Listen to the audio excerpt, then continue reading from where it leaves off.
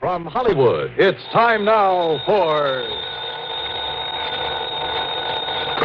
Johnny Dollar. This is long distance. Mr. Pat McCracken in Hartford, Connecticut is returning your call, Mr. Dollar. Oh, thanks, operator. Put him on. One moment, please. Hello? Hi, Pat. Oh, Johnny. Hey, this message I found. Boy, I'm glad you called. Say, what under the sun are you doing in Los Angeles? Just down here for a confab with Jack Johnstone. You know, the guy who dramatizes the cases I handle and puts them on the air? Yeah. Give him my best. And I just wondered if you had anything out here I can do before heading back to Hartford. And if so, it'll give you a chance to put your travel charges on the expense account. What else? Well, Johnny, I got a wire from him just a few minutes ago. You contact Herb Schilling at the Greater Southwest Insurance Company right there in L.A. Okay, we'll do. And you can address your expense account to them. Right. Oh, Johnny? Yeah? Have you got a gun with you? Sure, Pat. I always... Huh? Why do you ask that? Well, judging by Herb's wire, Johnny, you may need it.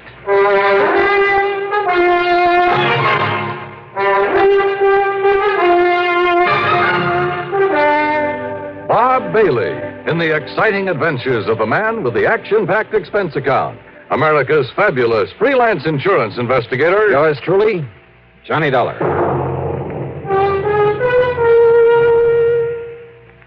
A young lady by the name of Scheherazade kept her audience of one enthralled for 1,001 nights with one of the longest stories in history.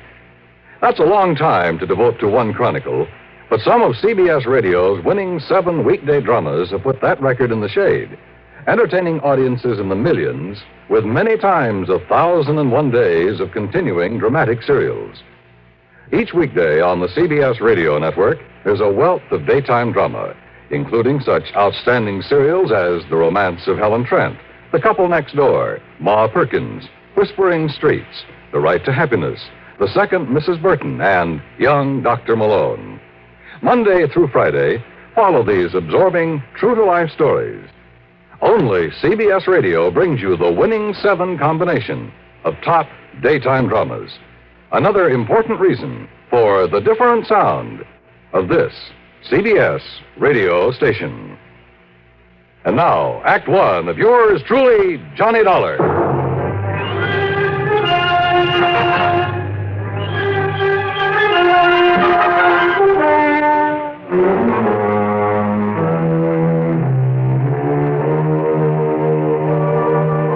Expense account submitted by Special Investigator Johnny Dollar to the Greater Southwest Insurance Company, Los Angeles office. Following is an account of expenses incurred during my investigation of the Winsome widow matter.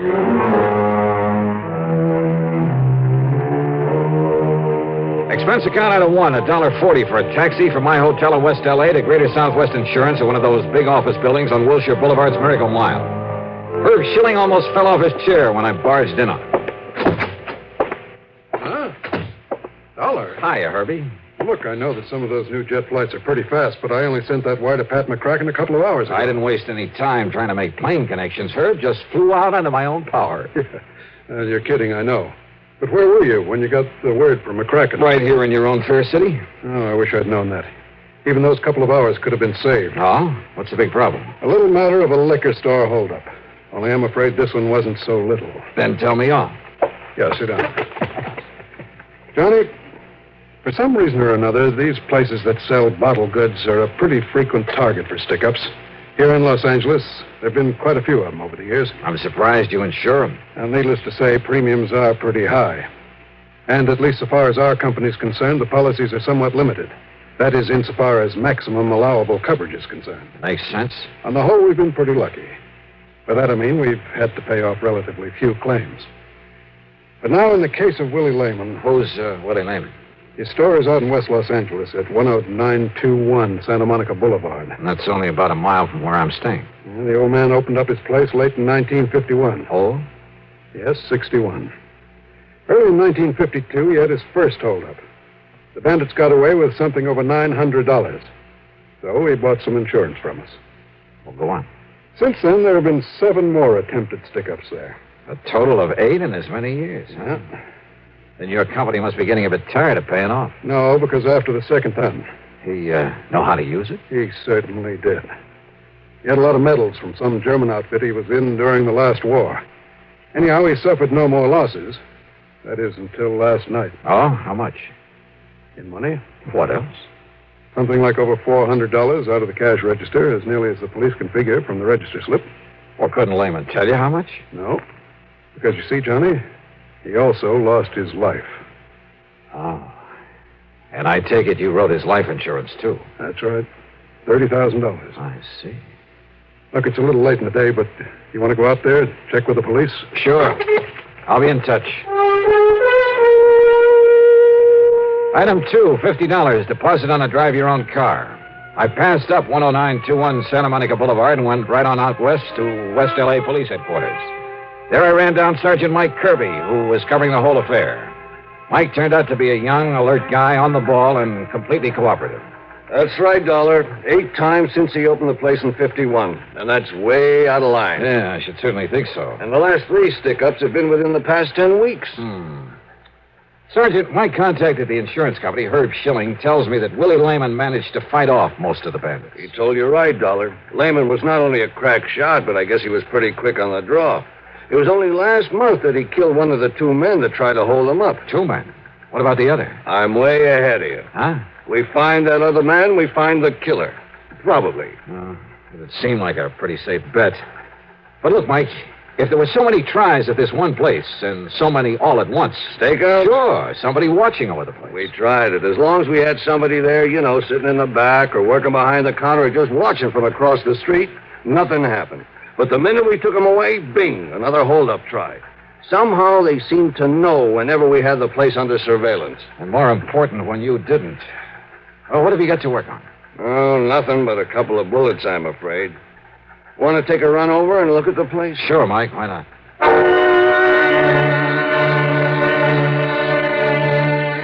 The liquor store was closed, but there were lights on in the living quarters above it. We knocked a couple of times, but got no answer, so Mike used the key that he had. He and his men had been careful to leave things as they'd been at the time of the killing.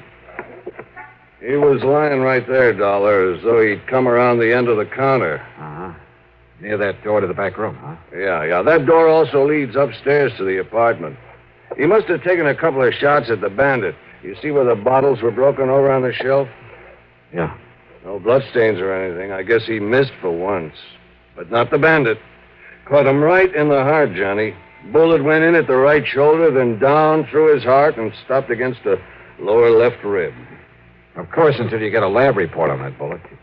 Huh? Oh, it must be his wife. The wife, she didn't answer when we knocked on the door. Good evening, Mrs. Lehman. Oh, no. Are you here again? Gee, Sergeant, do you have to come around at all hours? Oops.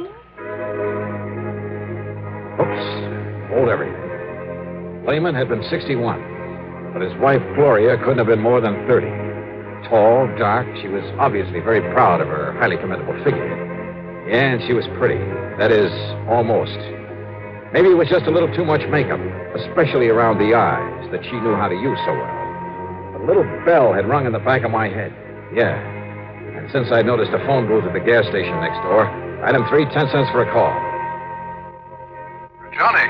That's right, Herb, and I'm sorry to call you at home. That's all right, Johnny. But there's one thing I forgot to ask you about when I talked to you. Yeah, what's that? Who's the beneficiary of old man Lehman's life insurance? Why, his wife, Gloria, Johnny. Thank you, Herb Schilling.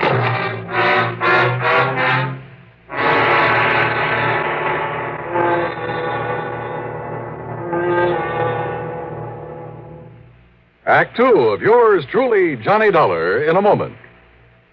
When Fidel Castro was biding his time in a remote fastness in Cuba, only a network like the CBS radio network had the equipment and manpower to go in and bring out the background of his revolutionary movement, his own words on what was to come and how it would come about. When major news breaks anywhere in the world, only a network like CBS radio has correspondents on the scene or within short range. Only news like CBS News is global in scope and is up to the minute as a direct report from on the scene. That's why millions prefer CBS News on CBS Radio and its affiliated stations to every other reporting medium for speed, for accuracy. Remember, when the story's big, only a news-gathering force like ours can scoop it up and send it slicing through space to your set, packaged for immediate delivery. Get it first, and get it right. Make CBS News on CBS Radio your listening post on the world. And now, Act Two of yours truly, Johnny Dollar and the Winsome Widow Matter.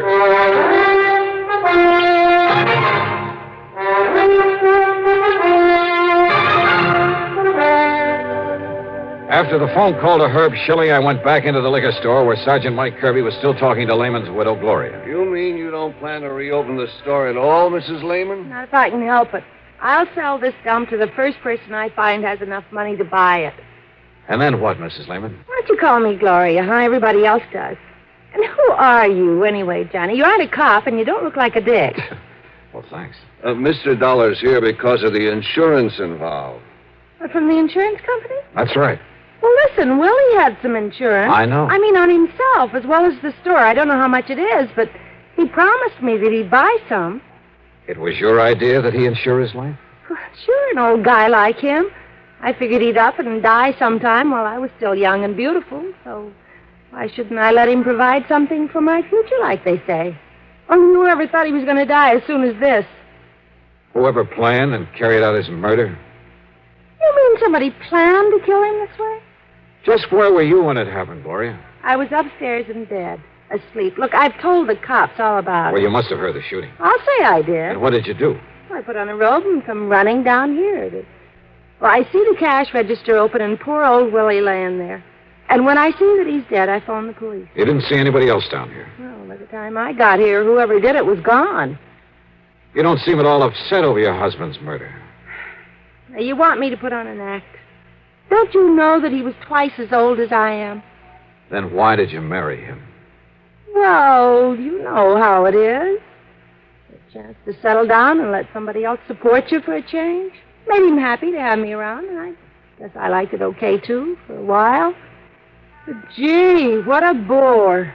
All he did was talk about getting enough money to go back to the old country. Well, who wants to go back to any old country when you can have such a ball in this one? I know I always have, even when I was married to old Willie. Of course, he just didn't always know where I was half the time. Well, don't you like having fun, Johnny? Huh? I mean, with people more like your own age, huh? How old are you, Johnny? Now, don't answer it. Now, don't answer it. The place is closed. Well, it might be for me, Mrs. Lehman. Oh, yeah. Kirby. Yeah? And listen, Johnny, Oh. if you can get me that Sure. insurance money in a hurry, well, Yeah, good. I'll want take you a to know refund? I appreciate it. Gloria, how long ago were you married to Okay. Willie Lehman? Last September. Yeah. Oh? Now, why do you say it that way? I Okay, told you, go on Johnny, back I to the married the station. old man so he could take care of me. Excuse me, Johnny. I got to get back to headquarters. Ballistics downtown is sending up a report on the bullets we found. Oh, good. Also, Bob Golden picked up a bum in a saloon, and it looks like he's the one that did this job. They picked up the guy that killed Willie? Looks like it. You want to come with me, Johnny? Well, do you or don't you? Yeah, Mike. I'll go along with you.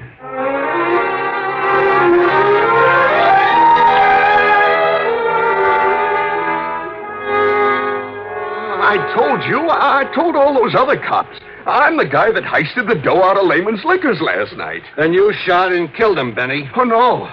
No, I tell you, I didn't do it. That's the truth. So help me, that's the truth. Are you trying to say somebody else went in there and shot him after you left, Benny? Well, I don't know. There was no reason if you'd already taken his money. But I don't know. How should I know? You think I stuck around there after I got his dough? How many shots did you fire at him, Benny? How many shots? Why, I didn't fire none. You saw that gun the cops took off of me. It was made of rubber. That's all it was. It was made of rubber.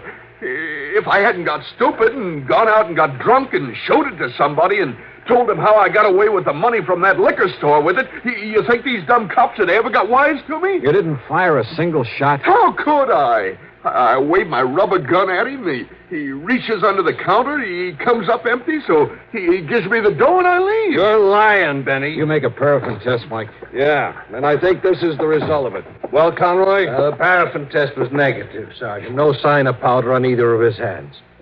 Also, Yeah, Sergeant... you see? I told you I never had no real gun. All right, Benny. I told you all I did was rob that joint. So Shut what up, do you want Benny. me to Shut do? up. Yeah, Conroy? Also, Sergeant, here's the report from downtown on the bullets from ballistics. Good. Let me have him. And also, they returned that gun of Mr. Lehman's that they found beside his body. There's no prints at all on it. Now, Johnny. is there anything else? Take a look at this. Yeah? Conroy, Yes. get this bum out of here. Lock him up upstairs. Yes, sir. Come on, Betty. You wise guys can't pin no murder rap on me. You wait till I get a lawyer. Oh, yeah, we'll wait. What's it say, Mike? Listen, the bullet that killed Willie Lehman and the bullets we pulled out of the wall of that store. Well? Johnny, they all came from Lehman's own gun. Well, how about that? In other words, with the help of that phony rubber pistol, Benny somehow got Lehman's gun away from him. Maybe Lehman had already pulled off a couple of shots and missed, but the one that killed him... Oh, yeah. The paraffin test showed no powder on Benny's hands. Then he must have worn gloves. He must have killed Lehman. You want to bet? Then who did? Well, first, I think I'd better get some proof. Act 3 of yours truly, Johnny Dollar, in a moment.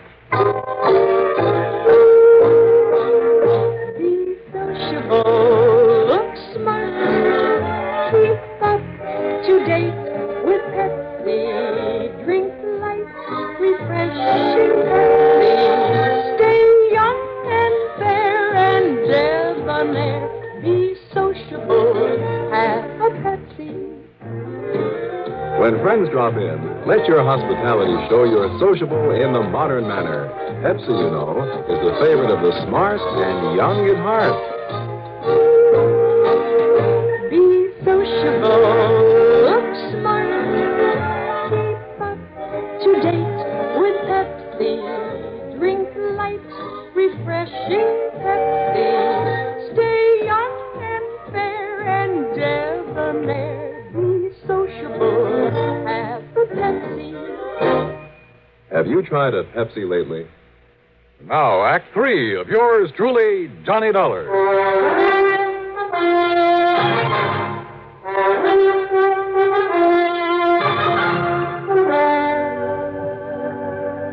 Listen, Mike, you're overlooking one thing. Like what, Johnny? That Benny's a shaky old bum, a wino. Suppose he'd gone into that liquor store with a real gun instead of that phony little rubber one you boys found on him. Well? You think for a minute he could have stood up against a crack shot like you say Lehman was? Well, now, that's Of course beside... not. Now, could he get Lehman's gun away from him and kill him with it? Ever since he kept the gun in that store, not a single hold-up man has got the better of him. He even killed one of them a month ago. That's very true. All right. Now, I think I can get your killer for you. Only you have to let me get her my own way. Her, that's right. You mean Lehman's wife, Gloria? That's right. Johnny, I thought of her, too. Motive, opportunity, everything. But proof. Let me handle it my own way. But if she didn't do it... If I'm wrong, it won't be any reflection on you, on your record. Oh. I see what you mean. Okay. We'll take my car. And you gotta promise me one thing. What's that? That you'll stay outside, that you won't make any move until I ask you to, no matter what happens. Well, now, Johnny... Otherwise, you can try hauling her in yourself. But, of course, if you're wrong about her. Okay, Johnny, let's go.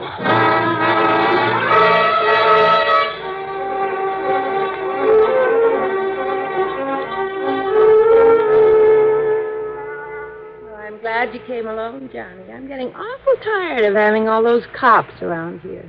All right, listen, Gloria. And you are going to get that $30,000 insurance money for me in a hurry, aren't you?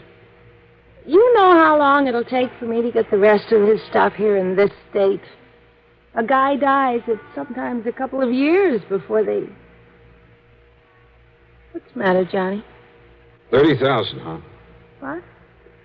I thought you didn't know the amount of that insurance. Well, Johnny... Gloria, the only recent attempts at a holdup were made between the times the cops had a stakeout here, right? Yes, that's right, Johnny. Then somebody must have passed the word around when everything was clear. You think so? Gee, that's... Yeah, and I also think that the only people who knew when the police weren't here were you and your husband. Well, you don't think he'd go around blabbing it? No, I don't. Well, then...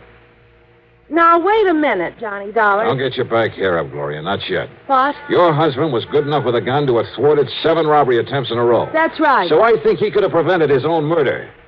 if he'd had his gun last night. Well, of course he had it. They found it laying next to his body. Somebody was glad to see these holdups, these attempts anyway, because it provided a perfect excuse to kill him. Now, listen, he Johnny. He put the gun under the counter, didn't he? Sure.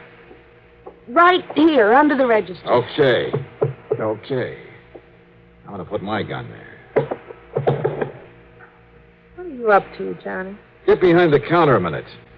About where he'd stand when a customer came in. Well, sure. Right about here. So last night, a man came in and he stood about here. He pulled a toy gun out of his pocket, demanded the money in the register. What is this? What would your husband have done? Well? He'd have grabbed the gun. Like this. You're pointing that right at me, you know. That's what he would have done. But there was no gun there last night, because you had taken it. And when the bandits left, you were standing up on the stairs, there at the back. You'd come down from your apartment. What are you talking about? The bullet that killed him went from his right shoulder down to his heart, down to the lower ribs, because you were up on the stairs when you shot him. Then you fired a couple of shots into the wall and you called the police. To prove that, Johnny, enough for the cops? When I tell them, Gloria... But you won't, Johnny, because it happened just the way you said. But you're never going to tell. Gloria! Too late, Johnny. No. You took the bullets out. You tricked me. That's right, Gloria. Dirty, double-crossing. You lying cheat. You happy, Sergeant?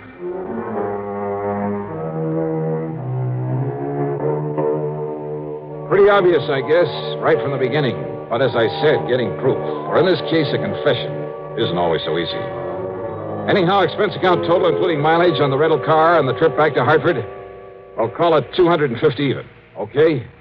Yours truly, Johnny Dollar.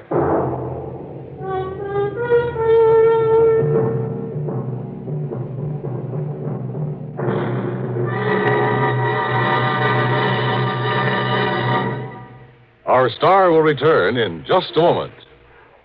Can you get premium gasoline performance at regular gasoline price? Find out what so many other car owners have found. In 3 out of 5 cars, regular priced Sinclair Dyno gasoline matches performance of premium gasolines, saves you up to 4 cents a gallon.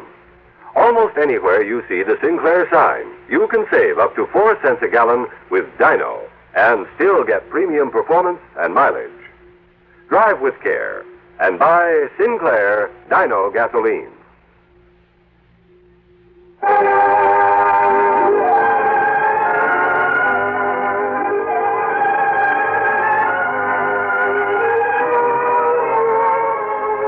Yours truly, Johnny Dollar, is written by Jack Johnstone, produced and directed by Fred Hendrickson. Johnny Dollar is played by Mandel Kramer. Also featured in our cast were Jackson Beck, Joseph Julian, Jack Grimes, Bob Maxwell, and Peter Fernandez. Music supervision by Ethel Huber. Sound patterns by Walter Otto. Tomorrow begins a new week's hilarity with Arthur Godfrey Time on the CBS Radio Network. From Hollywood, it's time now for... Johnny Dollar. My name is Hardy, Mr. Dollar. Yes? I'm returning the call you made to Mr. Ellis Rasmussen. If you will state your business, I shall be glad to transmit it to him. You tell Mr. Rasmussen I'm an insurance investigator from Hartford, and the matter involves a member of his own family. Oh, young Mr. Rasmussen? Yes. Could you hold on a moment, sir? I could. Mr. Rasmussen will send a car for you at 6 o'clock. Look, I can take a cab. Oh, well.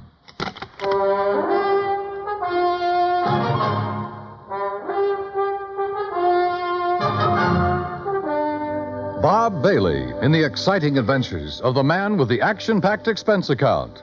America's fabulous freelance insurance investigator. Yours truly, Johnny Dollar.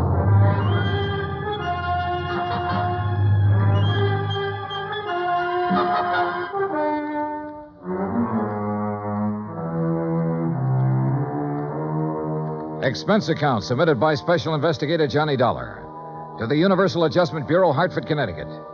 The following is an account of expenses incurred during my investigation of the Rasmussen matter. Expense account item 1, $204.35. Airfare from Hartford to San Francisco to Los Angeles. Trying to compile the details of the Rasmussen case. I'd been on it 3 days when I was stonewalled in Los Angeles with a Holmby Hills address and the phone number of Ellis Rasmussen. At 6 o'clock, a liveried chauffeur in immaculate uniform stepped up to me at the desk. Mr. Dollar? Yes? My name is Stauffer, sir. I have Mr. Rasmussen's car outside. Well, gee whiz, Stauffer. Ain't it the truth, sir?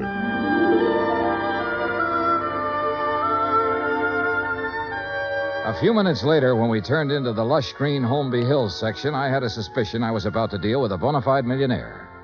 When we parked in front of the big two-story colonial home and a man with graying hair and swallowtail coat stepped out of the door, well, I knew I was going to meet the real article. I'm Hardy, sir. Hello, Hardy. Mr. Rasmussen is waiting for you. This way, please. We stopped in front of a huge paneled door. Hardy tapped on it once, then pulled on the knob. As we entered, a tall man with a shock of pure white hair rose from his chair and turned toward us. This is Mr. Dollar, Mr. Rasmussen. I want about 4 fingers of sour mash. What do you want? Oh, you took the words right out of my mouth, Mr. Rasmussen. Very good, sir. He's a pretty nice fellow. We're all pretty nice fellows around here, Mr. Dollar. Sit down. Thanks. Could you hand me that lighter? Oh, sure. Here. Thank you.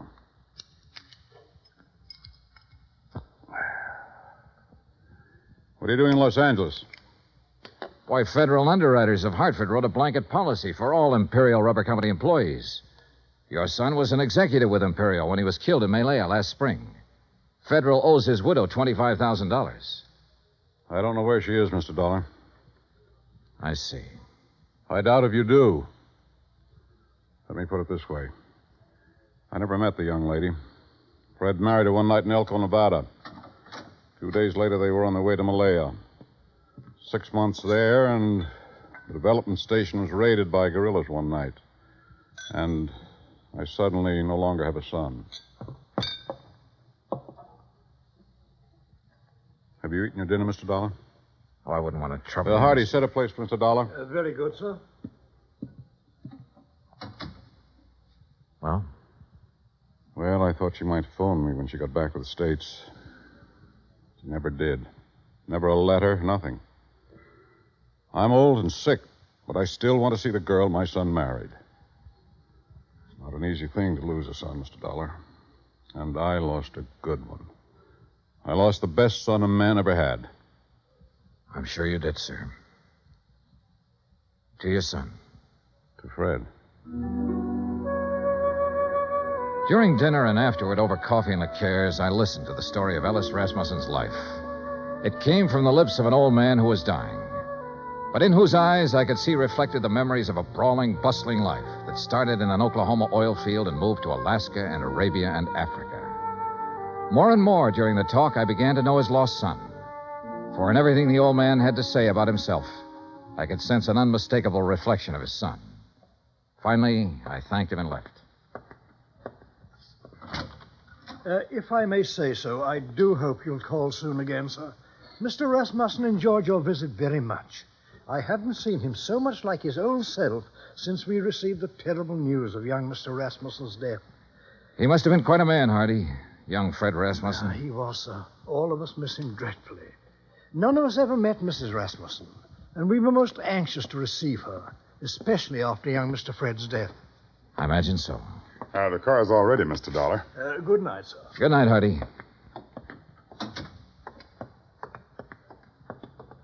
Fine night, Mr. Dollar. Yeah. Stauffer. Yes, sir?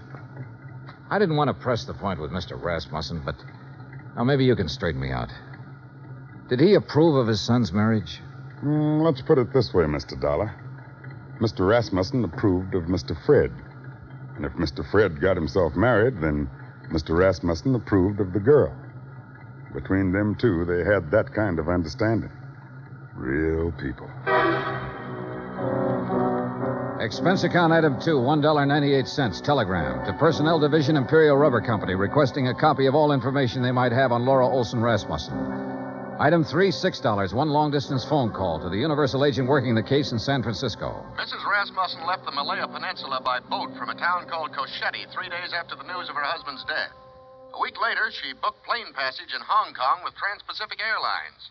She changed planes in Honolulu. She cleared the Port Authority in San Francisco. From there on, we lost her. Get a list of all the passengers who were on that plane. Okay. Get someone checking the hotels in the Bay Area. She might have checked into one when she hit Frisco. Okay. Now listen, we're looking for a woman whose husband was brutally murdered about 2 weeks before she got back to the States. If she's anything like I think, she was probably about at the end of a rope. Now start asking questions at places where people like that go. Right. On Wednesday morning, I rented a car. That's item 4, $25, and made the rounds. First stop, Los Angeles Board of Education. By 4 o'clock in the afternoon, I had found 35 Laura Olsons who had attended public school in Los Angeles and were more or less in the proper age bracket. The next day, the folder arrived from Imperial Rubber Company.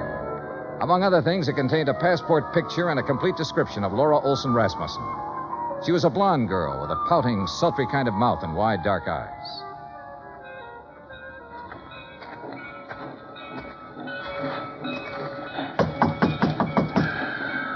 You down there. Yes? What do you want?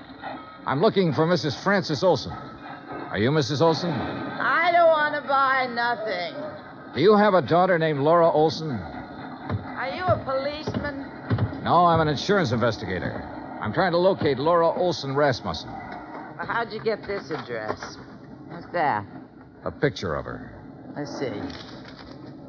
That's my Laura. What about her? I've been trying to locate her for some time. Is she here?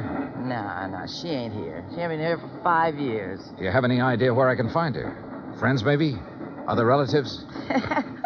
You say her name's Rasmussen now? Yes, she married a man named Fred Rasmussen. Married? Well, ain't that just something?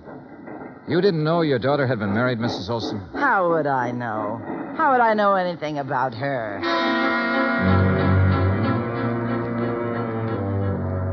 Saturday at noon, a registered letter arrived from the agent in San Francisco containing the list of passengers who had been on the plane with her. 3 of the names were in the Los Angeles area, including a Mr. Oberlin who lived in Pasadena. For sure I remember her. Real pretty. We sat together all the way from Honolulu. What's up? We're trying to locate her, Mr. Oberlin. Did she happen to mention her plans when she returned to the States? Plans? You know, what hotel she might be staying at in San Francisco? Or if she was going on to another city? No, not her. You say that very emphatically. Yeah, I guess I do. You didn't have to show me a picture. You know, a guy always prays he'll meet someone like her on a plane, you know what I mean? Yeah, live it up. Yesterday's gone, she said tomorrow ain't here, and the only thing we got is today. Yeah, we had a swell time. You're sure about this? We were pretty chummy, pal, if you want the truth of it. Mr. Oberlin, did she mention anything about being in Malaya before she boarded that plane? Then she didn't tell you that her husband had been killed a week before. Killed? How? He was murdered by guerrillas in Malaya. No, she didn't mention that. She didn't mention that at all, Mr. Dollar.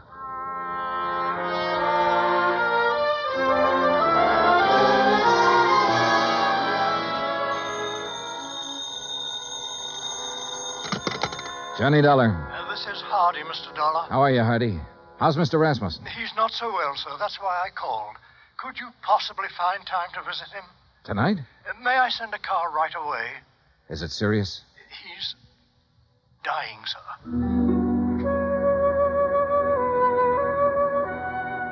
I knew why he wanted to see me. Have you located my daughter-in-law yet? No, I haven't located her, Mr. Rasmussen. But I know something about her. I know she drank whiskey and flirted with a fat salesman on an airplane all the way from Honolulu to San Francisco. I know her mother's a drunk. I know she didn't think enough of you or your son to contact you or anybody else when she got back. Mr. Rasmussen, it looks to me like your daughter-in-law is a first-class bum.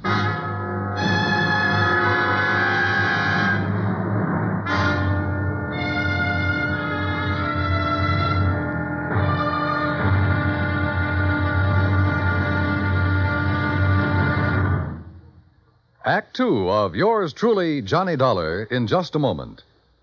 Our daily lives are sharply affected by world news. And for a complete roundup of the news every single weekday evening, just keep your dial on CBS Radio for the news broadcasts of our famous CBS newsmen, Edward R. Murrow and Lowell Thomas. Hear up-to-the-minute news with Edward R. Murrow and Lowell Thomas on CBS Radio. Now, Act Two of yours truly, Johnny Dollar and the Rasmussen Matter.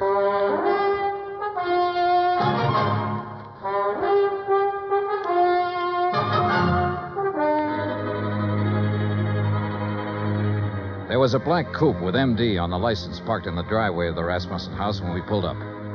In the bedroom, a silvery-haired man in a black suit was sitting beside the bed that held Ellis Rasmussen. He was introduced as Dr. Butler. Then I shook the hand of Mr. Rasmussen. Someone suggested that Dr. Butler might like to use the library for his calls. And I was alone with the old man. If you want some whiskey, keep it in the sideboard over there. Not now, thanks. I wish I had some news for you, Mr. Rasmussen. We're finding out things, but we haven't found her yet. What things? Oh, things. Nothing important. Dollar, if I judge you right, you know your business. And if you haven't found my daughter-in-law by now, you've certainly found out what kind of person she is. So tell me. I haven't met her. I don't know. You're being evasive. I don't work for you, Mr. Rasmussen. I'm an insurance investigator trying to locate a woman and pay off a claim. If I don't find her, the case will just have to sit, unless you or someone else concerned makes a report to missing persons. Then the cops can take over, and maybe they should right now. My son was a fine man. I can look back on all the years I had with him and be proud of every year and every day. He married a girl named Laura Olson. I don't know where she came from or who she was, but I know my son wouldn't have married her unless he loved her, unless she loved him in return and was worthy of his love. You know a lot, Mr. Rasmussen. Perhaps I should go to the police. No, don't do that. We'll find her, Mr. Rasmussen. We're getting it narrowed down. Well, I'd better leave now. As you say. Mr. Dollar. Yes, sir. I want to see her. Yes, sir. I'm sorry I talked to you the way I did.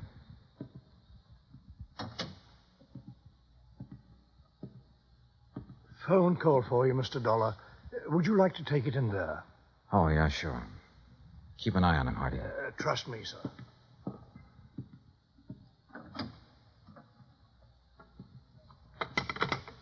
Johnny Dollar. This is Officer Daly, Los Angeles Police. Oh, yeah. You the insurance guy looking for a Laura Olson Rasmussen? Yeah, have you got anything? We got her. Huh? She's here with the rest of the girls in the drunk tank.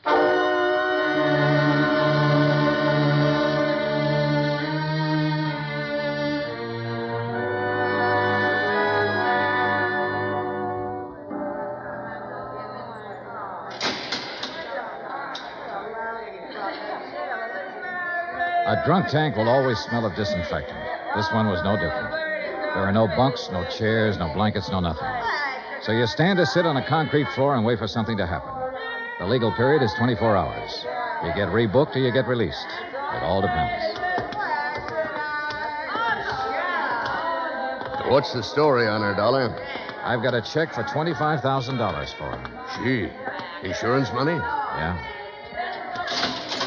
Quiet! Quiet in there! All right, quiet down! You girls better learn to get along. Which one? Back there, sitting on the floor. Oh, good. What's the situation? If somebody comes up with bail, they can have her. Expense account item 7, $100 bail. While I was waiting around, Officer Daly broke open a file on her. A dozen aliases, a dozen charges, and one conviction for shoplifting. A career of petty thievery that began at the age of 16 and ran up into a 22nd year. Expense account item 8, $35 telegrams. I sent wires to all parties concerned, all parties except Ellis Rasmussen, ordering a stop on their activities since Laura Olson Rasmussen had been found.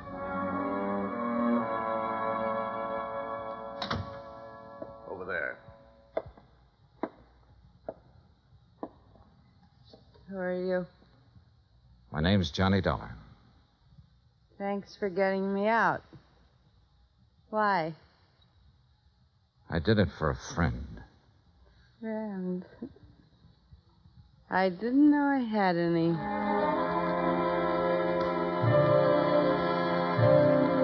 Expense account item 9, 20 cents, 2 cups of coffee. We had it in a diner across from the women's section of the main jail. I looked at Laura Olson Rasmussen while she drank the coffee. Looked at the blonde hair and the wide eyes and the pouting mouth. Looked at the woman who had once been the wife of Fred Rasmussen. What's the catch, mister? No catch. You put up $100 for me. I don't know you from a load of coal. No, you don't. Where do you live? I've been staying at the Piedmont Hotel. You know where it is? No.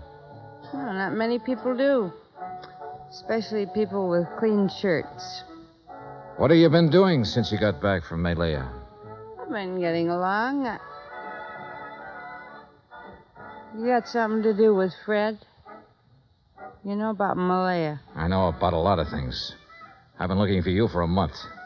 So what? Why didn't you contact your father-in-law when you got back? Why should I? What would he care about me? He never met me. What I mean to him? Right now, since he no longer has a son, you mean everything to him. You're kidding me, mister. I wish I was kidding you. I wish to heaven I was kidding you. Well, what now?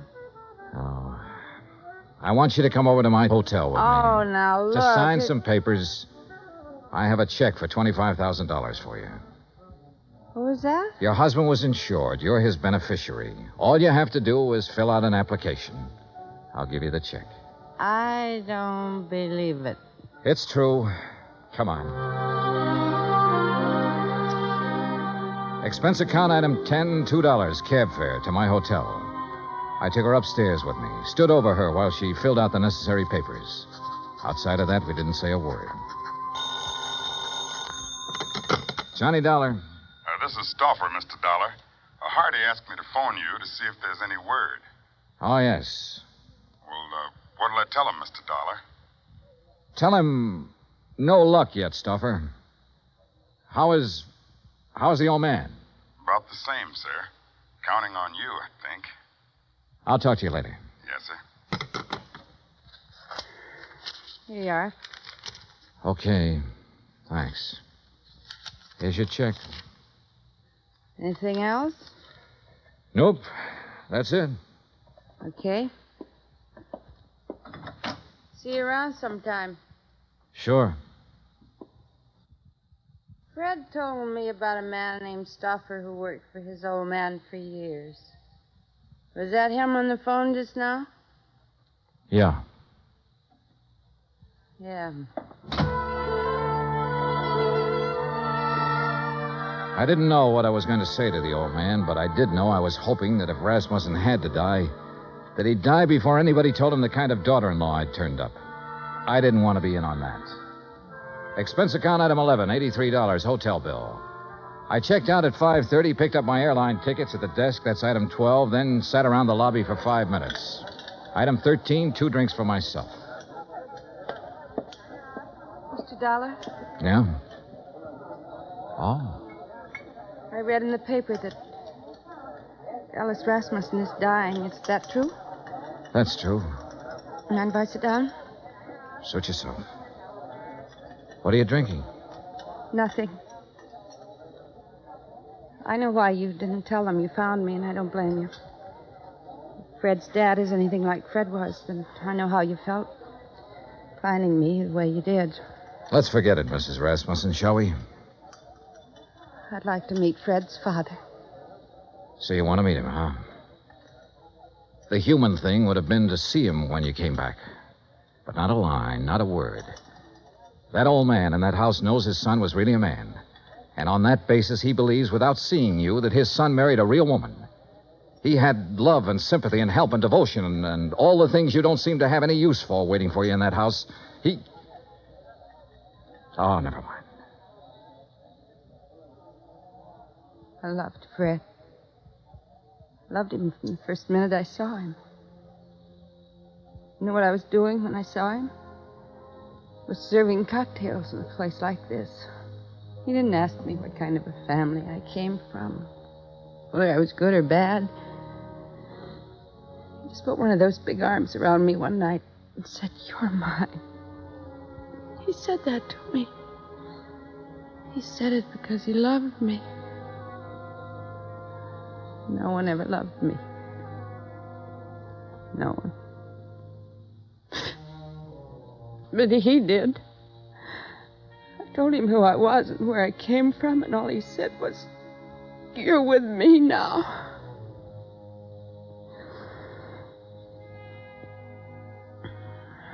We went to Malaya together, and I never knew in all of my life what I knew then. How it was to be wanted by someone who was decent, kind. And then he was killed. He told me one afternoon when I was in Cochetti. I took a boat, and then I took a plane back here. Go on. I want to see Fred's father. I took a car to the house, and I saw what kind of a house and what kind of people his family were. I didn't go in. Couldn't you see me, cheap, rotten, dirty little me? Couldn't you see me walking in there and saying, "I'm me"? Couldn't you see that mother of mine moving in? What would that have done to the old man? It would have crushed out his whole memory of Fred. But don't think, Mr. Dollar, I haven't got my memory, too. I didn't drink that away. I was loved by a man. And I loved him back. I've still got that. I'm going out there pretty soon. Would you like to meet him? Do you think I can? I think so. I think so very much. Oh, Mr. Dollar, I've been waiting in the lobby. I thought you might be here. How do you do, miss? Stuffer, I'd like you to meet Mrs. Rasmussen. Well, my. I'm mighty pleased to meet you. The boss will be mighty happy. She dried her eyes in the car. I didn't say much. She didn't say much. But in the half hour it took to get out to Holmby Hills, something happened to her again. The something that must have happened when the big arm went around her shoulders the first time. Good evening. Mrs. Rasmussen, Hardy. How do you do, Mrs. Rasmussen? We're very happy to see you. Thank you, Hardy. Fred spoke of you often. That was kind of Fred. This way, please.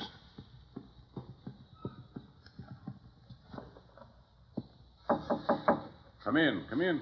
I think you can introduce Mrs. Rasmussen, Mr. Dollar. Ring if you need me, sir. I'm scared. Laura, if there ever was a man for you not to be scared of, it's that man in there. How can I tell him about myself? I've been in jail. I can't. Watch. Well, Mr. Dollar, come in. I've brought someone for you to meet, Mr. Rasmussen. Come here. You'd be my son's Laura. Yes, you're Laura. Hello. Yes. Oh, now, there, here. Now, look, us Rasmussens mustn't meet like this with tears. There's so much I have to tell you. No, there's nothing you have to tell me. What? Let me put my arm around you. There. Now, feel it? Mm-hmm. You're my daughter. Do you understand that? Oh, yes. Then that's all the explanations we need between us.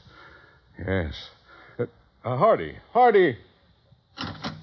Yes, Mr. Rasmussen? Bring Mrs. Rasmussen some brandy, I think. And I'll have some sour mash. Mr. Dollar? Sure. Make mine sour mash, too, Hardy. Very good, sir.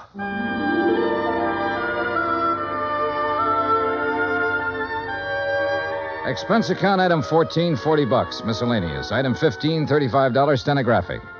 Expense account total $1,965. Remarks? The old man's got a few weeks more. Laura's moving into the house with him to take care of him. She won't be telling him a lot of things about herself. She doesn't have to. You should have stood there like I did and seen that big arm go around her shoulder when he said, "You're my daughter." Yeah. Yours truly, Johnny Dollar.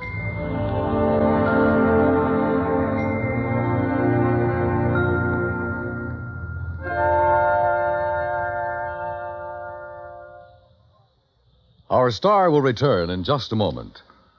Folks abroad want to know more about us Americans, how we live, how we eat, what we do in our leisure time. You know something? You can help promote international goodwill by corresponding with someone abroad. For the name of a correspondent, write to Letters Abroad, 45 East 65th Street, New York. That's Letters Abroad, 45 East 65th Street, New York. Stay tuned for 5 minutes of CBS News to be followed over most of these same stations by the FBI in Peace and War. Now here's our star to tell you about next week's story. Next week, one cute, tiny little mouse, that's right, mouse, almost scares a big insurance company out of business. Join us, won't you? Yours truly, Johnny Dollar.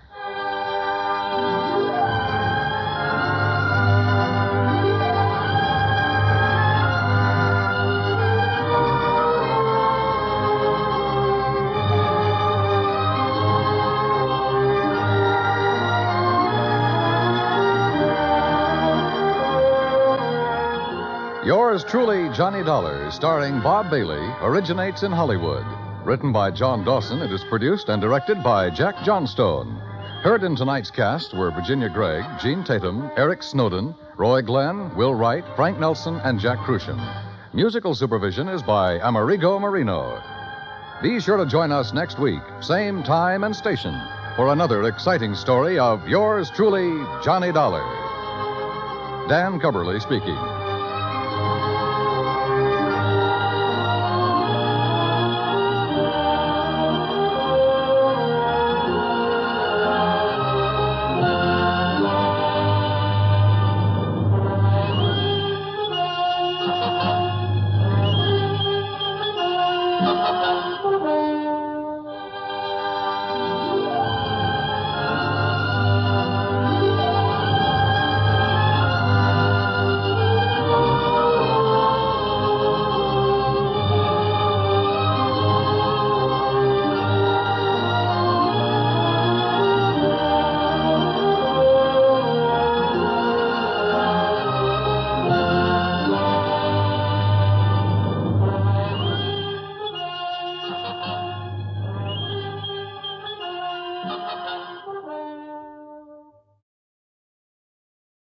From Hollywood, it's time now for Johnny Dollar. Lud Barlow, Johnny. I'm on a spot. What's the matter? The Templeton house in Boston was knocked over sometime during the night. We have a $100,000 loss on our hands. Can you go over there right away? Well, I'll see what the plane situation is, Lud. And Never mind the plane situation. Just pack up and get out to the airport. I'll meet you at Hangar 12. What? I'm chartering a plane for you.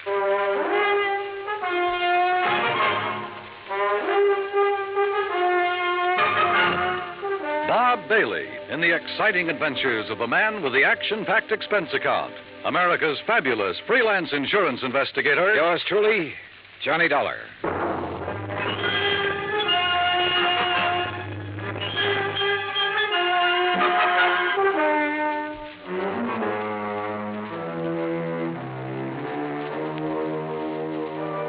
Expense account submitted by Special Investigator Johnny Dollar to the Mideastern Indemnity Corporation, Home Office, Hartford, Connecticut. Following is an account of expenses incurred during my investigation of the Templeton matter.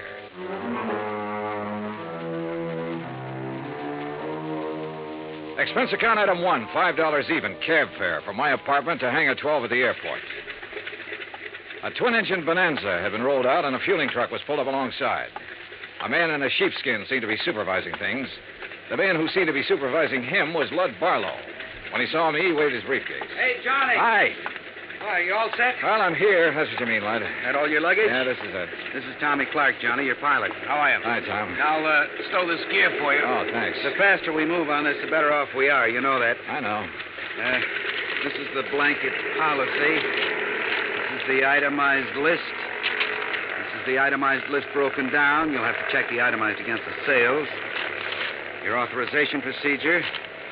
And a description of stock records, including shipments received by Templeton House up to and including the first day of last week. Okay? Swell. Now maybe you'll tell me what this is all about. And when you get there... What? What it's all about. Let's start with Templeton House, huh? It's the biggest jewelry firm in Boston. You said they were robbed last night. Burglarized, broken into somewhere between 5 and 7 o'clock in the morning. All set, Mr. Dollar. What'd they get away with? Well, that's for you to find out, Johnny. We carry a blanket policy on all their stock. Anything in the store in the way of merchandise is covered. On the phone, you said something about $100,000. It may be $200,000, Johnny. I take it you talked to somebody in Boston. Yeah. Did you talk to the police? Yes, for a minute. I told them I was sending a man. They're expecting you. Give you a hand, Mr. Dollar. Oh, thanks, Tom. Okay? Yeah. Thanks. Who's in charge, lad? Lieutenant Roebuck. Roebuck? Yeah. Get your seatbelt, Mr. Dollar. Oh, sure. He'll want to see those contents records. You be sure and tell him they're up to date. Who's the man with the company? What? The man at the company. Templeton. Stand clear, Mr. Barlow. Remember, Johnny, a client can face a thing like this a lot better if the man from the insurance company standing by. I'll try to remember that. Good luck and keep me informed.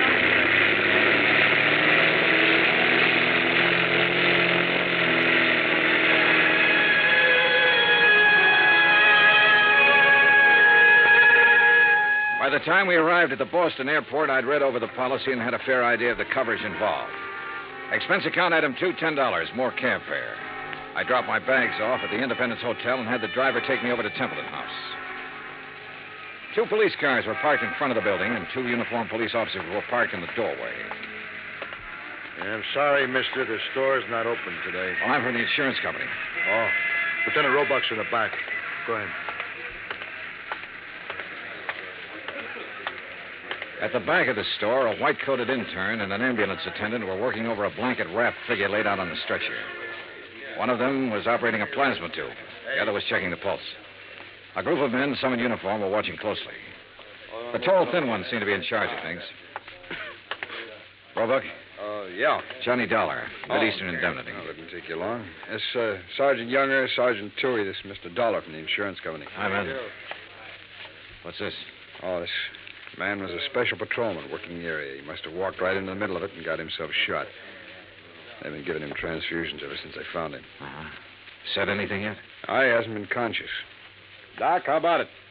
We can't do any more here, Lieutenant. We'll have to risk a trip to the hospital and try to operate. Okay, boys, load up. Doc, this is Mr. Dollar, insurance company. How are you, Doctor? Okay. Doc, we're going to want to talk to him the minute he comes around. I'm not going to promise you anything, Lieutenant. Well, see ya. Fine. Now, Mr. Dollar, you didn't waste much time. I brought a contents list that might help you, Lieutenant. Good. The best help we're going to get is from that patrolman. Come on, I'll show you around.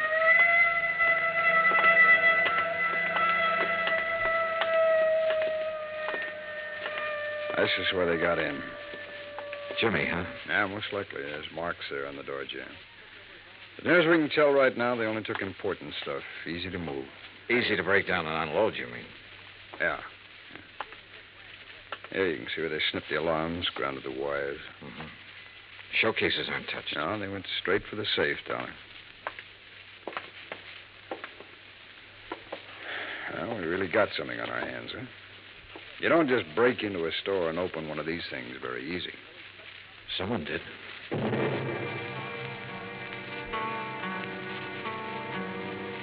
The neighborhood was canvassed for possible witnesses.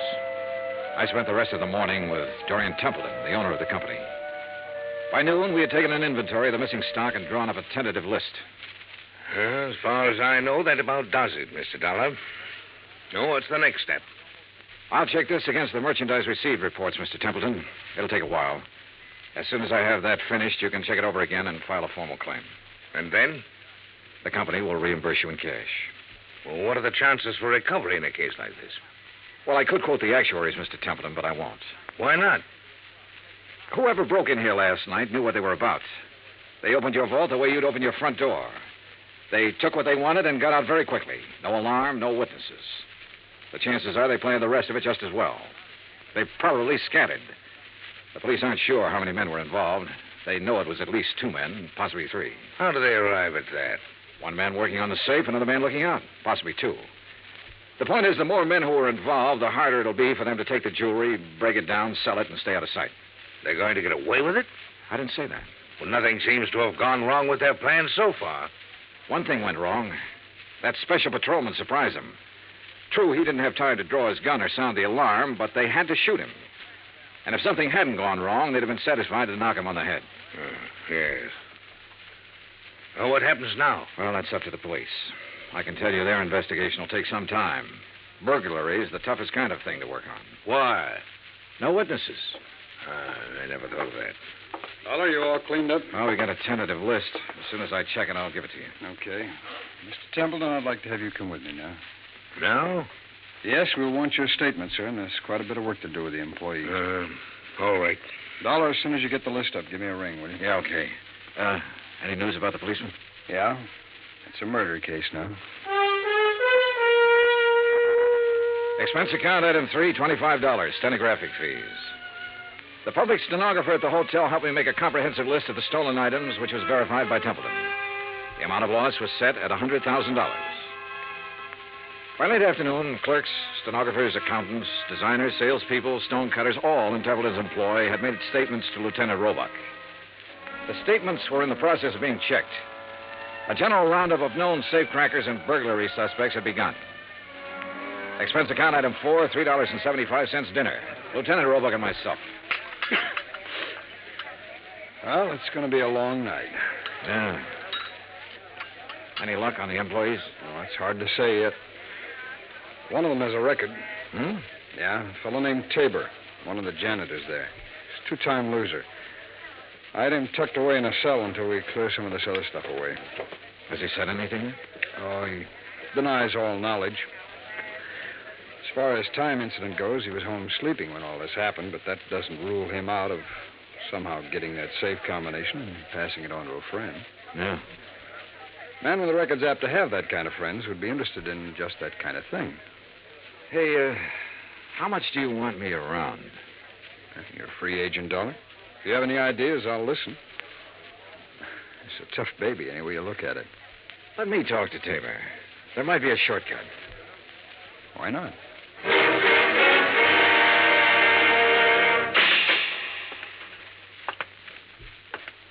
Well? John Tabor? That's right. Who are you? Johnny Dollar. I'd like to talk to you a minute. Okay, talk. You might be in a lot of trouble, Tabor. That'd be too bad. They tell me you're a 2-time loser. If you don't believe what they tell you, you just go look it up for yourself. It's right down there in the books. How did you get that job at Templeton's? I asked for it. They know about your record? No. You keep it from them? I didn't broadcast it, would you? No. Okay, what other dumb questions have you got? Do you have any ideas about this? I've got a lot of ideas. Do you know anything about it? No. Need anything? What? Cigarettes, anything? I'm all set. Okay. My company faces a big loss in this case. We'd like to avoid that loss. There's a standard offer I'm authorized to make in some instances. I'm going to make it to you. If you have any knowledge of this crime and can furnish any information that will lead to the arrest of the persons involved and recovery of the merchandise, my company will guarantee you the best possible legal assistance in the event that information should incriminate you. That's pretty generous. Well, I have to say it to you. You can use your own judgment. Hey, guard. It's a pretty good offer when you think about it, Tabor. You have a record. The police can't pass you up without a lot of scrutiny. You know that. That record makes me a real hot one. I swiped a couple of cars, and now they think I might have opened that vault. No, they don't think that.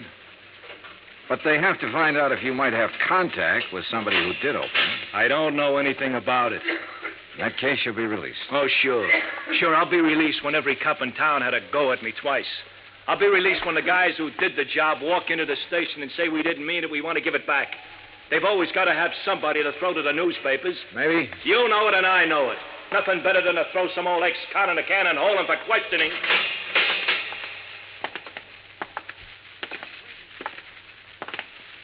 Well, Dolly? You go for it? No. Any more ideas? Turn him loose, Lieutenant. see whom he talks to and whom he meets. John Tabor was released without bail, and a 24-hour watch was put on his residence. By 10 o'clock the next morning, the police had located 3 witnesses to the shots that had killed the special patrolman. However, none of them had seen the burglars or the car that was used. The district attorney's office issued an order impounding the financial records of Templeton House. A complete audit revealed that its affairs were in excellent shape. It also revealed that Templeton himself was the only man in the jewelry firm who had the combination to the vaults. His statements emphatically denied giving the combination to anyone. As far as the police were able to determine, he was telling the truth. The search for all known safecrackers extended into New York and Philadelphia and Chicago. On the morning of the 3rd day, a claims adjuster arrived from Hartford with a check for $100,000, full payment on the claim. 2 hours later, we had the first break on the case. Hey! Caller, hey! What? Oh, hello, Lieutenant. Come on, get in. What's up? Well, the Harbor Division found a body down by the docks early this morning, all weighted down with 38 slugs. They were fired from the same gun that killed that special patrolman. They match, huh? Like the dimples on your knee.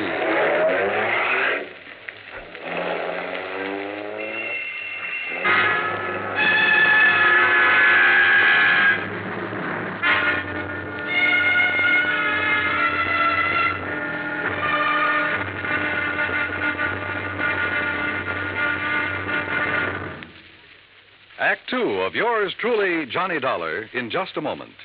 It is a rare event when a young man decides to leave civilization behind and hide himself away in the steaming jungle, just so he can help his fellow humans in a remote corner of the world. The late Dr. Tom Dooley did just that when he left the United States to help the sick and starving jungle people in the little kingdom of Laos in Southeast Asia. Dr. Dooley's story is well known to nearly everyone. And all over the world, people talk of his little jungle hospital on stilts. That's where he treated the dread diseases of the jungle and trained native medical technicians so that they might help their own people. Dr. Dooley wrote and lectured to many people so that the work of his medical assistance program, Medico, might go on.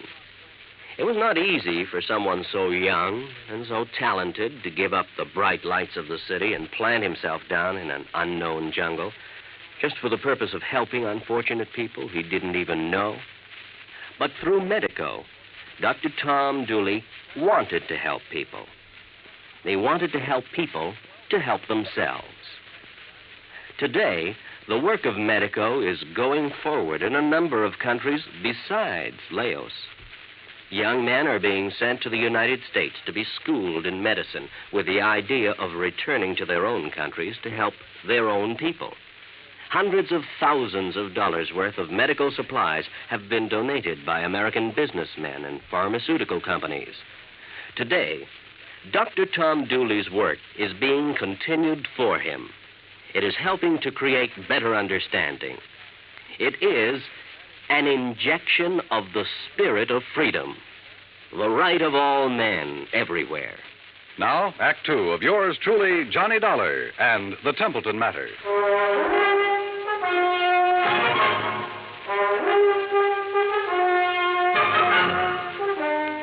I spent the rest of the day with Lieutenant Roebuck at the morgue. The body that had been found in the harbor was a man about 35 to 40 years old, slim build, dark hair. The labels had been cut out of his clothes and the laundry marks torn off. His fingerprints didn't check with anything in the local files. Roebuck put them on the wire to Washington and requested an urgent identification. Johnny Dollar. Blood Barlow, Johnny. What's this in the paper? Well, the special patrolman and the unidentified man were killed by the same gun. As soon as we get an identification, we can go to work. Well, how about that ex-con that turned up working at Templeton's? Tabor? Well, they're still watching him. He might have been the case man. So far, it's just an idea. I'd like a recovery on this one, Johnny. So would I. What do you think is possible? Well, 2 days ago, I would have said no. Today, things look better. For one thing, none of the merchandise has shown up on the market. For another thing, there has to be some kind of connection with this unidentified man. I just read your report on Templeton himself. He's out of the question as a suspect? So far, yeah. He's the only one who had the combination to the safe. There's no apparent motive for him to rob himself. But he's the only one Don't who start yelling at me, Lud. I know what you're thinking. Find a motive. Well, give us time, boy. Give us time on everything. Lud? Oh, I guess I hate to pay off big claims. You may get it back. Keep your pants on. Expense account item 5, $50 deposit for rented car. That afternoon, I drove from Boston to Creeksdale, the home of the Grantland Safe Company, where I met a man who looked as formidable as the product he manufactured. I am Grantland, sir. I found him standing inside a shiny new vault, ready for shipment. Beautiful thing, eh? On its way to South America tonight. Well, I never thought of a safe exactly that way, Mr. Grant. Ah, beauty, strength. Think for a moment, sir, the treasures it will someday hold. But I bore you, sir, with my enthusiasm. Now then, you say you are here on a matter of vaults? One vault, Mr. Grantland. No. The one your company sold and installed at the Templeton house in Boston 17 years ago. Yes. Have you read about the burglary? No, sir, I have not. Templeton house? Yes. The vault was opened. Blasted? Opened. Someone had a combination. I am bewildered, sir. Indeed I am. You'll want a thorough accounting from my organization, of course. Well, that's up to the police, Mr. Grantland. Right now, for my own information, I wonder if you could tell me who might have the combination to that vault. Well, in answer to your question, I would first have to inspect our records. Well, I brought the serial numbers. Oh, well, let me see. That's as good as... the K series. Mr. Keating set the final combination. Mr. Keating? Yes, my chief engineer for years. And who else? Myself, sir. I'd have a record of the combination in my own file. And who are those available to? Myself, sir. I keep them in my own vault. I see. Anyone else? No one here.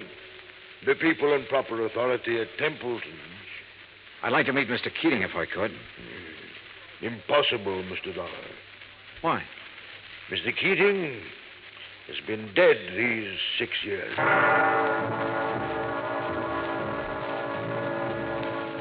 I drove back to Boston, phoned Roebuck, and told him about my interview with Grantland.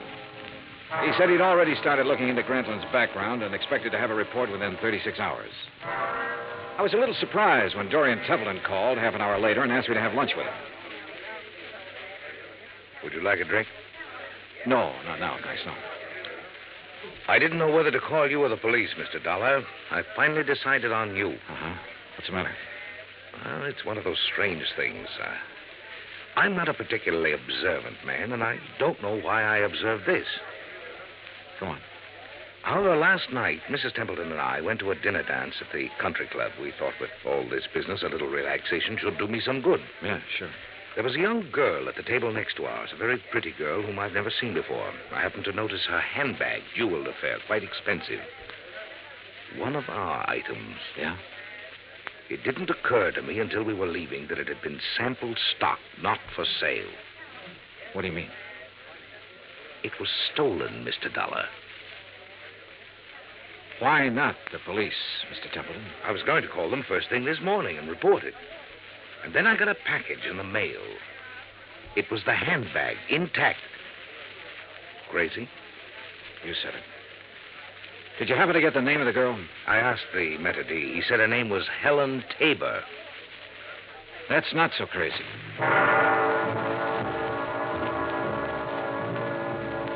Expense account item 6, 10 cents, one phone call to Lieutenant Roebuck to see if John Tabor was still being watched.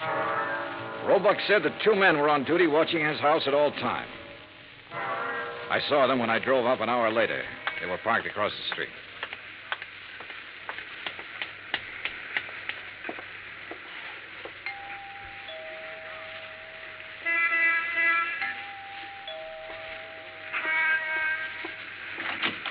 Yes? Miss Tabor? Yes, who are you? Johnny Dollar, is your father in? He's sleeping right now. May I help you? I don't know. Didn't I see you at the country club last night? Why, yes, were you there? Couldn't keep my eyes off of you. Or your handbag. Oh. I'll talk to him, honey. Dad, is anything wrong? Nothing I can't handle. Go ahead, fix up a pot of coffee. All right, Dad. Nice girl, Tabor. Yeah. Templeton was at the country club last night. He saw her. You can talk to me or you can talk to the police. I don't have to talk to anybody. The way it looks is that you cased the job. You might even have killed the special patrolman. He was shot close range. Could have been somebody new and trusted. You've got your share of things. That handbag was part of it. A little part of it. The way it looks, huh? And that's about it. Of course, I don't understand why you sent the handbag back, but then you've probably got a good story for that. Oh, I've got a good story. Nobody will believe it, but I've got a good one. It starts off by me saying I didn't help in that heist. I had nothing to do with it. I didn't case the place for anybody. I didn't even know it was coming off. Let's get to the handbag, huh? I took that 2 days ago. I borrowed it. I've been borrowing stuff right along whenever my kid needed anything. I always come back in good shape. I told her they let me do it. She don't know anything. Borrowed, huh? That's kind of a strange philosophy. I don't even know how to spell the word. I do know my kid's got a life ahead of her. I got to give her every chance to look good, act good, use her brains, meet the right people. Not just because the right people have money, but because they know more right people. It takes a little extra to let her do things like that. You let her use the handbag because she had a date to go to a dance. You guys are all the same. I didn't expect you to believe it. Oh, relax. Maybe I do believe you. What? It sounds nutty enough to be the truth. It is the truth. All right. You taking me in? I'm going to tell Roebuck about this. He'll probably want to talk to you. He can check it better than I can. No, I haven't any authority to take you in. I wouldn't take you in anyhow. I'm interested in guys who walk into vaults. See you around. Hey, wait a minute. What? I never thought I'd see the day when I try to help a cop or anybody like a cop. Maybe this is the day. I saw the paper last night. Oh?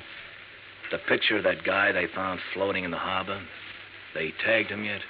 He's a John Doe until we hear from Washington. His name's Kiley. Billy Kiley.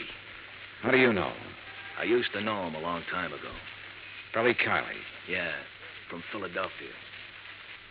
Thanks.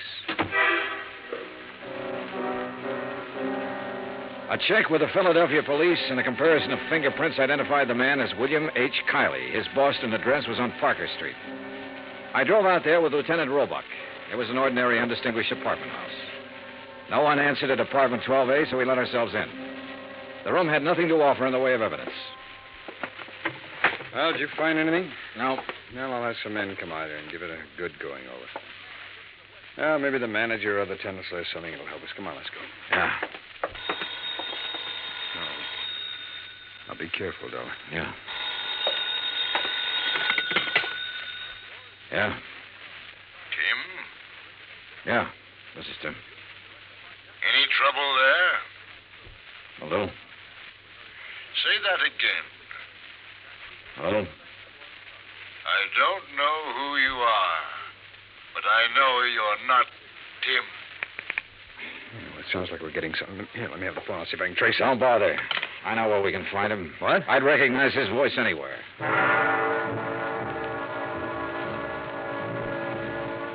It was dark by the time we got to the Grantland Safe Company factory in Creeksdale.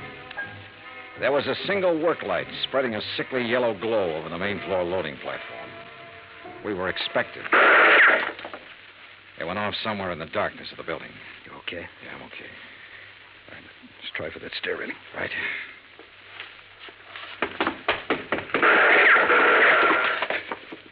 You see the flashes? There. All right. We'll have to try and make Mr. Dollar? He thinks you're alone. Answer him. Yeah? What are you doing here? Looking for $100,000 worth of jewelry and the answer to a couple of murders. Funny? You're very foolhardy, but you're courageous. A man of your perception could do well with a part of that money. No, thanks. I'll take it all. You will take nothing, sir. Keep him talking. I'll try to get under the stairs. Are you alone? For a little while. But I've got people coming, though. Oh, people, eh? Mr. Dollar? Still alive and kicking, Mr. Grantland. You can't shoot around corners. No. But then I don't have to shoot around the corner.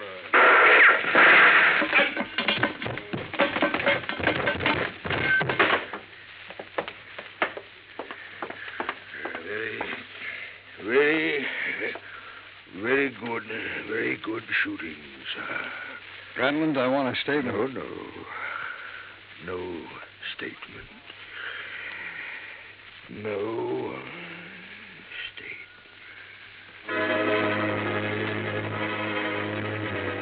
He was dead before the ambulance arrived, and there was no statement.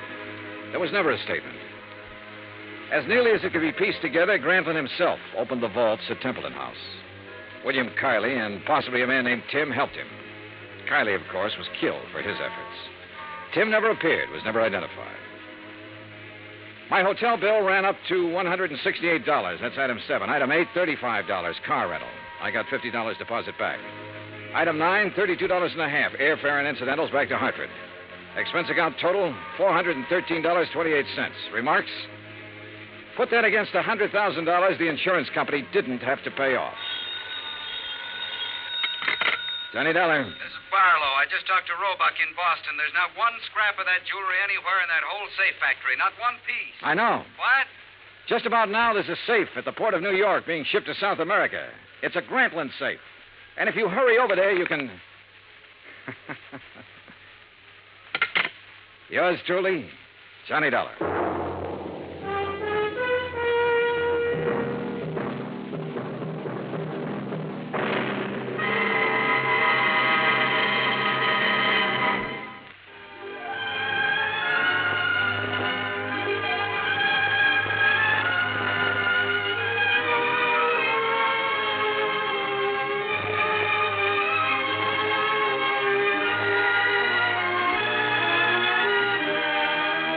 Johnny Dollar has come to you through the worldwide facilities of the United States Armed Forces Radio and Television Service.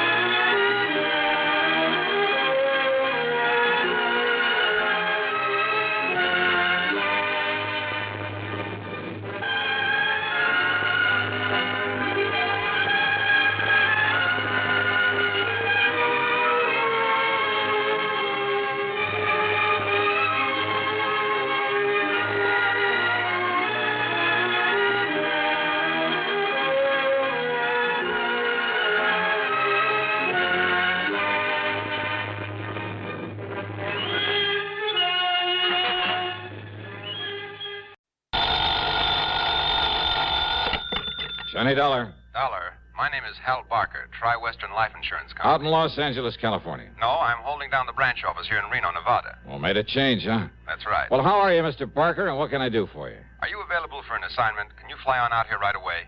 I don't see why not, as long as you're willing to pay the freight. Good. Yeah, you mind telling me what it's all about? Well, not at all. One of our clients, a man named Walter Bisbee, has just died in a mining accident over near Virginia City. Virginia City, the famous old ghost town, huh? That's right. But now listen. Yeah? I don't think it was. Was what, Mr. Barker? Well, I don't think it was any accident. Oh, you don't, huh? No, and believe me, I don't say that just in the hope of not having to pay double indemnity on his insurance. Why do you say it? Well, I have no proof, Dollar, no proof at all. But I'm convinced that Walter Bisbee was murdered. That I know who murdered him and why. Well, tell me more, Mr. Barker. Fly on out here to Reno, and I will. I'll grab the first plane I can.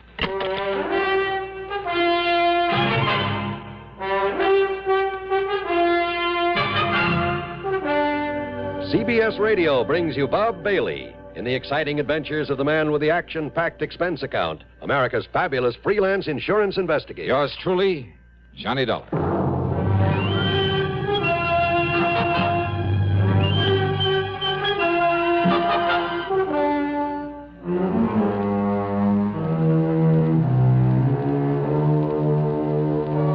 Expense account submitted by Special Investigator Johnny Dollar.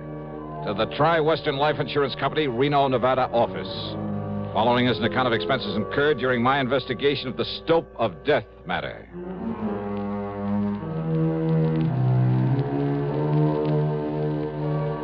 Expense account, item 1, $176.25, a jet to Los Angeles. Item 2, $32.70 for the flight to Reno, Nevada. Hal Barker met me at the airport, and we headed south on 395, then southeast on 17 toward Virginia City. Virginia City, by far the largest and most famous of the old mining towns of the West, with its quaint, colorful streets and fascinating buildings left over from the days when the Comstock Lode was the richest silver strike the world had ever known.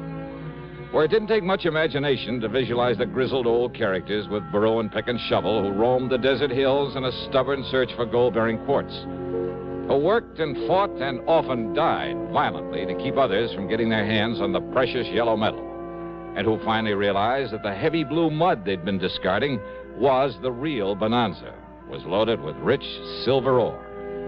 Yeah, you can almost see their ghosts walking the streets or stopping for a drink at the fabulous Crystal Bar or the lowly Bucket of Blood Saloon, depending on their luck. During the 23-mile ride over to this fascinating historical spot, Hal Barker filled me in. Yeah, thanks to modern methods, modern tools of the trade, so to speak, Walter Bisbee and his partner did fairly well, Dollar. Uh-huh. They'd explore these old abandoned mines around here, supposedly all worked out, and they'd locate new ore strata that would pay off. Like I say, with modern, efficient recovery methods that weren't even known about during the gold rush days. Yeah, like the big petroleum companies have found ways to get more oil out of wells the old-timers thought were pumped dry. That's it exactly. And Bisbee and Hargrave would locate these profitable veins and take a royalty from whoever worked them. And they'd go off and hunt for another spot. They made no fortune, but, well, they did pretty well. For a while, at least. Hey, you said Hargrave. Bisbee's partner, Hal? That's right, Bill Hargrave. Each of them claimed he couldn't do the job without the help of the other, so we wrote a partnership policy for them. How much?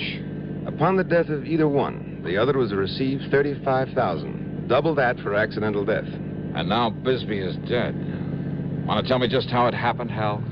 Well, the old mine where it happened is up here just off the 6-mile road, the old Caterwall number 2. Caterwall number 2? That's the name of a mine? Yeah, well, you should hear the name of some of them. Anyhow, old Bill left Walter at the mine a couple of days ago, exploring one of the stopes, while he drove into Carson City for supplies. Uh-huh.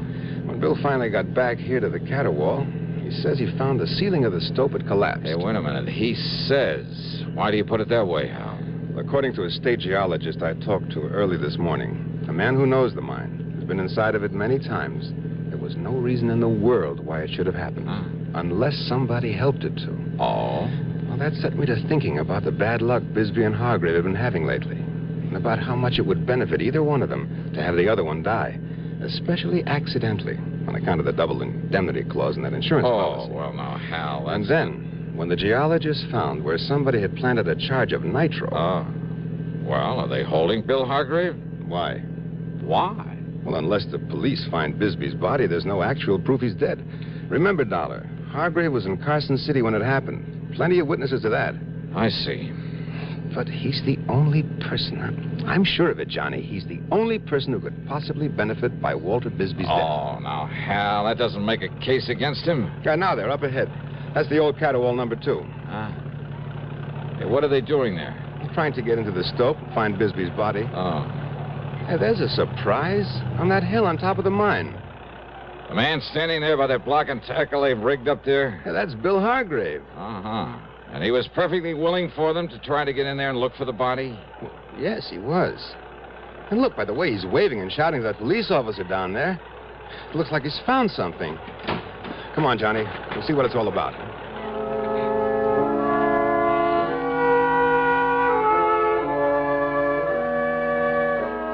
On top of the small hill was a vertical ventilation shaft driven down into the mine. Hargrave had rigged up a support, a kind of tripod with a block and tackle on it, then lowered himself to the stope where Bisbee had been trapped, or to what was left of it. When Hal and I and the police officer got up there to him, Hargrave looked like a ghost, or as if he'd seen one. There was a strange expression in his eyes, his mouth half open, and his weather-beaten face so pale it was almost gray. When we questioned him, he simply stared at us until the police officer took him by the arm and shook him. Well, come on, Hargrave. Did you get down there all right, down to the stove? Yeah. Yeah, I got down there. There's a clear space where Walter was working. Did you find him? Well, come on, Hargrave. Yeah. Yeah, I found him. And listen. Well? He was murdered in there. Walter was murdered. Well, the political conventions are long gone. Is it all over but the voting? Hardly. From now to November, we're in for some hard campaigning. Details, of course, from CBS News. And your candidate, whoever he may be, is in for tough sledding before he gets into office, if at all. Your responsibility to your candidate is, of course, to give him your vote. Your voice will help, too. But there's something else that helps put across a campaign. It's money. The best candidate in the world can't get elected without incurring expenses. If you believe in your man enough to vote for him, believe in him enough to get out and work for him, then put some money on the line, too. That's the real test of your interest. We haven't covered the subject of whom to vote for, whom to support, whom to help with a contribution. That's strictly your own business. But if the people who like the other man dig in for him, and you don't do likewise for your man, well, that could be the difference right there. So think it over and make sure you vote. And now, Act Two of yours truly, Johnny Dollar and the Stope of Death Matter.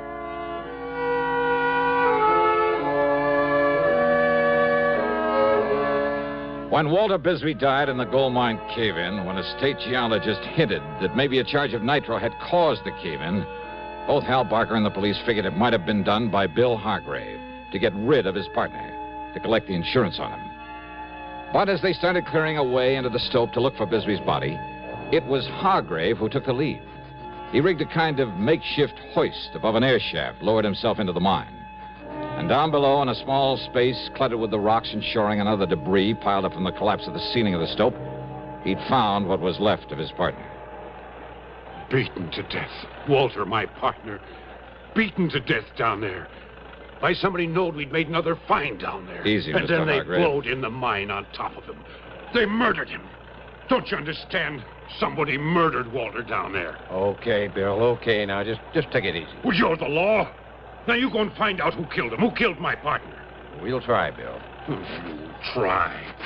Sure. Dollar, You always said you want to go down there with me and help me recover the body? Yes, sure.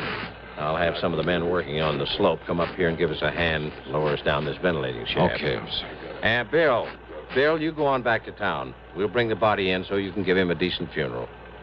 Funeral? That's right. No, officer. What? Why not, Hargrave? Because Walter'd want to be buried here in the mine. The same as I would if this had happened to me. But if you made a valuable find down there... What are you talking about, Dollar? You think all the dirty yellow dust in the world would ever make up for a man like Walter Wisby? He was my partner. He was my friend. 20 years together, like brothers we were. Always together. Always share and share alike. When I found something, it was his, too. When he found something, it was mine as much as his. Well, didn't you know that? Yes, and I understand the two of you did fairly well for a while. Yeah. As long as the two of us worked together, of course we did. We opened up the old Higby's Folly, didn't we? And the old Yellow Jaybird. Those were gold mines? And they still had plenty in them. We showed them where. We showed them where to get it out. When was that? Oh, back in 1950, 51. It was Walter and me found the veins they'd passed on by. They thought those mines were all worked out, but we showed them different. They still had gold in them. We showed them where it was, Walter and me. And the Jolly Tar and the Frenchman's Luck back in 53. Walter and me. And now he's gone. Now he's through. Without him, without my partner, now I'm through. And I never want to see a mine again. All I want is to get away from here, now, and forever. So, officer, you go on down there. You'll find him laying there, Walter, in the mine. It's the way he wanted it. It's the way that it's happened. And if the law says it's all right, you can leave him there, God rest his soul. Well, now, of course, that's something that we'll have to We'll have to. And with those machines you got there on the slope, you can fill up this shaft and bury him. The way he'd have done for me, if I'd gone first. Well, maybe we can do that, Bill. Officer, I'd be mighty beholden to you if you would. Now, you go on back to Virginia City, and if necessary, we'll talk to you later. Thank you, sir. Now, Dollar, let's get down inside the mine so I can verify the death and make out my report.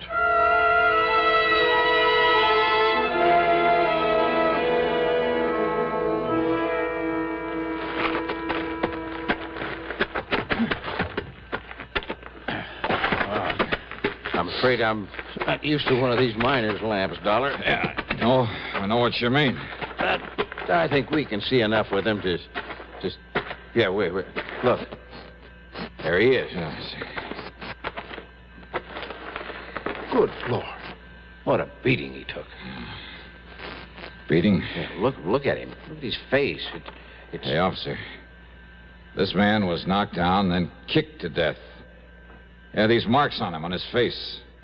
Hobnails. Yeah, you're right, Dollar.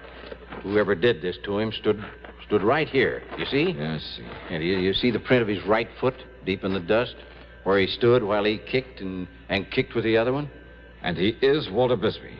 Yeah. Maybe we're going to have to leave him down here. What do you mean? Oh, 240, maybe 50 pounds.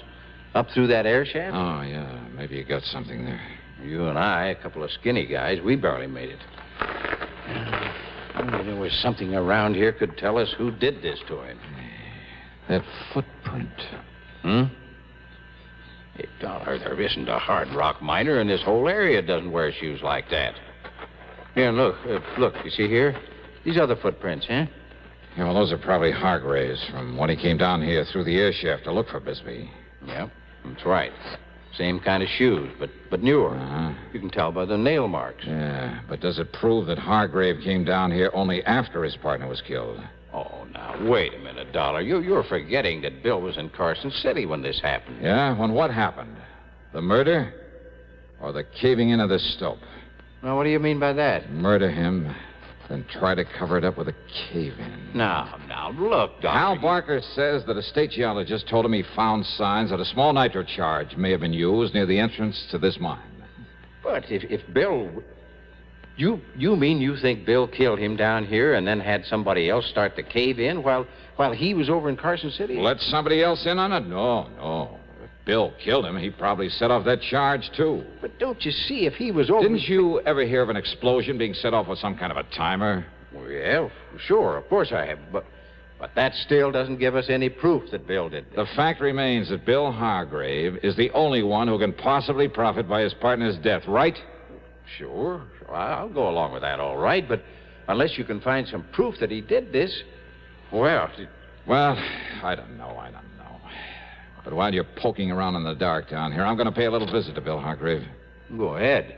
But why? Well, I told you, officer. I don't know.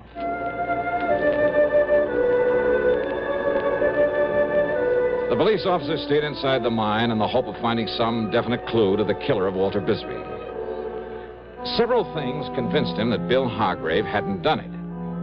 What Bill had said about his partner, their relationship over the years, Bill's known presence in Carson City at the time the mine collapsed, and my theory that an explosion was set off by some timing mechanism was only a theory. Even the fact that Bill was his partner's beneficiary didn't prove anything.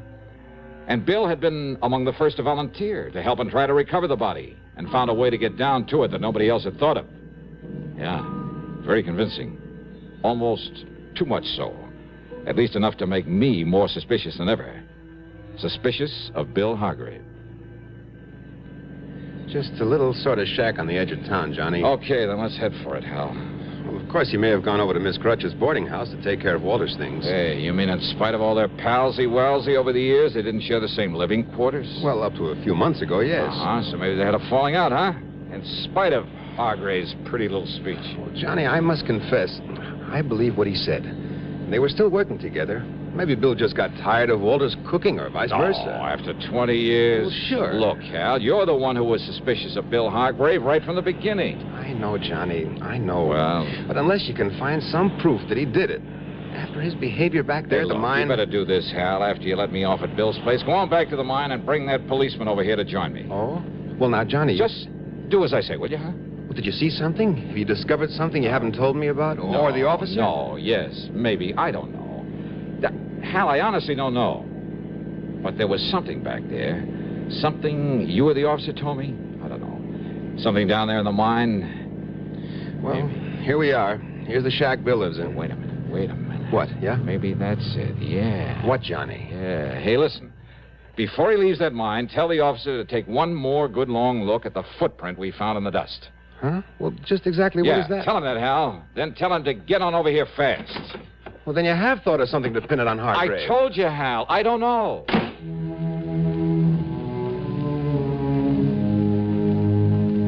Hargrave wasn't there. Maybe he had gone over to the boarding house to look after his partner's belongings. Maybe. Well, with the help of my pocket knife, I managed to slip the catch in the front door of the shack. I closed it after me and took a look around. Well, it was pretty obvious things hadn't been going good for Bill, and for quite some time. I looked first for the pair of shoes, one of which could have made the print on the floor of the mine. But I didn't really care, and a pair of shoes could easily be gotten rid of. Oh, no. I was looking for something else, but just what I wasn't sure. That is, until I found it, hanging on the wall above the cot where he slept, just to one side of the door. Yeah, it was an old lever-action rifle. Unusual in this part of the country? Hardly. There were thousands of these old 30-30s around here. Guns of this make and type had been part of the history of the Old West. Still were a part of it. Oh, no. There wasn't a thing unusual about finding this kind of a gun hanging on the wall of a miner's shack. But about this particular one, there was something unusual. And as I laid it down on the bed and looked at it, as I thought about that footprint back in the mine... Hey! Oh, why, Mr. Dollar. Yeah, come in, Hargrave. Sure. Yeah, what are you doing here? Oh, just, looking around. You mind? Oh, of course not, only... You see, when a man's partner gets killed, I like to know all I possibly can about him. His habits, where he lives, how well he's been doing. Yeah, but this is my place. I know. Walter was living over at Miss Crutcher's boarding house. I was just over there taking care of his... Oh, you mean you want to know all about me? That's right. Well, now, Mr. Dollar... Sit down, Bill. And tell me just what kind of a timer you used to set off an explosion in that gold mine. What? Or do we have to tear that hill apart in the hopes of finding bits and pieces of it? What are you talking about, Mr. Dollar? Too bad the blast didn't fill up that stope completely, though, isn't it? What? Yeah, then the rocks would have pounded Walter's body enough to hide any sign of the way that he was kicked to death. Well, now, look, sir, So when you came back from Carson City and found the police were going to clear a way into that stope, you played it smart. Dollar, you don't You played know along with them. You found a way into the mine through the ventilating shaft. You found the body. You told us that Bisbee had been murdered. Well, it really fooled him, Bill. It convinced him you were clean. But you overlooked one thing. You don't know what you're saying. That footprint down there in the dust. Oh, you changed shoes after you killed him. And no doubt you got rid of those old ones where no one would ever find them. And you left new prints with the new shoes you're wearing now to show they're different. But that one footprint, Bill. What about it, Dollar? When you stood there and kicked him, stood on your right foot and kicked him with your left. So what? What about it? And then when I came here a few minutes ago and found that rifle there on the bed, found the shiny spot on the right-hand side of the stock. Yeah, look, there. See how shiny it is? Do you see it, Bill? Well, what about it? What about it? Only a left-handed man polishes the right side of a gun stock when he rests his cheek against it. All right, The Dollar. same as he stands on his right foot and uses the left one to kick his partner to death. Well? All right, so I killed him, but you won't live to tell anybody that. Oh, you're a fool, Hargrave. You're going to be a dead one. You think I would have left that gun on the bed with the shells in it? You mean... I mean this! Phew. Son of a gun. I guess I really should have thought to take the shells out of that thing.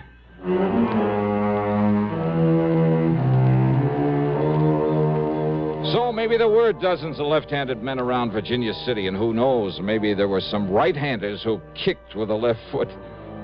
But Bill just didn't happen to think of that when he confessed the killing. Expense account total, including all the incidentals I can think of, and the flight back to Hartford, $248.75. Yours truly, Johnny Dollar.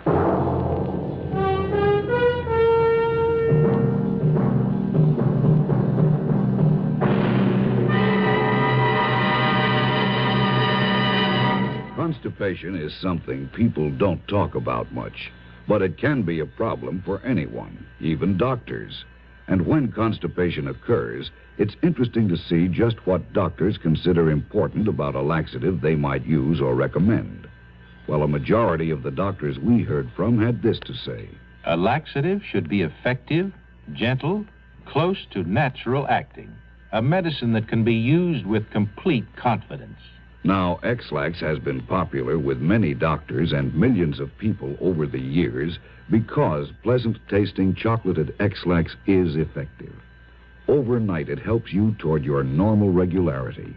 X-Lax is so gentle, so close to natural acting, there's no upset. That's why many doctors and millions of people use X-Lax with complete confidence.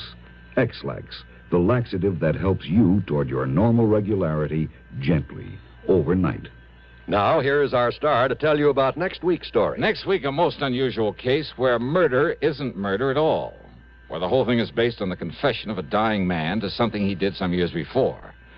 Oh, his confession is true. It's backed up by all the facts in the case. There can be no question of them or the confession itself.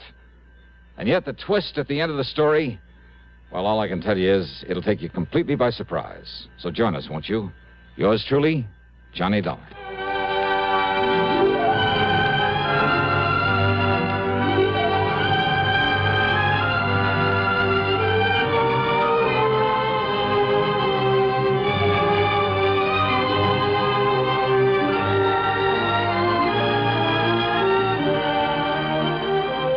Yours truly, Johnny Dollar, starring Bob Bailey, originates in Hollywood and is written, produced, and directed by Jack Johnstone. Heard in our cast were Herschel Bernardi, Russell Thorson, and Forrest Lewis. Be sure to join us next week, same time and station, for another exciting story of yours truly, Johnny Dollar.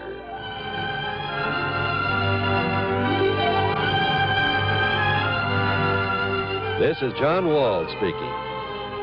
An expectant mother and an adventuresome son are the elements of suspense. Next on the CBS Radio Network. WROW in Albany, New York.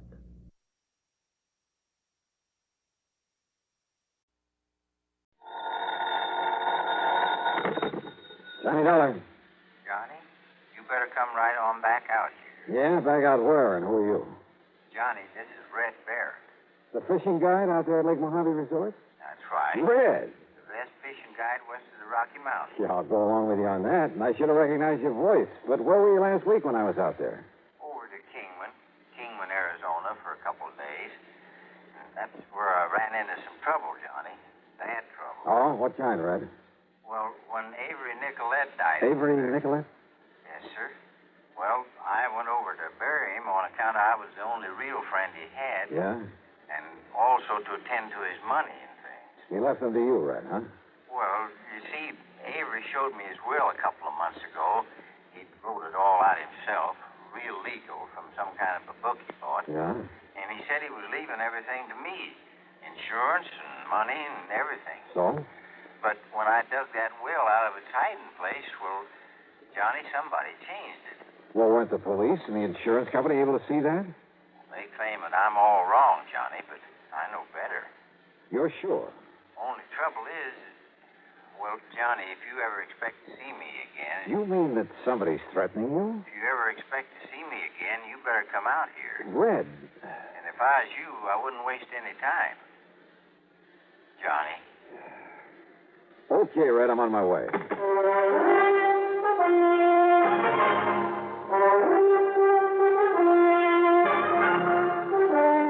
CBS Radio brings you Bob Bailey in the exciting adventures of the man with the action-packed expense account. America's fabulous freelance insurance investigator. Yours truly, Johnny Dollar.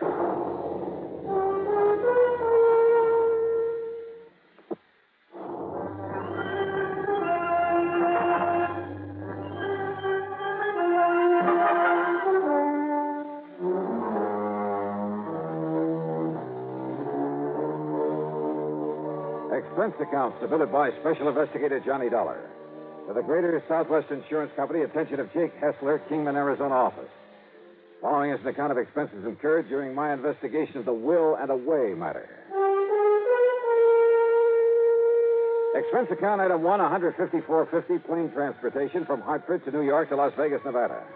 Item 2, $50 deposit on a rental car.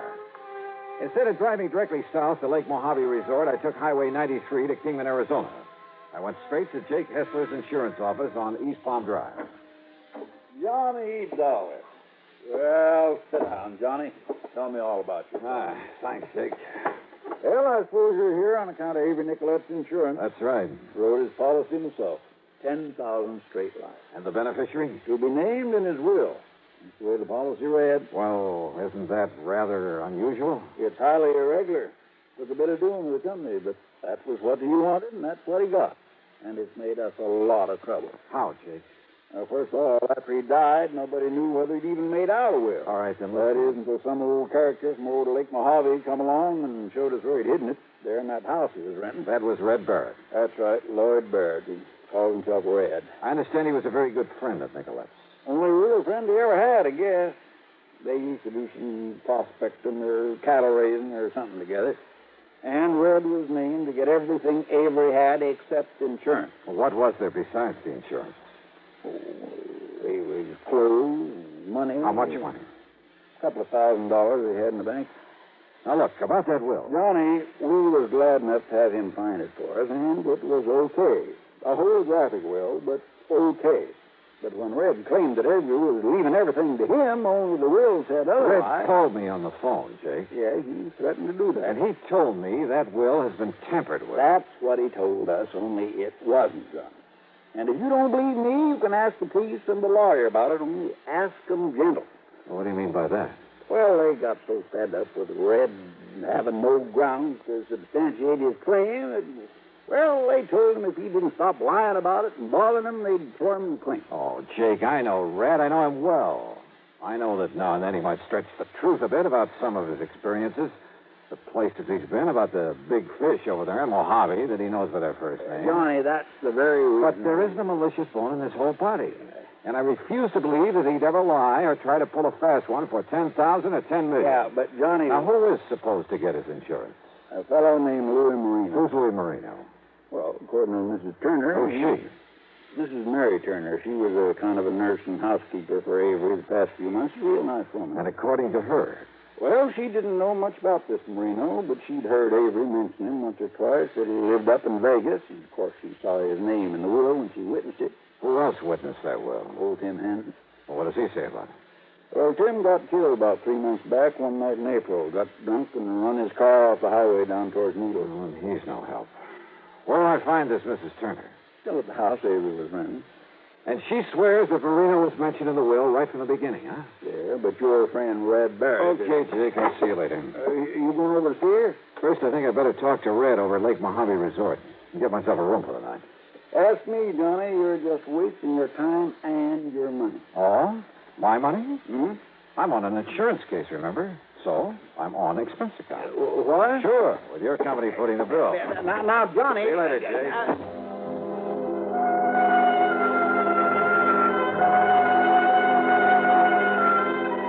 It was after dark when I reached the Lake Mojave Resort. And yeah, Red was waiting for me in his comfortable motel room. We got right down to cases.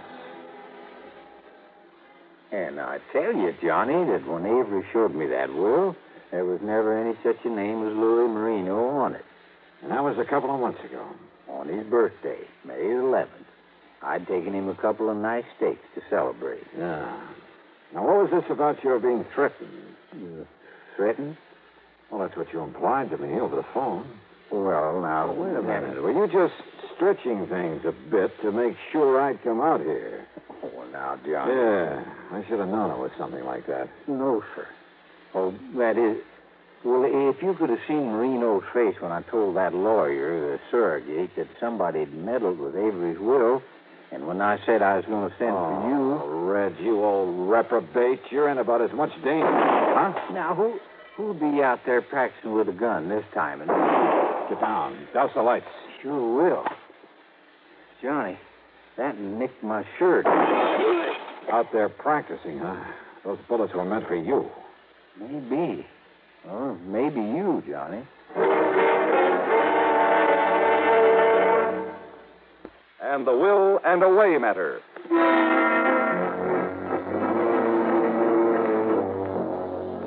I thought Red Barrett there at the Lake Mojave Resort was spinning another one of his yarns when he told me he was being threatened by the beneficiary of the insurance he felt that he was entitled to. That is, until a couple of gunshots crashed in through the window of his motel room. Yes, sir, Johnny. That Louis Marino knew that I was going to send for you, so those shots could just as well have been meant for you as for me. Wait a minute, Red. Somebody... Stay low. Leave the lights out. Hey, Red. It's Buster. Buster Faith. Yeah. Johnny. Hi. Red said you were coming out here to help him. Yeah, Buster. Pull down the blinds, Red, and turn the lights on again. Sure, Johnny. Those shots, Johnny, and I heard this window break. They came from a car up on the old mine road above here. And the car took off and went over the hill. So it looks like Red was right. Red, how much do you know about this Louis Marino? I tell you, Johnny, I never even heard of him until I dug Avery's will out of the linen closet there at his house, and I saw Marino's name on it. Only thing I know about him is that he's been living up there in Vegas, working in a garage, about 3.5 months now. Then he must have arrived there shortly before old Tim Hansen died, which probably doesn't mean a thing. Well, old Tim was the other witness to Avery's will. Johnny, I knew old Tim pretty well. He was kind of a general handyman over there in Kingman. I used to have him come over here and give us a hand now and then. So? Well, did you hear about how he died? Sure. Got drunk one night and ran his car off the road. Only Tim never touched the stuff. You're sure of that, Buster? Yes, sir. Well, did you tell the police and coroner? Yeah, and I guess they changed their report. Not that it means anything. I wonder. Let me get some dates straight. Dates, Johnny? Yeah, how long was Avery Nicolette living over there in Kingman? Since January. And before that? California, working in the oil field. But the doctor told him if he didn't get over here in the desert that his lungs wouldn't hold out more than a couple of months. When did Mrs. Turner take over as his nurse and housekeeper? Oh, Mary started working for him in March when he took real sick. That's when he made out his will, too. And Mary and Tim were the witnesses. That's also about the time Louis Marino arrived in Vegas. Well, yeah. Johnny. No, let's not try to tie these things up until we have good reason to. Well, you ask me. Then it was back in April that Tim Hansen died. Yes, sir. And when did you see the will? In May. That was the time I almost got killed. What? Oh, coming over the pass that night on the way back here, the steering on my car gave out. Wait a minute. Did anyone examine it after that happened? Well, I had it fixed, if that's what you mean. No, that isn't what I mean. What are you thinking of, Johnny? Plenty, Buster.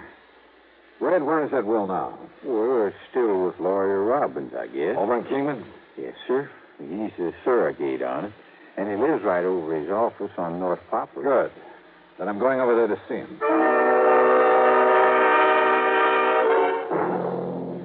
You ask me, Mr. Dollar, you're wasting your time, but, well, here you are.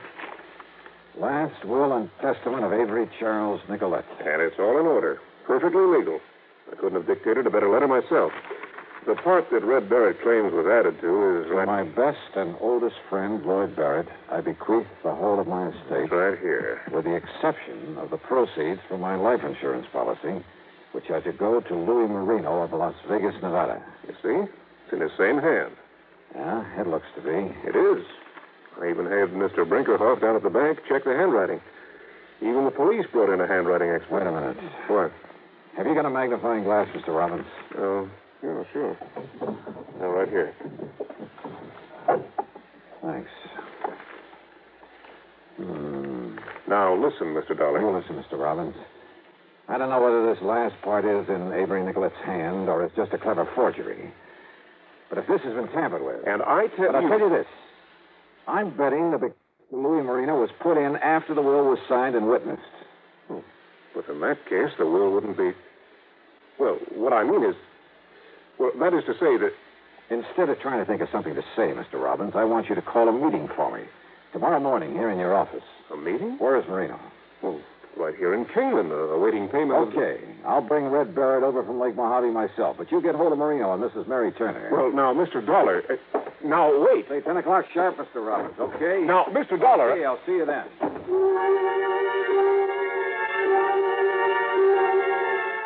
As it turned out, I didn't go back and pick up Red after all.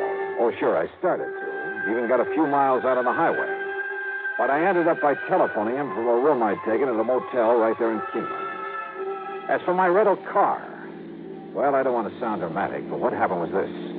About 2 or 3 miles out of town as I was driving along, a funny buzzing noise in the motor. And it stayed real constant even when I slowed down. Well, I've heard that noise before, so I decided to get as far away from that car as I could, but fast. And I ducked behind a mound of gravel there at the side of the road. Yeah.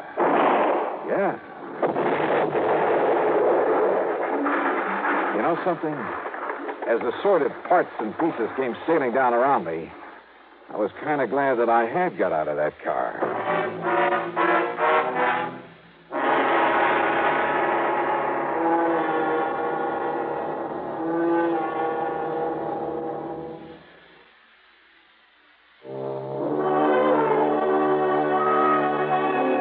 I guess I had underestimated the Kingman, Arizona police.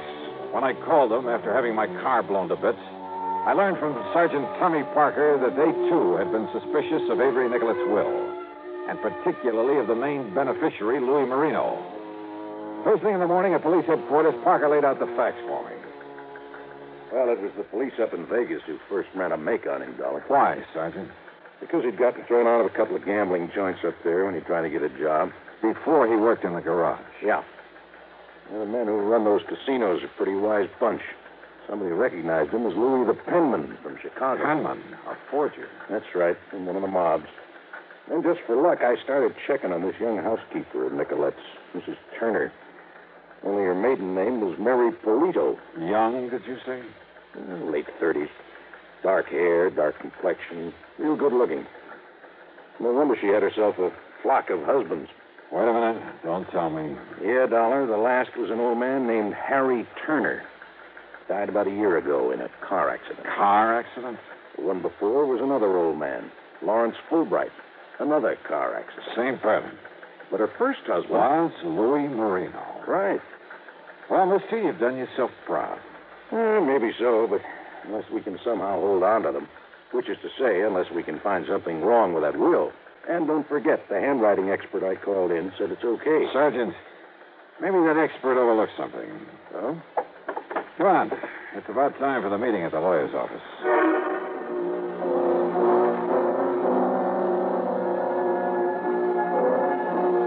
Wisely enough, Sergeant Parker decided to stick around outside while I went into the meeting. Present were Mr. Robbins, the lawyer, Red Barrett, Louis Marino. I couldn't blame Red for not liking his looks. And Mrs. Mary Turner. At the moment, Red had the floor. And I tell you, I don't want the money. I'll give it to charity. But I don't want it going to somebody that Avery never even heard of. What do you mean he never heard of me, you crazy old bum? Because he would have told me. That's why. Because he told me everything. Yeah? Well, I'm sorry, Mr. Barrett, but I'm sure I heard Mr. Nicolet mention Louis Marino many times. And when I saw his name in the will... Somebody put it there after I saw it. You're crazy. All right, now, folks. Listen, old man, if you think you can break this Maybe I can, Louis. Huh? Who's this gentleman, Mr. Robbins? This is Johnny Dollar, Mrs. Turner, investigator for the insurance company. Well, good. Not that it makes any difference to me whether Mr. Marino gets that insurance money. Oh, I think it does, Mrs. Turner. Mrs. Mary Polito, Marino, Fulbright, Turner. What? Did you toss in a Marino somewhere along there, Johnny? No, Mr. Dollar. Listen here, Dollar. Marino, it may be tough proving that you caused the death of the other witness of that will, poor old Tim Hanson. It was a car accident. He was drunk. They found the bottle right beside him. He never took a drink in his life. I suspect that bottle, if there was one, was planted in his car by the mechanic who tampered with his steering. Who said? And come to think of it, you are a mechanic, aren't you, Louis? Sure I am, but that doesn't mean and a it thing. might be hard to prove you planted that bomb in my car. Now listen, Dollar. That you tampered with the steering on Red's and tried to kill him off after you realized he'd seen the original will. But sooner or later, I think these Kingman police will be able to pin these things on you. The only thing I have to prove, though, is that this will was tampered with. And I think I can. Yeah? How? Well, I'm sorry, Mr. Dollar, but that will is exactly as it was in the beginning. Mrs. Turner, did you actually see it written? Mr. Hansford and I both saw him write it. Then Mr. Nicolette signed it. We signed it. And he folded it up and put it in the envelope. Oh? This paper wasn't folded before? No. It was some new stationery he just got himself. You're sure? Of course. Why do you ask a thing like that? The paper has a coating on it, like most papers of this kind. Some of that coating cracks a little bit when it's folded. Takes a magnifying glass to see it. So what? So when something's written on it after it's been folded, the ink will spread a bit over the tiny cracks made in the coating. What? Yeah. Like it has on this part. It was added later to give the insurance to Louis Marino after Mrs. Turner found the will in the linen closet. How do you know? I know. Added after the other witness died, after Red Barrett saw it. Take a look with your magnifying glass, Mr. Robbins. Yes, I certainly shall. So, Louis, despite your excellent copy of Avery Nicolette's handwriting, by writing yourself in over the fold in that paper, you pulled up boo-boo. You're right, Mr. Dollar. Absolutely right. Well, Mary, Louis? All right, Dollar. You see this gun? Yeah. Louis pulled a gun and started to make even more of a fool of himself. But then Sergeant Parker quietly walked in and took over. And you know something? I think that given time with Mary and Louis in the clink for this forgery, he'll probably pin those other things I mentioned on him. He's a good man. Expense account total, including the blown-up rental car, $3,280. Yours truly, Johnny Dollar.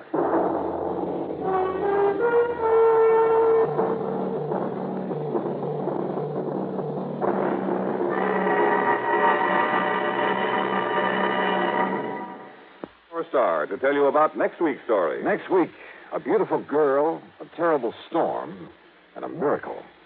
Join us, won't you? Yours truly, Johnny Dollar.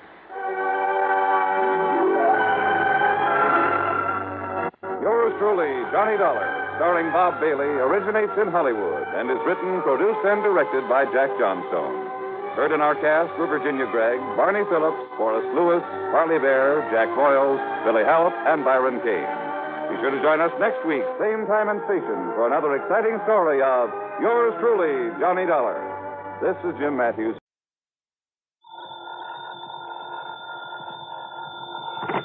Johnny Dollar. Still there in Buffalo, huh? Yeah. Well? You get my report on the big robbery case out here? Yes. It looks to me like you've done yourself proud again. Only if you're still there, how come your expense account included transportation back here to Hartford? I'm afraid I got a little ahead of myself, Pat. Or maybe just batted a bit before you actually spent the money, is that it? Yeah, something like that. Well, I think we can overlook it this time. After all, you recovered something over $400,000 that was stolen from that store. Well, let's say I found out where it went. Well, that's the same... What? You mean to say you didn't get that money back? Not yet. Oh, but Johnny... Now, look. Oh, no, don't come unglued, Pat. I know where the money is. At least I'm pretty sure I do. Johnny, so it's aboard old man McNair's yacht on the lee of a point off the Canadian shore of Lake Erie. Now, listen. But with the big storm that's raging up over Lake Erie, well, it's impossible to go out and get him. Who's them? An employee, an ex-employee of the Emporium, the guy who took the money, and his pal who helped him get away with it. Well, now, you wait until that storm is over, and by that time they'll be 100 miles away. I'll be hidden away in some little cove there on the Canadian shore. Be what? What was that? Nothing, Pat. Now, listen, I'll keep on it. You'd better. I'll bring him back here, and the money, or die in the attempts. You fail to get that money back, and I'll gladly attend your funeral. Yeah, okay, Pat. I'll stay with it. Believe me, Johnny, you'd better.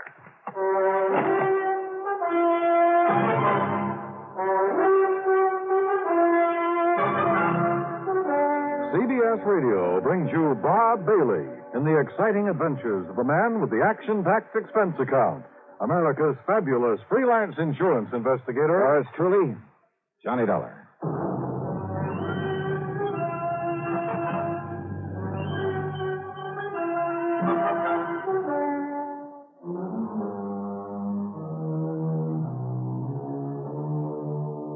Expense account submitted by Special Investigator Johnny Dollar. To the Universal Adjustment Bureau, Hartford, Connecticut. Attention, Mr. Pratt McCracken. Following is an account of expenses incurred during my investigation of the Further in Buffalo matter. What I hadn't told Pat over the phone was that the last minute the Coast Guard had stepped in, forbidding me to go after those crooks in a rented subchaser after all. And you know something? Because of that storm, I'm afraid they were right. In spite of the fact I'd already paid for that boat and could only get half of it back. I'll put that down as a credit on this expense account. After all, it's on my American Express credit card. Anyhow, all I could do was sit around my hotel room and wait for the storm to quit. Yeah, sit and wait. Come in. Well, Dollar? Oh, hi, Mr. McNair. So you couldn't go after those criminals because of this storm? Well, sir, just as soon as it lets That's up... no reason for them to get away. Not with my $400,000.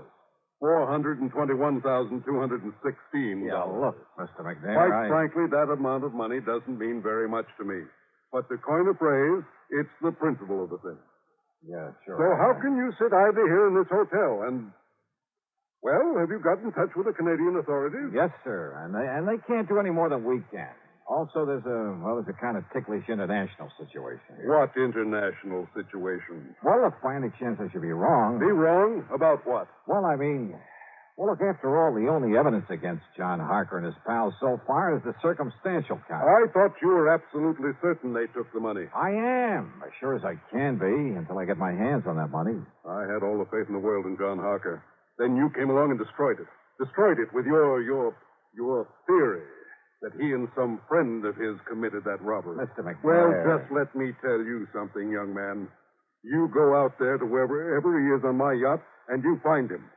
But when you do, you'd better also find proof that he stole that money. I'll do everything I can. Because if you don't, if you or anybody else finds out that he is innocent, Dollar, I'll ride you out of Buffalo on a rail.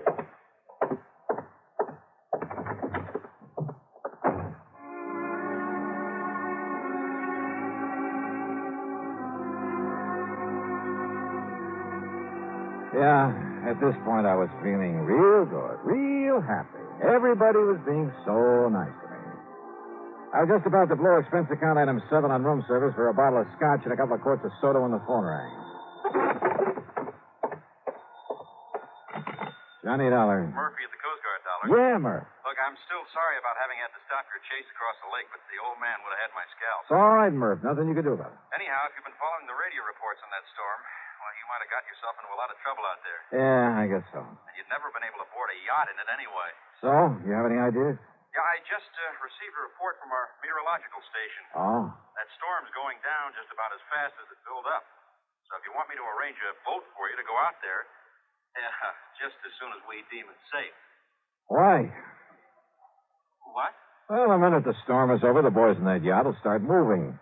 After all, they got $400,000 they've got to stash away somewhere. Oh, yeah, that's true. So by the time I could sail over to where they've been riding out the storm, Lord knows where they could get to. Yeah, but now, Dollar. But now, wait a minute. Yeah, Murph, I just got me a wild idea, wild enough to work. Oh? The storm is breaking up now? Yeah, it's beginning to. Then, mister, by the time that yacht is able to get underway, I'm going to be right on top of those guys. Huh? How, Dollar? Just remember what I said, right on top of them.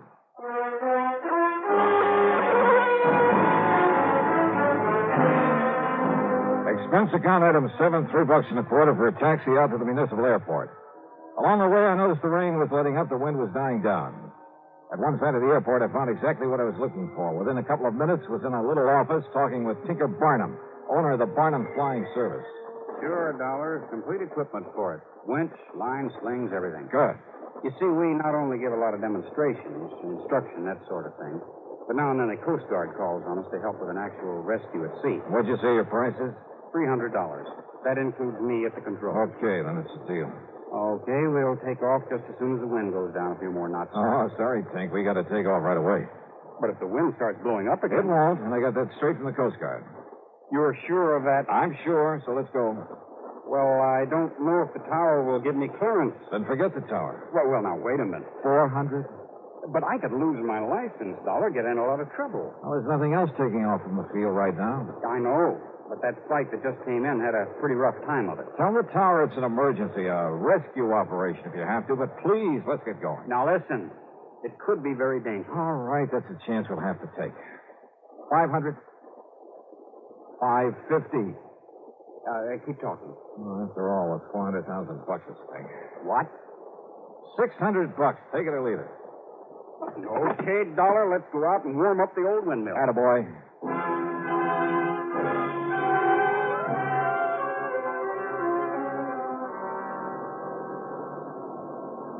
It was my first ride in a helicopter, and, brother, what an introduction. I've been aboard regular planes in rough weather lots of times, but the way that wind tossed us around, picked us up and let us down, and with nothing but the broad wind-chopped surface of Lake Erie below us. Well, it was an experience, to say the least. For the first half hour, Tink was fighting the controls every inch of the way under the gray, ominous scudding clouds that raced by overhead. Then, all of a sudden, the clouds left us. The sun came out in all its glory, the most welcome sight I've seen in years, and the air calmed down. Then finally standing out clearly under us was the Canadian shoreline. Look ahead, Dollar. Over to the left a bit. Yeah, Tink? That neck of land, that peninsula sticking out into the lake. Yeah, I see it. Long Point. And the yacht was supposed to be riding out the storm in the lee of it. I don't see it. The lee side would be the... Well, I do. Look, moving along the far side of the point. That's a cruiser, Johnny. But is it the right one? Come on, take us down to her. Right. Meantime, I'll get the sling ready so you can drop me down at the deck. Right.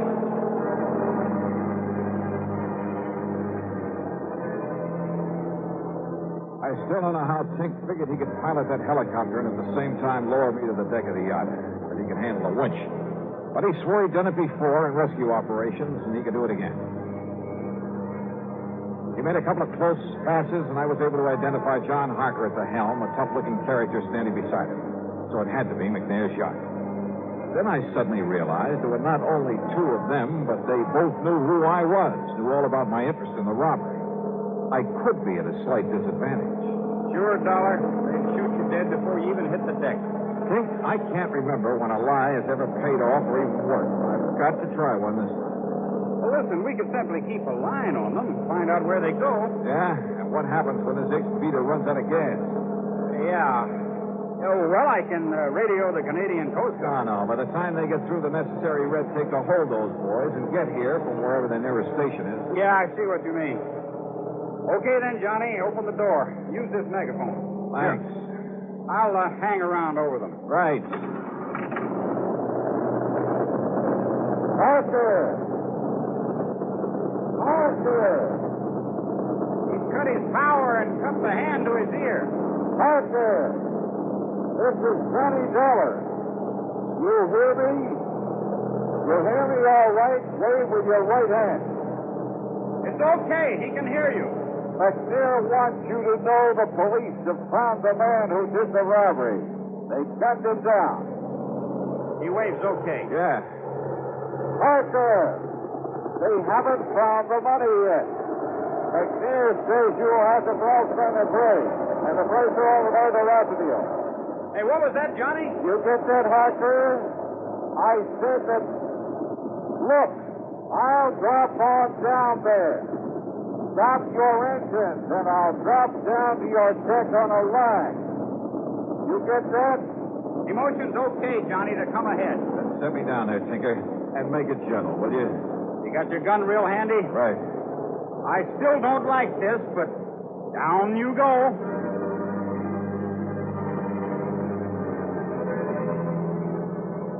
Swinging around under that copter, hoping I'd hit the deck of the boat below, was no fun.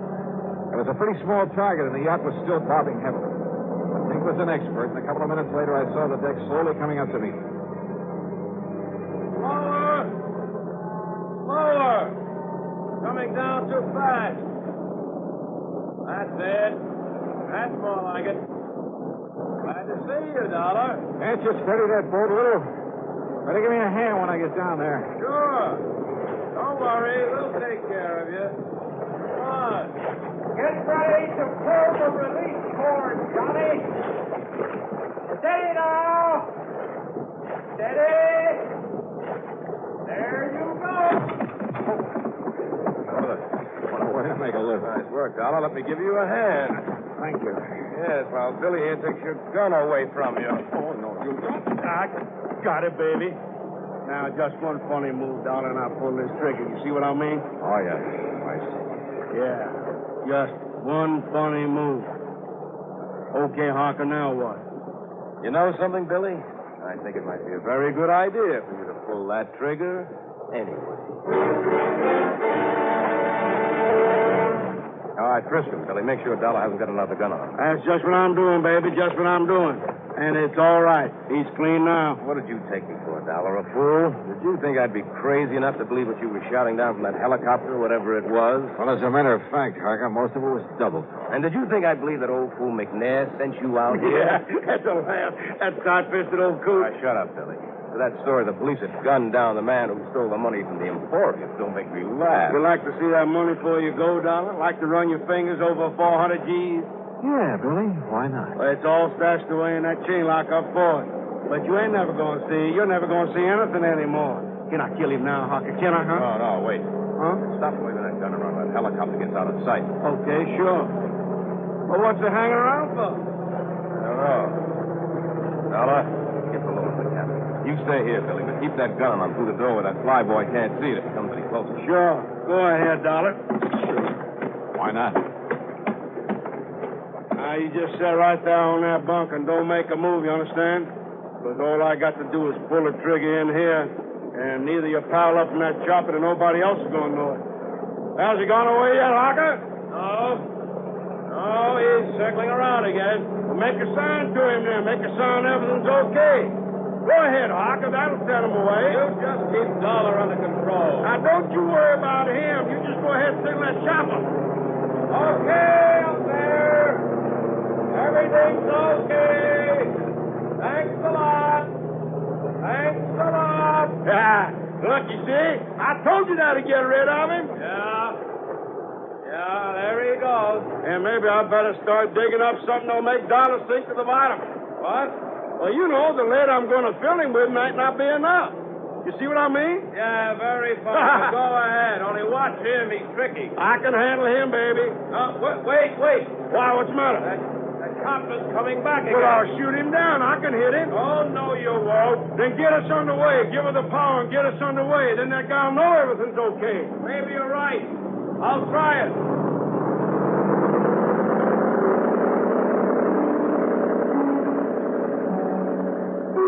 During all the talk, I sat there on the bunk looking into the muzzle of Billy's .38, knowing these were desperate men with a lot at stake. That if I made one false move, he wouldn't hesitate to pull the trigger. Even if he took the gun off me for a couple of seconds, there was nothing in reach I could use for a weapon, could even pick up and throw at him. Good work, Billy. Chopper's going away again. I told you so. Can I shoot him now? Can I kill him? I better wait a couple minutes more to make sure. Well, I'll find some chain or something to tie around and make him sink. In the locker, under that bunk you got him sitting on. Okay. All right now, Dollar. Get off of that bunk and walk up to the front of the cabin. Go ahead. And don't forget I've got this gun on. Yeah, the copter was going back to shore. Time was running out. Then I saw them. A duplicate set of controls there at the front of the cabin. Steering wheel, throttle, everything. Go ahead, Dollar. Keep your hands up over your head. Up high. Rising off the bunk, my hands over my head, I half stumbled as though from the motion from the boat. I lurched against the wheel and grabbed it and swung it hard aport. Hey! The boat swung around crazily. Hey! What do you think you did? Hey, let go of that wheel! Lousy shot, Billy! What's the matter? Billy, what's happened down there? Plenty, Harker. And if you want some of the same... Wrong, Dollar. Dead wrong. Because I have a gun, too. Not another cent. I see what you mean. Too bad you didn't take Billy's when you... Billy? Okay, Harker. I'm okay. But if you think I'm going to wait any longer to kill this guy, you're crazy. Okay, Billy. Go ahead and kill him. You don't. I will. No, look. That cop. What? What's coming right at us and smash into us? Stop him. Shoot him. You bet I will. No, you fool. The pilot of the cop to the flyboy. Shoot him. Right.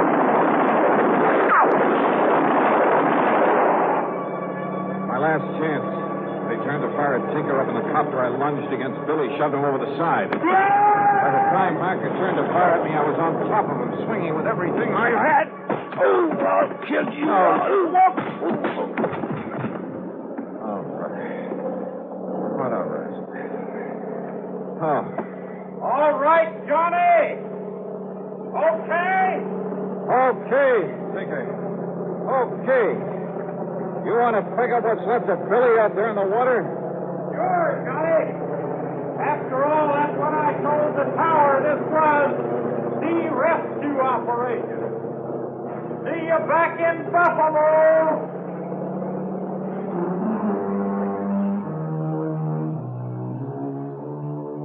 Yeah, like Billy had said, the stolen money, all of it, was stashed away in the Ford chain locker.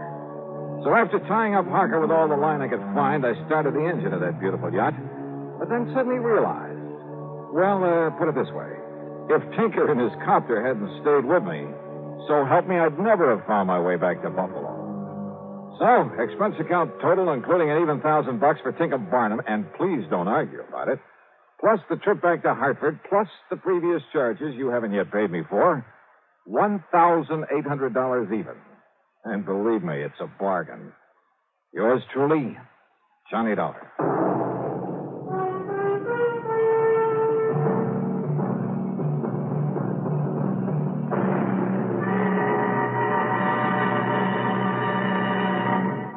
Now, here is our star to tell you about next week's story. Next week, two beautiful girls. One of them a sweetheart, and one of them a killer. Join us, won't you? Yours truly, Johnny Dollar.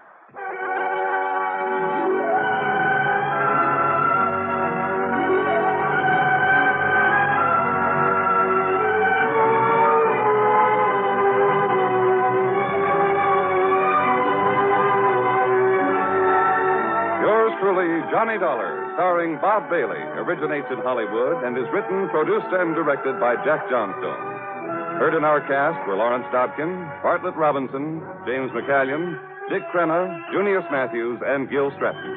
This is Jim Matthews speaking.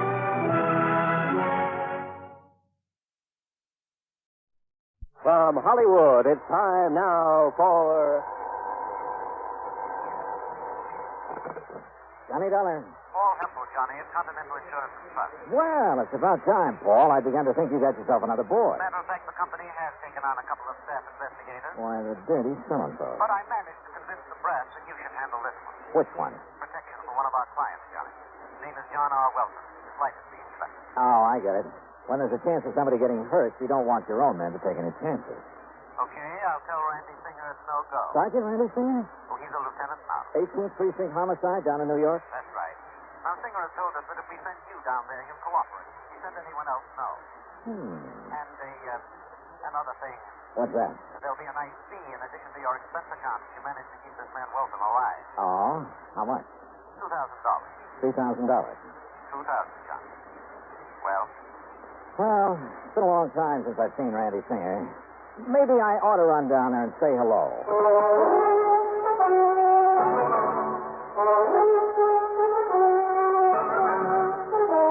Bob Bailey in the exciting adventures of the man with the action-packed expense account, America's fabulous freelance insurance investigator. Yours truly, Johnny Dollar.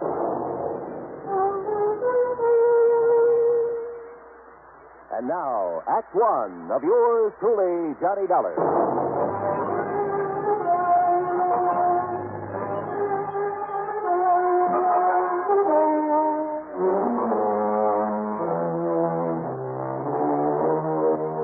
Expense account submitted by Special Investigator Johnny Dollar to the Continental Insurance and Trust Company, Home Office, Hartford, Connecticut.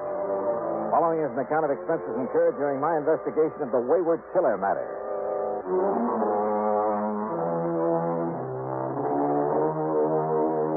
Expense account item 1627, fare to New York and taxi from Grand Central Station to 18th Precinct headquarters in East 40.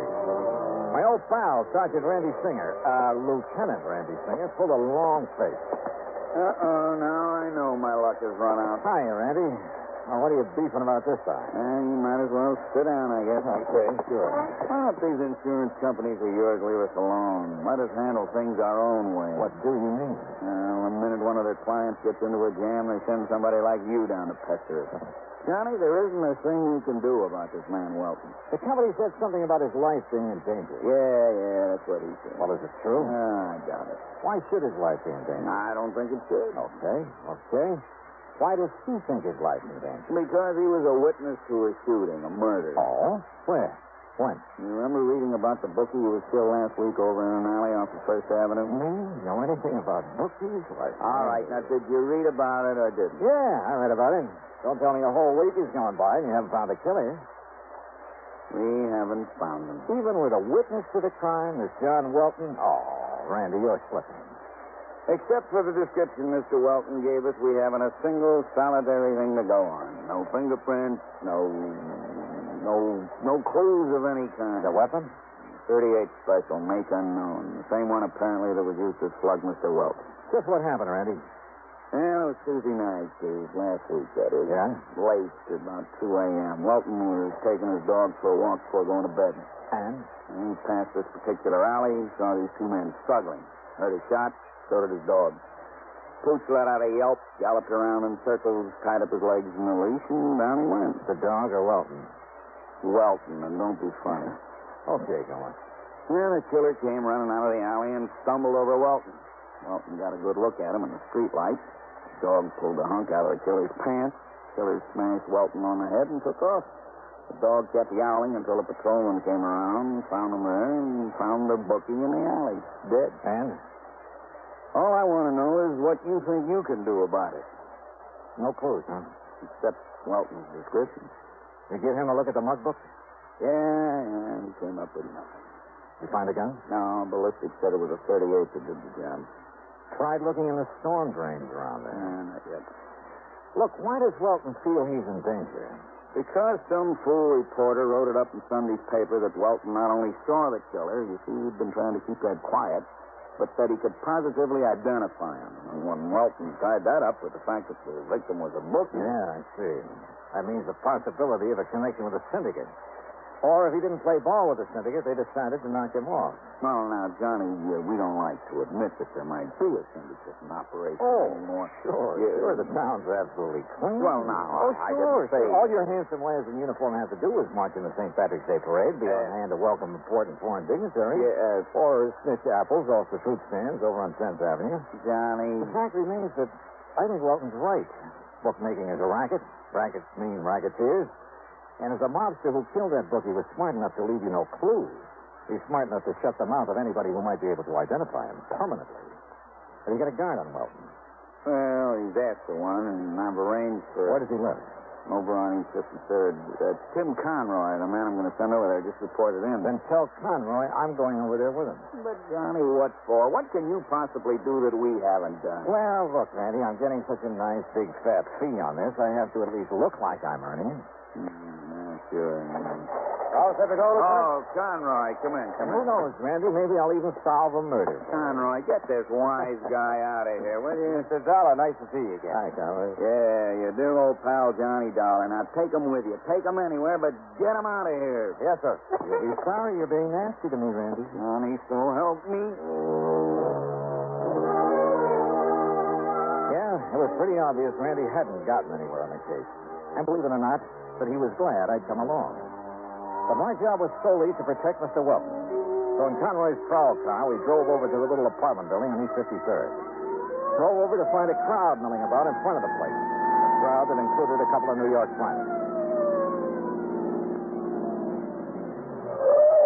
Come on, please. Wait away. Come on, Johnny. Something's happened to you. Yeah, and I shudder to think what it might be. Wilson! McCarthy! What's happening around here? You're a little late, Conroy. What's up? Well, don't you see him laying there? What? Lord. Who is he, officer? Man named Welton. John R. Welton.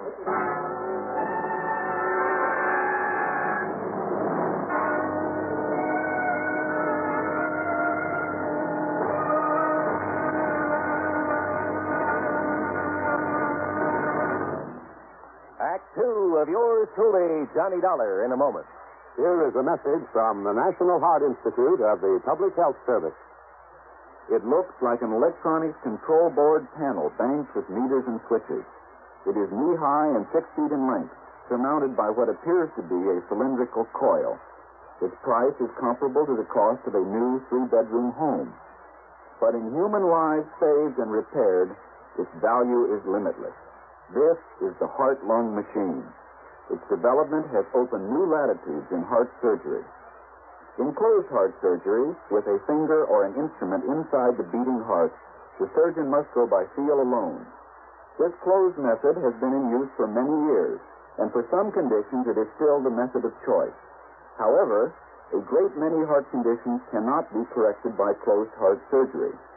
Only with the development of the heart-lung machine has correction of many of these conditions become possible.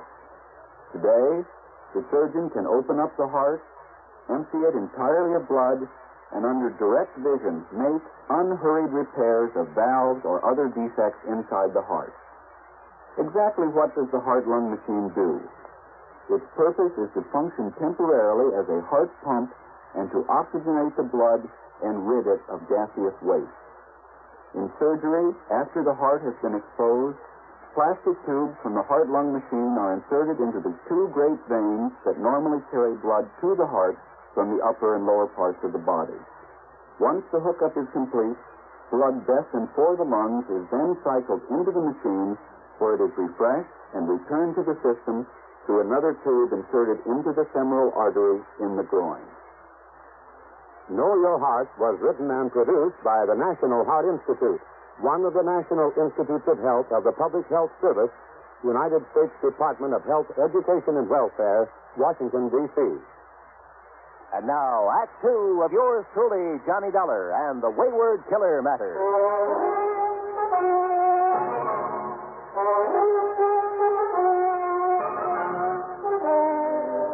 It looks as though I got there too late. The man for whom I was supposed to act as bodyguard lay sprawled awkwardly on the sidewalk in front of his apartment. Yeah, that's Mr. Wilson, all right. Johnny, looks like you and your insurance company just lost a client. Hey, get this crowd back. He's still breathing. Come on, get him back. All right. Get him there now. Get back, all of you. Get back in the car. Has anybody sent for a doctor? We got one on the way, Mr. Dollar. How did it happen, McCarthy? Do you know? Well, some kids were playing out here on the sidewalk, a couple of mothers with them. They heard a lot of noise up in Mr. Welton's apartment, up there on the 2nd floor. What kind of... You see up there where the windows broke out of the frame? Yeah, I see. What kind of noise? Like a big fight, they said. And Mr. Welton yelling for help. He was yelling bloody murder, they said. They hear anybody else? Anything else? No, sir, not even the dog. You sure? Then all of a sudden he comes smashing out through the window and lands here on the sidewalk. Have your men been inside there yet? Yes, sir. Wilson went in. Come on, get back. Stay back of that line, will you? He said Mr. Welton's place is an unholy mess, like a big fight. Any sign of the assailant? No, sir, but the door of his apartment was flung open. So was the back door leading into a court in the alley. Yes, sir. That's what Wilson told me. That's a fire door that can be opened only from the inside. So it looks like whoever did this to Welton made his getaway through the alley. No doubt about it. Well, all I have to say is I hope this man lives. We'll soon find out, sir. Here comes Doc Schrader.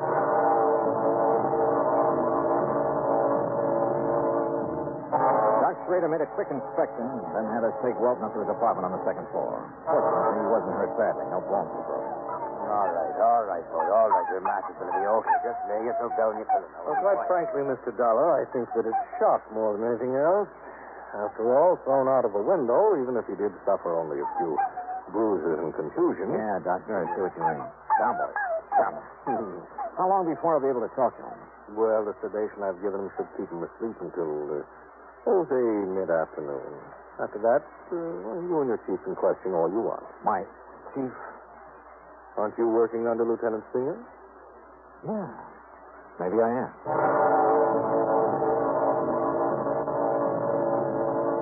Randy Singer himself came over and took charge. While John Welton slept, he and his men closed off the alley and went over it with a fine-tooth comb. Meanwhile, since Welton had all the police protection he could possibly need, and then some, I went out and grabbed a bite of lunch. That's Adam 2, 175. Then I took a cab, Adam 3, $1 even, to the alley off 1st Avenue where Welton had witnessed the murder the week before. Just why, I don't know. But I'm sure glad I did. Yeah. Because of a crew working on the streetlights who came up with some rather interesting information. I'll tell you what I mean later. In any event, it led to Adam 4 a dime for a phone call. You know, a fellow in my business has to have some rather strange contacts. My call was to one of them. to a man Lieutenant Randy Singer would have known by name, at least, would probably have liked to get his hands on. Or, more to the point, would like to have had some concrete evidence against for a number of things. My contact's name was Smokey Joe Sullivan, ex-counterfeiter, ex-bootlegger, burglary suspect, numbers racket. A man who's been picked up on more petty charges than you can possibly think of. Yeah, in a city with an underworld the size of New York, a man like Smokey's good to know, on occasion.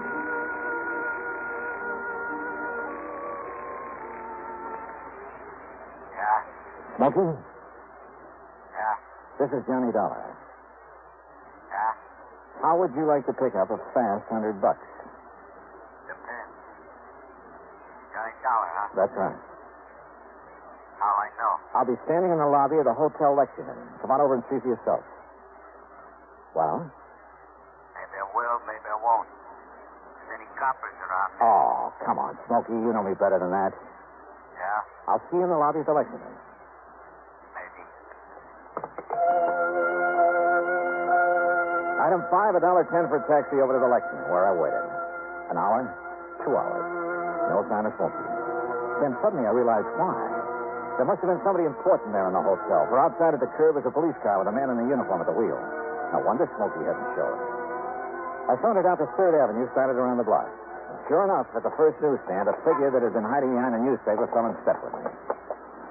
What took you so long to spot that copper sitting out front, Johnny? Now, look, Smokey, I asked you if you'd like to pick up a fast C-note.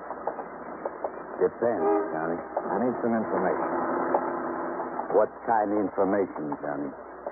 You been taking any bets on the horses lately? Guy has to make an honest buck now and then. Have you been working through the syndicate? Now, Johnny, you know you don't ask questions like that. But if the information I want is in the books of the syndicate... You don't want me to play stoolie. You know me better than that. Okay. Ask me questions. Yeah. Here's 20, 20, 50. You said a C-note. You get the rest when you get the dope for me, if there's any to get. Okay. Go ahead. Ask me. All right.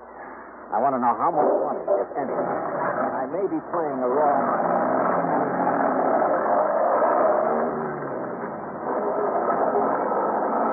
Okay, Johnny. If I find out anything. Good.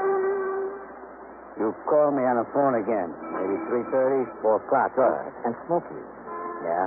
If there is such information to be had, and you get it, maybe I'll double that fee. Okay, Johnny.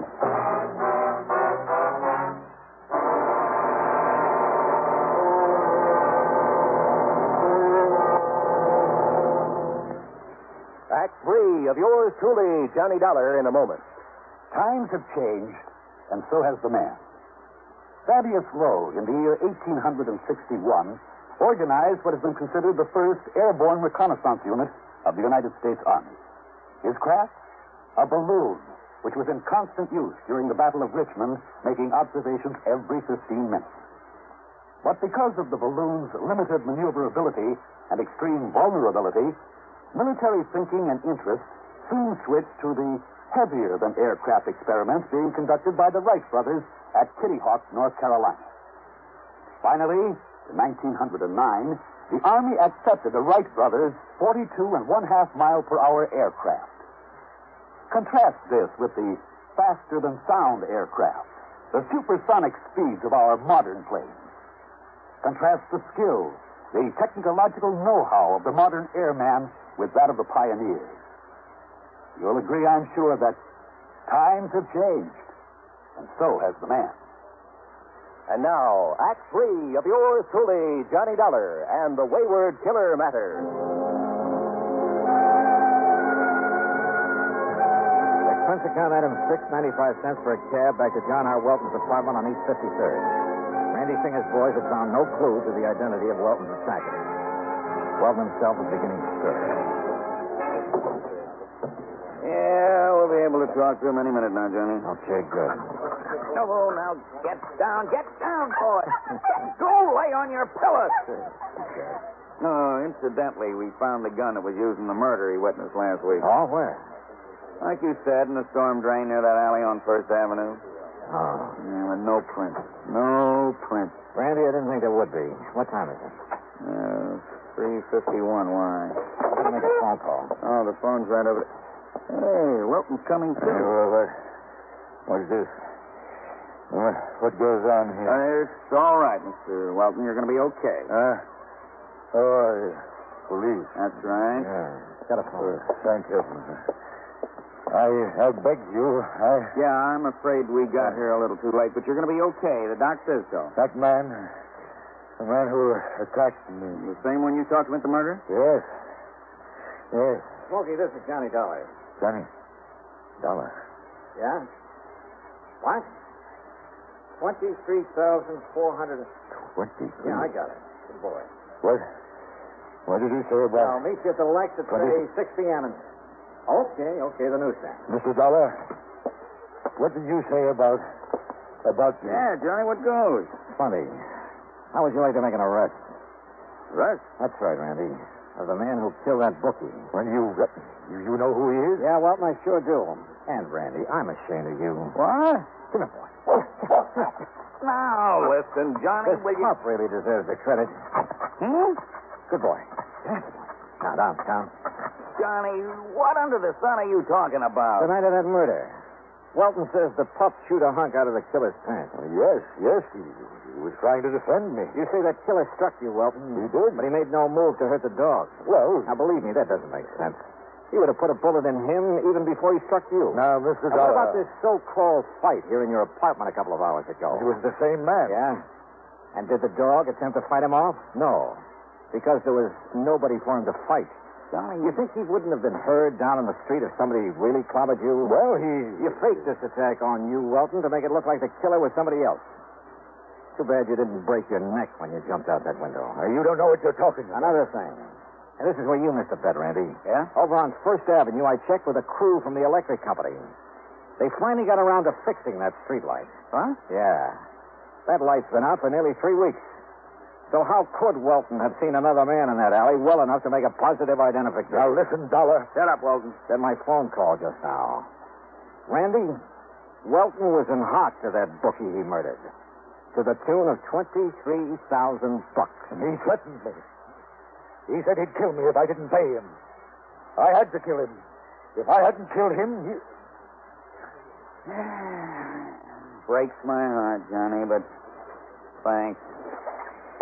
Okay, Welton, up on your feet.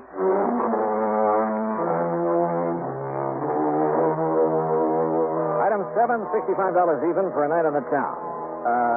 Randy needed some relaxation. Item 8, $200 to Smoky Joe Sullivan.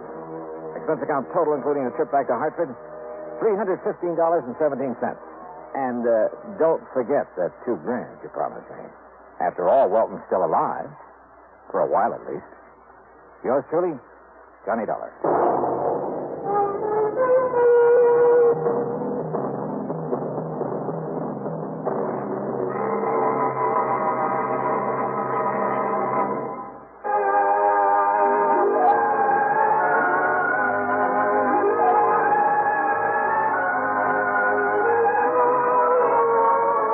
Truly, Johnny Dollar, starring Bob Bailey, originates in Hollywood and is produced and directed by Jack Johnstone, who also wrote today's story.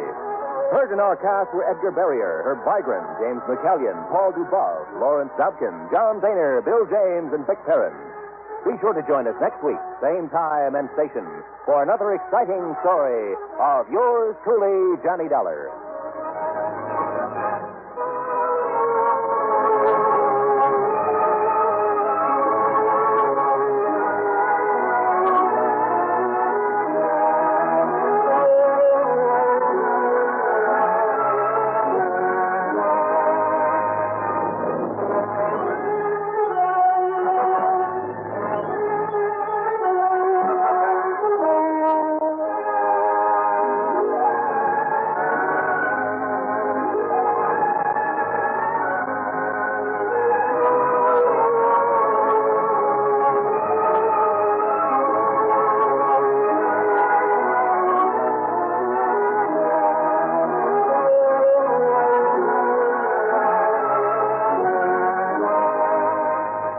Johnny Dollar has come to you through the worldwide facilities of the United States Armed Forces Radio and Television Service.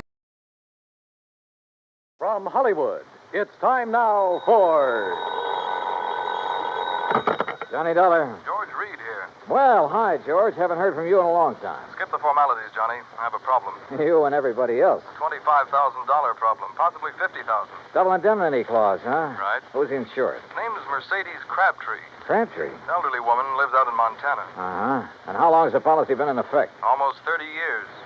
And you're crying because you have to pay it off? Well, that's it, Johnny. We aren't sure. What? A few days ago, somebody took a shot at her. They missed. But... Yeah? Well, last night, she disappeared.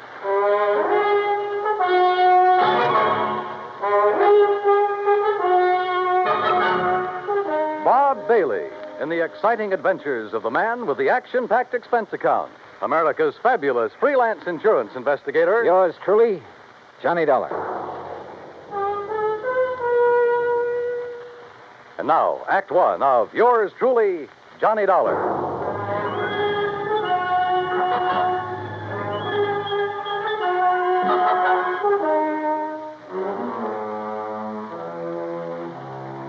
Expense account submitted by Special Investigator Johnny Dollar to Floyd's of England, American Branch Office, Hartford, Connecticut. Following is an account of expenses incurred during my investigation of the Silver Belle matter, spelled B-E-L-L-E. Expense account item 185 cents, taxi from my apartment to George Reed's office. He was on his feet waiting for me. His suit looked like he'd slept in it. Close the door, Johnny. Yeah, sure. Johnny, I'm not going to mince words with you. This one's important, not only to me, but to Floyd. Oh, how come? Because Mrs. Crabtree was one of our first American clients, and because Murdoch Morton sold her that policy. Murdoch Morton? Who that? My goodness, Johnny. Mr. Morton's the president of our company. You should know that by now. Oh, yeah, I suppose I should. Yes. Well, at the time Mr. Morton sold her the policy, he and Mrs. Crabtree became very close friends. And where was Mr. Crabtree while all this was going on? He'd been killed in an accident in his mine 6 months before. Johnny, you have a very suspicious... I know, George. Prettier people than you have told me. Yes. Well, anyway, since that time, Mr. Morton and Mrs. Crabtree have corresponded regularly. And when Mr. Morton heard that someone had taken a shot at her... Now, wait a minute, George. Mr. Morton's in London, right? Yes. Well, just how did he happen to hear about the shooting? Through Mrs. Crabtree? No, Mrs. Henrietta Scott wrote to him. Oh. And just who is Mrs. Henrietta Scott? According to her letter to Mr. Morton, she claims to be Mrs. Crabtree's only friend in Silver Gulch. Silver Gulch? Montana. It's where Mrs. Crabtree's lived for over half a century, and it's where Mr. Morton wants you to go immediately. Oh. When did Mrs. Crabtree disappear? Well, we received a telegram from Mrs. Scott early this morning. She was supposed to have dinner with Mrs. Crabtree last night and got up to her house, but it was empty. Well, she waited until midnight, checked again this morning, then wired us. Who's the beneficiary on that life policy, George? Doesn't mean a thing. No? Why not? Well, only a couple of people know the policy exists. Also, the beneficiary happens to be Mrs. Crabtree's favorite charity. Good luck, Johnny. Oh, thanks, pal. I'm going to need it. Expense account item 2, $178, air transportation to Butte, Montana. Item 3, $14.90, bus fare, Butte to Silver Gulch. Like George had said, it wasn't much of a town. I checked into the Silver Queen Hotel, rented a battered Model T, and drove out to the home of Mrs. Henrietta Scott.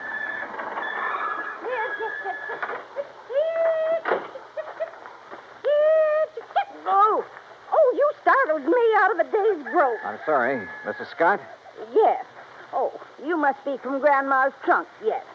Beg your pardon? Grandma's trunk. They sent you, didn't they? Well, come along with me. It's in the house. Mrs. Scott, wait a minute. I'm afraid you've made a mistake. You mean you're not from Grandma's trunk? I don't even know Grandma. It's an antique shop in Butte. They said they'd send a man out to offer me a price for my hand-carved rosewood headboard. You're not him, huh? No. My name's Johnny Dollar. I'm an insurance investigator. Well, why didn't you say so right off? Come on inside. I suppose you're here about poor Mercedes Crabtree. God rest her soul. Yes, that's right. Is she still missing? Rest her soul. Sit down anywhere. Oh. No, not there. Over on the settee. That's it. You comfortable now? Fine, thanks. The sheriff and a couple of men who work for Charlie Greenpaw were out looking for her most of yesterday. They're at it again today, but they won't find her.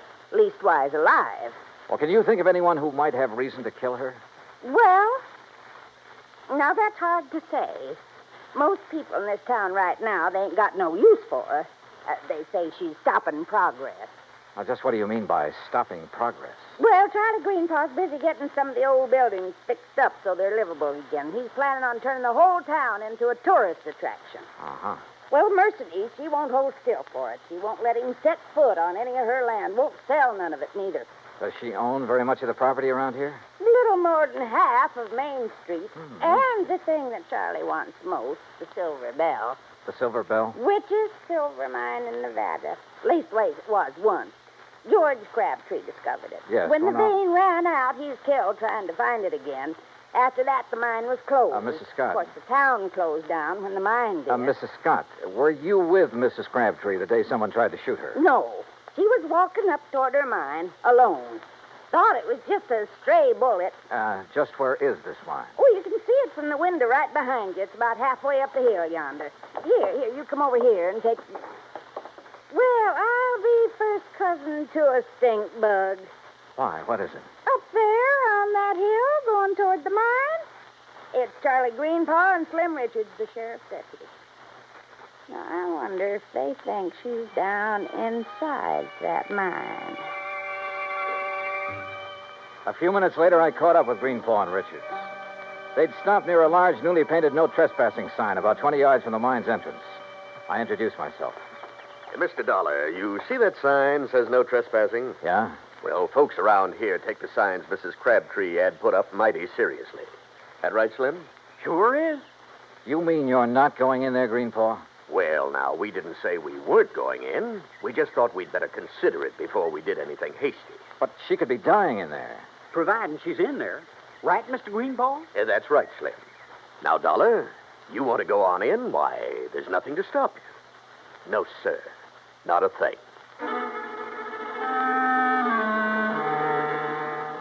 I left daylight behind as I followed the narrow tunnel deep into the side of the hill. About 50 yards down, the tunnel branched off in two different directions. I stopped for a moment, then took the one to the right. I hadn't gone 10 feet when it happened. Holy jump.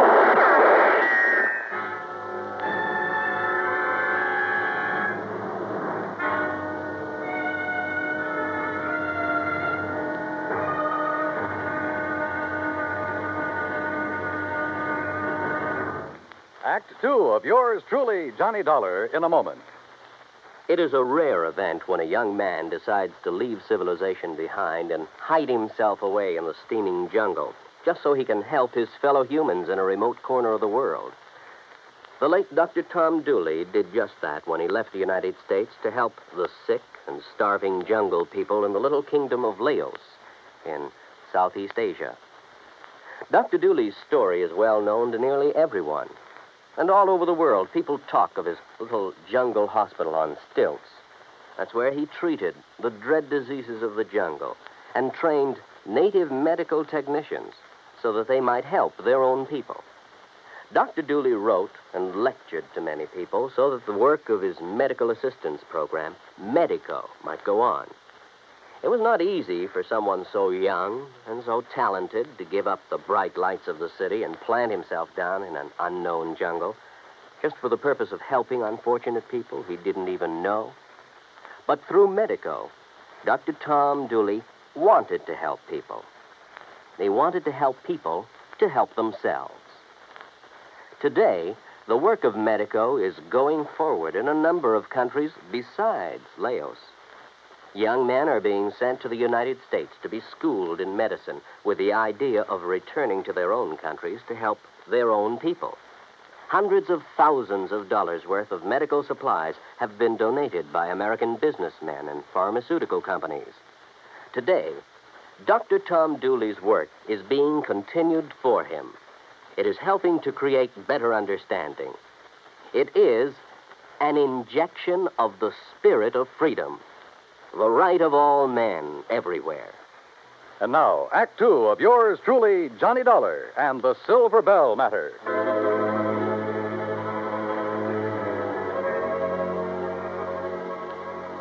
I wasn't alone in the mine, that was for sure.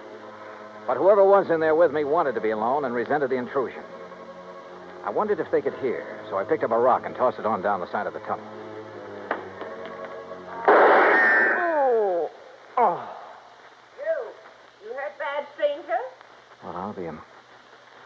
Mrs. Crabtree, is that you? You're trying to trick me. No, wait a minute.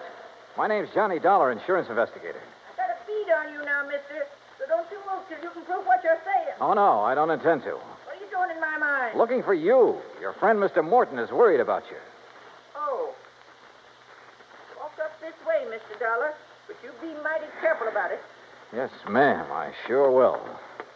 You say my Doc Martin sent you all the way out here? That's right, ma'am. Your friend, Mrs. Scott, wrote to him.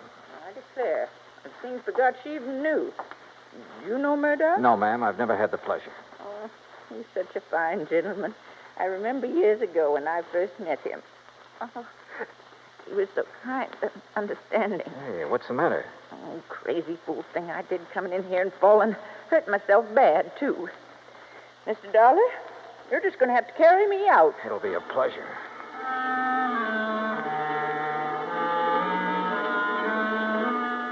She couldn't have weighed more than 80 pounds, 6-shooter and all. I carried her out of the mine and down the hill to her cabin. I had just finished making her as comfortable as I could when Mrs. Scott arrived. Oh, dear. Oh, you poor old dear thing. You ever hear such sick garbage, Mr. Dollar? Woman, stop looking like you buried me yesterday and run and get the doctor to take care of my ankle. Your ankle? Well, what's the matter with it? Well, it's busted. Ooh. Now, why do you think Mr. Dollar had to carry me? Oh, dear. Is there a doctor in Silver Gulch? Doc Weaver, he's pretty old, Oh, but he's he's... doctored me for almost 40 years. Go get him, Henrietta, before I get mad at you for tattling to Mr. Morton. Yes, dear, yes. Yes, I'll do it right now. Now then, Mr. Dollar, you come over and sit by me. Keep company till the doc gets here. Yeah, sure. Hey, you know, you really ought to rest. Why don't you start asking me questions, Mr. Dollar? You came all the way out here to do that, now, didn't you? Well, there are a few things I'm curious about. Like what? Well, for one thing, why you took those shots at me in the mine. What, you might be one of Charlie Greenpaw's friends. Oh, he's the man who's trying to buy your mine, isn't he? But I ain't going to sell it. No, sir. No matter how much he offers. You believe the mine could be worked again someday? Might be. Somebody could find the vein again. But that ain't why I won't sell. It's because my husband, he's buried in there, Mr. Dollar. Him and the others that were caught in that cave-in. Oh, I see. I've told them all. If they set one foot on my property, I'm going to shoot first and ask questions later. Aren't you afraid someone might shoot back one of these days? Oh, haven't so far. That's not what Mrs. Scott told us. I know what she told you, and she's mistaken. Why, that bullet missed me by a good 2 feet. You don't think it could have been a warning? No, I don't. People in these parts, if they wanted to frighten me, there are better ways of doing it than that. Well, if that's so, I sure hope they don't try any of them.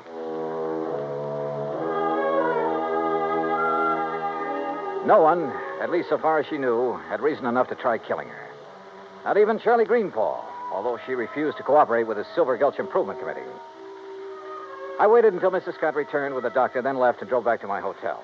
I had finished supper and was heading toward my room when someone called me. Oh, Mr. Dollar. Yeah? Oh, Mr. Greenpaw, I was just thinking about you. That's so? Yeah. I was wondering why you hadn't thought to take a look in the Silver Bell mine when you first heard that Mrs. Crabtree was missing. Well, to tell the truth, I'd left the search up to the sheriff until today. Then this morning, Isabel, that's my wife, she said if something did happen to Mrs. Crabtree, it'd sure look like I did it. Good thing you listened, because she was right. Yes, I know. Say, Dollar, I hear Mrs. Crabtree's taking quite a shine to you. Oh, where'd you hear that? Doc Weaver said that's all she talked about. Hey, look, if you'd like to pick yourself up a few $100s, you sure could do it easy. Oh? How's that? Just get the old lady to sell me her mine and the acreage along next to Mrs. Scott's place. I'd give her full value for both. And that'd come to enough money for her to live on the rest of her life real comfortable. Now, you do that, Dollar, and I'll give you $1,000 cash. You know something, Greenpaw? What's that? I could have been mistaken about you. You want that mine and the land around it real bad, don't you? Sure. I spent a good deal of money fixing up the old buildings here in town. If I can get the Silver Bell and enough land out there to put a dude ranch on, why, this town will be able to make Virginia City look second-rate. Now, what do you say? I don't know. I'll relay your proposition to Mrs. Crabtree. The rest is... What's all the excitement out there? Well, it sounds like... Miss Greenpaw! What is it, Slim? What's going on? Fire! Miss Crabtree's cabin. It's blazing like fury.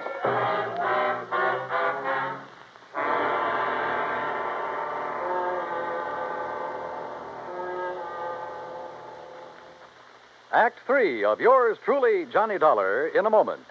For thousands of years, the oceans of the world have taken their toll of the treasures of the people who live near them or travel over them in calm and in storm. And for an equally long time, these same people have dived to the bottoms of these oceans seeking those treasures. Gold, silver, jewels, and emblems of tradition or symbols of history have been the sought-after prizes. Late in 1959, a group of English divers seeking underwater specimens of fish and plant life off the coast of the island of Terceira in the Azores came across a group of some 17 ancient cannons.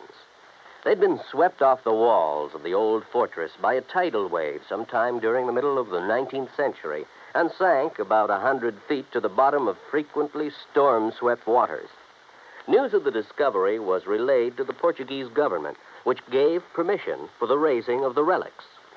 American skin divers stationed at the Air Force Base on Terceira volunteered to do the job on off-duty hours. In cooperation with the Portuguese Museum, the men made a few exploratory dives to determine the situation. Then the salvage work began. After cleaning the cannons, some made of brass, others of bronze, it was discovered that they had been forged in England, France, and Portugal more than 110 years before. Now the shiny symbols of history are on view in a Portuguese museum.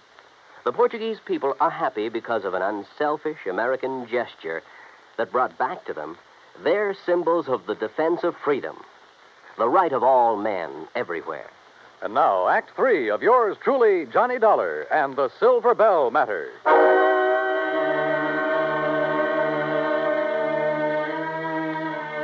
By the time we reached the cabin, it was all over. For a moment, I was afraid Mrs. Crabtree hadn't managed to escape.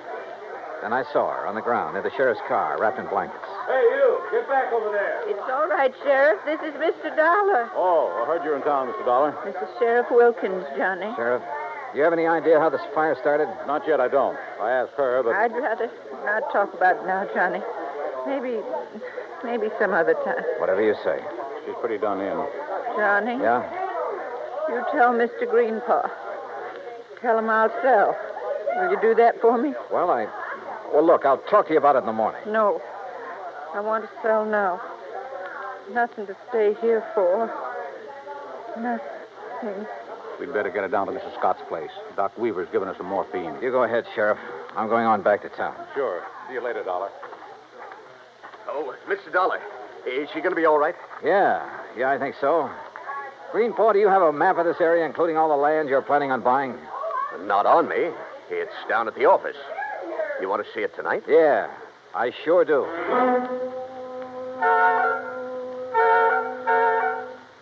I took a look at the map. Got a little sick at my stomach. Then drove back to Henrietta Scott's. There was a light on in the front room, so I got out of the car and walked up to the door.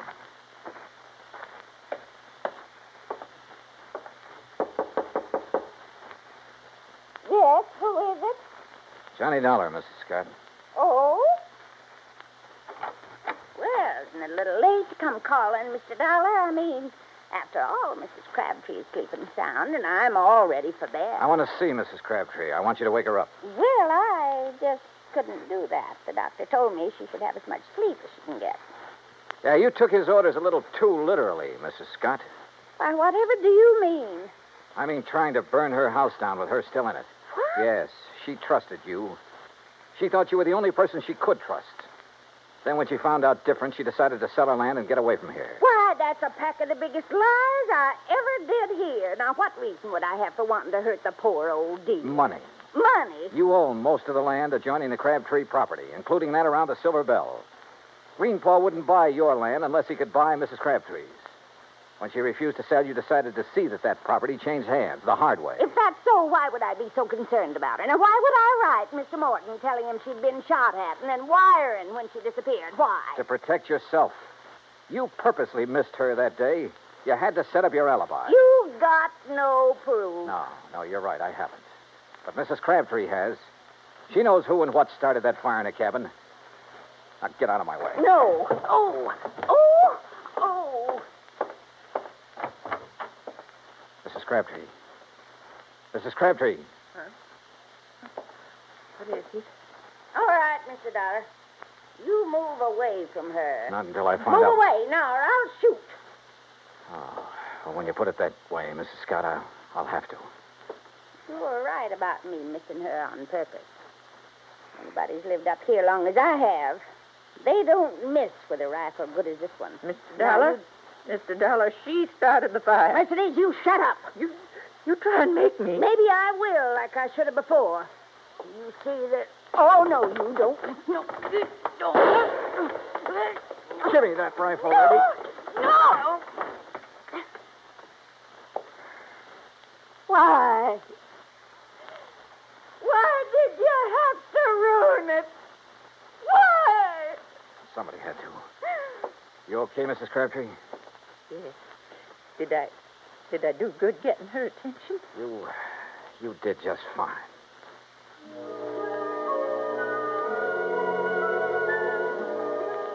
I was ready to leave Silver Gulch the next day, but I stayed over for another week, waiting for a little English gentleman by the name of Murdoch Morton to arrive and claim his bride.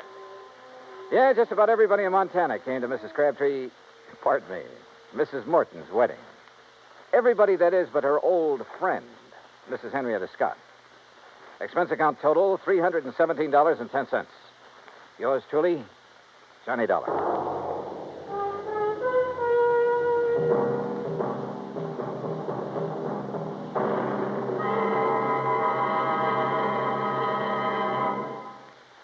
And now here is our star to tell you about next week's story. Next week, a beautiful girl is killed. And with her goes a big part of my own heart. It's one of those things that... Well, join us, won't you? Yours truly, Johnny Dollar.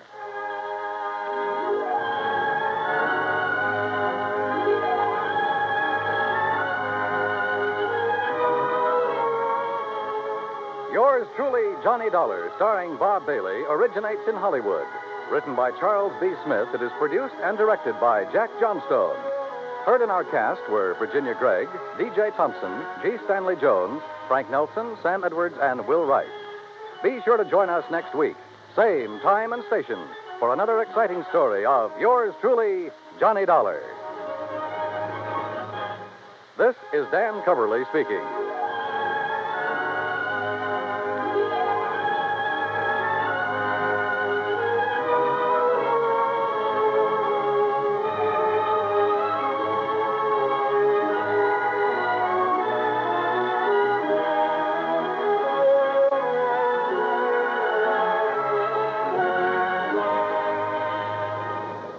This is the United States Armed Forces Radio and Television Service.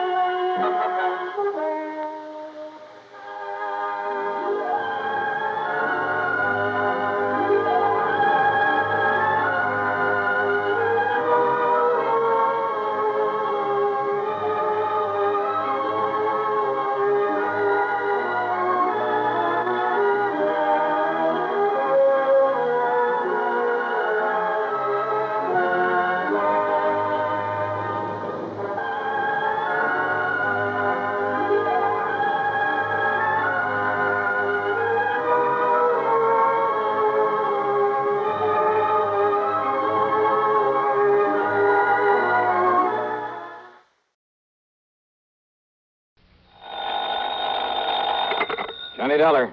30 days had September, April, June, and November. All the rest have 31? Except... Okay, except so. Today is February 27th, so this month we get cheated at a couple of days or two. So what, and who are you? Oh, now, Johnny, after all these years? Oh, sure. Sure. Pat McCracken, Johnny, Universal Adjustment Bureau. Right, and I... Hey, you mean I sound like that over the phone? Yeah, just like one of the pallbearers at your own funeral, Pat.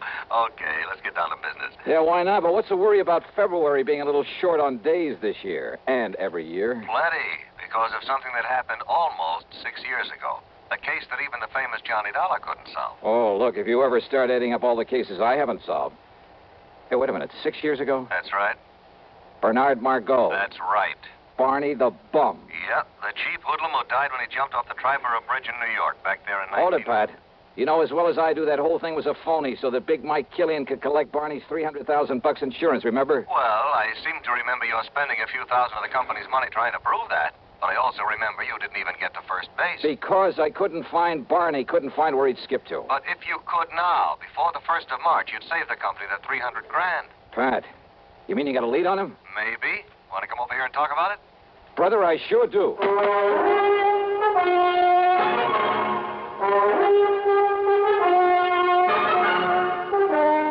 CBS Radio brings you Bob Bailey in the exciting adventures of the man with the action-packed expense account, America's fabulous freelance insurance investigator. Yours truly, Johnny Dollar. Munch, munch, munch a bunch of Fritos, corn chips. It's not polite to smack your lips, but you can't help it with Fritos, corn chips. Munch, munch, munch a bunch of Fritos, corn chips. Next time you want something to munch on, try Fritos. They're so crisp, so tasty, so good. You'll see right away why we say Fritos are the corn chips made to munch. Fill a big bowl with Fritos next time you settle down to watch your favorite TV program.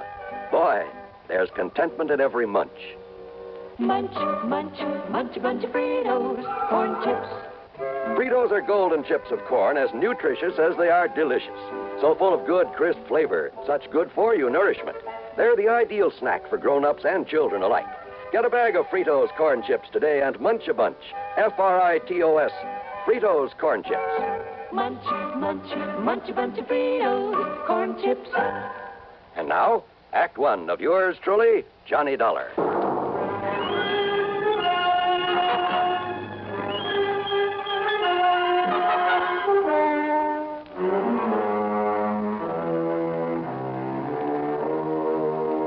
Expense account submitted by Special Investigator Johnny Dollar to the Universal Adjustment Bureau, Home Office, Hartford, Connecticut. Following is an account of expenses incurred during my investigation of the look before the leap matter.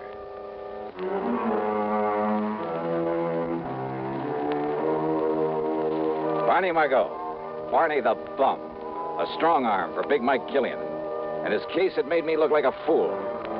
So, expense account item one, $1.25 for a cab to Pat McCracken's office.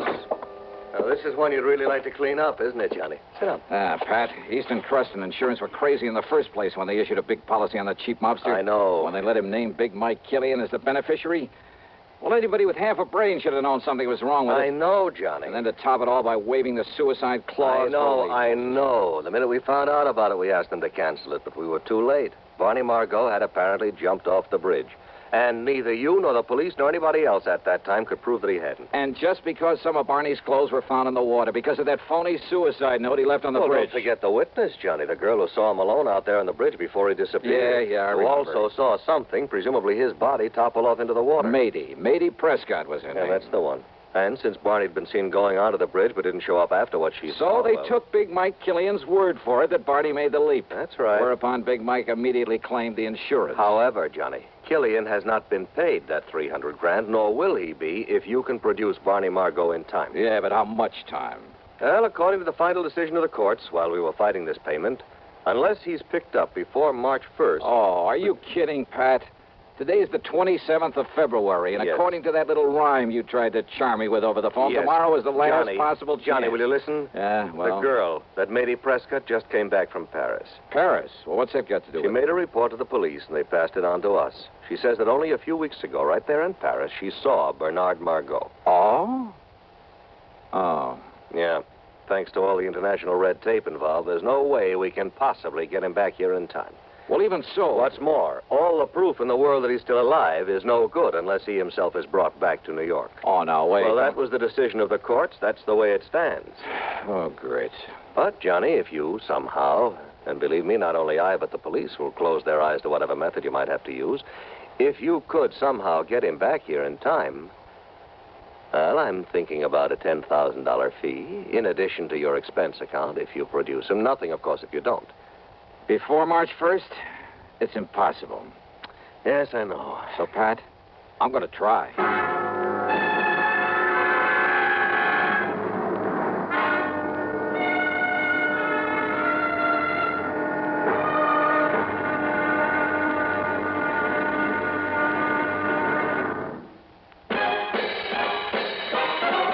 Are you smoking more now, but enjoying it less?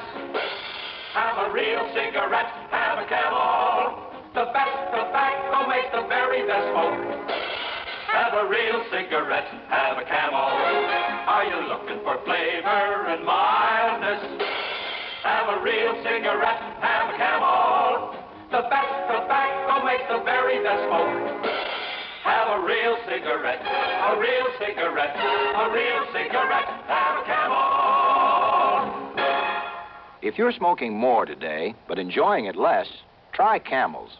The Camel blend of costly Turkish and domestic tobaccos has never been equaled for rich flavor, easygoing mildness, real smoking satisfaction every time you light up. The best tobacco makes the best smoke. Have a real cigarette, a real cigarette, a real cigarette, have a Camel. And now, Act Two of yours truly, Johnny Dollar, and the look before the leap matter.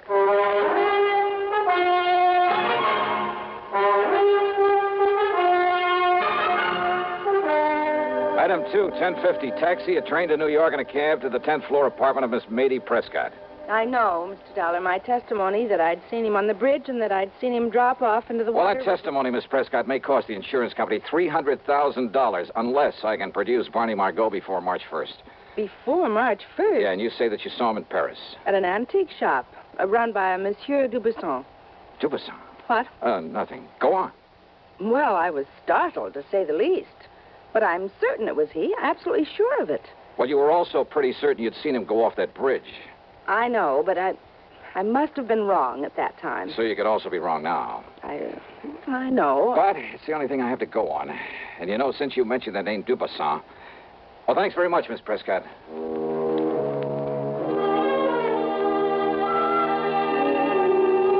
Dubuisson's a fence. They're in Paris. Exactly the sort of character Barney the Bum might tie up with. Perhaps even as a contact for Big Mike Killian. As I stepped into the self-service elevator to get back to the street, I wondered. But I didn't wonder for long about anything. Okay, Jimmy, push that stop button. Yeah, sure, Milford. Between floors. Yeah. All right, what's the idea? Johnny Dollar, huh? Maybe. So there's only one reason you'd be calling on the Prescott date. What of it? Big Mike didn't like you interfering when poor Barney died. He don't like it now. Oh, well, that's just too bad. In fact, he don't like you. Now, Jimmy, come No! Yeah. Now, James, leave us dump this stiff in the basement. It was the building superintendent who found me there in the basement, got me back on my feet again. Item 3, 10 cents for a call to one of the transatlantic airlines. Item 4, $31 for a cablegram. Then item 5, $1 for a cab to the 18th Precinct headquarters, my old pal Randy Singer. Sure, Johnny. A couple of Big Mike Killian's boys. Must have been. You want me to have them picked up? No. Only I warn you, Killian will have an alibi for him, sure as gun. Don't worry about him. I'll take care of that pair myself. Well, now, Johnny. And, Randy, all I ask is that you stand by until I get back here from Paris. Paris? Yeah, somehow I got to perform a miracle. I got to bring Barney Margot back here before March 1st. Today's the 27th. That means I have until midnight tomorrow night. So long, Randy. Johnny, wait a minute. Sorry, but every second counts, and I just have time to catch a plane. Hey, Johnny, listen. So long, baby, and wish me luck. I'm going to need it.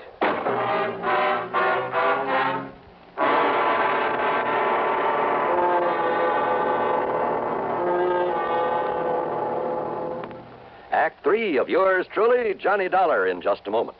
Meet star Stuart Irwin. Nothing's worse for an actor than a nasty cold. To feel better quickly, I take wonderful 4-way cold tablets, the fast way to relieve cold distress. Right. Tests of all the leading cold tablets proved 4-way fastest acting. 4-way starts in minutes to relieve muscular pains, headache, reduce fever, calm upset stomach, also overcomes irregularity. Take my advice. For your next cold, take 4-way cold tablets, the fast way to relieve those cold miseries. 4-way, only 29 cents. And now here's a word about another fine product of Grove Laboratories. Does dandruff dull your hair, leave scalp itchy? Get Fitch Dandruff Remover Shampoo and get rid of unsightly dandruff in 3 minutes. 3 minutes with Fitch regularly is guaranteed to keep embarrassing dandruff away forever. Apply Fitch before wetting hair. Rub in 1 minute. Add water. Lather 1 minute. Rinse 1 minute. Every trace of dandruff goes down the drain. 3 minutes with Fitch. Unsightly dandruff's gone. Fitch can also leave your hair up to 35% brighter. Fitch Dandruff Remover Shampoo. And now, Act 3 of yours truly, Johnny Dollar.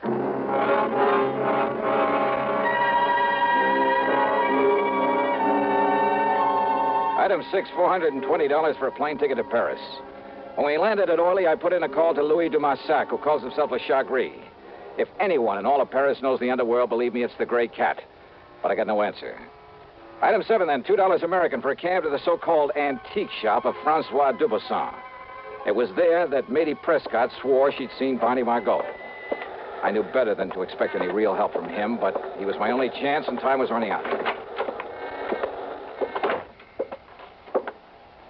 Ah, bonjour, monsieur. Qu'est-ce que vous devez...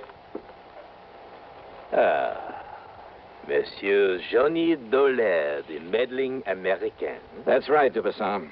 And to what does the fair city of Paris owe the honor of your presence, eh? Bernard Margot. Margot? That's right. I want to know where he is, where I can find him.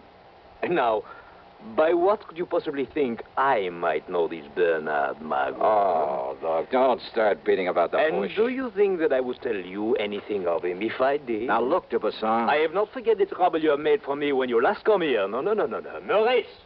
Maurice. Monsieur. Oh, no, you don't. Just stay where you are, Maurice. Pardon? Monsieur Dollar. I suppose this gorilla's your bodyguard? Not at all. Well, if he tries to get rough, or you try any tricks, Dubuisson. You are a smart man, Monsieur Dollar, but also a fool. Yeah? Maurice, you have my permission to leave now to arrange the funeral of your friend. Ah, bien.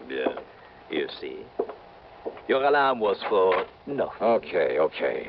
But now, about this Barney Margot. I told you I knew nothing of him.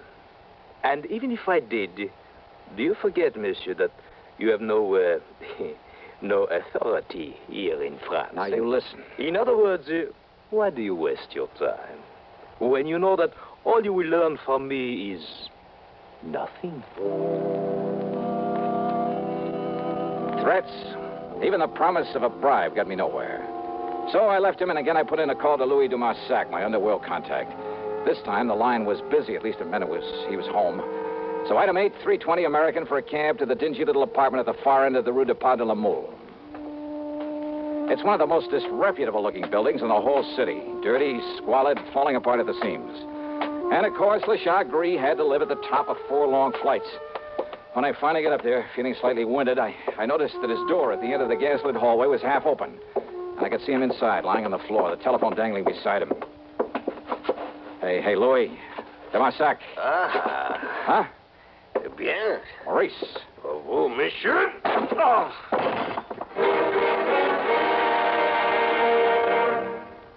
Hello, I'm Burgess Meredith. Did you know there are over 3 million persons in America who are hard of hearing and not doing anything about it? Maybe you or some member of your family is hard of hearing. Well, fortunately, I've never had this problem. Some of my friends and family have. Now, a few years ago, your excuse might have been that you didn't want to wear a bulky hearing aid. But today, it's a different story. I've just seen the new Super 60 hearing glasses developed by Mako Electronics. If I hadn't known they were hearing glasses, I would have guessed them to be regular eyeglasses. It's a wonderful way for any hard of hearing person to conceal a hearing loss. There are styles for both men and women. For an interesting free booklet on hearing glasses for yourself or a friend, stop in at Mako or write to Hearing Glasses, CBS, 485 Madison Avenue, New York. Don't wait until your hearing gets worse. It may be too late. Send for your booklet today. Write CBS, 485 Madison Avenue, New York. And now, Act 4 of yours truly, Johnny Dollar.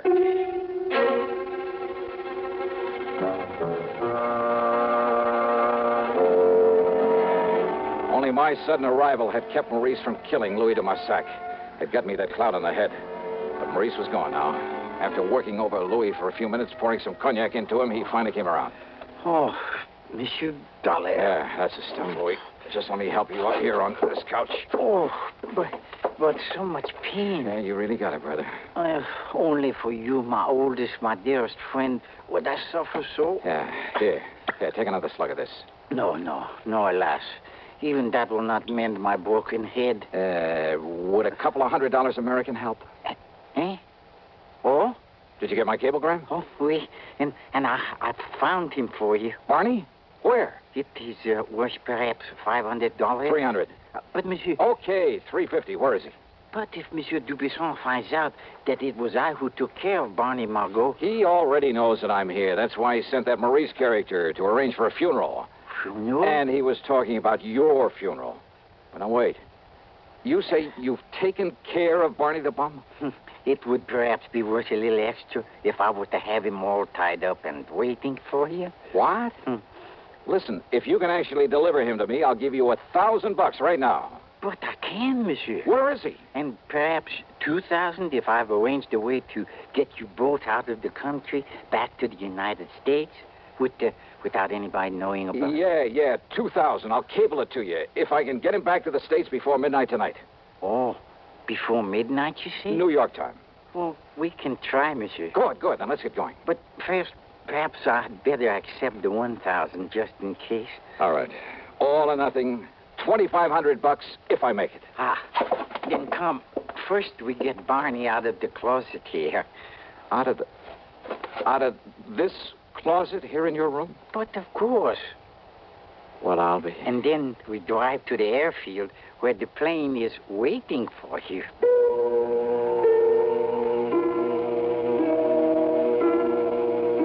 Believe me, we'd never have gotten away with a thing like this back in the States, or anywhere else I can think of, or without the help of the Chagris. After making sure that Barney was securely bound and gagged, we piled him into a car that DeMarsac said was his, only I doubt it. We headed westward through Versailles to the city of... Well, maybe for diplomatic reasons, I better not mention the name of it. Anyhow, their little airport was an old amphibian plane waiting for us. This time it was the pilot I had to haggle with, $7,000 for the trip. But there were $300,000 at stake.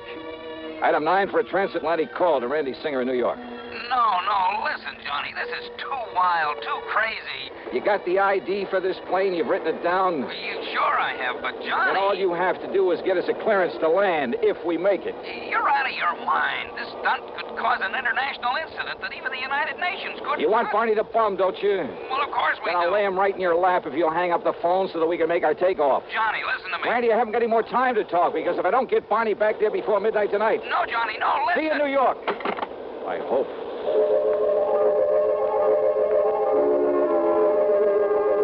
Oh, that plane trip was something I'll never forget. Sure, on the ground, the big amphibian looked pretty good. But up in the air, it shuddered and shook like the old crate it really was. And I wondered if she had enough gas aboard. What sort of double talk the pilot used to keep us from being ordered down, I'll never know. Any second, I expected a bunch of fighter planes to start buzzing us. But somehow we made it. And Randy, bless his heart, and I don't know how he did it, Randy got us a clearance to land. Matter of fact, he even had an escort waiting for us to haul Barney off to the clink and take me back to the office at headquarters. Yeah, by some miracle, it all worked out. Except for one thing. But so help me, Johnny, if you ever again try to pull a thing like... You falling asleep again, huh? Just like you did all the way in from the airport. Well, I can't say that I blame you. Mission accomplished, all that sort of stuff. Mission accomplished, Huh? Did you happen to notice what time it was when we sat down at the airport? Sure, right after midnight, 12:07. Just exactly 7 minutes too late. Too late? Rolling in the courts, don't you get Johnny. it, Randy? In order to save the company paying off that 300,000 clams, I had to get him back here before midnight. Last night, February 28th, before the 1st of March. Oh, no, so wait. the fortune I've run up in expenses has to come out of my own pocket. Johnny. And I thought I was going to make myself a cool $10,000 fee. Listen. You were right, Randy. I should have known better. It was crazy. The whole idea was completely crazy right from the beginning. Johnny, will you listen to if me? I had any sense, I'd blow my brains out 7 minutes after midnight. That's right, February 28th. So you've forgotten just one little thing. Yeah. This just happens to be 1960. So what? I had to get that punk back here before the 1st of... Yeah, leap year. Randy. That's right. So today just happens to be the day before the 1st of March, February 29th. Oh, no. You mean I made it after all? You mean I... Oh, no. It's a fact, Johnny. Fact.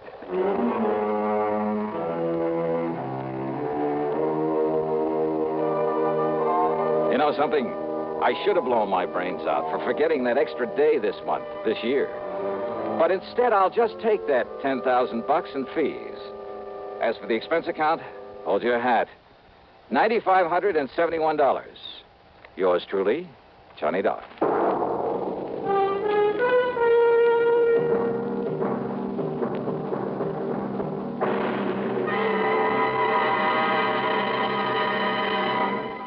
Our star will return in just a moment. Constipation is something people don't talk about much, but it can be a problem for anyone, even doctors. And when constipation occurs, it's interesting to see just what doctors consider important about a laxative they might use or recommend. Well, a majority of the doctors we heard from had this to say. A laxative should be effective, gentle, as close to natural acting as possible, and a medicine that can be used with complete confidence. Now, X-Lax has been popular with many doctors and millions of people over the years because pleasant-tasting chocolated X-Lax is effective. Overnight, it helps you toward your normal regularity. X-Lax is gentle. Next morning, it gives you the closest thing to natural action. And that's why many doctors and millions of people use X-Lax with complete confidence. X-Lax, the laxative that helps you toward your normal regularity gently, overnight. Is X-Lax in your medicine cabinet? Now, here's our star with something to think about. On account of its Brotherhood Week, Johnny? John, it's a thought for this week and every week, and it's simply this. In my job, I run across all sorts of people, both the right guys and the wrong ones. And this much I'm sure of. A crook is a crook in any place, in any language. He's just no good. But an honest man, a man who respects the law and the rights of his fellow humans, regardless of his hue, his origin, or his accent, well, believe me, that one is yours truly with Johnny Dollar.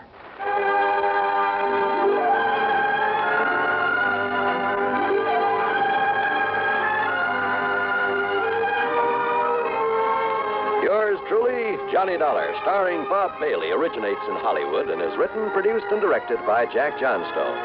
Heard in our cast were Virginia Gregg, Lawrence Dobkin, Forrest Lewis, Frank Gerstle, Herb Vigran, and Tony Barrett. Be sure to join us next week, same time and station, for another exciting story of yours truly, Johnny Dollar.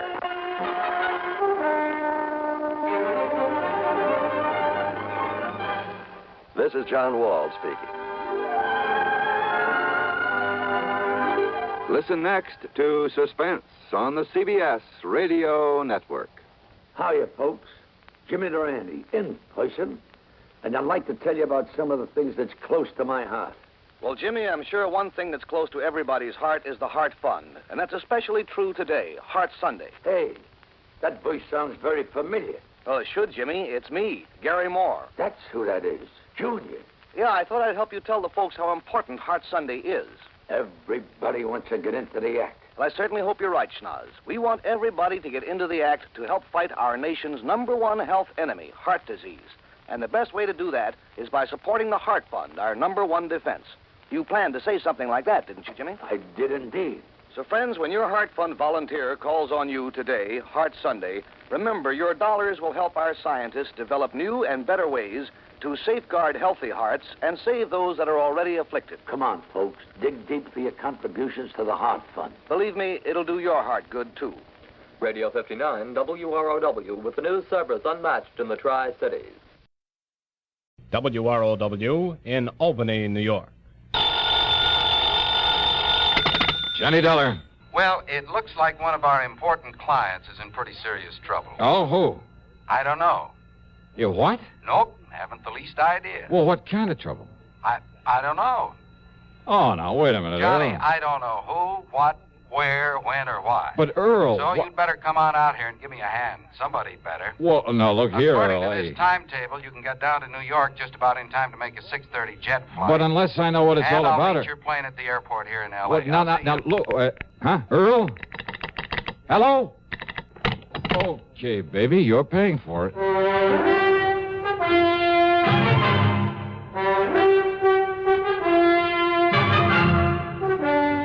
CBS Radio brings you Bob Bailey in the exciting adventures of the man with the action-packed expense account, America's fabulous freelance insurance investigator. Yours truly, Johnny Dollar.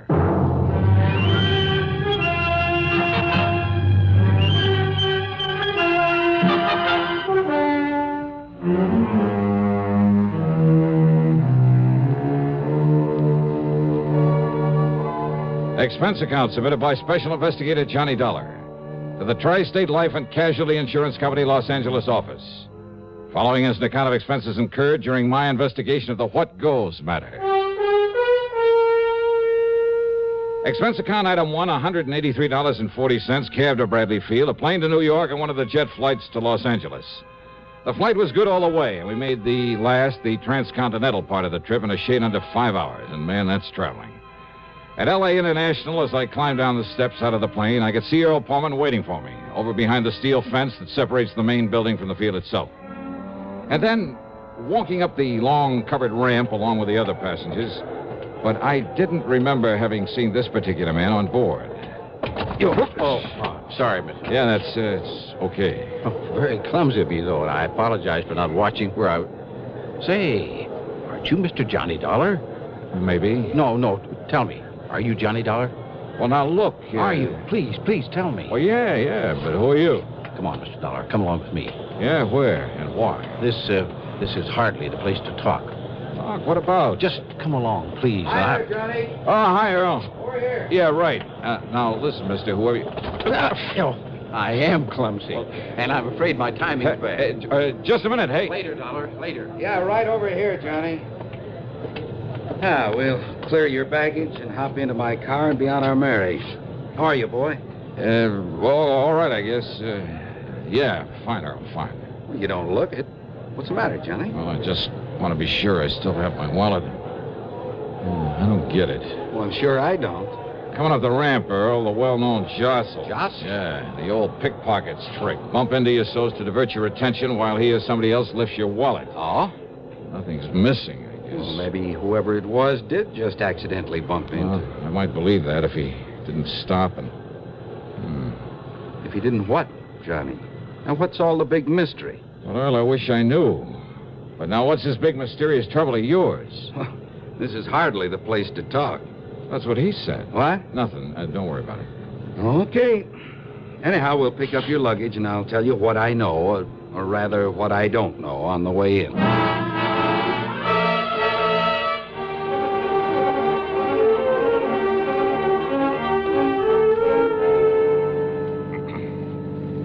Oh, yeah, we'll love it out here, Johnny. Bought ourselves a nice new home out on Bundy Drive in West L.A., actually Brentwood. Yeah, but what and goes my with office this, is right nearby Westwood.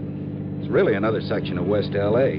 So tell me what and goes. of course, Mike said to tell you that she'll expect you to park yourself in our guest room. Unless you have other plans?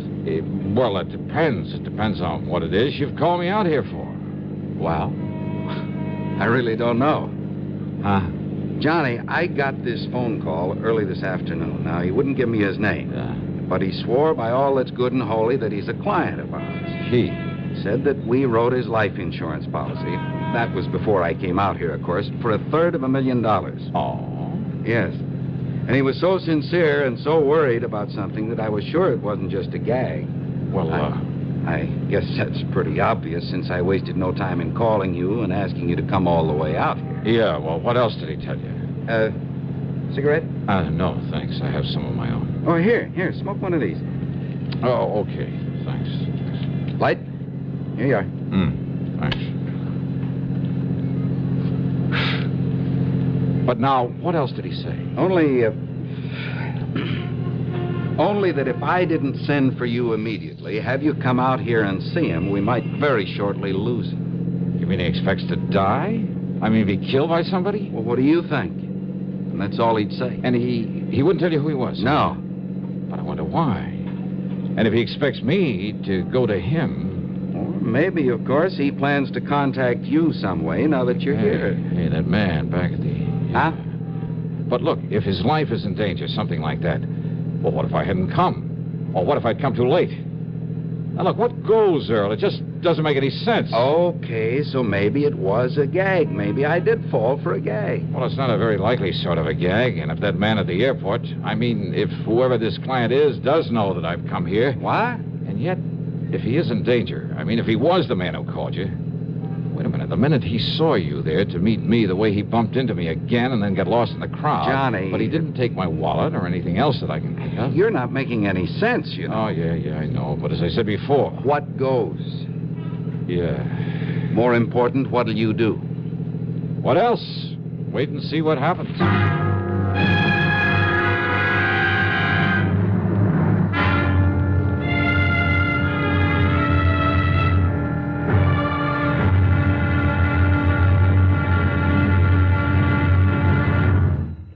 How are your children going to dress up this Halloween? As clowns, ballet dancers, skeletons, hobos, cowboys? Whatever their costumes may be sure you snap their picture before they go out as well as when they're making their rounds through the neighborhood. But be sure you have lots of Sylvania Blue Dot flashbulbs on hand, because only with Flash can you catch all the fun, color, and excitement of Halloween. Only with Flash, both inside and outdoors, even after dark, can you get all the sharp, clear details. Then, too, flash bulbs work with any film, any time, anywhere, with any camera. Pick up several packs of Sylvania Blue Dot flash bulbs, the world's largest selling brand today. Also, ask your dealer for Sylvania's lavishly illustrated 32-page flash guide book that's yours free with the purchase of just one pack of Blue Dots. But hurry, the big night to howl is next Monday. Have your camera and Sylvania Blue Dot flash bulbs ready and waiting. Now, Act Two of yours truly, Johnny Dollar. Earl and his wife, Mike, that's right, Mike, have a mighty nice little house there on Bundy Drive in West Los Angeles. As usual with the Pormans, I felt completely at home, especially after cocktails, conversation, and a late but very good dinner. But I still wondered if I'd come out here on a wild goose chase. What goes? Yeah. Well, now, wait a minute, Johnny. You mean that you think I made all this up just to get you out here to see us? Well, I wouldn't put it beyond you, either of you. Well, if he did, he certainly didn't tell me. Yeah, but if he did, Mike, so help me, I'll hand him an expense account that'll stagger him. No, really, Johnny, I swear to you. And listen. Yeah. If this unknown client of ours actually is in some kind of trouble... Yeah, well, why didn't he tell you on the phone? And why didn't he give you his name? Why insist that only I get on the job? I don't know, but now listen. Oh, I'm listening. If somebody is out to kill him, well, maybe that man who bumped you out at the airport, who tried to get you to go along with him... Until he spotted you in the crowd when you called to me. But if he's one of your own clients... Look, I haven't met 1/10 of our clients since I took over the office out here. And besides, what I'm trying to say is that maybe the man you saw out there isn't. Huh? Isn't what, dear? Isn't the one who called me on the phone. Oh? What if he's the one who's out to get our client, who somehow knows you've come here to protect him, whose first job, then, will be to get you out of his way? Oh, Johnny, if that's true... Brother, what an imagination. But, Johnny, it is a possibility. You too, Mike. Well, all I have to say is I hope you got a good look at that man out there. Well, I did. Because if he is gunning for you, Johnny... I'll get it. Excuse me. I'm perfectly serious, Johnny. Well, don't Hello? be. What? Who is it? What? Huh? Well, yes. I said yes. Yes, he is on... Is that for me? Just hold on a minute. Well, who is it, Mike? Well, it's for you, Johnny. Okay. But it's the funniest... Like he's trying to disguise his voice. Johnny Dollar. You're sure? What? That you're really Johnny Dollar? You swear it? Well, sure, of course I'm sure. All right. I'll have to chance it. What? And listen, please. Well, now, let's get one thing straight, mister. Are you the man at the... Yes, the man who bumped you at the airport. And I'm the one who called Poorman and begged him to have you come out here. Who are you? You must promise me that you won't tell him. Why? Because he doesn't know me. He doesn't know about me. And if he calls the police... Well, now, why would he do that? Because of my connection with the... No, listen, there isn't time. Oh, wait, look, listen. I thought that you'd be over here to see me before now. Yeah? Yes. Will you mind telling me how when I haven't the least idea who you are or where you are? But when I bumped into you out there, Well, you see, I had anticipated that you might be met by someone, that I wouldn't have time to tell you why Well, when I bumped you that second time just before leaving you... You mean you haven't looked? What? You haven't looked in your... Hello? Hello? What is it, Johnny? Yeah, what Well, goes? this just doesn't make any sense at all. Oh, maybe it does. Huh? He didn't hang up that phone. It didn't sound like an ordinary disconnect. If those wires were cut... Yeah. And you thought I was kidding you. Well, and did he tell you who he is? Same one who phoned you. Same one I met there at the airport. I mean his name. No, he didn't. Johnny, don't you think we ought to call the police? That's the one thing he doesn't want. He doesn't want the police in on this whatever it is. Any ideas, Johnny? I mean, about where to go from here? Well, how can I when I don't even... give me a cigarette, huh? Yeah, sure. Oh, no, wait. I have some in the pocket of my top coat. Oh, here. Smoke these. Okay, thanks. Hey, Earl. Yeah? There's something very wrong here. Because if that phone line was cut... Well, I have a hunch that mysterious client of yours, unless we can somehow get to him first, isn't going to be long for this world. But how to find out who he is? Well, look, let's go on down to your office, go through your files on people who carry a lot of life insurance. There may be hundreds of them, Johnny. Well, if you do, wear your top coat, Johnny. I'll get it for you. Yeah, Show sure. it out there tonight. Thanks. You said $250,000, Earl? Well, that's what he told me. Also, in spite of the fact you didn't write the policy, he was apparently afraid you might know him, or at least his name, who he is. So? So he was afraid you might call the police. But if he is in danger now... Well, come on, let's get to your office. So we went, and I poured through the files. Finally finished up about 2 in the morning. And there was nearly a dozen of Earl's clients in the $250,000 policy class. And the only way to find out which of them was in danger, needed protection, was to call them up, rouse them out of bed if they were at home, and talk to them. You know something? We could have saved a lot of time, maybe kept a killer from doing his work. If only I'd realized I'd been carrying the clue to our man's identity all the way from the airport. And if only I'd stopped bumming cigarettes from Earl Pullman. Yeah, figure that one out.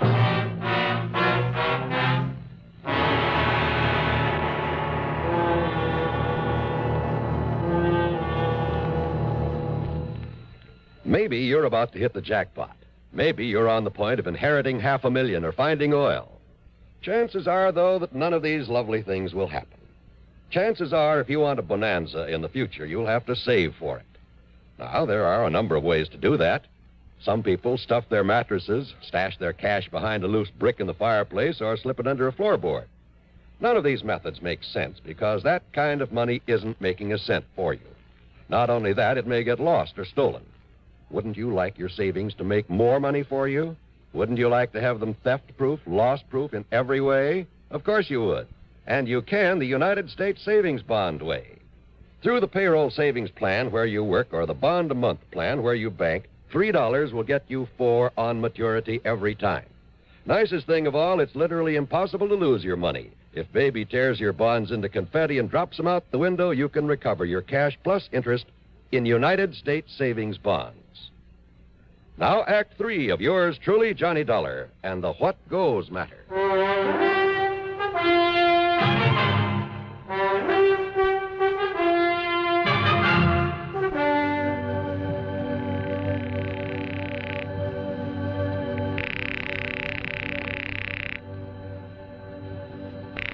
No answer, Johnny? No, I guess not, Earl. Either the Branfords aren't at home or they're too sleepy to get up. Branford? J. Morton Branford? Is that who you're trying to call? Yeah. I should have remembered. They're always in Florida this time of year. All right, then that leaves just one more on this list of big policy holders I made up. Let's see. I was afraid this wouldn't get us anywhere. Seelegger. Except to annoy a lot of our rather... What'd you say? Bernard Seelegger.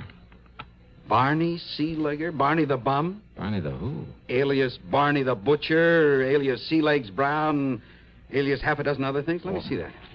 You know him? Who he is? That's the one, all right.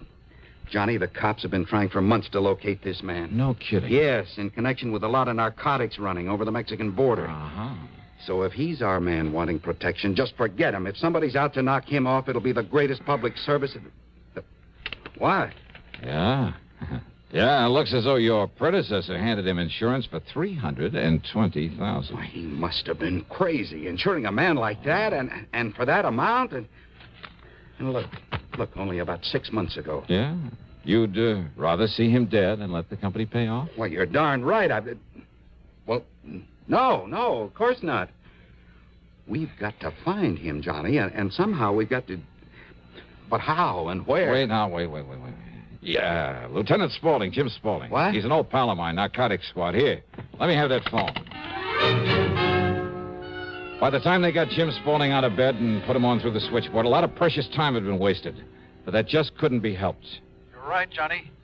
And listen, Barney Seeliger tried to call me earlier in the day, only I was down near the border. He tried calling you? Well, nobody knows it, least of all the regular police. Well, that's the reason he didn't want Earl Poorman to know. We don't dare take a chance on any leaks. But wait, look... But Barney is of more help to us in this narcotics racket than any man alive. And if somebody's trying to knock him off... look, did he give you his present address? No. Well, then I'll have to dig it up. Oh, when you do, give it to me, huh? Yeah, I'll have one of the boys call you back after I'm on my way. Okay, the number here is... Hello? Oh, just how does he know where to call me back? I heard all that, Johnny, and if he's swung to the side of the law, it's more important than ever that we... Now, you can give me a cigarette. You've smoked all mine. Mm-hmm. Side pocket of my top coat there. Okay. Now, let me see. Let me see if I can get Lieutenant Spaulding back. Oh, what's the matter? Well, this card in your pocket with the cigarettes. Card? What card? It's the address of some blonde or redhead you plan to call on. Let me see that. On Bundy Drive, too. Just half a dozen blocks north of where we live. Earl, look, don't you see? He told me that when he bumped into me the second time... Don't you see, your pal Barney slipped this into my pocket in case he... 12124 North Bundy Drive. Okay, you call headquarters. Have him tell the lieutenant I'm on my way to this address. Well, now, Johnny... In your car.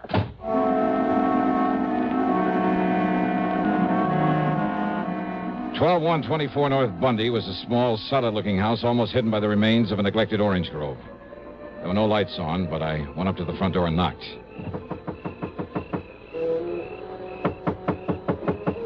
No answer.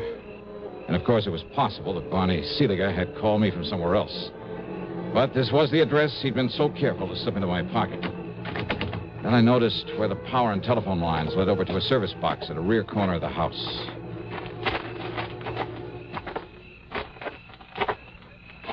Yeah, that's right.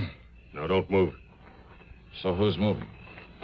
So I cut the phone line so he couldn't call for help in case he seen what I was... A gun, huh? Thanks. Maybe I can use an extra one. Maybe on you. So, who are you? Oh, I'm just out for a moonlight stroll. You care to join me? Wise guys! Oh, keep them hands up over your head. Oh, sure. You a copper? No. Huh? I asked you. Oh, maybe you are.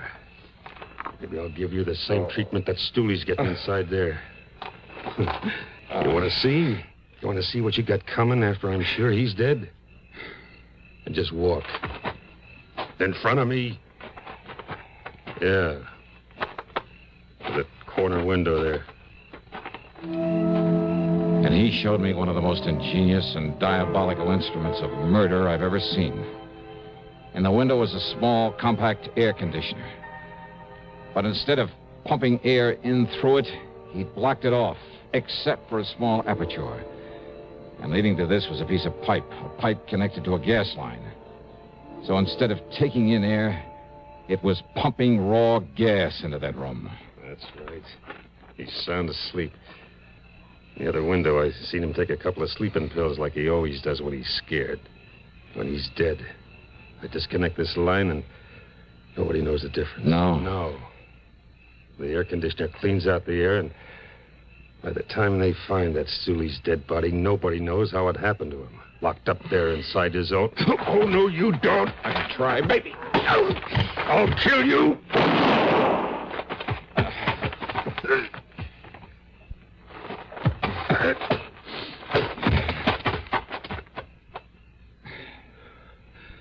All right. All right now, mister. You should have known better. Yeah? Well, you just listen. Yeah? Because now I'm going to kill you with your own gun. Now.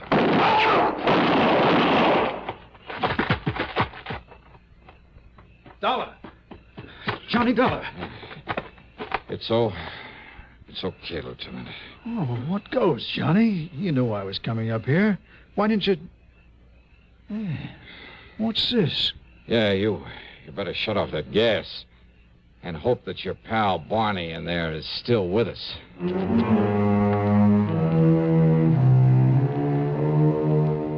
Yeah, Barney was still alive, but barely. Which is more than you can say for his would-be assassin. One of the lieutenant's bullets had caught him square in the head. So, that is that. Expense account total, including incidentals, and the trip home to Hartford, $368.50. Yours truly, Johnny Dollar.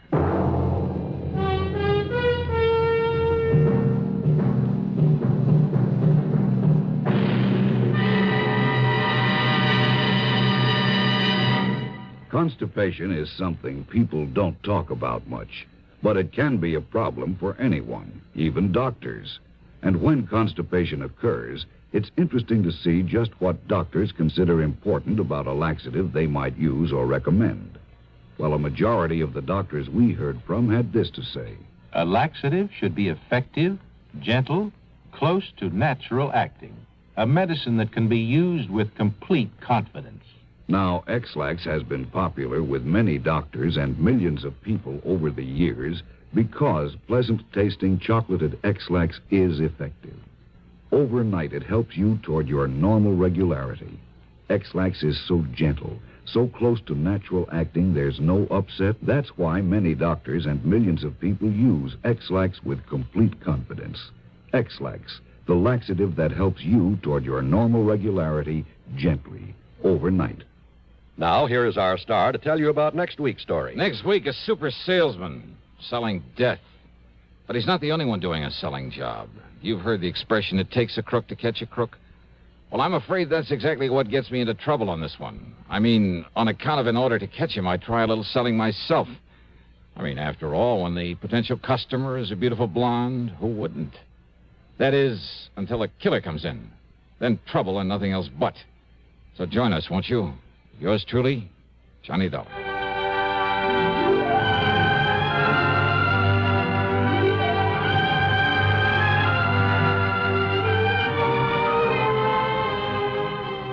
Yours truly, Johnny Dollar, starring Bob Bailey, originates in Hollywood and is written, produced, and directed by Jack Johnstone. Heard in our cast were Virginia Gregg, Vic Perrin, Forrest Lewis, Frank Gerstle, and Chet Stratton. Be sure to join us next week, same time and station, for another exciting story of yours truly, Johnny Dollar. This is John Wall speaking. Next, a taut drama of Hollywood homicide as suspense follows on the CBS Radio Network. WROW in Albany, New York.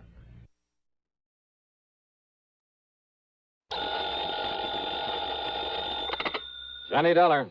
Harry McQueen, Mid-Eastern Indemnity Corporation. Now, I'm glad you called, Harry. What? I've just been waiting for a chance to run down to New York, have some fun, taking a few shows and some nightlife. On expense account, of course. Now, look, we'll pay the expense account, but not for a lot of theaters and nightclubs. Spoil sport.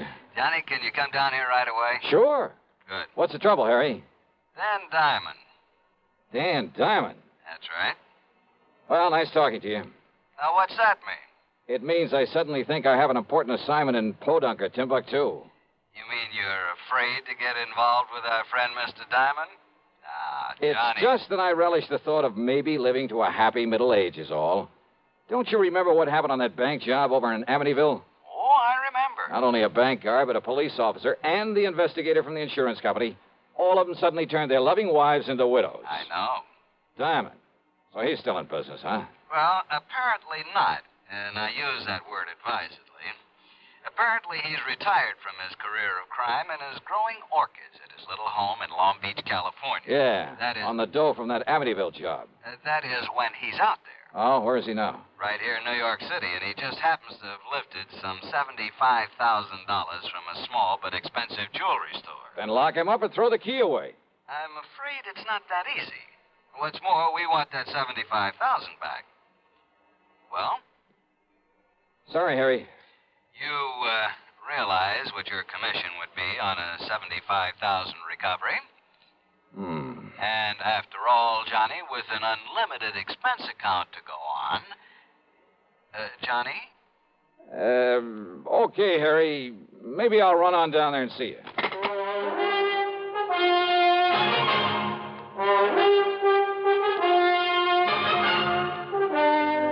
CBS Radio brings you Bob Bailey in the exciting adventures of the man with the action-packed expense account, America's fabulous freelance insurance investigator. Yours truly, Johnny Dollar.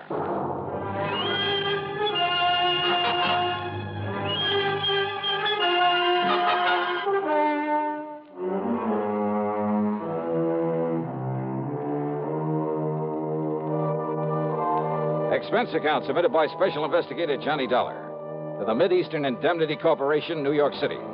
The following is an account of expenses incurred during my investigation of the P.O. matter.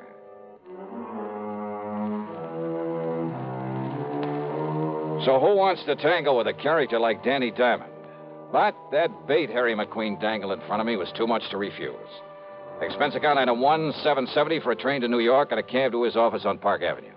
Friday afternoon, Johnny, week before last. They were about to send a pile of money over to the bank. And? Diamond simply walked in, put a gun on the man at the vault, made him crawl under a table, and then scooped up the $75,000 and slipped out into the street before the vault man could hit the alarm button.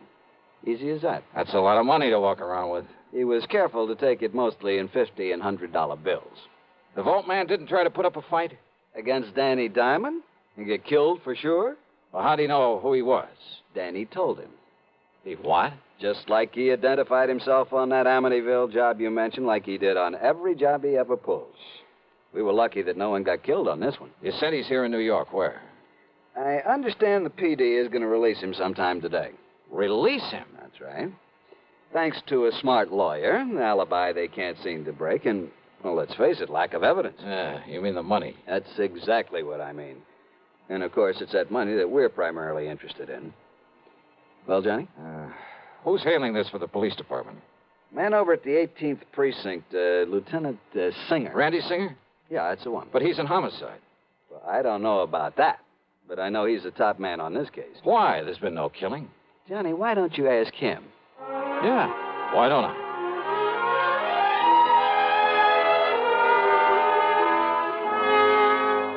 Because on nearly every previous job that Dapper Danny pulled, there was a killing. And I was assigned to him. I got to know him and his routine, his methods better than anybody else in town. But not well enough to nail him down. Yeah, I'm afraid that's true. Anyway, they made a special out of this one and put me on it. And from the way you say that, Randy, you haven't got very far. Johnny, I haven't got to first base. Oh, sure, we locked him up on suspicion, got the DA to really cloud up and rain all over him, but thanks to that smart mouthpiece he hired and an alibi so solid you couldn't smash it with a hydrogen bomb. Plus, no sign of the money. Yeah, that's right. Anyway, they're letting him loose, and he'll go back to California free as a bird and 75 G's to the good. You sure it was Danny Diamond pulled this one, huh? Well, everything, Johnny. His perfect timing, his modus operandi, that egotistical trick of identifying himself, the description of him, his doing it solo, the fact he didn't stash it away in a bank. I've checked every bank in town. Well, everything, Johnny, says it's him. You mean it's he? Hmm? What's your English, Randy? Oh, English, to heck with it. Him's the... I mean, he's the one that did it. But unless we can lay our hands on that $75,000... Have you checked out where he's been staying? What, are you kidding? I went over with a fine-tooth comb. Nothing in his hotel room, his luggage, no little package left in the hotel, save nothing. He gave us a list of where he's been, what he's done since he got in town, and it all checked out to the minute. Yet somehow he managed to stash away that wad of money. Yeah, you find it, Johnny, and we'll nail him. Now, what's to have stopped him from passing it to some pal for safekeeping? No, Johnny. You sure of that? No, Diamond works alone. He'd no more let anybody else have a gander at that money. Why, Danny wouldn't trust it with anybody short of the United States government. And I'm sure he isn't turning any of it over to Uncle Sam. Ask me, Randy, you got a pretty thin case against him. Yeah, but I'd bet my own life that he did this job. And if you or I or anybody can find that dough on him or anywhere near him... You'll nail him. You said it.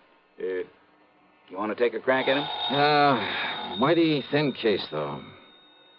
Johnny? Okay, if you're so sure that he's the one, Randy, well, that's good enough for me. Oh, what are you going to do? Answer your phone. Oh, sure. Singer. Yeah? Yeah? Well, where'd he... Okay, then all I can do is alert somebody out where he lives to... Yeah. They let him go, Johnny. He's on his way. To where? Who knows? Okay, then I'm on my way. Yeah, where? What are you going to do? To coin a real corny one, California, here I come.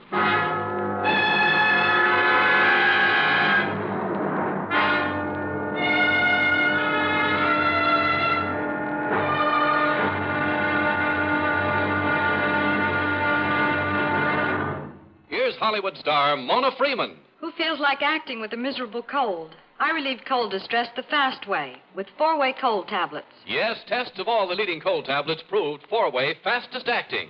Amazing 4-way starts in minutes to relieve muscular pains and headache, reduce fever, calm upset stomach, also overcomes irregularity. When a cold strikes, do what I do. Take 4-way cold tablets.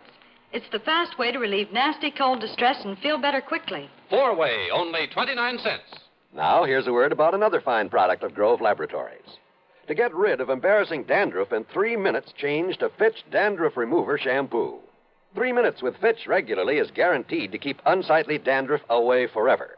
Apply Fitch before wetting hair. Rub in 1 minute. Add water, lather 1 minute. Then rinse 1 minute. Every trace of dandruff goes down the drain. 3 minutes with Fitch and embarrassing dandruff's gone. At the same time, Fitch can brighten hair up to 35%. Get Fitch Dandruff Remover Shampoo today. And now, Act 2 of yours truly, Johnny Dollar, and the P.O. Matter. I got a recent picture and a complete description of Danny Diamond from Lieutenant Randy Singer. And I'll find out who you ought to contact there at the PD in Long Beach, Johnny, and send you a telegram. Then I spent item 2, $166.25 for a plane ticket to Los Angeles. When I got aboard, I began to think that maybe I'd fallen into some luck for a change. And not for the usual reason. Though, of course, I'd hoped to find myself next to a gorgeous blonde with ideas and plenty of time on her hands. No, it was because the passenger sitting right next to me, holding a big dispatch case in his lap, and I mean holding onto it, was none other than... Diamond's the name. Danny Diamond. What's yours, mister? It's Reynolds. Jerry Reynolds. Oh. For a minute, I thought there was something familiar. I guess I was wrong. But, haven't I heard about you somewhere? Oh, I don't know why not. Danny Diamond? Dapper Danny, they call me. Oh, yeah. Oh, you probably read about me in the papers. Lousy bunch of New York cops trying to hang that jewelry store heist on me. Yeah, something like $75,000, wasn't it? Yeah. That's going to keep somebody real happy for a long, long time, Mr., what'd you say your name is? Reynolds. Jerry Reynolds. Yeah. Try to pin it on Danny Diamond, huh? I'd like to see him pin anything on me. And not because I haven't been trying. Trying for years, Johnny. It's Jerry. Yeah. Yeah, that's what I meant. But they're wasting their time. Just like they're wasting their time trying to find that 75 G's. Hey, look, don't get me wrong, Mr. Diamond. Call me Danny. But the way you're hanging on to that dispatch case, you'd think it was loaded with, Yeah? Yeah, what about it? Nothing. Just forget I mentioned it. Yeah. And don't you get me wrong. But maybe you'll stay a lot happier, let's say, if you forget that you mentioned it, too. Well, now, look, Danny, Just forget it. Sure. Why not? You live in Los Angeles? No. Long Beach. Why? Oh, I just wondered. Yeah. What are you going to L.A. for? Oh, just to spend some time with an old pal of mine. Huh? Who? Where's he live? Section of L.A. called Westwood Village. It's out beyond Beverly Hills. Yeah, I know. What's his name? Well, now, look, does it make any difference? So maybe I know. Maybe we got mutual friends. What's his name? Johnstone. Johnstone? That's right, Jack Johnstone. What's he do? Oh, he's a writer, among other things. I don't know. Moving pictures? Radio, television. Radio, huh? That's right. I don't know. I hardly thought you would. Something kind of familiar about that name, though. See, I listen to radio, you know what I mean? Doesn't everybody? See, look, I'm going back in the galley, see if I can pry out the drink out of that blonde stewardess. Well, I doubt if you'll have any luck, but go ahead. Just leave it to me. You want me to bring you one? Why not? If you can. Leave it to me. He carefully set the dispatch case on the seat. But as he swung back up the aisle, he kept half looking over his shoulder.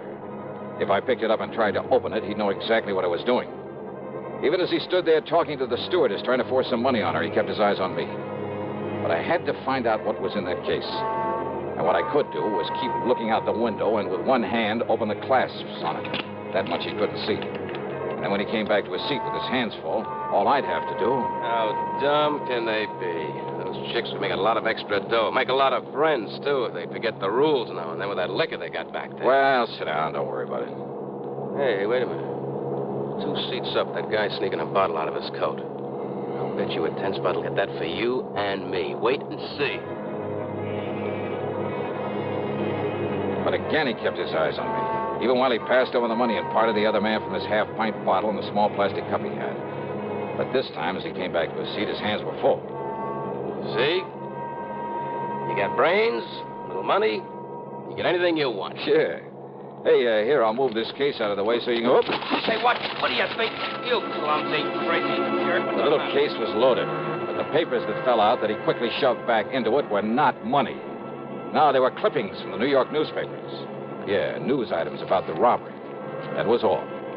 Wait, though. Was he using them in the dispatch case for a decoy? Or just to fan that ego of his? You dumb, clumsy fool. Oh, sorry. Sorry, huh? Sure, of course I am. Listen, if I thought maybe you'd done that on purpose... Yeah? Well... Forget it. Sure. Now, about that little drink you promised. Sure. Why not?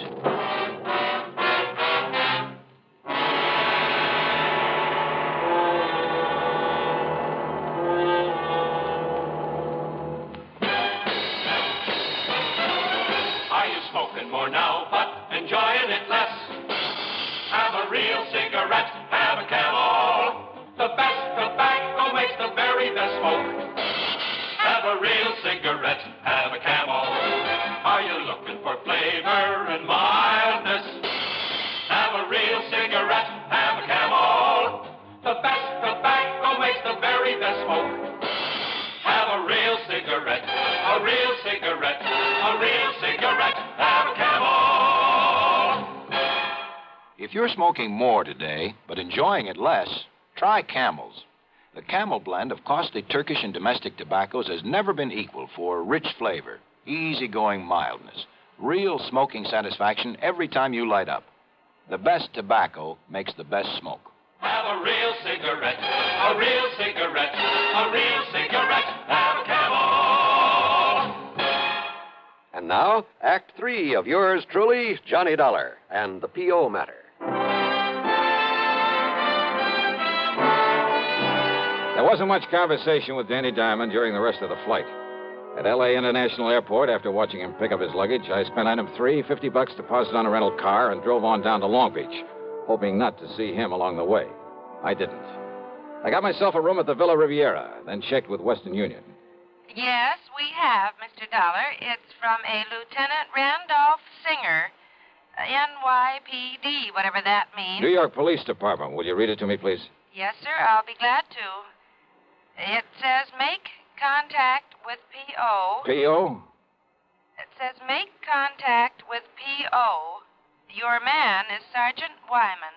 Oh, I get it. That was a typo. Should have been P.D. The sender must have misspelled it. Oh, sure. But go on, please. Your man is Sergeant Wyman. Good luck. Signed, Randy. That's all? That's all. Okay, thanks.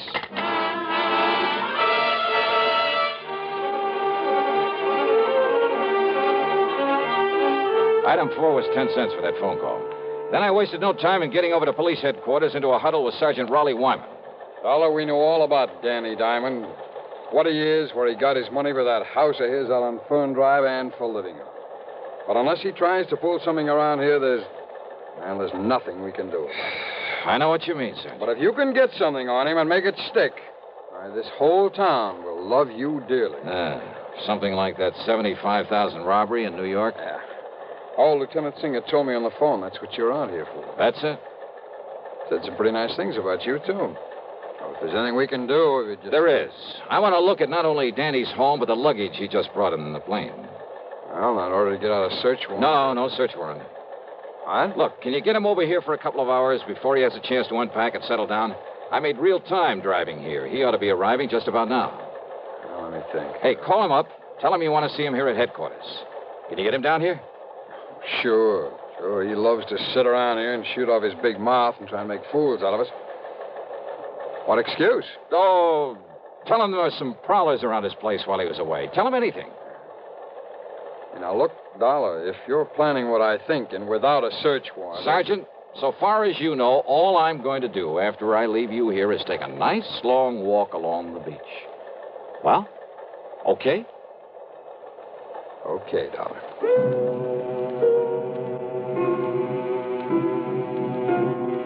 I drove quickly out to Danny Diamond's address on Fern Drive.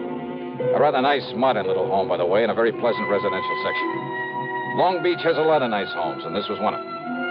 I'd parked a couple of blocks away, and as I sauntered as casually as possible toward his place, a taxi pulled up in front of it. Out came Danny and his luggage. He paid off the driver and went in. And I waited, praying that Sergeant Wyman would call him before he had a chance to... Wyman must have done all right. Within 3 or 4 minutes, Danny came out the back door, went into the garage, then pulled away in a fancy little sports car. I went over to the back door and found, much to my surprise, that it was a real easy job to jimmy it open. Danny's handbags were still sitting by the front door. I not only went through them, but through every inch of that house, slowly, carefully, overlooking nothing. And that's exactly what I found. Nothing. Except that is for a large floor safe under one of the rugs. But I knew he hadn't had time to get to it, and besides, the dust around it showed it hadn't been opened recently. No, Randy Singer was wrong. If Danny did take that money, he must have stashed it away somewhere. Or left it with somebody, probably back in New York. Despite what Randy had said about his operating alone, trusting no one, not even the banks, about trusting no one short of the United States government. The government? Wait a minute. I beat it back to police headquarters and Sergeant Raleigh Wyman. I kept him here just as long as I could. Danny only left a couple of minutes ago. A couple of minutes ago, huh? Dollar, did you find anything? Huh? I mean, during that, during your walk along the beach. No. Now, listen. Yeah? That telegram Randy sent me. Telegram? Yeah. Make contact with P.O., he said. P.O.? Well, it was a typo. He meant to say P.D. to contact you. Oh. Well, it was a lucky mistake. Because, Sergeant, I may be nuts, completely nuts, but I'm betting that P.O. is the answer to this whole thing. To how he got that money out of New York, out here where he could use it. Wait a minute. Trust nothing short of the U.S. government, huh? Feeling all right? P.O., of course. Hey, listen, you know this town where everything is. Well, sure. Then there's just one building around here I need to know the location of. And I hope I can get there before he does. The P.O., the post office I drove to, was only a few blocks from Danny's home. Danny's car was parked in front of it. I slipped inside and waited behind a post. At one of the windows, he was second in line, behind a ragged-looking wino who was counting out pennies to buy a stamp. There's 2 cents. There's 3 cents. Got another one here somewhere. Come on, you drunken bum. Don't go Hey, away. clerk. Oh, hello, Mr. Diamond. I have a package for you. That's what I come for. I've been wondering when you'd call for it. It's from New York City. Just sign here, please. Yeah, sure. Here. Okay, here you are. Thank you, Mr. Diamond. Here's your package. I want his stamp. I came out from behind the post, bumped into the drunk, and tore at the wrapper of Danny's package. Hey, what's the big idea? Sorry. It's you. And here in the package, you mail to yourself the $75,000. Now, get away. Get back. Oh, no, Danny. What are you trying to do around here? Okay. Now, on your feet. Listen, mister. Oh, drop dead, Danny. Or maybe the state will take care of that. Now, listen, about that money. Forget it. Just take a look at that poor old drunk who was in front of you. That wild shot you pulled off. Huh? Murder, Danny. Now it's murder.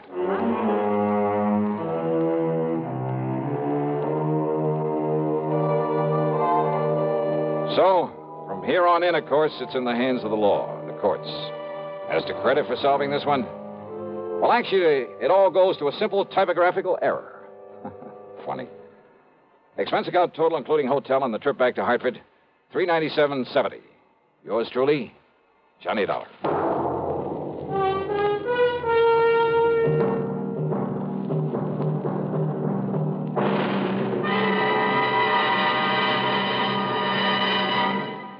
Our star will return in a moment.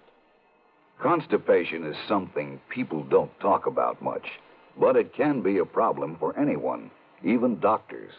And when constipation occurs, it's interesting to see just what doctors consider important about a laxative they might use or recommend.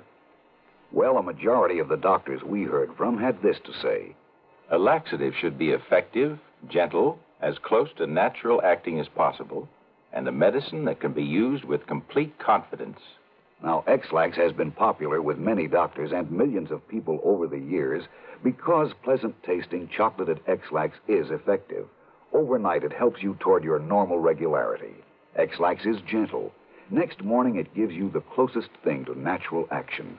And that's why many doctors and millions of people use X-Lax with complete confidence. X-Lax, the laxative that helps you toward your normal regularity, gently, overnight. Is X-Lax in your medicine cabinet? Now here's our star to tell you about next week's story. Next week, a real wildie, a real strain on my sanity. But I think you'll like it. So join us, won't you? Yours truly, Johnny Dollar.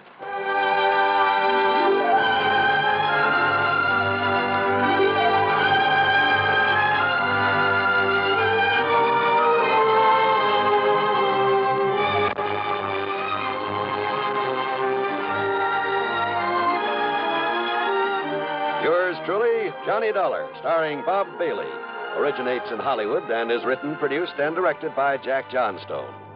Heard in our cast were Virginia Gregg, Harry Bartell, Herb Vigran, James McCallion, Stacey Harris, and Gil Stratton. Be sure to join us next week, same time and station, for another exciting story of yours truly, Johnny Dollar. This is John Wall speaking. Next, a modern mystery classic, Agnes Moorehead's 8th suspense performance of Sorry, Wrong Number on the CBS Radio Network. You are invited to attend Benani Berth's 5th Annual Sports Night, co-sponsored by Gideon Lodge number 140 and the Albany Olympic Committee. Admission is free, so plan to be there starting at 8 p.m. on Thursday, February 18th at Chancellor's Hall, to greet Mr. Olympics himself, the great Jesse Owens, who will be the featured guest of the evening. Other honored guests will be 12 high school seniors who have been each selected by their respective Albany high schools as exemplifying all-around fitness in the American boy and girl. In recognition of their outstanding achievements, Benani Berth will award each of them an Olympic-style jacket and achievement shield, and an annual sports night would not be complete without the presentation of Benani Berth Sports Award. This year's recipient will be Phillips Schuyler High School's popular basketball coach, Larry O'Neill, who is being given the award in recognition of his outstanding work with youth in the city of Albany. These are just a few of the reasons that you don't want to miss Benani Berth's 5th Annual Sports Night on February 18th. Radio 59, WROW, first on the dial, serving Albany, Troy, and Schenectady. From Hollywood, it's time now for... Johnny Dollar.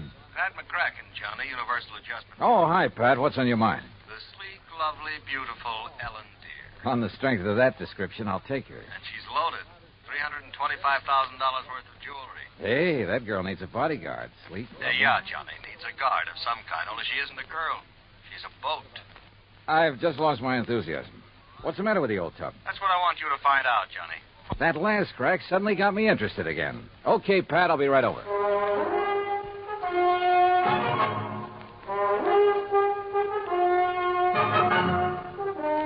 Bob Bailey in the exciting adventures of the man with the action-packed expense account. America's fabulous freelance insurance investigator. Yours truly, Johnny Dollar.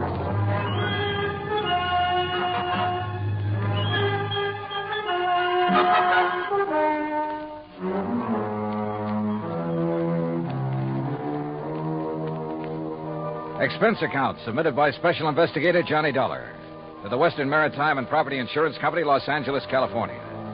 Following is an account of expenses incurred during my investigation of the Ellen Deere matter. Expense account item 1, 90 cents, taxi from my apartment to the offices of Universal Adjustment Bureau in Hartford. Pat McCracken's usual smile was noticeably missing when I walked in on him. Come in, Johnny, and sit down. Thanks. Oh, and you're to bill Western Maritime and Property on this one instead of us. Okay, but how are you involved? We handle all their claims that are of any size. Story, you ever hear of Randolph Berman? I know of a jeweler down in New York. That's the one. And if you know him, Johnny, you've been putting too much gravy in your expense account. I said no of him. Didn't he bring in the Star of Cape Town and the Kamandu Emerald? That's right. Everybody seems to think he's a crook, and yet somehow he manages to handle some of the finest jewels in the world. How could an honest man afford it? Yeah. This time it's the Bettenhaus collection. It's out of Hungary. Oh, yeah, I read about that. Only I thought somebody down in Mexico owned it. Yeah, a fellow named Rigo Mariani down in Guadalajara. He's the one who sold it to Randolph Berman. Okay, now. Is this Ellen Deere you mentioned Berman's wife? No. Former wife. He's on about his 5th. All beautiful, dumb dolls. But more important, it's the name of his 72-foot motor cruiser. And the Bermans have been traveling around in it, down the coast, through the canal, along the coast of Central America, and so on. Anyhow, when he got word that the Bettenhaus collection could be had, he wasted no time in getting to Guadalajara. And that's where Western Maritime and Property comes in. Right. They had already written a policy on the boat for $52,000. Their main office in Los Angeles was close at hand, so he had them write the policy on the jewel. Is that where Berman is now, in Los Angeles? Oh, no. He's still in Mexico. Didn't want to move with those priceless rocks until he was certain of the insurance. And before Western would write it, of course, they wanted the collection appraised. Naturally. But who in Mexico? Jacques Jean-Pierre, the famous gemologist, was right there in Guadalajara, to look over the collection himself. So he made the appraisal. The policy has been issued. $325,000. I still don't see anything wrong with the whole deal, Pat. Well, there isn't anything wrong with it yet. But in spite of Berman's standing in the profession, his reputation, it isn't everything it might be. Yeah, come to think of it, wasn't there a killing or two involved in this acquisition of the Star of Cape Town? There have been several things like that. He's been involved in attempts to smuggle in some valuable pieces. He always managed somehow to come out smelling like a rose. Legally, perfectly clean, you understand? But you still don't trust him? Oh, no. And with his planning to carry that load of stuff around in his yacht. Yeah, I see what you mean. If anything happened to those rocks or the boat, over $300,000 right out the window. Exactly. Now, belatedly, Western is worried about it. And they'll pay good money to have you assuage their worries. You have a Mexican tourist card? Sure, from my last fishing trip down there. And I think you better go down and guard that collection until Berman gets it safely up into the States. He's considered quite the host. He'll probably be perfectly willing to have you aboard. Now, this is the kind of assignment I like. Yachting in the Blue Pacific. But surely he hasn't got his boat parked in Guadalajara. That's over 100 miles inland. No, it's at Mazatlan. And from what I've been able to learn, it's surrounded by armed guards day and night while he has some engine work done. But as soon as that's finished, he'll head north to the States. So he says. Got a branch office in Los Angeles. He'll probably deliver the collection there. I just want to be sure he gets there, Johnny. Okay, Pat. You can wire the boys at Weston that I'm on my way. Item 2, 191.40, plane fare and incidentals, Hartford to Mazatlan via Los Angeles. The first leg of the flight to L.A. was uneventful. Except for a good-looking young blonde from Santa Barbara, whom I promised to look up as soon as his case is... Well, that's not for the expense account. When we arrived at the Los Angeles International Airport, I learned that I'd have a three-quarter-hour wait for my plane to Mazatlan. So I grabbed a magazine, that's item 3, 35 cents, when I heard my name being called on the PA system. Johnny Dollar, report to Pan American Airways desk. With the thought in mind that perhaps my little friend from the plane might have decided to stay over in L.A. Her name was Rita, by the way. I lost no time in getting over to the Pan Am desk. Mr. Dollar? Yeah? Johnny Dollar? That's right. I'm Arthur, Western Maritime and Property Insurance Company. Oh, yeah. How do, Mr. Arthur? Planning to go on down to Mazatlan with me? No. But meet Monsieur Jacques Jean-Pierre. Monsieur Dollar, I am honored. How are you, Mr. Jean-Pierre? This is the gentleman who appraised the Bettenhaus collection for us. Oh, yes. I am an expert. expert. They could issue the policy on it to Mr. Berman. Oh, yes. Yes, he's done this sort of thing for us many times. Oh, I don't know now, how I'm many... afraid that he's brought us rather bad news. Something's already happened to the collection? Well, not exactly. Not for the whole collection. No, I mean. not the whole... Please. That is, I'm not quite sure. What I mean is... Yeah, just what do you mean, Mr. Arthur? Perhaps I should explain to Monsieur Dollar, eh? Well, I think somebody better. Yes, you go ahead, John. Yeah, very well. And while you're doing it, I'll cancel the rest of Mr. Dollar's reservation to Mazatlan. Yes, I'll do that. Oh, Claire... Oh, no, wait a minute. First, let me find out what this is all about. Oui. Oh, very well. Jacques here was in Guadalajara when the Bettenhouse collection became available for purchase. Yes, Monsieur Dollar. I had gone there in the hope that some of the pieces might be purchased separately. So? Alas, such was not the case. The Mariani firm decided to dispose of the collection only as a whole. I see. Well, what's this bad news you have? I am getting to yes, that. You see, it's this no, way. Please. Well, then go ahead, John. Thank you. Monsieur Dollar, interested as I was, I looked over the collection very carefully, each individual piece. And you must believe me, to an expert like myself, every facet of every gem has a character all its own. A precious stone is like a face to me, always to be remembered. Yeah. Well, go on, please. I simply wish to make it clear to you, monsieur, that every item in the Bettenhouse collection is completely familiar to me. Oh, it is? As are many other important gems throughout the world. You know, each is like a friend. And each stone in them is like a face to you. Precisely. Always to be remembered. Yes. Allô. Well, The collection is purchased by Monsieur Randolph Berman. Yes, Mr. Berman. Please. He wishes to insure it in Monsieur Arthur's company. Yeah, I know all that. Well, Monsieur Arthur requests by telephone that I appraise it. $325,000. Then you know. I know. So I stay at Guadalajara a few days to wait Monsieur Arthur's check for my services. You want to be sure the check please. I visit some of my old friends among the jewel setters. And then, on the third day, what do you think happens? You tell me. Johnny, this is it. In the shop... No, please, Monsieur I'm sorry.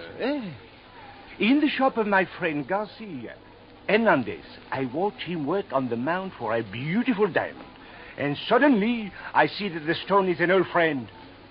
One from the Bettenhouse collection? Oui.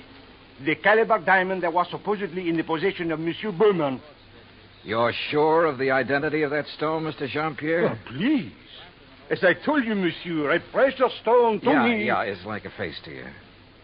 So what you figure, Arthur, is that you've insured a boatload of $300,000 worth of gems on the way to the USA, and maybe they're not on board. Exactly. Unless, of course... Mr. Jean-Pierre, did you tell Mr. Berman about this one stone? I went immediately to Mazatlan, where I knew he had his boat, the LMD. Well, what did he say? Alas, he had sailed away. Did you learn his destination? Oh, yes. Los Angeles, Johnny, right here. He has a branch office. Well, has he had time to get here yet? I don't think so. Have you tried radioing to his yacht? No, I've done nothing. You see, I didn't learn about this until Mr. Jean-Pierre arrived just a few hours ago. Yes, I came up on the aeroplane, the better to arrive and speak with Monsieur Arthur before Monsieur Berman would arrive. Do you know where Berman plans to dock his boat? Well, I'll tell you. Probably the port in San Pedro, if he's coming here. But who can be sure? Usually on vacation trips, he docks down the coast at Balboa, the yacht club. Or who knows, he might even... Yeah. He might have no intention of coming up to the States at all. He might not even have the jewels with him. Arthur, do you know where his branch office is? Oh, yes, it's in Los Angeles. Well, actually, it's in Beverly Hills. Got a car? Yeah. Then let's go. Though he couldn't quite put his finger on it, Arthur was convinced that Randolph Berman was up to something and that his insurance company was going to have to take the rap. On the way into Berman's Beverly Hills office, we dropped Jean-Pierre at the Beverly Hilton and told him to sit tight in case we needed him again.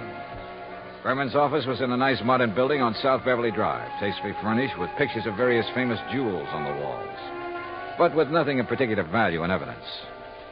However, I did notice that one wall held a built-in vault big enough for a reasonably sized bank. We were approached by a hand-rubbing, obsequious little character dressed in striped pants and cutaway coat and wearing thick glasses. Good morning, gentlemen. Is there any way I may be of service to you? Yeah, I think there is. Are you the... Mr. Arthur. Forgive me. I didn't recognize you for a moment. Mr. Corello, this is Mr. Johnny Dollar. Hi. How do you do? Is there something I may show you, Mr. Dollar? Some little bauble, perhaps, for a charming lady? Well, not at the moment, Mr. Corello. Oh, Mr. Arthur, there's no reason to mail this to you. Let me see now. Oh, yes, here it is. Here is a request for slight revision of the policy on the Bettenhouse collection. Oh? What's this? Well, the wire was sent by Mr. Berman just before he embarked from Mazatlan. I was going to put it into letter form to be more proper. What's it say? But well, now here I'll read this. Please request Arthur revise Bettenhouse policy. Exclude Calabar diamonds. Value $4,000, which I have sold private party in Guadalajara. Oh, well, we kind of guessed wrong, didn't we, Johnny? Mr. Corello. Yes. Has Mr. Berman wired you whether he's coming here? Oh, of course he is, with that collection. When? When is he going to arrive? Well, his lovely yacht, the Ellendeer, should reach San Pedro Harbor late tonight. But that's what he wired me, and I intend to meet him there. Then I'm sure you won't mind if I go with you. Oh? Mr. Dollar is a special investigator. Investigator? Well, actually, I'm here just to help Mr. Berman protect that collection. Oh, excellent. Then you can arrange for the police escort. Yes, and alert the harbor police to guard the Ellendeer, as Mr. Berman requested. Did he request that? Oh, indeed. But apparently he hasn't been worried about anything happening to the collection while he's at sea. At sea?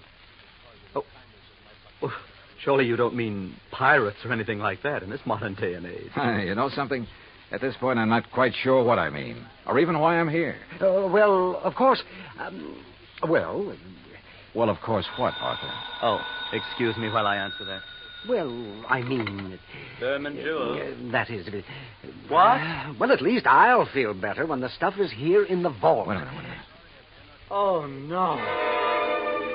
Corello at the phone paled visibly, then gasped and clutched the back of a chair for support as he listened on the phone. His jaw dropped, his eyes widened, and he shook his head once or twice in horrified disbelief. Finally, slowly, he hung up and came unsteadily toward us. Mr. Corello. Yeah, what is it, Mr. Corello? The Coast Guard. Yes? They said the Ellendeer, the yacht. Yes? Sunk. What? In 600 feet of water. In the outer channel.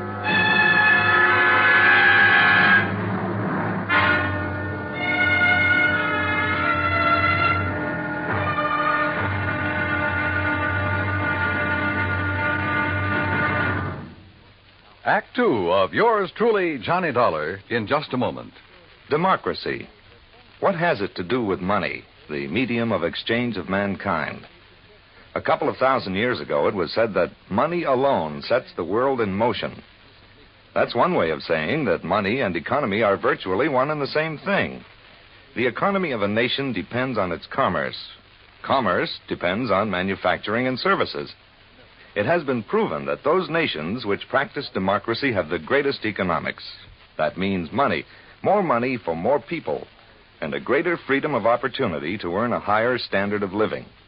That's why democracy provides mankind with its richest legacy of freedom. Now, Act Two of yours truly, Johnny Dollar, and the Ellendeer matter.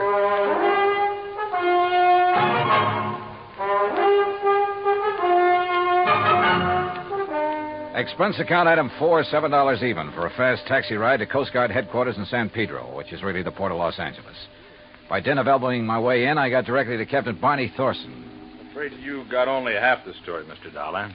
All I know, Captain, is that the Ellendeer went down in some 600 feet of water in the outer channel. Total loss. That's correct. However, what you don't know is that the passengers, Mr. and Mrs. Berman, and the crew were picked up and brought in here. Oh? Outside of a little soaking and a little scare, they were perfectly all right. You see, the Ellendeer had apparently had some engine trouble before she left Mazatlan. Yes, so I understand. Mexican authorities, with whom we fully cooperate, notified us we'd better keep an eye out for her. So when she reached the channel, we weren't surprised to get a radio call from her asking us to stand by that Universal joint was kicking up. Is that what happened? By the time one of our cutters got within hailing distance, she was on the way down. That propeller shaft had whipped loose, torn through the hull, and the Ellendeer was sinking fast. Ask me, that boat was overpowered, Dolly. How do you mean? Well, it must have been because sheer torque tore the whole engine loose from its mountings, and it plowed through the bottom along with everything else on board that was heavy. There was a big safe, for instance, anchored amidships. There was a what?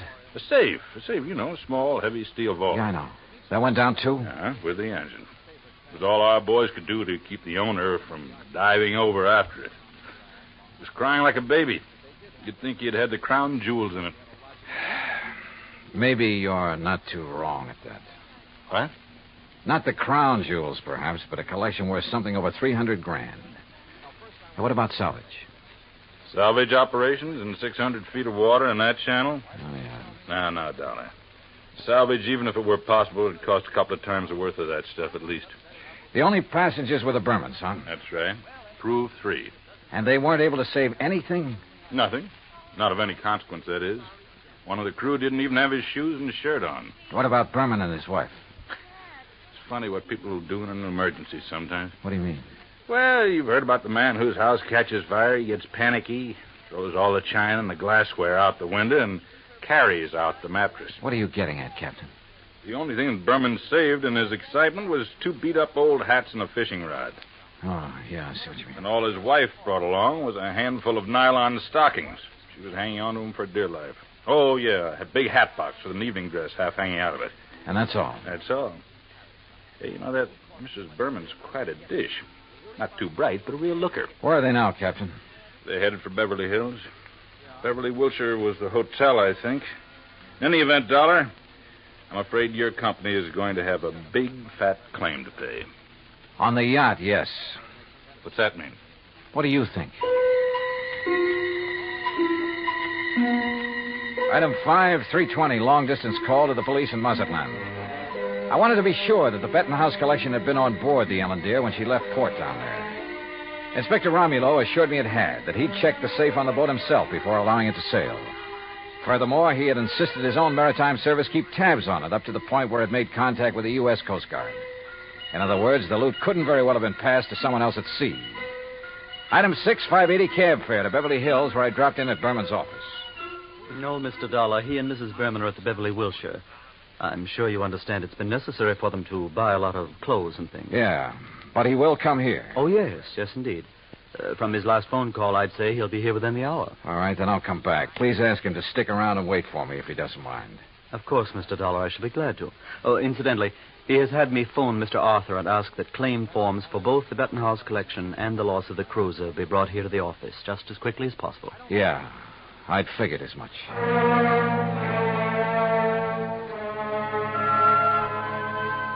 Berman wasn't wasting any time. Oh, I know there still wasn't any concrete evidence that Berman was trying to pull a fast one. Ostensibly, the only reason for my trip out here was to watch over that fabulous jewel collection. A lot of good I'd been. He'd lost the collection and his boat, and the company'd have to pay.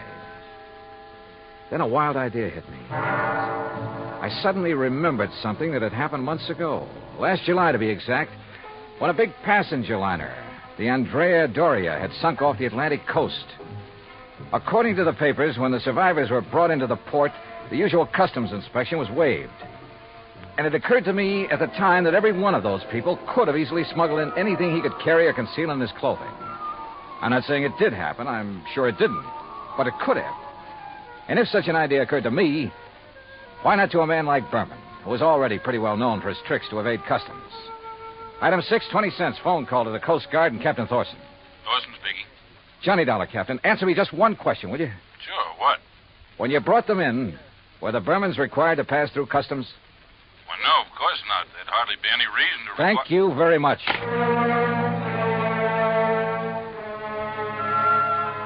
Item 7, 10 cents, another call. This time to Arthur at Western Maritime and Property Insurance. You caught me in the nick of time, Johnny. I was just walking out the door. On your way to Berman's office? Why, yes. With a handful of claims forms? Yes. Now listen, get there as fast as you can. Get there ahead of him. What? So that you can see if he brings anything into the office, like the Benton House collection. What? Though I doubt if he'd be that foolish. Foolish or not, how could he, Johnny? That collection, unfortunately, is at the bottom of the ocean. Listen to me. Keep him there. Maybe on the pretext of having to wait for me. Any reason you can think of. I'm afraid I don't understand. Just hold him until I get there, understand? Very well, Johnny. But what are you going to do? Arthur, I may have to break in and rob a hotel room. I went out and stationed myself across the street from the Beverly Wilshire. 5 minutes later, I saw Randolph Berman walk out the front door and head east on Wilshire Boulevard in the direction of his office on Beverly Drive. I waited a few minutes to make sure he didn't turn back, then entered the hotel. At the desk, I learned the number of Berman's suite on the 9th floor. Break in? It would have taken a battering ram. So I tried knocking.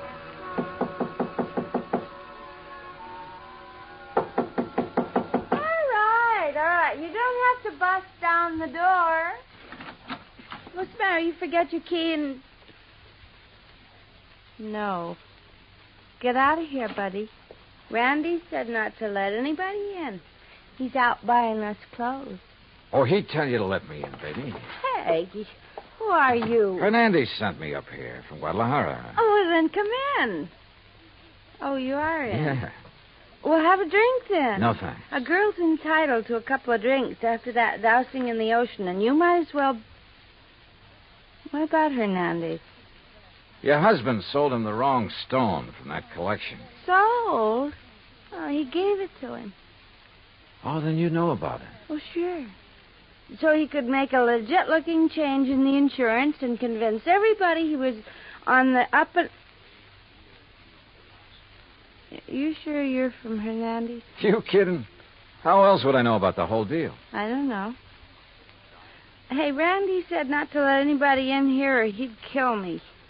Dumb blonde, he called me. You? A smart, beautiful girl like you? Oh, hey, you're okay. My name's Vi. Come on, let's have a drink. No, thanks. Listen, Vi. I've got to get the right stone from that collection, the caliber diamond. Then I'll leave this one I've got in my pocket here. Which one you got? Let me see it. Oh, no, only Mr. Berman. And only when he gives me the caliber. Well, which one you got there, huh? Oh, never mind. I'll show it to Mr. Berman. I just want to see it. Not until I get the caliber from the collection. So, if he isn't here, if he's taken it to the office, I'll just... You think he's crazy? Let everybody know he... Let me see the one you have, huh? Oh, look, I just told you. Anyway, how do I know I can trust you?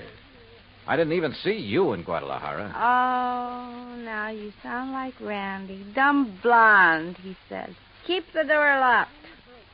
But I let the bellboy in with the drinks, and I let you in, didn't I? Well, let me see the one you got. Will you, if I get you the other one? From the hat box that didn't have to go through customs? How did you know? Hey, you're a cutie. I'll bet you read about the Andrew Dorsey, just like Randy did. Come on, now let's have Where a is the look. hat box, Vi? Now, wait a minute. Maybe I am dumb.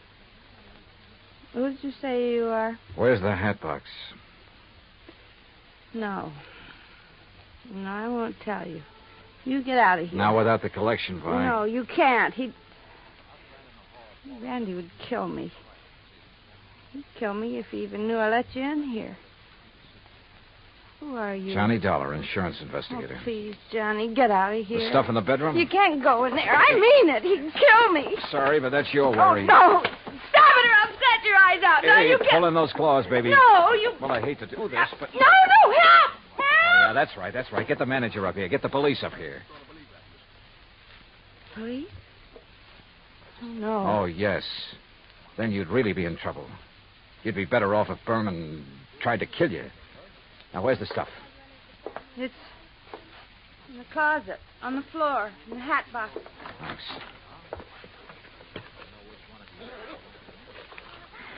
Well.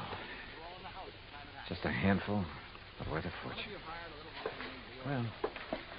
Oh, now, wait a minute, girl. Put down that bottle. I gotta stop you. He'd kill me, don't you understand? Just for letting you in here. You don't know him. Look, baby, you're in this thing deep enough as it is. Don't try to make it any worse for yourself. But when he finds out that I... He's come back. And I open up. Get my hands full. What'll I do? Where'll I go? Right here, behind this closet door. Quick. Johnny, Just stay there. Hang on to that bottle and think over what I told you about getting in deeper. Hi, where'd you get these drinks? You let somebody in here. Bellboy? Why, you half-witted bird brain, I told you. Who are you? The name is Dollar, Mr. Berman. Insurance Dick? I just dropped by to pick up the Bettenhouse collection. Put it down, Dollar. I'm a good shot with this thing. Yeah. And it wouldn't be the first time you killed over a handful of jewelry, would it? That's right. Won't be the last. But you'll never know about it. Now, where's Vi? How should I know? She let you in here? I'll murder that dizzy blonde. That dizzy blonde is a lot smarter than you think. Where is she? What do you mean? By helping me, she has a chance of getting out of this mess you've involved her in, of getting out clean. That dirty two-timing... Dollar, I'm going to kill you. You'd even like to involve her in that, too, wouldn't you? Thanks for the idea. I'll make it look like she killed you. Oh,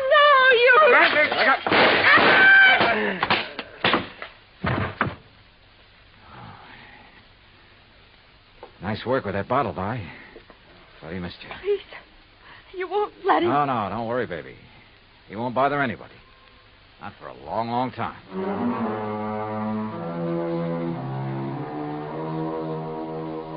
Item 8, $245 even. Incidentals during a couple of days of relaxation under the California sun and transportation back to Hartford. Expense account total, $453.95. Remarks? By way of getting off as easily as possible, Vi sang like a canary, and incidentally cleared up a couple of other of his shady deals. Result? By the time his prison term runs out, he'll be too long dead to collect the insurance on his yacht. End of remarks, end of report. Yours truly, Johnny Dollar.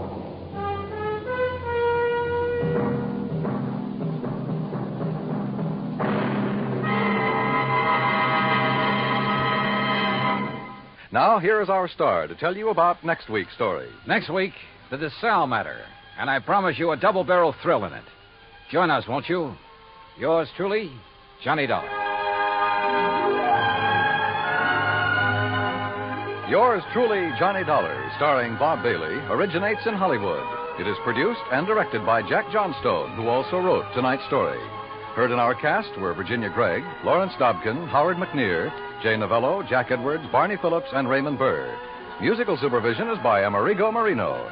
Be sure to join us next week, same time and station, for another exciting story of yours truly, Johnny Dollar. Dan Cubberly speaking.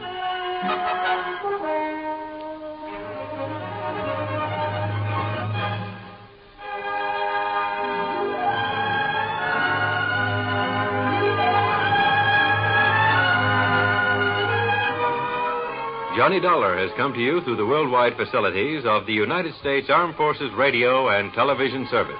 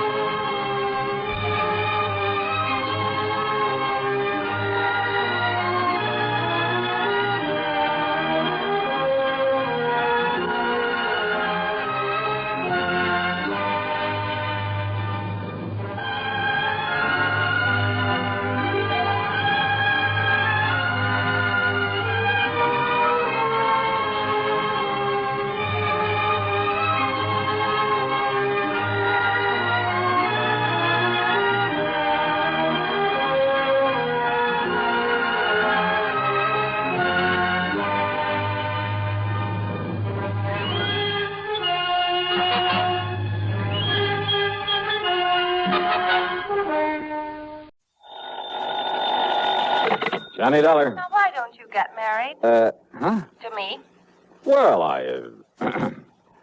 Johnny Dollar. Well, will you marry me? Well, sure. Why not? Anytime you say. Janet? Janet?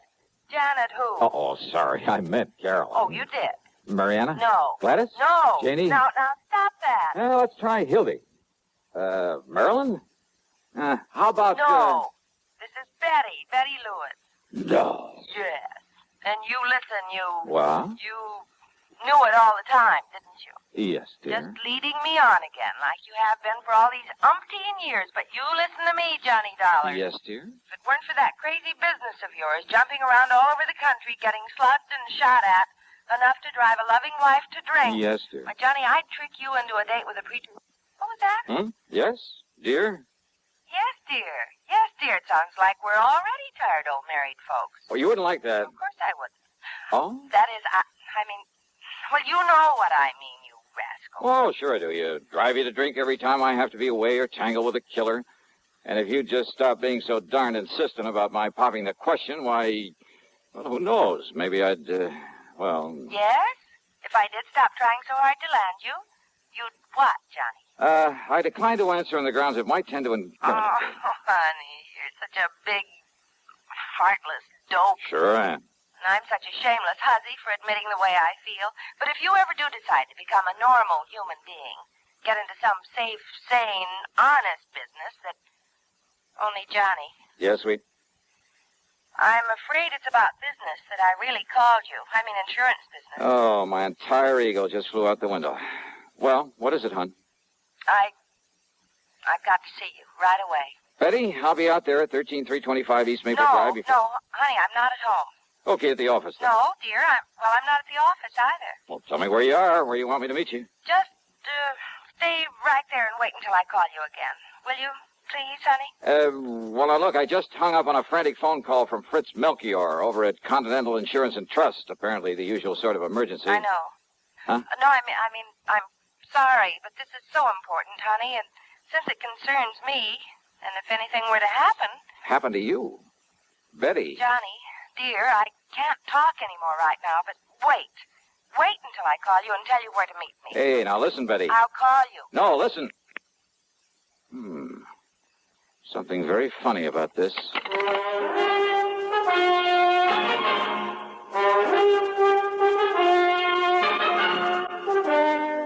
CBS Radio brings you Bob Bailey in the exciting adventures of the man with the action-packed expense account, America's fabulous freelance insurance investigator. Yours truly, Johnny Dollar.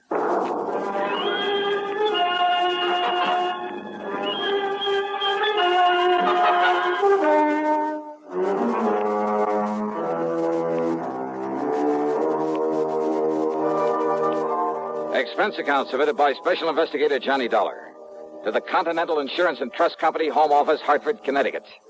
Following is an account of expenses incurred during my investigation of the Mystery Gal matter. There was something very strange about that call from Betty Lewis. Except for the end of it, I'd almost exactly the same conversation with her only a couple of days before, almost word for word. Oh, sure, the marriage talk has been going on for a long time. And why kid about it? If it weren't for this crazy, sometimes risky job of mine, I'd ask that girl to marry me in a second. And maybe someday. But she knows all that. She knows why it just doesn't make sense right now for either of us to think about it. We've agreed to that. So why bring it up again at a time when she actually had some important matter involving insurance on her mind? Important enough to stall me on whatever it was that Melchior at Continental Insurance and Trust wanted me for. I waited for her to call me back. Yeah, I waited over an hour, and then finally, though she told me she wasn't home or at the office, I called her house. No answer. I called her office, then to see if they knew where she might be. Much to my surprise, the switchboard operator told me she was right there, had been there all day. Betty Lewis? Yeah, hi, hon. Listen, I thought you were going to call me back. Johnny, hi, dear. Well? Fancy hearing from you at this? What was that about calling you back? And I thought you weren't in the office. Oh, whatever made you think a thing like that, Johnny? Are you kidding? Are you? You said you weren't when I talked to you about an hour ago. Oh, gee. I might have known this would happen sooner or later. So many girls on the string, you can't even keep track Betty. of. You talk to one, probably even propose to her, and then you lose track of which one it was. Are you trying to tell me you didn't call me on the phone an hour and a half ago? You trying to tell About me... some insurance matter, some emergency? Johnny, you're kidding. You had to see me right away, that you'd call me back about where to meet you? You're serious, aren't you, hon? I'm dead serious. So let's cut out all this nonsense and... But I didn't call you. You're sure of that? Well, sure I am. The last time I talked to you was day before... What's this all about, dear? Honey, I'm sorry, I gotta hang up. Johnny, is something wrong? Yeah, I'm afraid so. I'll call you later. What, dear? What is it? I wish to heaven I knew.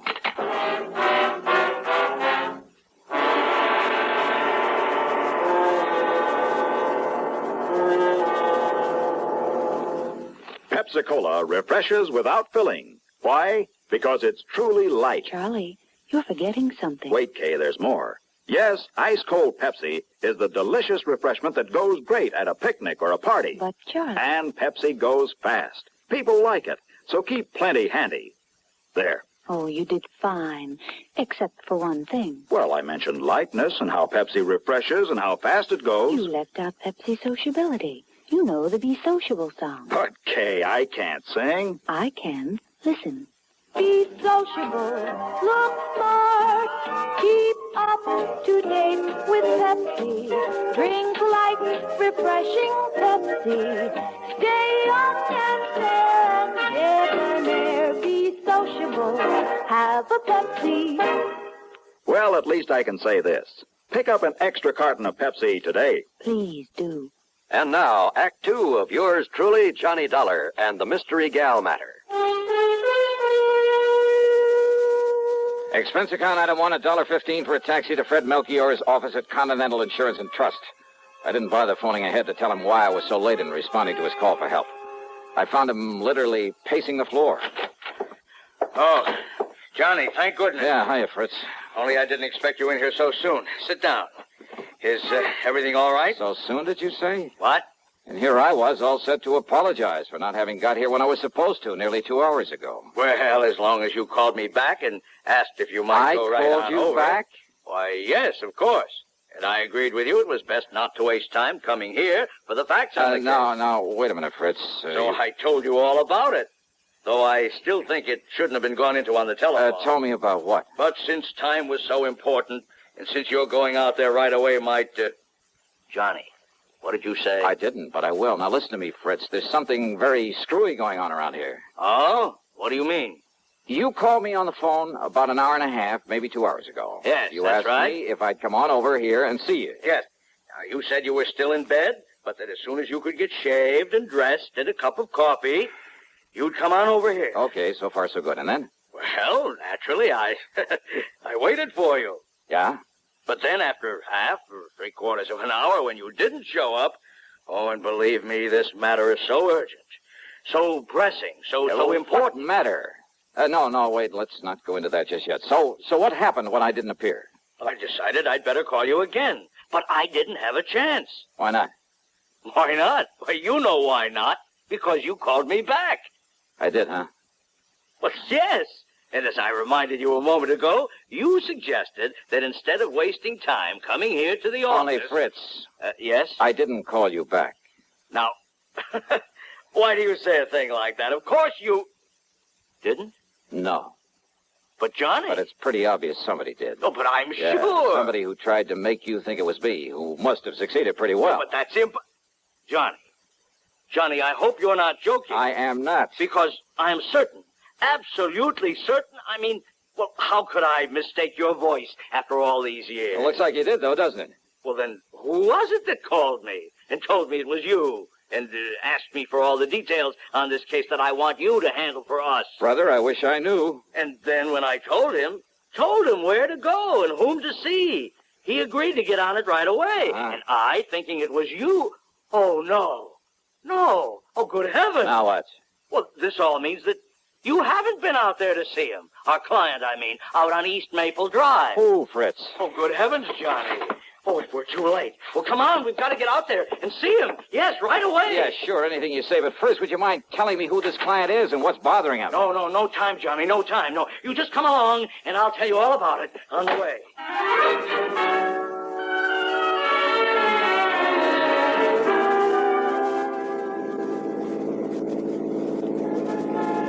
I hope you don't mind my driving so fast, Johnny, but time, time is of the essence. Time for what, Fritz? Now, why don't you just start from the beginning? Yes, I will. Now, when I called and I talked to you the first time... The only time, Fritz. Oh, all right, yes. It must have been somebody else who knew I'd called you before, who found out from me that... Well, now listen. I'm listening. Anyhow, when I talked to you, I told you I'd had a call from one of our clients. Yeah, only you didn't say who. Now, the call was from Mr. John Marshall Sawyer out there on East Maple Drive. Sawyer, the attorney? Yes, retired. Lives right across the street from a very good friend of mine. I don't know about that. I don't care. The point is that Mr. Sawyer, before he retired and came up here to live... Yeah, sure, the DA's office down in New York. That's right. Probably sent more hoodlums up the river than anybody else in the big town's history. Exactly. Including Andy Rinaldi. Andy the actor. That's right. Confidence man and suspected killer. Yeah, I had a hand in that case myself. I know. Andy the actor was a character right out of the old pulp magazine. Yes. And he was so clever at disguise, it's no wonder the police took so long to catch up with him. Yes. Now, Hey, you know, one Johnny? time he did such a perfect imitation of some big financier, looks, voice, everything, that one of the big banks handed him nearly $250,000 in cash, and... Wait a minute. You thought that I had called you back? Yes, Johnny, yes. And Andy Rinaldi got out of prison only a few days ago. So that's who it was. So Mr. Sawyer thinks he may come here and try to get even with him. Andy disappeared, contrary to all the parole regulations and so on. But being such an actor, such a master of disguise, well, I suppose he figures he can make it just as difficult for the authorities to track him down as he did some years ago. And he's probably right. Oh, a con like that ought to be kept in the clink forever. Oh, of course, he's been reported here and there. Half a dozen innocent people have been picked up all over. Why, as far west as Los Angeles. Ah, he's too smart to travel far. The longer the trail, usually, the easier it is to pick up. The point is, Mr. Sawyer was awakened last night by somebody prowling around outside his home, apparently just casing it. Well, it could have been a common burglar. He thinks it must have been Andy the actor. Did he notify the police? No, he wants you on the job. You know Andy, and you're on to some of his tricks. Well, maybe some of them. What's more, Andy may have reason to feel the same way about you as he does about Mr. Sawyer. That phone call to you, pretending to be me, somehow he must have found out you'd call me. But how, Johnny? But that girl who called me. Girl? Who? A perfect imitation of Betty Lewis. I'm afraid I don't understand. Hey, Fritz, you better step on it. You say a girl called Yeah, you? to stall me off. It had to be. To maybe keep me away just long enough for him to get out here. Come on, faster, Fritz. Anything you say, but listen, Johnny. The point is that if Andy comes around again The point tonight... is that he may have decided not to wait until tonight. What? Come on, let me take the wheel, Fritz. We gotta make time. We made time, all right. But all along the way, I kept reminding myself that if those phony calls had been meant to delay me, they couldn't have hoped to keep me away for long. In other words, Andy the actor was ready to take care of Mr. Sawyer right now. I hoped and prayed we wouldn't be too late. Sawyer was an old man, hardly a match for a killer. All right, now, here we are. And now look, Johnny, the front door of his house is wide open. Now, that isn't right. Come on, Fritz, don't waste time talking about it. Oh, no, we're too late. Fritz, flat against the wall. Stay flat against the wall. No. Look. What? The body fallen there in the doorway. Yeah.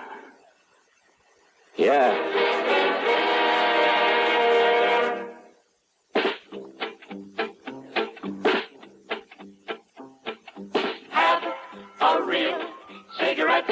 Have a Camel. Have a Camel cigarette. Have a real cigarette. Have a Camel. Have a Camel cigarette. Best tobacco makes the best smoke. Have a Camel cigarette. Best tobacco makes the best smoke. Have a Camel cigarette. If you're smoking more these days, but enjoying it less, change to Camels. The Camel blend of costly tobaccos has never been equaled for real smoking satisfaction. Have a real cigarette. Have a Camel. Start to really enjoy smoking again. Now, Act 3 of yours truly, Johnny Dollar. It was not the body of Mr. Sawyer lying there in the doorway of his home. But then it was Sawyer who slowly stepped out onto the porch where Fritz and I were still flat against the wall. He stood there quietly for a brief moment, then handed the still-smoking .38 to me. Here, Johnny. Yeah. Thanks, Mr. Sawyer. Only one shot? The first one you heard was from his gun. I'm sorry about this, about killing a man, but I'm afraid he gave me no choice. It's Andy the actor, all right, Johnny. Yeah. Look, here, these false sideburns, the mustache. Is he still alive, Fritz? Yes, he's still alive. Thank you. Then you better call an ambulance and the police. Yes, sure. Well, Mr. Sawyer? Hey, and you know something? You may have saved my life, too.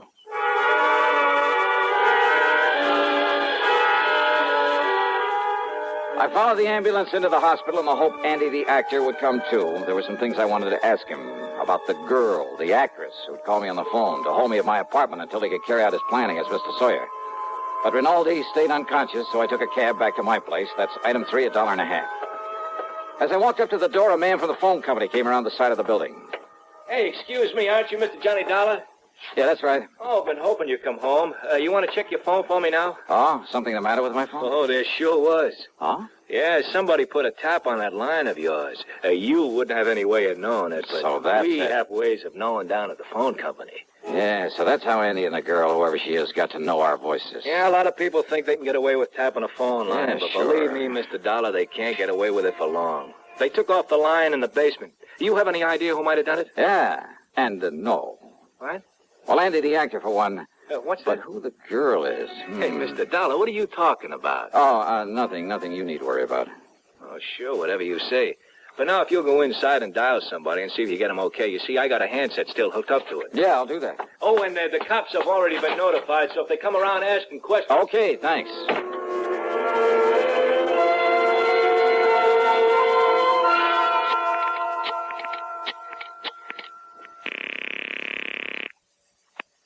Hello? Okay, fella, you can get off this line. It's all right now. Yeah, sure. What? Is that you, Johnny? Yeah, Betty. Oh, thank goodness. Now listen, tell me one thing. No, you listen, Johnny. Can you come out here to my house right away? Betty, listen to me. Night before last, we went to the movies. I know, but Johnny... We got there in the middle of the picture. I know. What part of the picture? What? If it was you with me, you know what part of the picture. Well, it was right when Jimmy Stewart walked up to the front of the courtroom to the judge. Okay, you're you, all right. Oh, Johnny, I haven't the least idea what this is all about, but can you come out here and see me right away? I've got a surprise for you, and honest, honey, it's a really important one. Betty. I mean, she's a really important one. She? Yes, dear. Well, you don't mean to say that you... I'm on my way.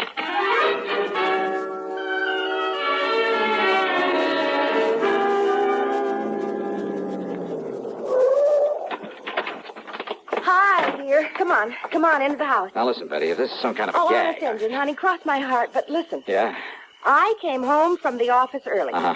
I had to walk the last couple of blocks because I ran out of gas. Yeah? All of a sudden, you and somebody else came charging up in a car to that house across the street. You were here where then? that nice old Mr. Sawyer. You were right here? Yes, but I suddenly got too busy to call at you or anything. You see, I was just letting myself in through the back door. Okay, now, this surprise you talked see, about. I'd forgotten my key to the front door, so I had to sneak in the back one. I always leave that key under the mat. Honey, will you get to the point? But the key wasn't there. And the back door was already open. Oh, go on. I started in quietly, and then I heard a couple of shots over there at Mr. Sawyer's house. Yeah? And Johnny. Yeah. There in my living room, standing behind the drapes of the front window and with a gun in her hand, was this girl. The girl. Standing there watching across the street so intently that she didn't hear me come in. She started aiming the gun over at you and that man who was with you and Mr. Sawyer who'd come to the door. Yeah, well, listen, look, so let's I go sneaked inside up behind her and... Well, I'm afraid I kind of ruined one of my nicest vases on her head. And you've got her? You've got her inside? All tied up with all the clothesline I could find. Oh, honey, I love you dearly. Where is she? Here. Right here in the living room. Oh, great. What a girl you... Holy, you must have really clouded her. Well, I did. But when she came to and started talking, well, honey, this burglar, or whatever she is, well, she started talking her head off, trying to tell me I didn't understand. Well, how could she with that gag? And you know something? She sounded so much like me, and I got so tired of listening to that voice. Well, that's the reason I put that gag in her mouth. Well, are you proud of me? Don't you agree? She must have had something to do with it. Oh, Johnny. You know something? I love you, gal. Oh, no, that's what I like to do. Oh, honey. Why don't you and I just... And you preach to me about getting mixed up with people like this? Any sense I'd turn you over my knee and I'd... Yeah, rascal. This is much more fun, isn't it? Mwah.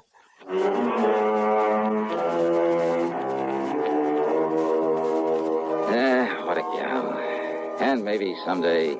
Yeah. Expense account total including... That's funny. Something or someone seems to have somehow diverted my attention for the moment from anything as trivial as an expense account. Trivial? Yours truly, Johnny Dollar.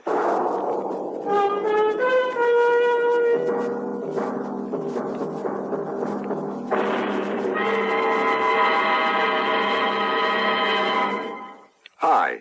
Maybe you'll recall this tuneful reminder of times past.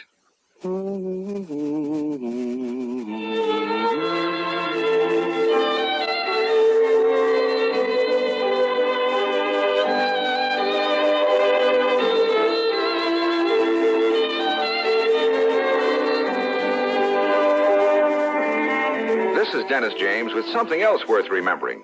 It's this. You're so right to stay regular with Kellogg's All Bran. See, it's the normal, natural way to youthful regularity. The whole brand content of Kellogg's All Bran supplies your system with all the bulk-forming food that you need every day. There's only one All Bran. It's Kellogg's All Bran. So relieve irregularity from lack of bulk, as millions do, with a bowl full of Kellogg's All Bran each morning. ALL-BRAN. It's Kellogg's All Bran.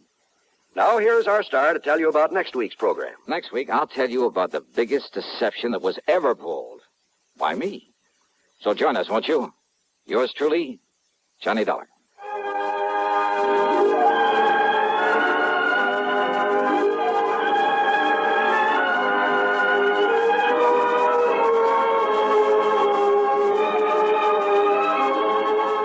Yours truly, Johnny Dollar, starring Bob Bailey, originates in Hollywood and is written, produced, and directed by Jack Johnstone. Heard in our cast were Virginia Gregg, Jerry Hausner, Harley Bear, and Peter Leeds. Be sure to join us next week, same time and station, for another exciting story of yours truly, Johnny Dollar.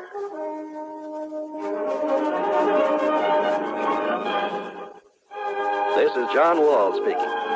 Suspense is next on the CBS Radio Network. You know, Dooley, I've been reading up on hypnosis. Come here and let me try it on you. I'm an officer of the law and don't approve of making a man divulge his secrets. However, I'll stand by in case there's criminology involved. I just want to clear up some of his problems, Officer Suggs. But I haven't got any problems. I'm the soul of contentment.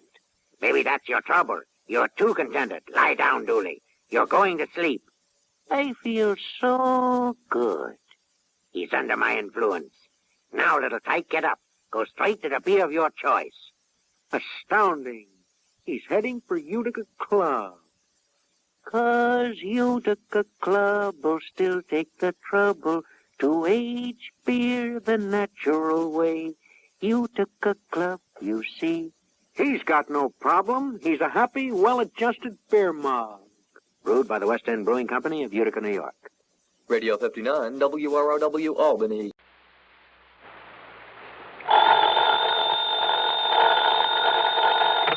Johnny Dollar.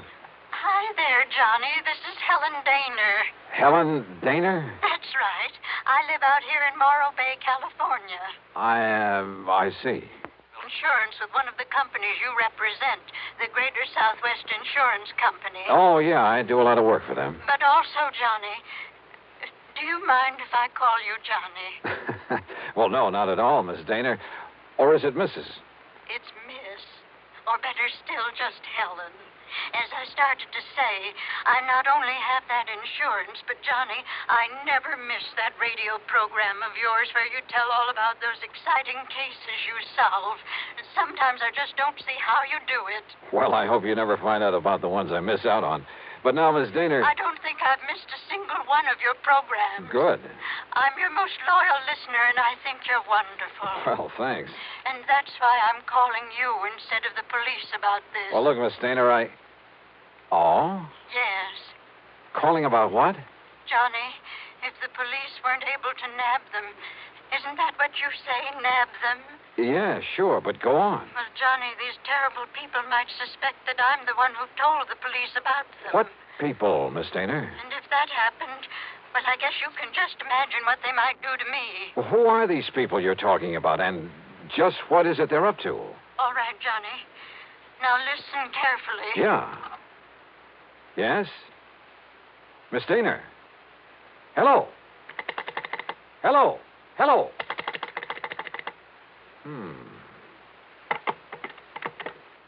Oh, on now, Dollar. Don't be a sucker for a... And yet... I wonder...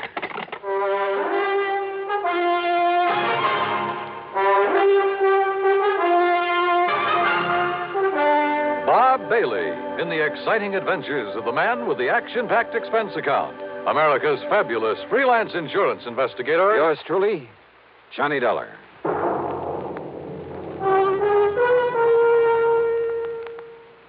Oh, Act One of yours truly, Johnny Dollar.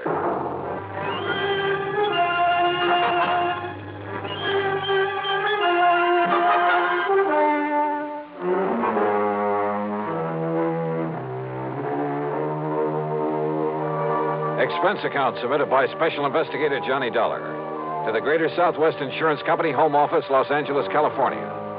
Following is an account of expenses incurred during my investigation of the Big H matter. Expense account item 1275, long-distance telephone call to Hollywood 82124. That is to say, the office of Royal J. Harkins, contact man at Greater Southwest Insurance in Los Angeles. It was late in the day, but luckily he was still in his office. Nice to hear from you again, Johnny. What can I do for you? Roy, I'm putting this call on expense account. Oh? But that ain't all. If I could make connections down to New York, well, let's see. There's a plane leaving for the West Coast a little after midnight, so I'd arrive in L.A. early in the morning. You coming out here? Unless somebody's been pulling my leg. Roy, do you have a policy holder named Helen Daner? Yes, somewhere up we certainly do. Well, now, what's that mean? She's an elderly woman, a spinster, who lives up in the little town of Morro Bay. That's about 200 miles north of here. Johnny, she called this office early this afternoon. She demanded your phone number there in Hartford. And? Well, I didn't give it to her. Why not? Because she wouldn't say why she wanted to get in touch with you. Oh, fine. And knowing how busy you always are, well... But then, just a few minutes ago, I began to wonder about it. Yes? Well, after all, if she wanted to contact you about some insurance matter... Yeah. What? Well, did you call her back? Yes, since we handle all her insurance. That is, I tried to, but I got no answer. Then, Roy, I'm going to grab that plane I was talking about. Well, now, wait. Did she get to you? Did you talk to her? Yes.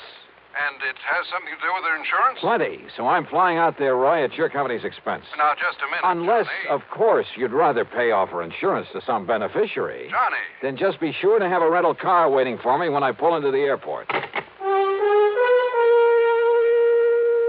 Item 2, 162.85 plane fare. The big mainliner took off from New York's International Airport promptly at 12:30 a.m. At 6:30 Pacific time, I stepped off the plane at L.A. International. Dollar, over this way. Oh, hi, Roy. I didn't exactly expect you to be here in person this early in the morning. Well, I am. I've got a rental car ready and waiting for you out at the curb. Good. But listen, you still haven't told me what this is all about. Because I'm not too sure myself. But you sounded over the phone as though something's happened to the old lady. Miss Helen Daner, I mean. That's exactly the way I meant it to sound. And since I still haven't been able to get her on the telephone... Well, what? What's happened to her? I don't know. This my car? That's right. Oh, start making some sense, will you? I wish I could. Well, do you actually know that something's happened to Miss Daner? Nope. But if it hasn't, I've got to do everything I can to prevent it. Johnny, prevent what? Royal, I only wish I knew. Johnny!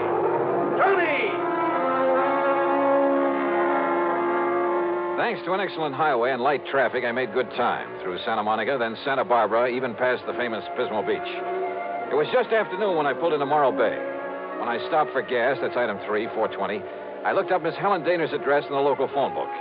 It turned out to be a modest little frame house about half a mile south of Morro Rock on the landward side of the bay. It had some nice, well-kept flower beds in front, and at the back I could see a small, rather decrepit dock that stuck out into the bay. A brand-new, expensive automobile was parked in the street in front of the place. Hardly the kind of car you'd expect a sweet old lady to be driving along. Well, there was only one way to find out.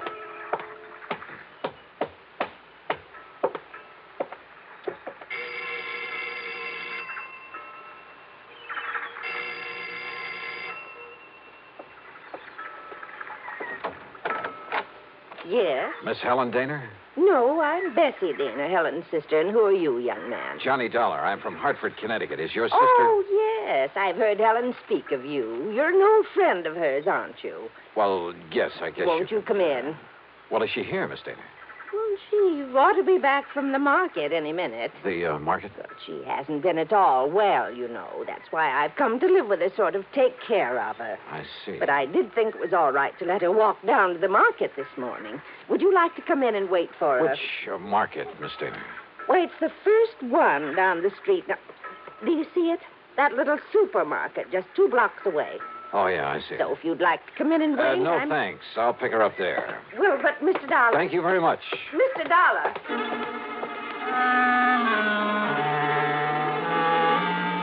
There was something very funny here, but I wasn't sure just what. Or maybe I'd just fallen for some gag on the part of a fan on my radio program who wanted to see her favorite hero in person. In any event, there was one sure way to find out, from Miss Helen Dana herself. And if she was still at the market. But as it turned out, I got that well-known kick in the face. Why, of course I know Miss Helen Nor well, sir. Then will you please point her out to me? Miss Helen Dana? That's right. Oh, but she isn't here, sir. Oh. Then perhaps she went to some other store. Most certainly not, sir. What? We deliver everything that she orders to her little house up the street. Well, that still doesn't prove Well, anything. you see, Miss Helen hasn't been out of that house for weeks, hasn't budged. You're sure of that? Why, of course I'm... Why, what's the matter, sir?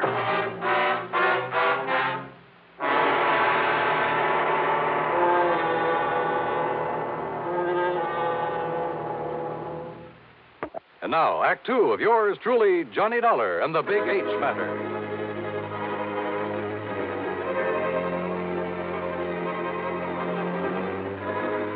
If old Miss Helen Dana, who telephoned me in Hartford, asked me to come out here to Morro Bay in California, if Miss Dana hadn't budged from her little house in weeks, why had her sister told me she was at the market? Could all this somehow tie in with the terrible people she tried to tell me about on the telephone? I jumped into my car and drove back to the little home on the bay.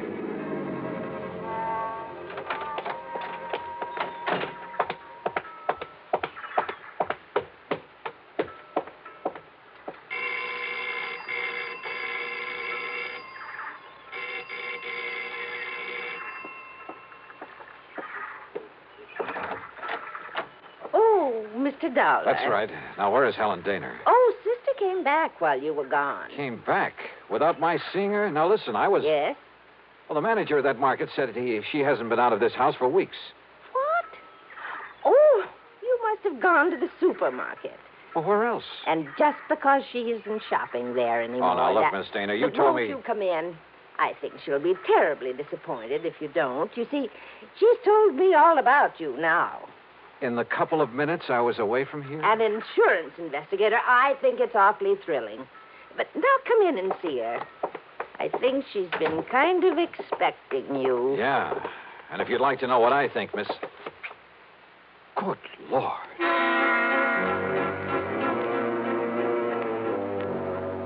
In the middle of the tiny living room was a heavy open armchair. Sitting in it, tied down to it, was a sweet-looking gray-haired lady of maybe 70 or 75. A handkerchief was lashed tightly across her mouth, and the eyes behind her old-fashioned steel-rimmed glasses were filled with tears and a look of utter despair. I swung around to her so-called sister and was struck by two things. She seemed to have suddenly lost about 20 years. Her face wore an unpleasant smirk, and in her right hand was a .38 aimed at me. Don't move, Mr. Dollar. This gun is not only loaded, but cocked, and it has a hair trigger. Stand perfectly still, because it'll be right in the middle of your back. So, while I take away your gun... All right. Now, sit over there in that chair against the wall. You'd better do as I say, Mr. Dollar.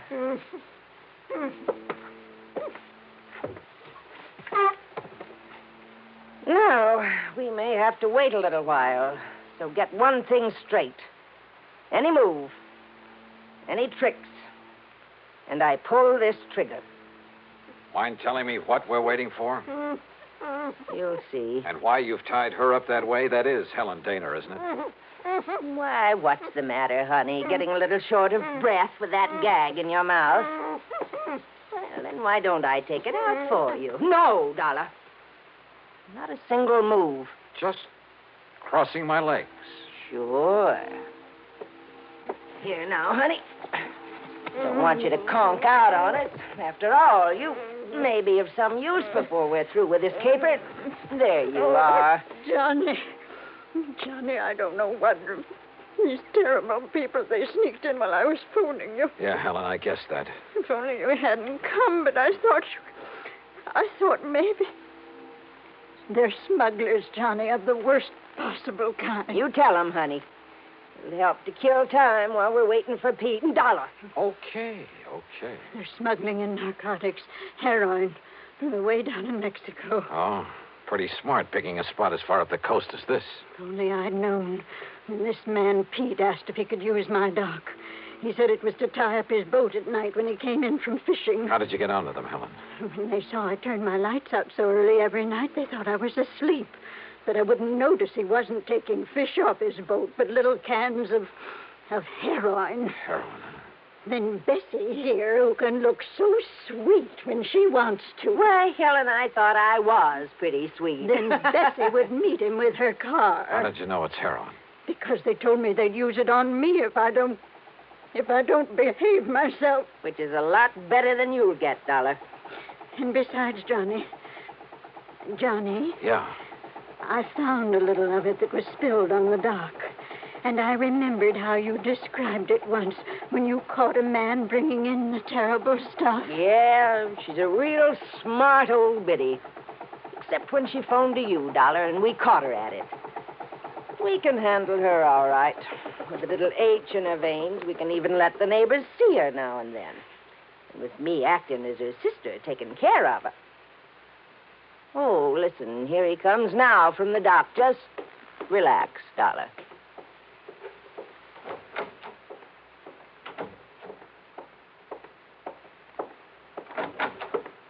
Well, what a charming little party. Johnny, this is... Nice work, Bessie. Dollar, huh? That's right. You want to take care of him, Pete? So you made the mistake of coming out here. Believe me, mister, it was a mistake. I said, are you going to take care of him? Why, of course, right away. We don't want him lying around here. Which is to say, Dollar, we're going to do something I haven't thought of since the old days in Chicago. You and I are going to take a little ride.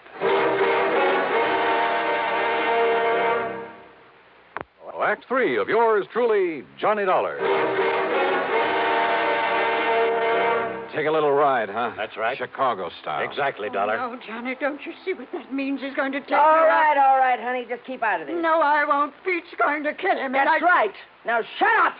Oh, now, just a Dollar. minute. Sit down. Bessie, be sure you keep the gun on him. Oh, don't worry, Pete. If I had a silencer, though, I'd get rid of him here and now. Has it occurred to you, Pete, that I may have left word with them that if I'm not heard from... Now, don't try to be cute, Dollar. Sure, it occurred to me. I dismissed it. For the simple reason that you couldn't possibly have had any reason to know what you were getting into out here. So forget it. What are you going to do with him, Pete? Well, whatever it is, it'll have to wait till after dark, when this one-horse town closes up for the night. Well, then what? Well, I've got to be sure that Dollar's body won't be found until No. Shut up. until we're through with this operation. That means a week or... Wait, I got it. What, Pete? Up on Cayucas Beach. Cayucas? Yeah, that little town 5 or 6 miles north of here. There's a big pile of rocks, a big cave in them. Nobody'd ever think of looking in there. So, as soon as... Oh, what are you doing?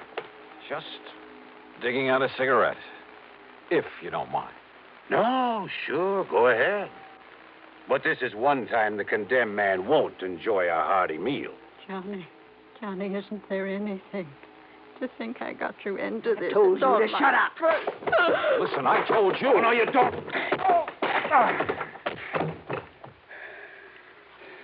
Finish him off, Pete. No. No, we'll wait for dark and do it right.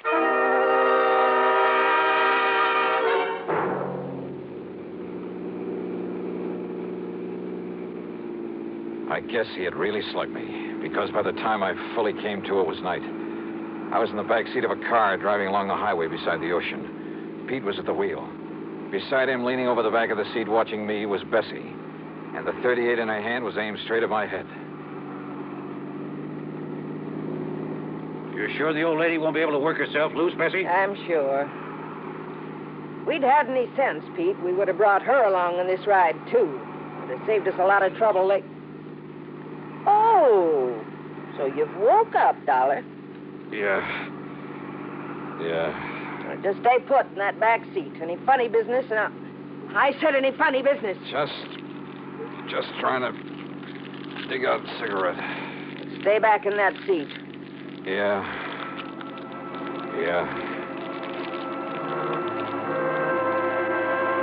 She didn't take her eyes off me for a second, or the gun either.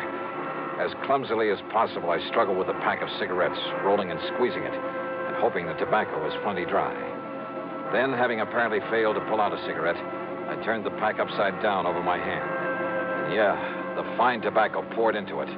I took a deep breath. What's the matter, Dolly? You need some help with that. Oh, no! No, my eyes! Hey! My eyes! Oh! Instinctively, she dropped the gun, put her hands to her eyes, now filled with tobacco dust. With what little strength I had, I picked up the gun and slammed it against the side of Pete's head. Oh.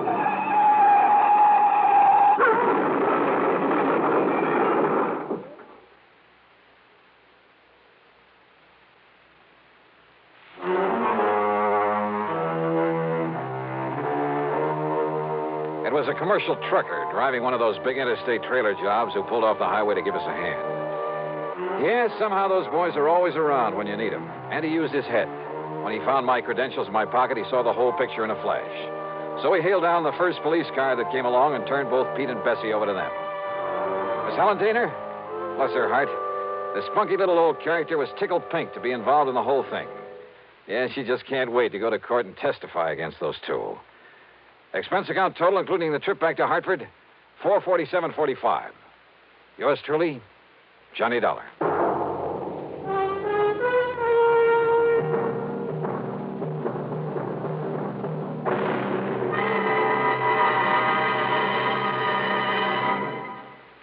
Now, here is our star to tell you about next week's story. Next week? Well, so help me, it's the wildest case I ever got messed up with. Join us, won't you? Yours truly, Johnny Dollar.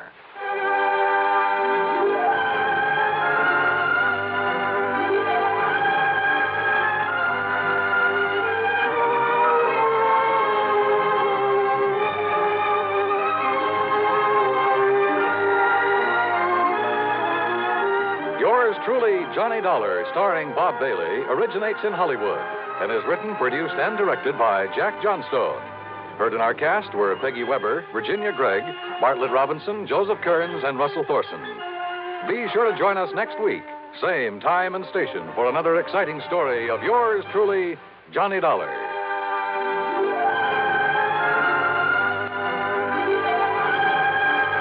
This is Dan Cubberly speaking. Percival Leslie Fairfoot. Percival, what? He's head man at Tri-Western Life Insurance Company in Eugene, Oregon. Oh, brother, with a name like that. What's bothering the dear boy, Pat? Exactly $50,000. Yeah, how'd he lose it? He didn't.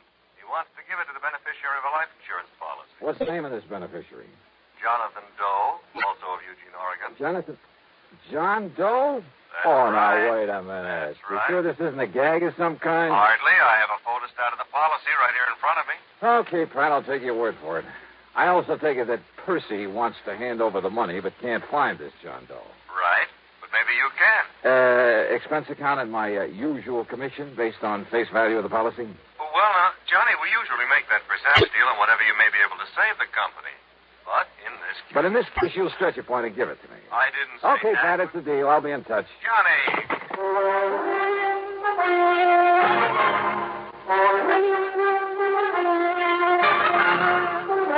CBS Radio brings you Bob Bailey in the intriguing adventures of the man with the action-packed expense account, America's fabulous freelance insurance investigator. Yours truly, Johnny Dollar.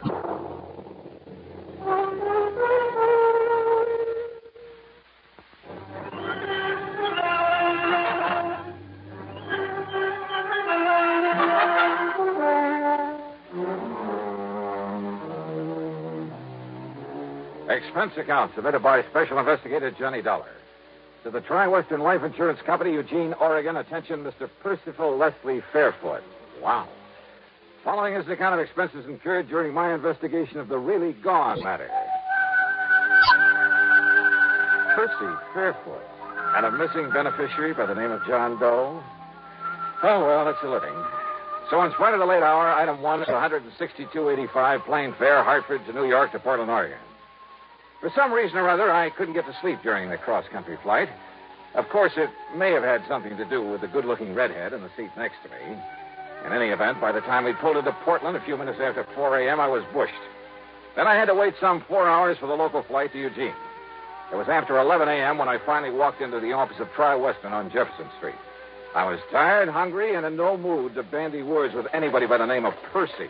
The office straight ahead, Mr. Dollar. Thanks. He's expecting you. Very anxious to see you. Oh, yeah, I'm sure. Well, come in, Dollar. Close the door and come in and sit down. You're Percival Leslie? Yeah, that's right. Call me Les. And come in, come in. Yeah, sure. Well, you look like you've been run through a ringer, Johnny. How about a little drink? Think that might help? No, thanks. Or is it because you've been nipping at the jug all the way out here? Oh, hardly. Of course, there was that redhead in the seat next to mine. Oh, yeah, those redheads, they'll do it to you every time. Good looking. Well, I told you I didn't get any sleep. Oh, baby, you're a man after my own heart. But now, listen. Did Pat McCracken tell you why I wanted to see you? Something about a missing beneficiary. Now, here's a story in a couple of nutshells or two. We got a lot of farms around here. Big ones, little ones, all kinds. A few years ago, Harvey Wakeman and his family came out here. That's Mrs. Wakeman and his 20-year-old son, Ben. It's Wakeman's policy that's involved? Just let me give it to you my own way. It'll save time. Huh? Yeah, shoot. Well, Wakeman used to be a professor at some agriculture college somewhere back east. When his doctor told him if he didn't stop teaching and retire, he'd die before his time, why, he came out here and bought this farm up this side of Coburg and went to work on it. He called that retiring? Oh, he did wonders with it. And when he died a few weeks ago... Les. Yeah? A wife and son? That's right. But he left the insurance to somebody by the name of... That's right, to a man named Jonathan Doe. Just who is this John Doe? Ask me, Johnny. He isn't. Well, what do you mean by that? You ask me, Jonathan Doe is dead. Now, he must have known old man Wakeman was leaving him this money, so why isn't he around to collect it? Yeah, I see. Tell me one thing, Les. What's that? How did Wakeman die? Sound asleep in his own bed in his own house. Nothing to be suspicious about, if that's what you meant. Okay. Now, let's get back to Jonathan Doe. Wakeman's best friend, Johnny. Had a farm just north of Wakeman's on a little side road. The way I understand it, Wakeman spent almost as much time this past year over at Jonathan's helping him out as he did on his own farm. His best friend? Yeah, that's why he left him the insurance money. After all, he left his widow and his boy his own farm worth 3 or 4 times that much. I see. But now my problem is I can't find Jonathan Doe. Well, he just disappeared? Just disappeared. When? About the same time Harvey Wakeman died, near as we can figure it. That was 3 months ago. What did the police think? Well, they decided the only thing we can do is wait. Maybe he'll show up again. But you ask me, Johnny. Yeah? That means wait for 7 years until he's legally presumed not to be alive, and then give the money to the secondary beneficiary. Legally presumed not to be alive? That's a funny way to put it. Well, that's the way Harvey Wakeman had me write it in his policy. But you know what it means, Johnny. Sure, the statute of limitations. When someone fails to show up for 7 years, the law presumes him to be deceased. But this company doesn't like that sort of stuff hanging over its head. So, Johnny, it's up to you. Either find this Jonathan Doe or, more likely, prove him dead. So how are you going to start? You know something? Yeah. Well, you've given me so much to go on. Right. That, Les, I haven't the least idea.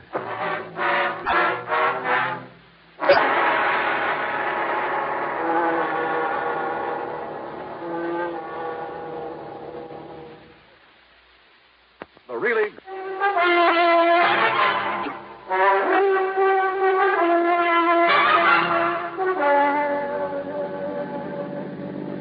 Expense account item 2, $50 deposit on a rental car after a big lunch at Les Fairfield's expense. I crossed the Willamette, then drove north. A couple of miles this side of Coburg, I found the prosperous-looking Wakeman farm. As I pulled up in front of the house, a clean-cut young fellow in blue jeans came over to the car. Afternoon, mister. Can I help you? I'm Ben Wakeman. Yeah, hiya, Ben. My name's Johnny Dollar. Dollar? Insurance investigator. Oh, then you must be here because of Jonathan Doe. Yeah, that's right. Sure saved you people a lot of time and trouble if Mr. Doe showed up, wouldn't it? Any idea what might have happened to him, Ben? Me? Why, no, sir. Well, I have, Mr. Dollar. I could hear you through the window. I'm Mrs. Wakeman, and I have a couple of ideas about what happened. Oh, how do you do, Miss Wakeman? You know what I think? Well, now, Ma. I think Jonathan Doe was just so broken up over my husband's passing that he couldn't bear just staying around not being able to do anything about it. Ma, they were the closest friends that ever lived, Harvey and Jonathan Doe. Tell me, Mrs. Pa spent more time with him, helping him, loaning him his implements. Well, maybe I guess our Alice Chalmers tractor is still over there. Ben? I know it is, Ma. And as soon as Mr. Waverly says it's All okay, right, all right. Yes, Pa spent more time with him lately than he did here. And with the shock of Pa's going, well, I just think he went away. Ma, I don't mean to argue with you, Ben, the more you say no, the more I believe it's true. You just know the best way to keep me thinking something is to say it isn't so. You're just like your father was. You said you had two ideas, Mrs. Wakeman. Well, of course, Mr. Dollar. Any reason why this Jonathan Doe wasn't just, well, murdered? Ma, please. Any reason you know of why somebody might have murdered him? Well, no, but just the same, it's a possibility, isn't it? What sort of a man was Jonathan Doe? Well, according to Pa. No, I mean in your own opinion. Well, you see, I just never did get around to meet him. Goodness knows I told Pa to invite him over here to Sunday dinner often enough. Ben? Sir? Well, that is, I never met him either. I offered to go over there with Pa a couple of times and maybe help him out, but... You want the truth. Neither Ben nor I ever really saw his farm close up until they told us he'd disappeared. It wasn't that Pa kept us away from him. It's just... Well, who around here did know Jonathan Doe? Well, actually, well, I guess even we wouldn't have known about him if it hadn't been for Pa. That's true, Mr. Dollar. It's just that... Well, Kind of funny that they knew so little about Mr. Wakeman's closest friend and beneficiary of his insurance. But the more I questioned them, the more sure I became that they really didn't. More important, tired as I was, Mrs. Wakeman's constant jabbering nearly drove me off my rocker. So after learning that the Eugene police had made what little investigation there was, I drove back to town, dropped in at headquarters. Well, you really should ought to talk to Sergeant Conroy, Mr. Dollar. He's the one really been out looking for that Jonathan Doe. John Doe, ain't that a laugh? Yeah. Well, is Conroy around here now? It's his afternoon off. I don't know where you'd find him. He'll be on duty 8 a.m. in the morning, though. Okay, thanks. I'll catch him now. Sure. I spent the rest of the afternoon contacting everybody I could think of who might have had some contact with Jonathan Doe. At the post office, I learned the delivery man had only seen him at a distance, driving Wakeman's tractor across the field. None of the merchants remembered his having ever come in. I drove out into the country again, talked with other farmers living nearby. None of them knew anything about him, nor had ever seen his face. I drove to his farm, went over the place with a fine-tooth comb. Result? Nothing. Except, perhaps, that it was obvious he'd never owned a car or any livestock, nor many of the usual agricultural implements either. As a matter of fact, the Alice Chalmers Mrs. Wakeman mentioned was the only motorized piece of... Wait a minute. No car. I went back to Eugene again, checked with ticket offices, bus, plane, and railroad. Nothing. I began to wonder if this John Doe ever existed. But then at City Hall, in the Hall of Records, I had that idea knocked right out of my head. Well, here are the records, Mr. Dollar. All in order. Now, look, tell me this. Did you ever see and talk to this man? Well, no. Well, who in this office might have talked to him? Well, I would have. But, you see... Hey, now, wait a minute. Where's his signature on these? Well, you see, they were all signed by Mr. Waverly. Waverly? Well, that's lawyer John Waverly had his power of attorney. Where'll I find him? Well, I understand he went up to Portland this afternoon. Oh, son of a gun. Somebody around this town must have known this Jonathan Doe, must have seen him somewhere, sometime. Well, of course, Mr. Dollar. All right, who? Well, now, that's something I just don't know.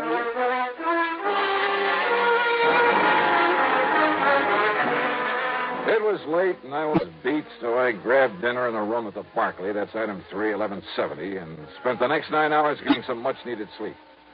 Item 4, first thing in the morning, $1.85 for breakfast. Then I barged on over to police headquarters again. Sergeant Conroy was cooperative enough, but not very helpful, if you know what I mean. Well, you've learned just about as much about Jonathan Doe in one afternoon as I have in 3 months. Yeah, but, Sergeant, it just doesn't make sense that no one, not one, around here is... Well... If only I didn't know young Ben so well. Man. You've seen him? Chip off the old block, just as hard-working, just as honest as his father was. Well, what about him? Well, anybody else but him, I'd have locked him up first and asked the questions later. What are you talking about? Speaking of that, do you ever get so many answers to questions you didn't ask as when Mrs. Wakeman started Wait a minute, jacking listen, away? Conroy. Nice enough woman, I guess. I always did feel sorry for Mr. Wakeman having that mouth of hers around all the time. Wait a minute, will you? What do you mean about young Ben? The insurance, What? Secondary beneficiary, you know. It's Ben who gets that money if Jonathan Doe never shows up? That's right. Well, at least that's... You're sure of that? Well, that's what I understood from Les Fairfoot. He's the... Yeah, I know who he is. But why he didn't tell me that? Conroy, I'll see you later. Now, look, Dollar, I told you about that boy. That boy is somebody I want to find out more about for myself.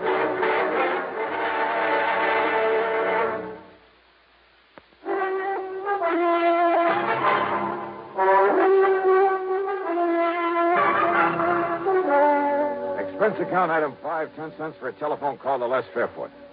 Johnny, you're not trying to tell me Ben could have killed Jonathan Doe to get that $50,000 7 years from now? Didn't he? Oh, I know that boy. I've known him for years. Or maybe he paid him off to disappear this way. When by simply staying around, he could get $50,000. Are you sure that Jonathan knew he was beneficiary of that policy? Well, I'd certainly imagine old man Wakeman would have told him so. Wakeman ever say he did? Well, no. You ever tell it to Jonathan? I never even met him. Not you nor anybody else, and I've been wasting all this time trying to find someone who did, who knew something about him. But, brother, that's all beside the point now. What are you going to do? Go out to that farm for a showdown with Ben Wakeman. Showdown? I'm afraid I kind of made a fool of myself trying to trick that boy into confessing that he disposed of Jonathan Doe. He had an answer for everything. But I mean a straightforward, honest, eye-to-eye answer. As for his mother... Ben, who's worked so hard to take care of me and Pa ever since you first got sick, how can you say such a thing? It's all right now, Mother. It's just Mr. It's Dollar. just that he's accusing you of the most horrible, the most awful things, and he has no right to. Well, look, Mr. You think that Ben, this wonderful boy who's taken such good care of this farm, just like his father wanted, and who's even taken care of Jonathan's place ever since and taken care of us, I ought to scratch your eyes out for even thinking such a thing. Well, I'm sorry, Mrs. Wakeman. You'd better be, and you just better get out of here. Mother, If please. I had any sense, I'd sue you. I'd call up John Waverly and Wait tell a minute. him... Waverly? That's right. Lawyer Waverly. He was Dad's attorney, Mr. Dollar. Your father's, too? Of course.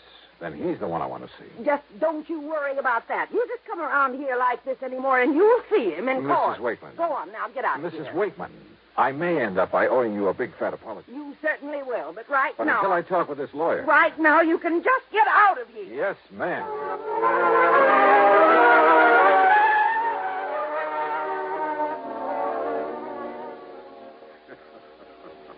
Well, I can't say that you were very wise, Mr. Dollar, trying to, shall we say, cross swords with Mrs. Wakeman. You see, she was one of the reasons Harvey Wakeman spent so much time on the farm of Jonathan Doe. Just to get some peace and quiet. Yeah?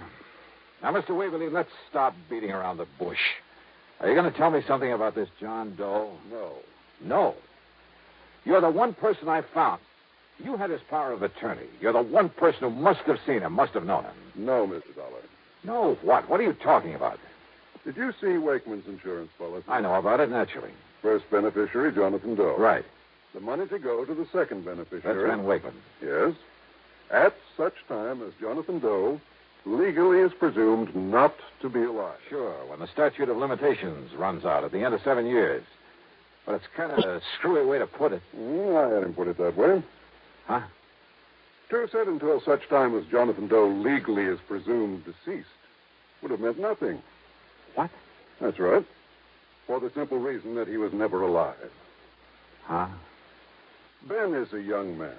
His father loved him very dearly. The boy meant everything to him. Mr. Waverly. Wakeman knew he didn't have long to live. He arranged it so that his farm and the profits from it would pass to his widow and his son. Well, of course. But he wanted to do more for the boy. after Ben had really reached maturity. And do it, incidentally, without seeming to slight his widow.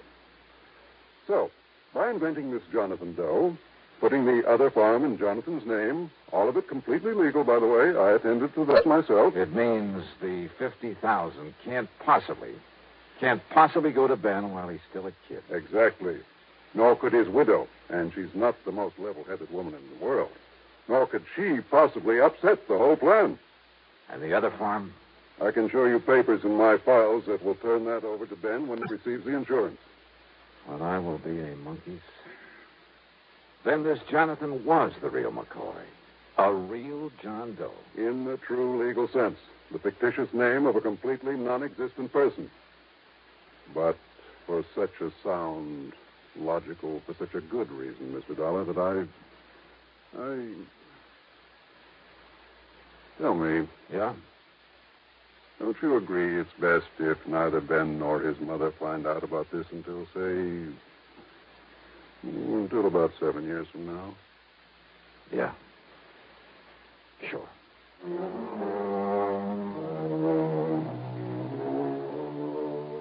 So, Les, you can just hold this $50,000 payment outside and outstanding for a while. And don't forget to keep up the interest on it. Also, I think you have sense enough to keep your mouth shut about it. So, expense account total, including another hotel bill and the trip back to Hartford, $40105. Yours truly, Johnny Dollar.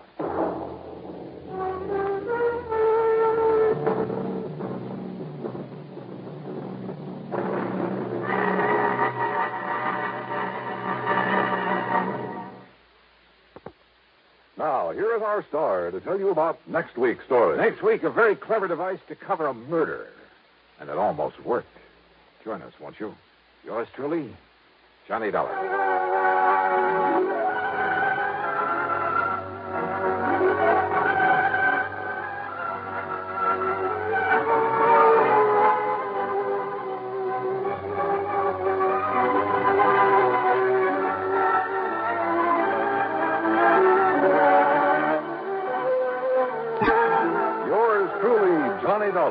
Starring Bob Bailey, originates in Hollywood and is written, produced, and directed by Jack Johnstone. Heard in our cast were Virginia Gregg, Lawrence Dobkin, Marvin Miller, Sam Edwards, Junius Matthews, Stacey Harris, and Bart Robinson. Be sure to join us next week, same time and station, for another exciting story of yours truly, Johnny Dollar.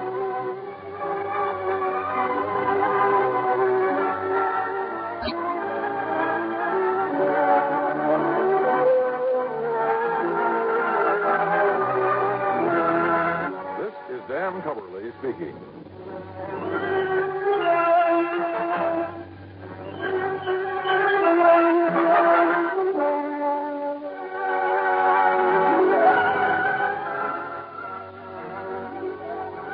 Johnny Dollar. Doesn't this nice weather kind of get under your skin, Johnny? Who's that? Make you want to be sitting in a boat on Lake Mojave, hauling in 5- and 6-pound bass? Maybe a really big one? Buster. That's right, Buster Favorite. Well, yeah. Where are you calling from? Right here at Lake Mojave Resort. And, Johnny, I've just picked up a new spinning rod and reel that I think you ought to give a workout. Oh, you dog. You know I have to work for a living, and, brother, I mean work. Isn't it pretty hard, huh? Too hard. Well, then it's time for you to relax a bit. Yeah, I know, but... Live longer, Johnny. You know the old saying. What old thing? The time a man spends in fishing is never deducted from his lifespan. So come on out here for a few days. Oh, Buster, I'd love it. And if there was some insurance problem that I could use as an excuse, Buster, is there? Well, yeah. You mean there's something involving insurance that I ought to look into? Yeah. Then give it to me, quick. Well, not the sort of thing I could very well explain over the phone. But unless I know what it is, what company's involved. But it could turn out to be something pretty important. And purely incidentally, the fish are biting like mad. That's right. Okay, Buster, what am I waiting for?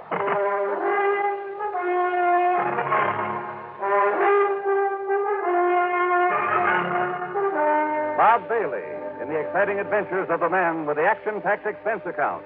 America's fabulous freelance insurance investigator. Yours truly, Johnny Dollar.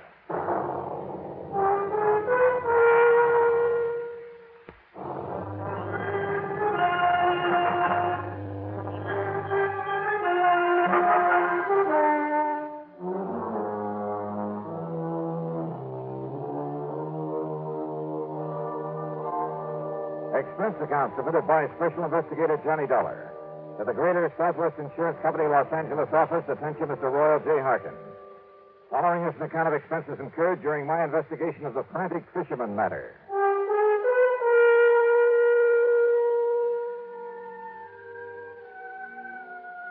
Roy, why kid about it? When I started this trip, I had no way of knowing that your company was involved. Knowing Buster Faber, I honestly figured that his mention of an insurance angle was just to give me a good excuse. But when you've read the facts in this report, I'm sure you'll agree that Greater Southwest should pay the old expense account without question. Yeah, and probably a nice extra fee to boot. All right. Item 1, $154.50 night flight from Hartford to New York to Las Vegas, Nevada. Item 2, $50 deposit on a rental car. I headed south and east to Lake Mojave Resort.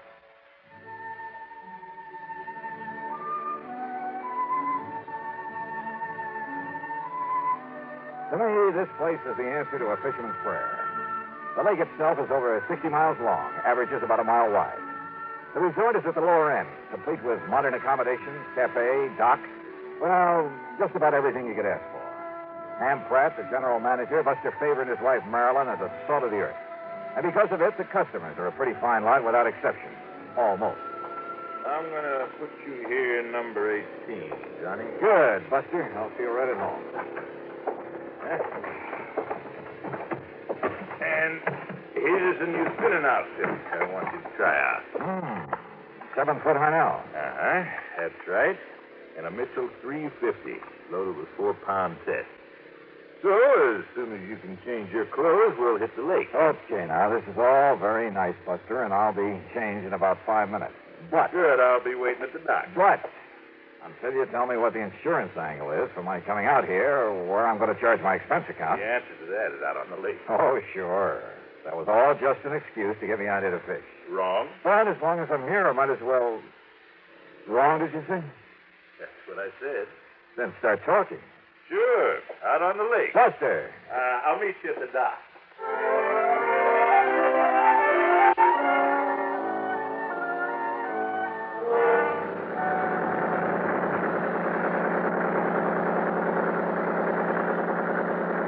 The big 35 on Buster's boat moved us up the lake at an easy 30 knots.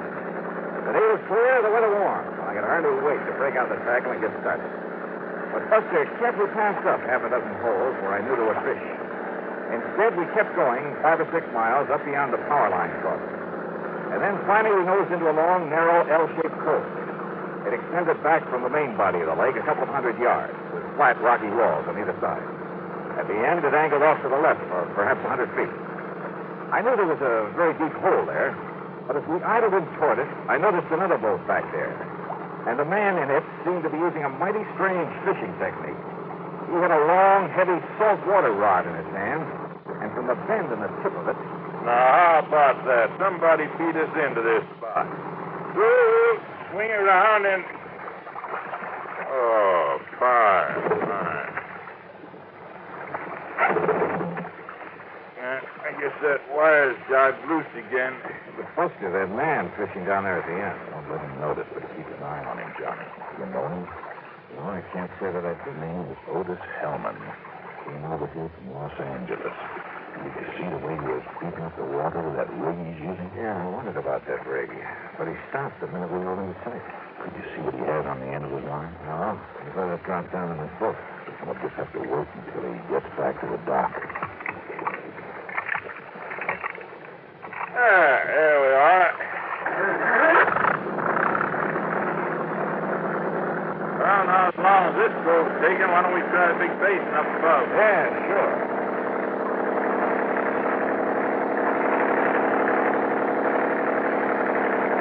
Now, what did you mean, Buster, about that man in the boat? Where do you get a close look at that rig he's using? Wait a minute. Otis Hellman, did you say? That's right. In all the papers last week. Got out of prison over in California. Yeah, sure. Yeah. Fishing, huh? At the end of that same cove, day after day. But if you ask me, that man isn't after fish.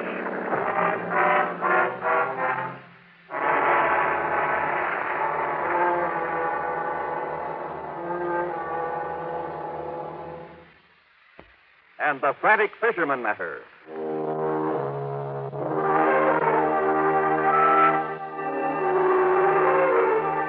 Buster Faber and I went up to Sculpture Rock there on Lake Mojave. We caught fish, plenty of them. Nice big lunker bass.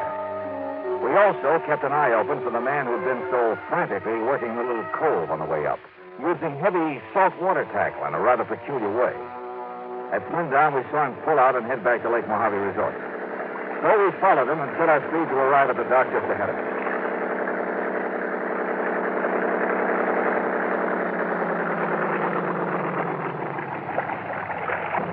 Well, here we are, Johnny, back home same day. Yeah. Size up, Jim. Take care of these fish for us. Sure thing, Buster. Hi, Mr. Dollar. How'd you make out? Oh, pretty good, Jim. Here you are. Hey, you meant it all right. Evening, Mr. Hellman. How'd you do today? Nothing, Mr. Faber. Not a thing. Oh? Where were you fishing? All over the lake.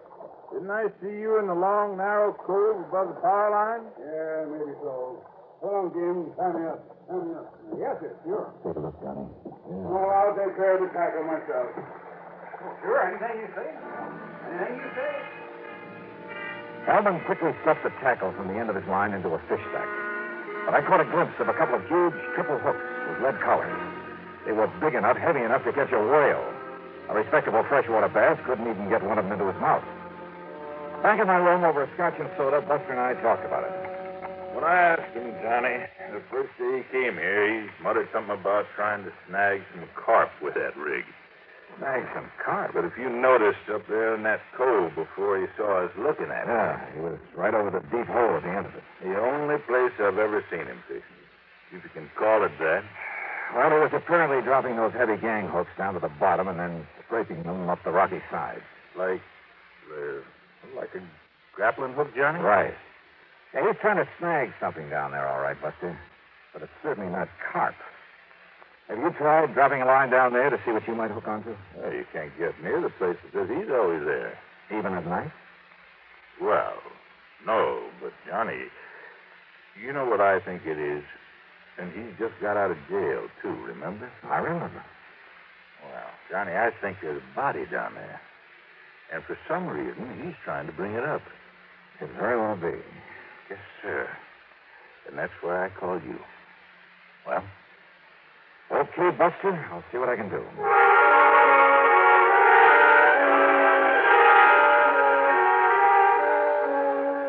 Buster had said that Hellman came here from Los Angeles. Well, there was a man in L.A. who was a veritable fount of information. Royal J. Harkins, the greatest Southwest insurance. It was evening now, so I put in a call to his home. I paid him through 85 cents, and he had plenty for me. Of course I know who Otis Hellman is, Johnny. When he and that partner of his walked out of McKinney Mining Supply with $60,000, and in cash, mind you, we had to make good on it. Is that why Hellman was sent to prison, Roy? Yeah. For complicity in that job, though, I believe his partner was the one who really did it. Who was the partner? Another old prospector named Oscar Kirkman. Kirkman. Is he still in jail? Oh, he disappeared, Johnny. Just before he was to go to trial. And the money? Not a penny of it was ever found. So if you have any ideas about how and where you might recover it... Sorry, Roy.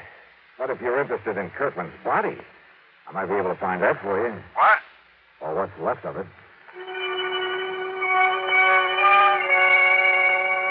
And yet, how could I be sure? I mean that it was a body that Hellman was trying to locate up there in that deep little cove. Well, there was only one way to find out, and I needed some special equipment for it. So early the next morning, I climbed into my rental car.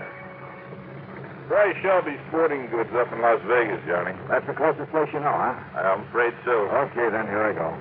Ordinarily, there'd be dozens folks around here who could loan it to you, but most of the people right now are either fishermen or water skiers. Hey, incidentally, did Hellman go out in his boat this morning?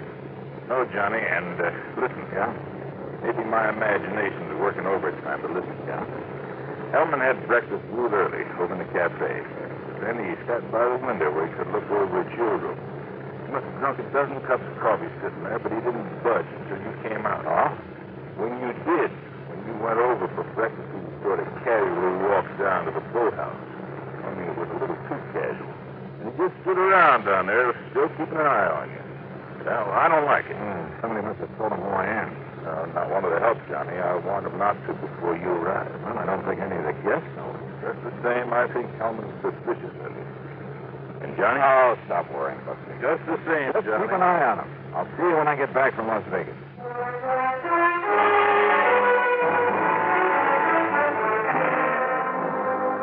It was nearly 100 miles to Vegas, and I made it in 2 hours flat. There at Shelby Sporting Goods, I spent item 4, $169.18 for a complete skin diving outfit. Fins, faceplate, diving tank, and regulator, a powerful waterproof headlamp, and, yeah, a passionate pink pair of swim trunks. There you are, partner. You going to do your skin diving over Lake Mead? Down at Mojave. The last time I outfitted a man for down there was a couple of years ago. A man called himself a miner, a prospector. Oh? Yeah, rented $150 worth of stuff to him and never got it back. Hey, wait a minute. You know what his name was? Sure. In spite of the fact that he gave me a phony one, it was right after that his picture was all over the papers with his partner, that other crook named Otis Hellman. And his name? Rings a bell, doesn't it, partner? It sure does, Mr. Sure. While Hellman took the rap, this one disappeared. His name was Oscar Kirkman. Mister, you've just given me a wild idea. That's all? Just wild enough to make some sense. Yeah, and help me solve a case. Solve a case? What kind? Who knows? Maybe murder, among other things.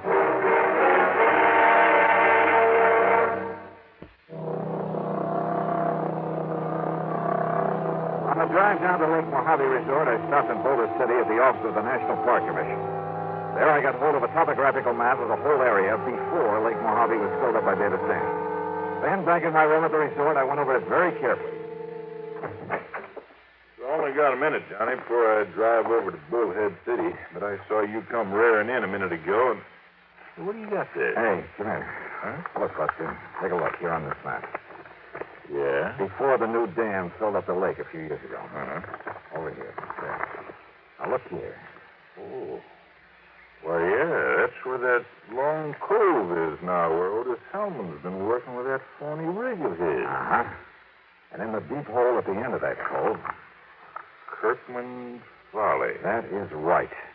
Kirkman had a mine there before the lake was filled, when it was all just desert land by the side of the Colorado River. And right there is where Hellman is grappling for something. Right. Kirkman disappeared, Johnny. Yes. But what really happened is that Otis Hellman killed him and stuffed him down there in that underwater mine. Maybe. But why he wants to bring him up again, whatever is left of him... Buster, I want to use your boat. Well, sure. And if Hellman hasn't gone out fishing, has he? Oh, he's still hanging around down at the dock. All right, good. Somehow, you've got to keep him from following me. Well, Hellman's seen you and me together so much, but I can have Jim fill up the fuel tank on Hellman's boat and... meantime, take out one of the spark plugs, something like that. Good. He'll have plenty of chances because Hellman will be watching me when I take off. What are you going to do? A little skin diving up at the end of that cove. And don't be surprised at what I may bring up.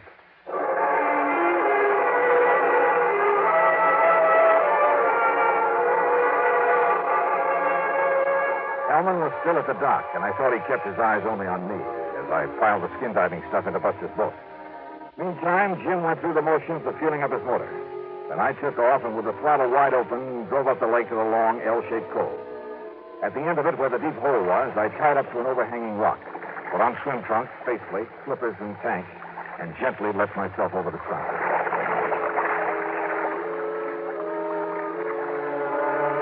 I've done a lot of skin diving here and there, but this was something new.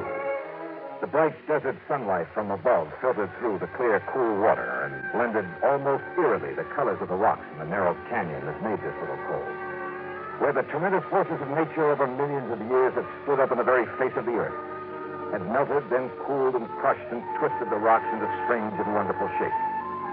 And the fish, bass and crappie and bluegill, even a lazy old carp, they watched me without fear as I glided down beside them, moved gently aside, then followed them. A huge catfish casually turned aside as I flipped on the powerful beam of the headlamp. I could almost imagine a look of disdain on his face as he spied this alien being from the world above. And then I found what I was looking for. The entrance to the old Kirkman mine, carefully boarded up. But I managed to pry one of the boards loose. And I found a package wrapped in heavy plastic with a heavy coating of wax. But I could see the color of money inside. I swam back up to the surface with it, to the shadow I thought was Buster's boat. Tossing off my gear, I flung it and the package into the boat and grabbed the gun. Don't bother about coming aboard, Mr. Dollar. Well, Mr. Help. I convinced him that he should replace the spark plug in my motor that you had him removed. Well, good for you. You saved me a lot of trouble, Dollar, locating and recovering the money for me. Now that I have it... Look, if you'll aim that thing the other way. Did you also find the remains of Oscar Kirkman down there? Now, listen, Hellman. Well, it don't matter. After I've killed you, you're going to join him down there with his anchor tied to your feet. Thanks again, Mr. Oh, no, you... I kicked with all I had and overturned the boat. As he entered the water, Hellman fired again. A concussion hit his throat, but he dropped the gun, and with the help of the fins of my feet, I was able to turn him, to grab him around the neck and drag him down. I had taken a deep breath before capsizing his boat, and he was an older man than I. But it seemed like hours before he finally quit struggling, and with my lungs almost bursting, I carried him back up to the surface. He was still alive, but harmless.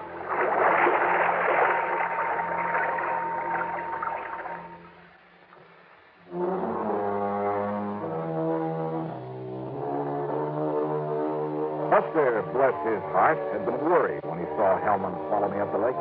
So he had borrowed a boat and was waiting for us there at the end of the cove. Otis Hellman?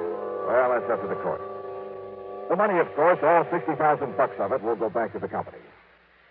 Well, expense account total, including all the incidentals I could think of, and a couple of days of good fishing, $650.85. Yours truly, Johnny Dollar.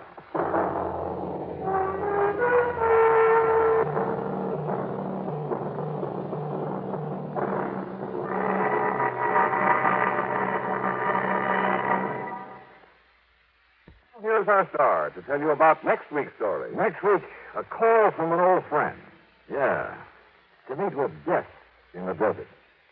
Join us, won't you? Yours truly, Johnny Dollar.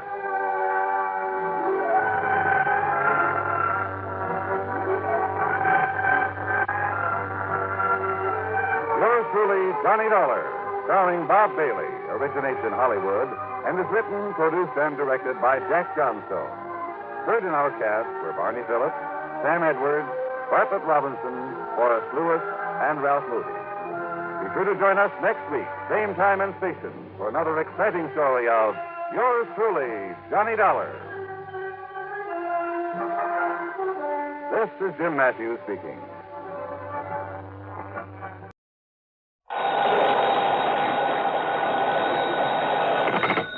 Johnny Dollar. The Milford Advertising Agency in Denver, Colorado, Mr. Dollar. Advertising agency? Mr. Horace W. Milford would like to speak with you. Hold on, please. Hello, Dollar. That's right, Mr. Milford. Yes, can you come out here to Denver to see me right away? Well, now, look, sir, if you're interested in buying commercial time on my weekly radio program, you'll have to contact CBS Radio in New York. No, Dollar. This is a purely personal matter that I wish to see you about, that I must see you about. Well, I'm sorry, Mr. Milford, but unless there's insurance involved... Well, yes. Yes, there is. The same company that's insured my life. One of the outfits I work with? Tri-Western Life Insurance Company? Yeah, that's one of my clients. Well, then, please, come out here right away. Well, I'd better check first with the company and get their authorization to... What was that? No, by all means, do not contact the insurance company. Not yet. Well, there's a little matter of my expense account. That will be taken care of, most adequately. Okay, whatever you say. Now, what's this all about, Mr. Milford? Mr. Dollar, here on the phone, I can only tell you it's a matter of preventing... Yeah? Yes? Of preventing a murder.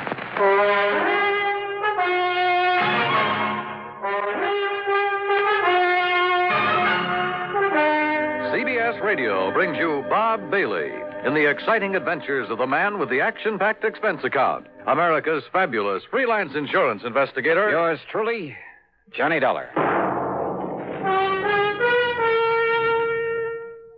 And now, Act One of yours truly, Johnny Dollar.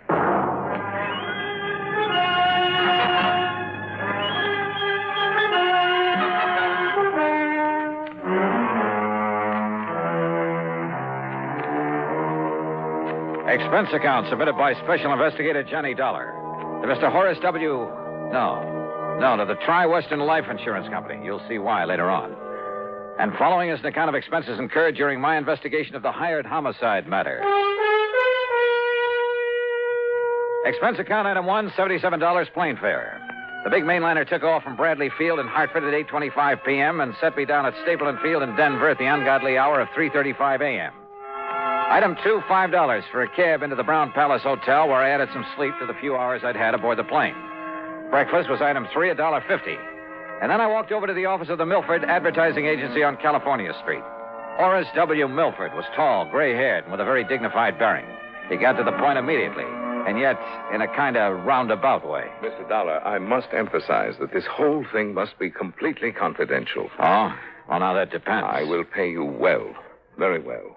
You sound as though there might be something illegal about whatever it is you want me to do. I can only hope that you can prevent something illegal from happening, something terribly wrong. You mentioned murder. I said prevent a murder. Whose, Mr. Milford? Yours? I'll be as brief as possible, Mr. Dollar. Time is of the essence. But first, you must know some background. Right ahead, sir. Since my wife passed away some years ago, this advertising business and my daughter Claire have been my sole interests in life. How old is Claire? She was 27 on her last... now, listen, please. I'm listening. I built this business by myself. Until 2 years ago, I made all the client contacts, planned the campaigns, wrote the copy. I bought the space and radio time, everything. And then Tony came along. Tony? Anthony Ferringer. He's my son-in-law. And he works for you, Mr. Milford? Out of pity for a young man who seemed to be struggling to make his way in the world, I gave him a job. Oh. And then by way of repaying me, I thought, he brought the Bonar Electronics account to this office. Bonar Electronics Corporation. Yeah, I've heard of them. Pretty big outfit, I understand. It means annual billings of some $2 million to us. That's a sizable advertising account. Now, the point is, well, he told me later, that his means of getting it were somewhat unorthodox. Unethical is a better word. No, how do you mean? He told me that he had something on officers of the Bonar organization, that he'd threatened exposure and ruinous scandal if he weren't permitted to handle their advertising here. Well, now that doesn't seem possible with a big company. Thanks largely to my own efforts and ideas, we have established them as one of the most important companies in their field. Don't ever underestimate the value of advertising, huh? Yes, to the public as well as to the company. Yeah. Well, now, Mr. Once Milford... I took over the account, young Tony was content to sit around, collect his salary and a big commission and do nothing. Nothing, that is, but constantly remind me that he had brought the business here. I see. But, Mr. Dollar, were the account suddenly to go to some other agency, it would ruin me. Oh, how so? Buying this building, setting up the organization adequately to service such an account cost me everything I had. I'm not a young man anymore. Well, is somebody else gunning for Bonar Electronics? Oh, far worse than that. Mr. Dollar. Now, wait a minute, please. I'm afraid we've got far away from the subject of murder that you talked about. Mr. Dollar, far worse than his simply falling down on the job is the fact that Tony Ferringer, against my will, mind you, because I knew him well enough not to trust him, courted and eloped with my daughter. Well, now, and Mr. it wasn't because he loved her, believe me. It was only a further step in a plan to get his hands on this advertising business of mine. You're sure of that? He had the nerve, the audacity to say so himself. I can see him now, sitting right there where you are, with a smirk on his face, blandly telling me that now that he'd lost her, he'd have to resort to other tactics. Oh, wait a minute. That he'd have to take this important account away from me by opening his own agency, and that I couldn't stop him. Wait a minute, please. You said lost her. What did you mean by that? Because of his duplicity, what he'd done to me. Because of the miserable way he treated and tortured her. Claire, my daughter, my only child. Claire took her own life. Oh, I'm sorry. Oh, the shock of it almost killed me, Dollar. Tony Ferringer was bringing my whole life crashing and crushing down upon my head. I hated him. With every fiber of my being, I was beside myself. Mr. I could see only one thing left for me to Mr. do. Milford, please, But if then, you're leading up to then what my I think clients you at are. Bonar came to me 2 days ago, and they told me they realized what had happened and why. And they assured me there was nothing Tony could do or say that would hurt them and that they would stand by me. Well, that straightened me out, Mr. Dollar. Oh. It made me realize that killing Tony, there was no point, no use in it. Well, I'm glad of that, sir. But then I'm afraid I don't see why you sent for me. Because it was too late. What? Because I had already hired a man, a professional killer. To murder him? Yes. Well, then, good heavens, man, call him off. I can't. Sure, get in touch with him and... What do you mean you can't? There's no possible way for me to reach him, contact him. Until after he's murdered Tony Ferringer.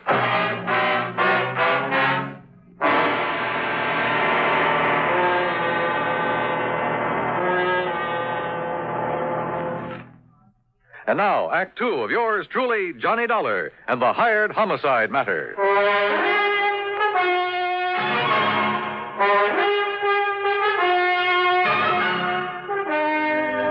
Now, wait a minute, Mr. Milford. You mean there's no way to reach this hired killer to call him off, to tell him not to murder Tony Ferringer? No, none whatever. But look here, you can't just Mr. Dollar, when the only thing I wanted in life was to see him dead for all the terrible things he did to me and to my daughter, I went about arranging it very carefully. How? By means I don't need to go into here. I finally established a contact in the underworld here in Denver. Sort of a stool pigeon, I suppose you'd call him. A man named Eric Blinker. Yeah? For a price, Blinker had the killer contact me at my home. Do you know the name of this killer? Well, he only told me that if he felt it necessary to phone me or to contact me in any way before the job was done, he would identify himself as Blackie. Oh, great.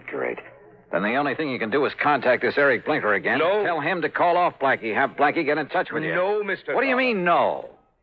Eric Blinker's body was found floating down the Platte River yesterday afternoon, just before I called you. Oh, but don't you see, Mr. Dollar? Unless we can somehow contact this Blackie, he'll go ahead with the murder. The murder I arranged. It must not happen. All right, how much do you know about Blackie? What does he look like? I don't know. But you just finished telling me that he called on you to make arrangements for the killing. He came to my home at night. He insisted on talking to me from outside a window where I couldn't see him. I couldn't see him. All right, did you give him any money? $5,000 in cash. Marked? Huh? Marked bills? No. Oh, fine. Well, he said that if any of the money was marked in any way, that he would know about it and that he wouldn't hesitate to kill me. All right. When was he to do the job? He would only say by the end of the week. And this is Friday. This is Friday. And you can't give me anything to go on to find this man, Blackie? Nothing, unless he calls. Well, if that happens, you don't need me. Mr. Milford. Yes? Have you told Tony Ferringer anything of this? Good heavens, Dollar, you don't know the man. Can't you see what would surely happen if I did? He would bleed me for everything I have. Me, accessory to a plot to murder him. Don't you see what that means? Yeah, sure I do. And if you were to call in the police, it would be just as... Oh, yeah, Mr. Milford, you've really stuck your neck in a noose. Somehow you've got to get me out of this. You? What about Tony? Right guy or wrong, he's the one who's going to be killed. Well, I meant stop this thing. I don't want his blood on my hands, not anymore. Somehow you've got to stop this killing. Oh, yeah, sure, great. But how? You got any good ideas? Hey, a phony telegram, something like that. What? Yeah, some kind of a message telling Tony to get out of town. But if it weren't to reach him soon enough, or if he were to disregard it. If you were to go to the police. Oh, I'd sooner kill myself. I might as well. Or contact them. An anonymous warning, maybe. There is only one place from which Tony Ferringer might expect trouble. From me. Mr. Milford. Well... Oh, I don't know. So help me, I don't know. I'm not even sure you deserve help after what you've done. I beg you, Mr. Dollar. Hey, you told me on the phone there's insurance involved in all this. Well, when he first came with me, Tony had his life insured. He named some distant relative as the beneficiary. Through Tri-Western Life? Yes. But he didn't even name Claire in it when he married her. Yeah, well, that's beside the point now. Do you have an idea, Mr. Dollar? Is some way... No. I was just thinking it's not only your neck I've got to look out for now, but I got to keep the insurance company from having to pay off on Tony. Well, you could watch over him. Oh, yeah, sure. Sit on his lap for 24 hours a day without his knowing it? Where is he now? I don't know. Well, where does he live? Well, then you will watch over him. We'll see. Scribble down his address and phone number for him. Oh, yes, of course. He lives at 425. Now, what does he look like? About the same height and weight that you are. Here. Very good. 425. But his hair and complexion are somewhat different. Tony! That's right, Papa. And who are you, mister? I take it you're Tony Ferringer. That's right. Oh, Tony. Oh, listen, you old fool. I just found out you spoiled my chances of starting my own agency. That you conned Bonar Electronics into staying with you. No, it's because you lied to me about the way you got us that account. Oh, but so Tony, you finally caught on. Tony, will you listen to me? You listen to me. I'm not going to let you get away with this. Please, Tony. Or maybe you will. Maybe I can't stop you. But believe me, you're going to pay me plenty. Tony, will you How? please Why? listen I haven't to me? figured that out yet. But you'll pay me, Papa. Just remember that. Wait. Oh, dear. I don't know. I don't know what to do. Just keep your shirt on, Mr. Milford. Yeah. What? Yeah. And wish me luck.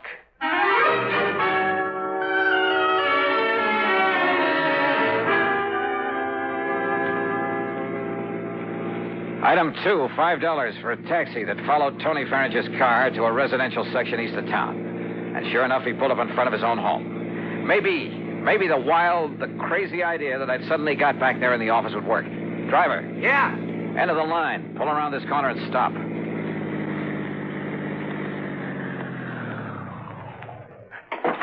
All right, here's a 5 spot. Stick around for a while. Instead of walking up to Tony's front door, I sneaked around to the back, half hidden by a hedge at the side. I hoped that none of the neighbors would see me, raise a fuss, or report me as a prowler. I rang the buzzer at the back door, then stood aside, flat against the wall, so that whoever opened it wouldn't see me. I hoped. Yes? Yes? Hello, somebody ring this door buzzer? Yeah. And now, if the rest of this wild plan works out, in you go, Tony.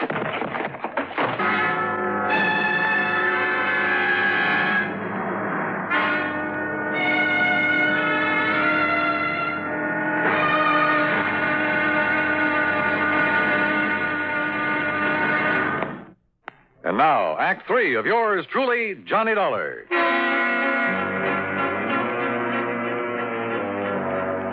After wasting some fine Scotch whiskey, pouring it on Tony Farrage's clothes, well, item 3 was another $5 to the cabbie for helping me haul my apparently drunken friend to a cheap rooming house over on the other side of town. A place run by a frowsy old dame who called herself Ma Letcher. Sure, mister. Just carry him up and let him sleep it off in this room here at the top of the stairs. Here, I'll open it up for you. Yeah, thanks. You ask me. Somebody must have hit him with a bottle. Here you are. Well, you can lay him onto the bed. This room will cost you $1.50, though. All right, here's a 5 spot. Well, thanks. When who'll I tell him? And here's another for telling him a taxi driver brought him in here. Somebody you never saw before. Oh, don't worry. I know how to keep my mouth shut when I get paid for it. Paid good, that is. Okay, I'll make it 10 here. Well, mister, you ain't got a worry in the world. Want to bet?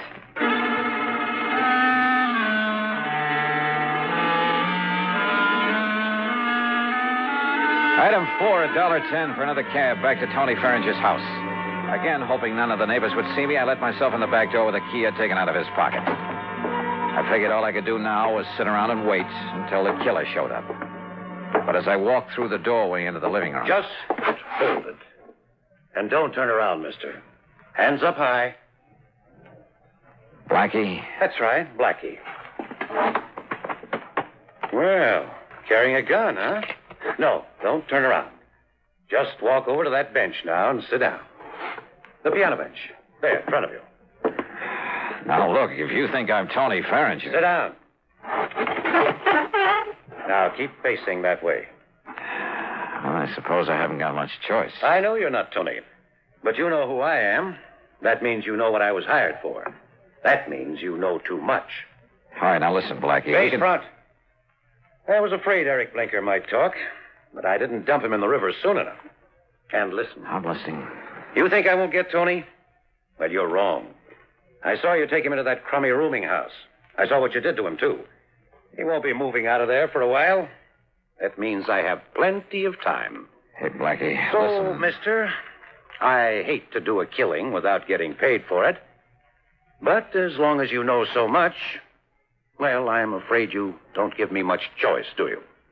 Are you talking for your own amusement? I'm giving you a chance to say your prayers, if you still know how. Hey, Blackie, look, Face we can... front. Well, what difference does it make? What? If I should see you, I mean. If you're going to kill me... Let's just say I prefer it this way. Are you ready? Are you kidding? You think you're going to get away with this? I'm absolutely sure of it. And I asked you, Do you think I'd come here looking for you without taking precautions? I think you've said enough. Now, do you feel this gun in the back of your head? I could tell by his voice that he stood directly behind me. I put my right heel tightly against the leg of the piano bench. And then as I felt the cold muzzle of his gun against the back of my head, I suddenly dropped to the floor, kicking the bench against his legs.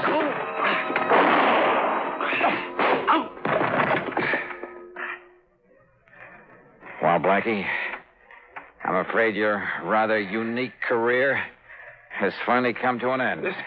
Listen, if you... Down, boy, down!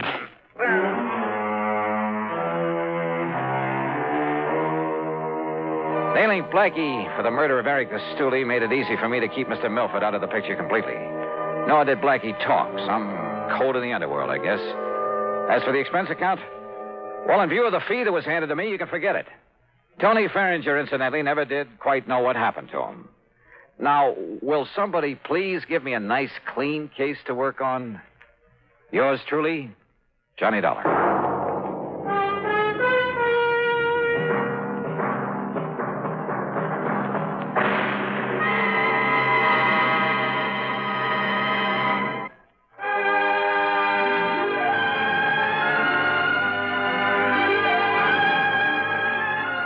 Yours truly, Johnny Dollar, starring Bob Bailey, originates in Hollywood and is written, produced, and directed by Jack Johnstone. Heard in our cast were Virginia Gregg, Marvin Miller, Lawrence Dobkin, and Russell Thorson. Be sure to join us next week, same time and station, for another exciting story of yours truly, Johnny Dollar. This is Dan Cumberly speaking. Johnny Dollar has come to you through the worldwide facilities of the United States Armed Forces Radio and Television Service.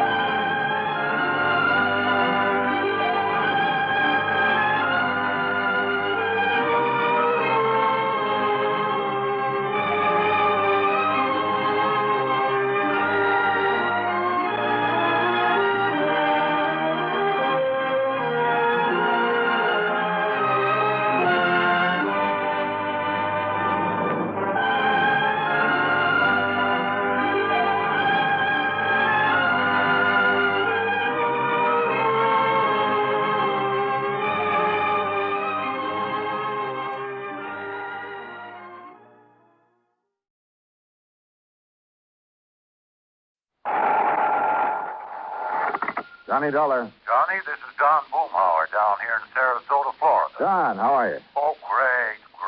Yeah? Now, what's the matter? Well, the last time I called you, I mentioned that pal of yours, Earl Foreman. Yeah? Told you he was out in California and that he'd left me holding down the local office of Tri-State Life and Casualty for him. Oh, yeah. So what's he gone and done? Moved on out there to sunny, smoggy Southern California, bag and back. Yeah, I heard from him a few to say, I'm still running the Tri-State office here in Sarasota. That's bad? Be fine if it didn't take so much of my time away from my real estate business. But what I called you about, Johnny... Yeah, trouble, Don? Yes, well, no, not exactly. Well, which is it? I mean, not exactly the kind you might expect. Looks like one of our clients, an old man by the name of William Trasker, is dying. Old Bill Trasker, the fishing guy? That's the one. Yeah. Earl and I went fishing with him several times out in the Gulf. Oh, so that's how he knows about you. Well, what's he dying of, Don? I can't imagine anybody having it in for old Bill and trying to knock him off. No, it's some rare type of kidney ailment, the doctor says. Oh. Nothing suspicious about it, nothing whatsoever. Oh, well, then The amount of insurance he carries is so small as to be almost negligible. How much, Don? $2,500. Huh? I know, Johnny. It would hardly seem to justify the cost of your coming down. And if there's nothing suspicious about the circumstances... Nothing at all. It'll be death from natural causes. Well, Don, I'm afraid I don't see any During reason... his periods of consciousness, for you. Oh? What? Well, I don't know. Not for sure, that is. But what he keeps saying, or trying to say, and it's hard to understand him, well, Johnny, it sounds like he's trying to give us the clue to a murder. Murder? That's right. Don, I'm on my way.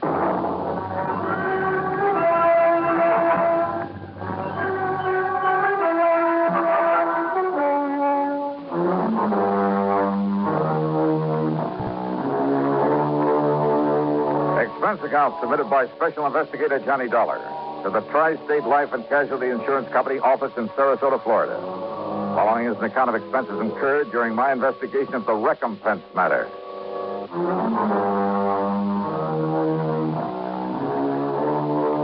Expense account item 1, $79.70, taxi in a plane from Hartford to New York, then another one to Florida.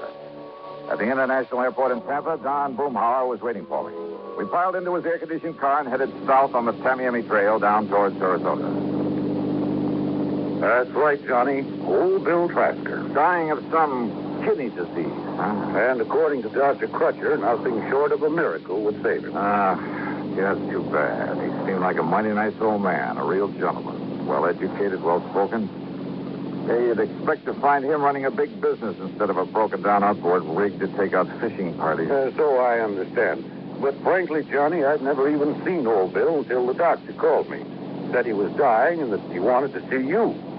Then I looked up his policy. Yeah, $2,500, you said. Yes, to be spent in giving him a modest but decent burial. And to pay any bills he might leave outstanding. Apparently, then, Bill won't be leaving much of an estate. And you'll understand why when you see the little kind of shack he lives in. But now, over the phone, you said something about a murder. Well, Johnny, it was so difficult trying to understand what he was trying to say.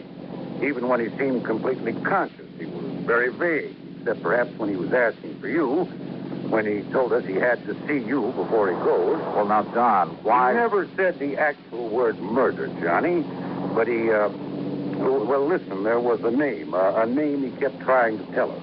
It sounded like Jerry or Gerald something. Last name we couldn't get at all. Well, have you checked over his relatives? When we asked him about relatives, he just turned his face away and shook his head. But now, if he was talking about a murder... Johnny, it's just that... Well, Doc and I agreed that from what he said, and, well, his knowing you and your work and wanting to see you, and, well, you know how deathbed confessions are. You're not making much sense. Look, Doc will be waiting for us, and if Bill is conscious enough to make sense when he talks to you, well, let's just wait and see what you can get out of him. Whatever you say, now.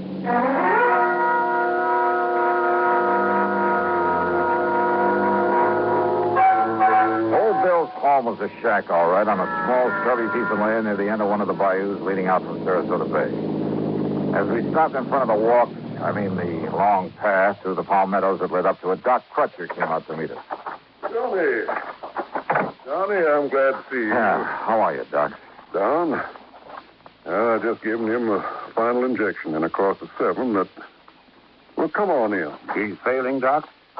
As a last resort, I've used a new, very radical sort of treatment. One of the so-called but not fully tried miracle drugs. And? I'm just afraid he came to me too late. But, Doc, there is a chance. Oh, there's always a chance, Johnny. But in this case, a very slim one. Doctor... Here we are, Bill. You just relax. See, Tommy. $1,000. Yeah. Well, here I am, Bill. See? Right here in the flesh. Johnny? That's right. Hey, look, if you expect to take me out fishing, you've got to get well, old man. No.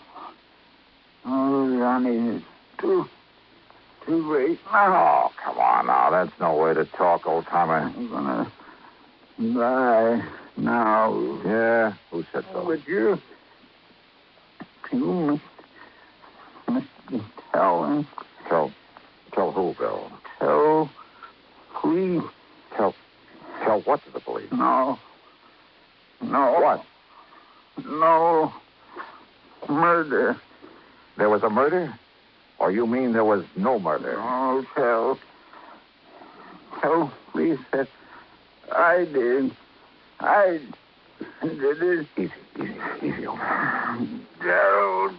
Gerald? Yes, John Gerald. Gerald who, Bill? Gerald. All right. Yeah? All right. Thornley. Gerald Thornley. Yes. He was murdered? Gerald Thornley. Yeah. So, please, I did it. I did it, Johnny. You tell her. Doctor. Yes. Yes, I'll see if he's...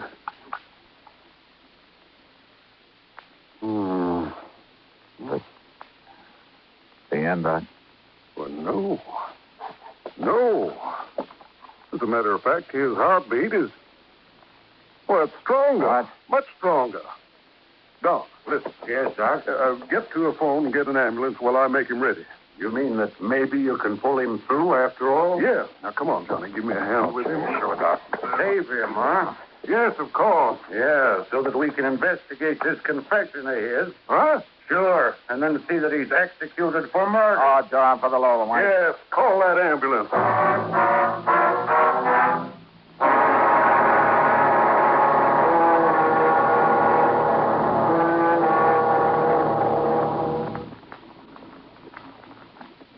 Great scientific achievements usually are made through the combined efforts of many men. Such is the story of the Atlantic Cable, one of the outstanding milestones of the 19th century. But today, the name of one man remains to remind us of that venture. The organizer and director, Cyrus W. Field, a retired paper merchant who risked his fortune, sanity, and integrity in an awesome adventure that lasted 12 long years. Field first was approached in regard to a short underwater cable to Newfoundland in 1854. After a huge investment of both money and energy, the cable was completed the following summer. Field then went to England to tackle the much larger problem of laying the Atlantic cable. Many futile attempts were made. Cable was broken. Splices were made. Cable was lost. Tempers flew, and ship captains resigned in disgust. Still, Field wouldn't give up. Finally, on August 8, 1858, it appeared that the project had been successfully completed. Cyrus Field went ashore and walked 15 miles to the nearest telegraph station. There he wired his wife, the Associated Press, and President Buchanan. He informed the president that Queen Victoria would telegraph her congratulations over the new cable. But before the Queen's message was completed, the line went dead. The much-hailed project was again a failure. Faulty insulation was blamed. In 1865, the largest steamboat afloat, the Great Eastern, made another attempt. Just 660 miles from Newfoundland, the cable parted. Inadequate hoisting tackle prevented its recovery. Field broke down and wept like a child. And yet, the very next year, he sailed with the Great Eastern for one more try. This time, every failure had been studied, every provision made. On July 27, 1866, Cyrus Field landed at Heart's Content. After personally cabling the unbelievable news, he immediately boarded the Great Eastern, retrieved the broken cable of the year before, spliced it, and laid the second Atlantic cable. Cyrus W. Field, another American whose driving energy insisted that somehow there must be a way. Let's find it. And now, Act Two of yours truly, Johnny Dollar.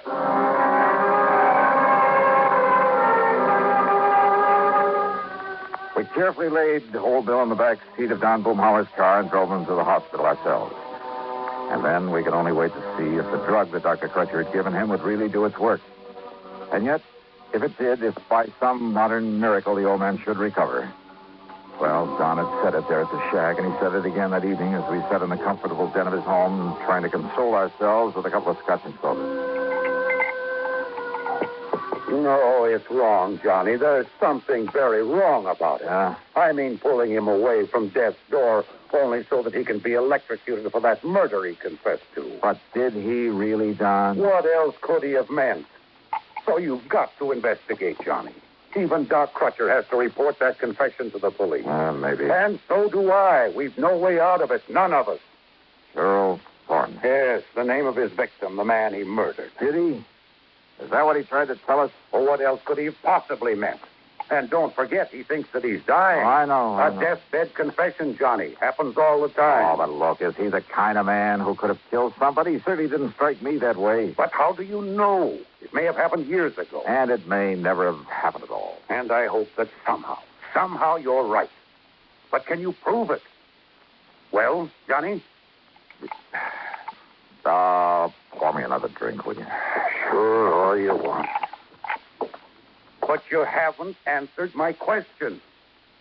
I'm going to try, Don. I'm going to try.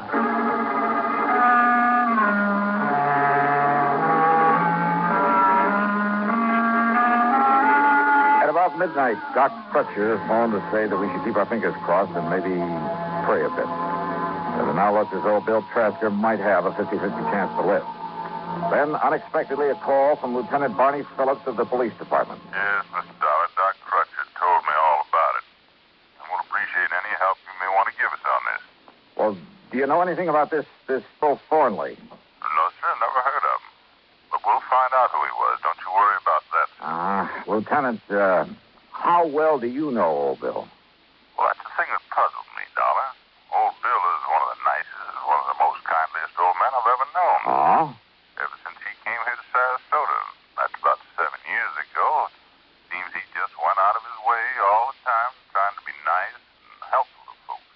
Didn't have much to give to anybody, money I mean, but whatever he had or he could do for somebody, he never would hesitate a minute. I see. But that doesn't keep us from having to do our duty, get the goods on him, see that justice is done. The law is the law, and it's our duty to uphold it. Old Bill came here 7 years ago? That's right. From where? Well, now, if we knew that, we'd know where to look for information on this man Thornley that he killed. Yes, he did. What's that? I'll talk to you later, Lieutenant. Oh, fine, Mr. Alvin. If you have any connections anywhere that can help us find out who Gerald Thornley was and why old Bill killed him. Or if I can find out that he didn't kill any such man or anybody else. Now, Mr. Dollar. I'll be in touch. Why are you so sure he didn't murder someone, Johnny? Did I say that, Don? You didn't need to. Don, I want no part of this thing. Donnie, I know this is no ordinary sort of investigation, but as a company, we have to go through with it. Why? If you can prove that Bill didn't do it, which I doubt, well, it's the least we can do for a client, or something. Yeah. And if you end up proving he did, well, it's a public service by the company, or something. Or something. Let someone else handle it. I want to put it. Why did old Bill ask for you? Well? Oh, well, I think it's because of... Well, in spite of what he said, in spite of what it sounded like... Hey, let me use your car, will you? At this time of night? Oh, here. Here are the keys. All right, good. What have you got in mind? Well, maybe keeping an innocent man out of the chair. Now, Johnny... I'll see you later.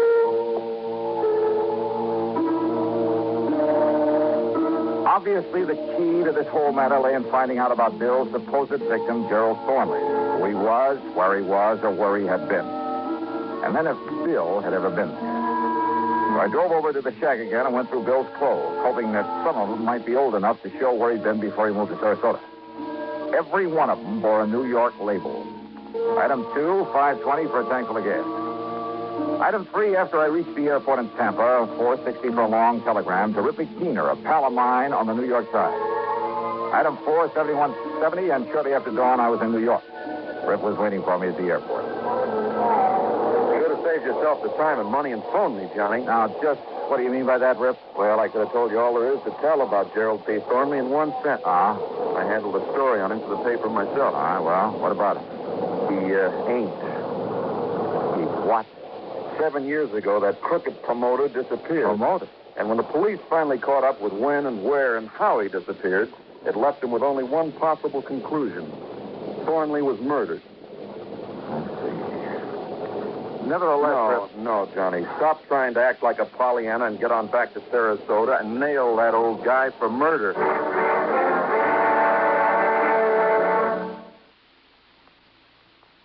The 14th Amendment to our Constitution is one of its most important sections.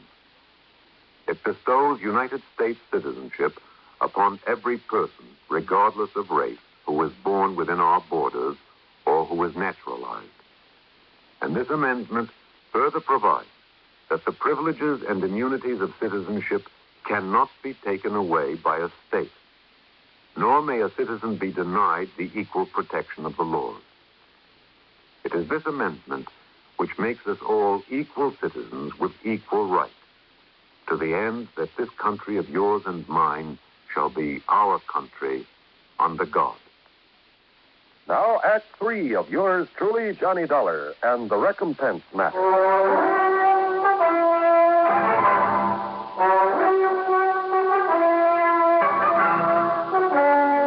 Over breakfast there at Idlewild Airport, Rip Keener told me more about Gerald P. Thornley.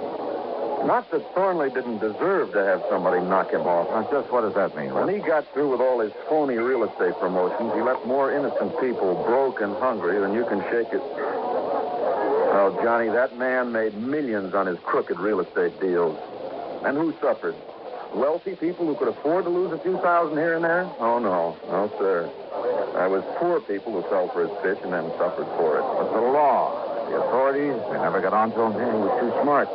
Every deal he made was perfectly legal at the time. I'll tell you this, Johnny. A lot of the real estate laws got rewritten as a result of him. I mean, in spite of the way it finally turned out, the switcherooning. What? Sure. That gave me material for that feature I hoped was going to win me a Pulitzer Prize. Just, what are you talking about, Rip? Back there in 53, after the coroner's jury said it was murder, they went through his papers and bank accounts. They found he left enough dough and instructions for it to pay back every cent he'd taken from the poor suckers. You are kidding. A bit, Johnny. I told you it was a twist. And, Johnny, that's what makes his killer all the more wrong. So get on back there to Sarasota and nail him down. Yeah, Rip, I guess it's all I can... No, wait a minute. Huh? Handle this right, and maybe your next feature will get you a Pulitzer Prize. Huh?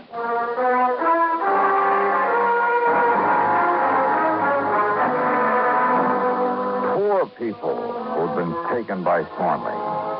Well, old Bill Trasker had never been in that category, in spite of his menial job these last 7 years as a fishing guide. Item 5, 10 cents for a call to Lieutenant Randy Singer, 18th Precinct.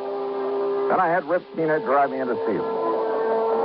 There you are, Johnny. A complete set of fingerprints on the late Mr. Gerald P. Thornley. Good. So why I should break my neck getting them in such a hurry for you. If you put that so-called mind of yours to work finding out who murdered him 7.5 years ago, why... Yeah, well, that coroner's jury could have been all wet, you know. Huh? Why don't you keep Rip here entertained until I can phone him a feature story from down in Sarasota? Johnny, If, that is. Yeah? If what? Now, if this absolutely crazy hunch of mine pays off. Item 6, another 7170 for a plane back to Florida. From the airport in Tampa, I drove on down to Sarasota, straight to the hospital. It is a miracle, Johnny. If old Bill continues to improve the way he has in these last 12 hours, he'll live until they put him in that chair, much as I hate to say that.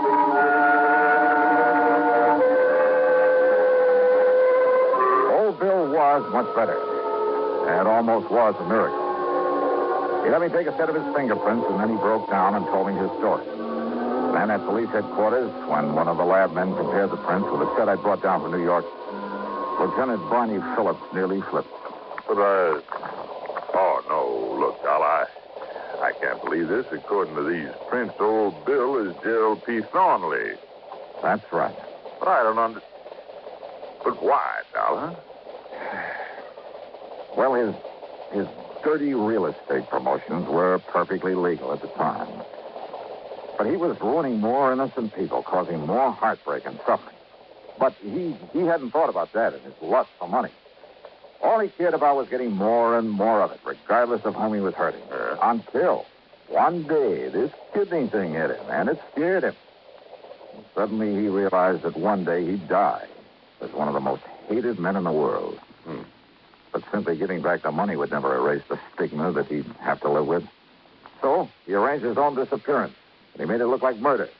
So he could quietly get away and start leading the kind of life he should have been leading and could start doing some good for people.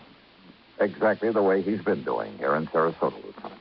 There's a sort of recompense for the rotten things he'd done before. Yeah, that's right. And without having folks point him out as the crook he'd been. That's right. And don't forget, the people he'd hurt up north were all paid off. But Dollar, when he thought he was dying, he told you murder. He said no murder. Doc and Don misunderstood. He said to tell the police that he did it. That's all. And now we know what he did. Dollar, I hate to say this, but he's still in trouble. Oldville Trasker? Gerald P. Thornley. Not anymore, Lieutenant. What's it? Thornley is dead. Legally dead. Well, I know it's only... Well, I guess you're right, Mr. Johnny. Well, you say you're right. Yeah.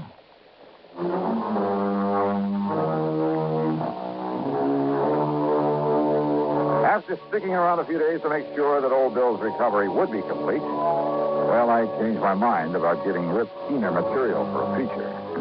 Let him wonder about it. Expense account total, including the trip back to Hartford, 200 and, no, Don, forget it. Just forget it. Yours truly, Johnny Dollar.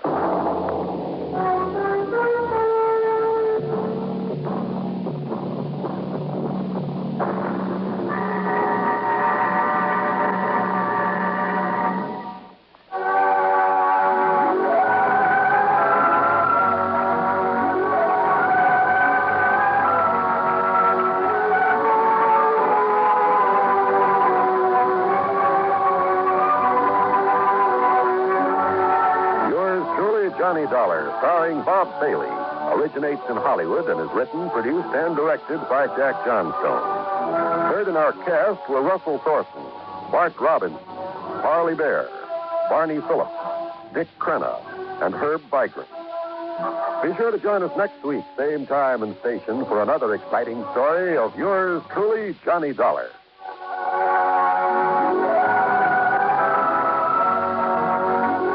This is John Wall speaking.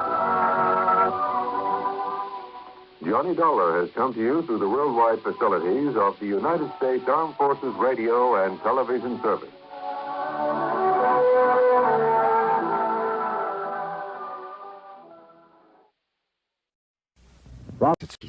It's time now for Johnny Dollar. Pat McCracken, Johnny, Universal Adjustment Bureau. Hi, Pat. What's new? At the moment, Cooper's Bend, Nevada. Never heard of it. Neither did I till this morning.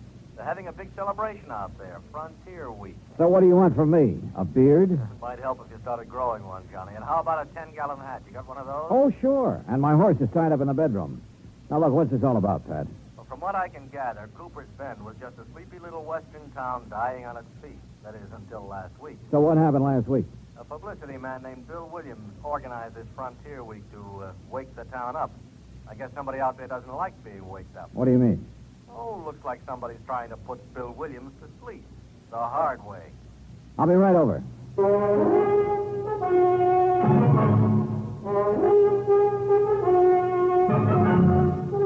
Bob Bailey in the exciting adventures of the man with the action-packed expense account. America's fabulous freelance insurance investigator. Yours truly, Johnny Dollar.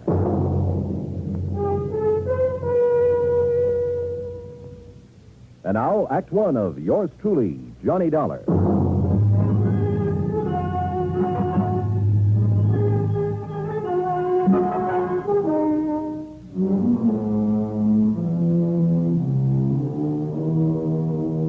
Expense account submitted by Special Investigator Johnny Dollar to the Home Office, Universal Adjustment Bureau, Hartford, Connecticut.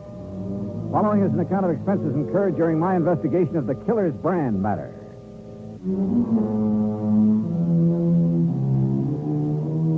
Expense account item one, $1.20, cab fare from my apartment to the office of Universal Adjustment Bureau. Pat McCracken was waiting for me. Not too much to go on, actually, Johnny, but I figure it's worth your taking a trip out to Cooper's Bend to see what's what. One of the companies we represent has a hefty policy on Bill Williams' life. Who is this Bill Williams? What's he do? Little of this, little of that, I guess. Sort of a fly-by-night type. Freelance publicity, that sort of thing. Hey, you suggested over the phone that there'd been an attempt on his life out there. Well, at least somebody took a shot at him. Oh? You have any idea who? No. That's what I want you to find out. Could have been an accident, Pat. Maybe somebody got carried away during one of the at celebrations. 2 o'clock in the morning, Johnny. Even during Frontier Week, people in Cooper's Bend don't stay up that late. Okay. Where do I find Williams? There's only one hotel. You look for him there. And, Johnny, yeah? Watch yourself. Some of those characters out there can shoot pretty straight.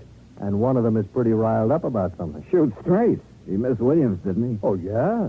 The first time.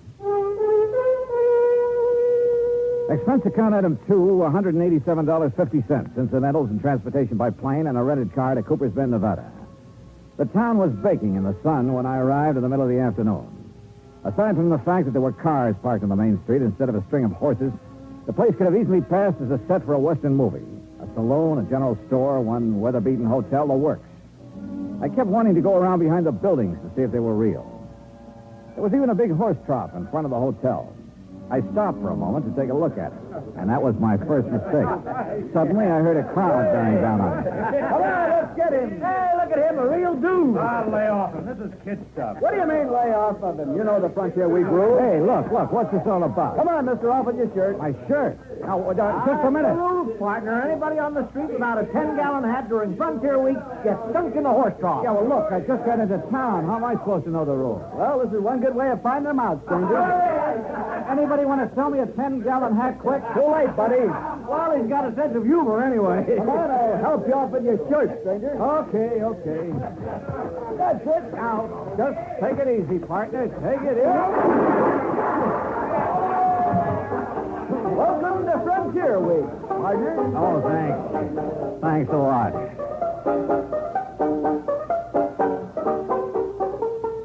Item 3, 50 cents. Replacement of 3 buttons on my shirt. I bid a fond farewell to the horse trough committee and went to the hotel to find Bill Williams, the publicity man. He wasn't there at the moment, but the clerk told me I might find him at the newspaper office. That was 3 doors down the street, the Cooper's Bend Sentinel, no less. Bill Williams wasn't there, but for the moment I didn't miss him at all.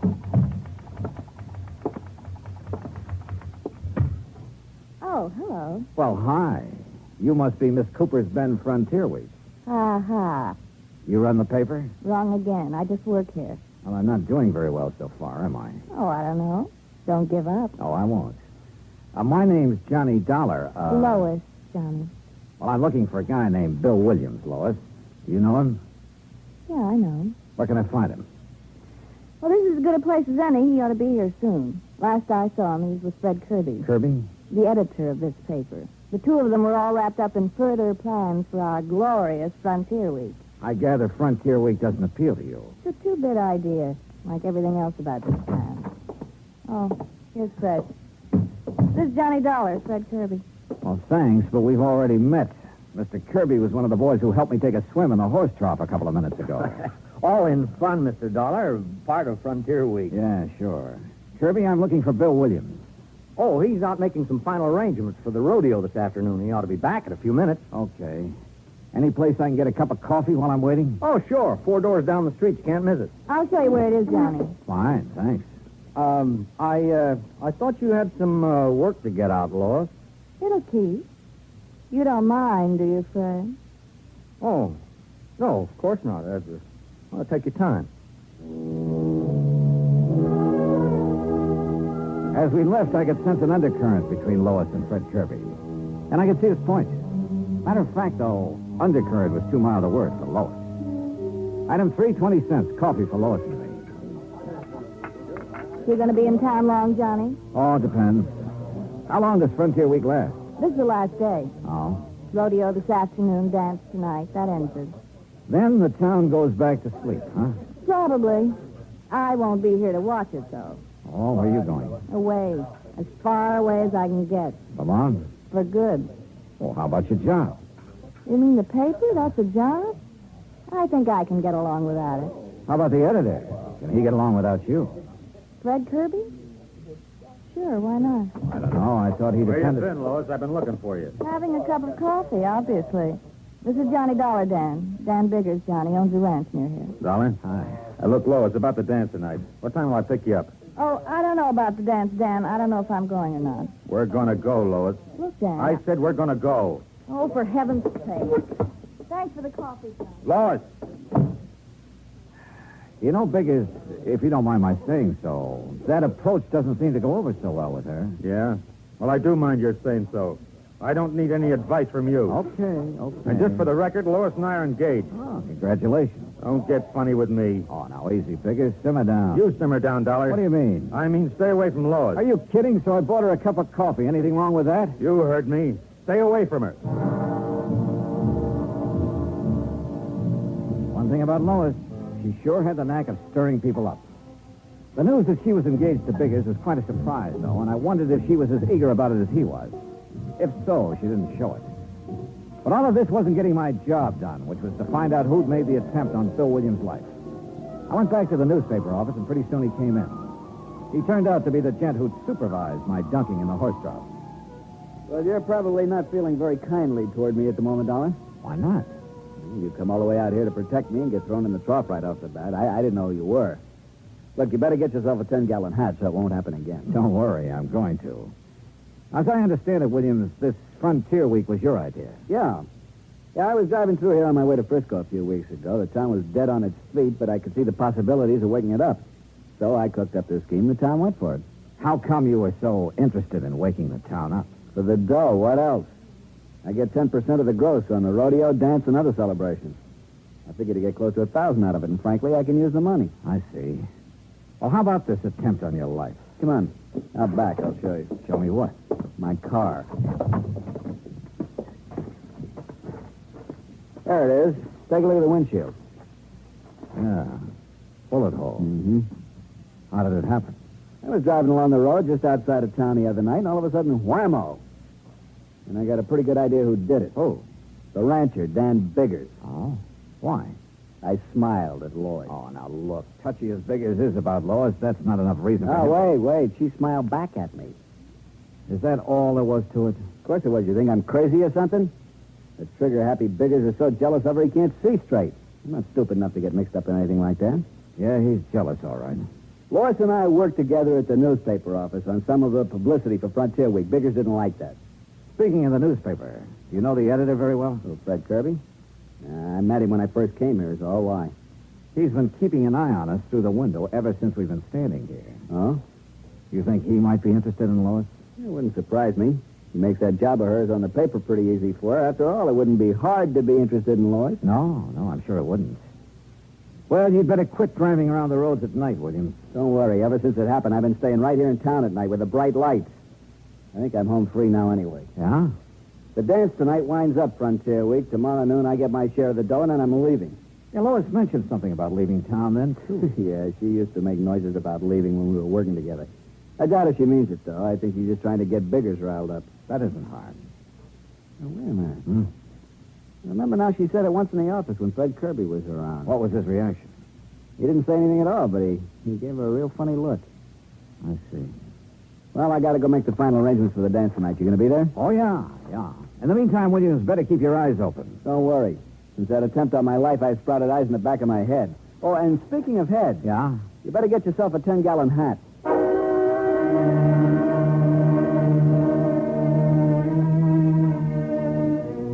Very good advice. I had no desire to get dunked again. I started across the street toward the general store, then realized my mistake.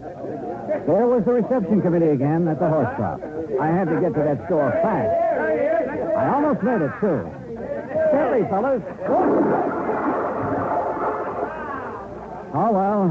Expense, item 6, $15 for a too-late 10-gallon hat.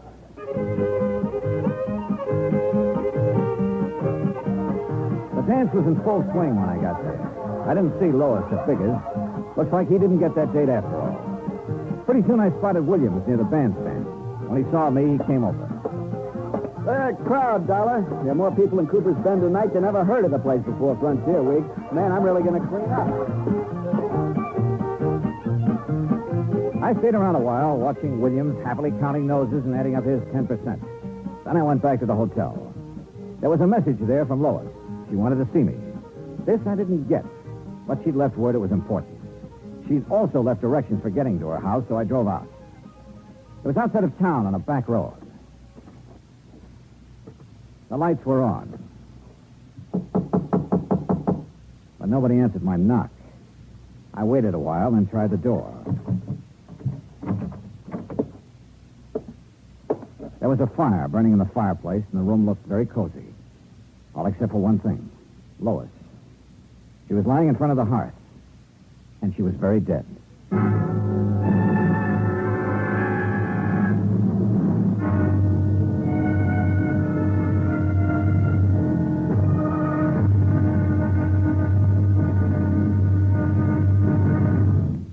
Act two of yours truly, Johnny Dollar, in a moment.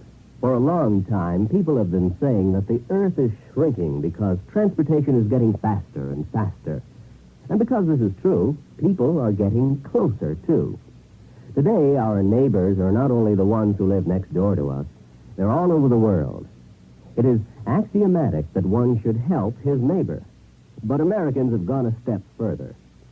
In addition to individuals helping individuals, now many American cities help many other cities through the Sister City program. Now, perhaps you've heard how it works. If not, here's an example or two. In the fall of 1959, a large area of Nagoya, Japan, was struck by a devastating typhoon. Her sister city, Los Angeles, California, sent tons of relief materials to Nagoya by way of an Air Force plane headed for the area. The Marines and the Navy rendered vital emergency aid during the disaster. When earthquakes shook Viña del Mar, Chile, during the summer of 1960, her sister city, Sausalito, California, sent hundreds of dollars worth of relief materials to help out.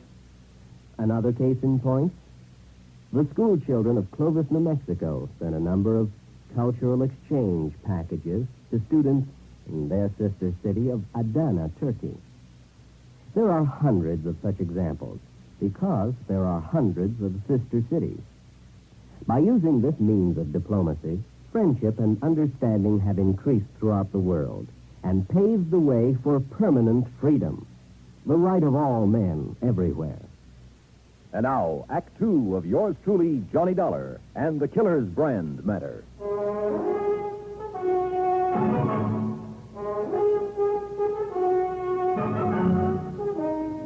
Lois, dead, lying on the floor of her living room in front of the fireplace.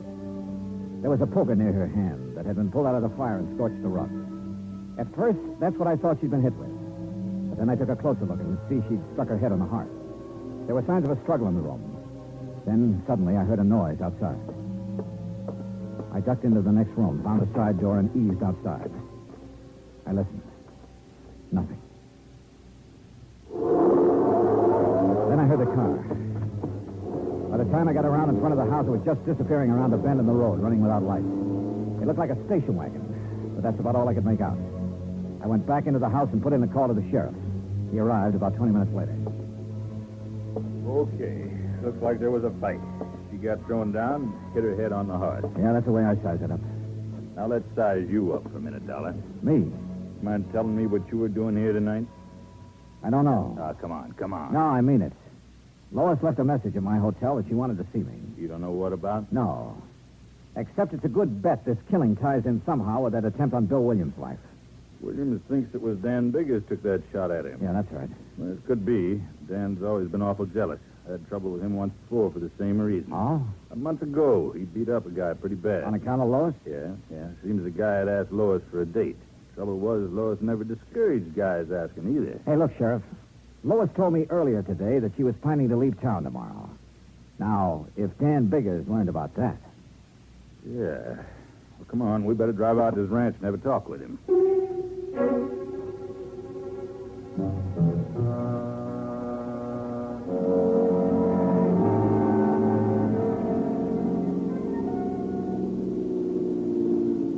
There's the gate, Johnny. Ranch house is up on the rise. Yeah. No lights on up there. You think Dan might have cleared out? Hey, came from that clump of brush over there. Hold it right where you are, Sheriff. I've got you covered. Now, don't be a fool, Dan. You drop that gun and come out of there. I said hold it. Came to take me in, huh? Well, I'm not going just now, Sheriff. Look, Dan. First, I'm going to find out who killed Lois and take care of him. Then you can question me all you want. Very interesting you should know about the killing already, Dan. I can think of one reason you might. Guess again, Dollar. I was in town when the call came in. One of the deputies told me about it. I figure it differently, Dan. You found out Lois was going to leave town tomorrow. Lois, leave. You're crazy. That's what she told me. He'd never do that. He'd never leave me. You tried to stop her. She grabbed a poker and swung at you. You threw her down on the hearth. That's a lie, you hear me? Dan, you're acting like a fool. Now give me that gun. I'm not coming in now, Sheriff. I can put these shots where I want to. Don't make me put them in you. Okay, Dan. You got the drop on us now, but I'm coming back. And I'm going to take you one way or another.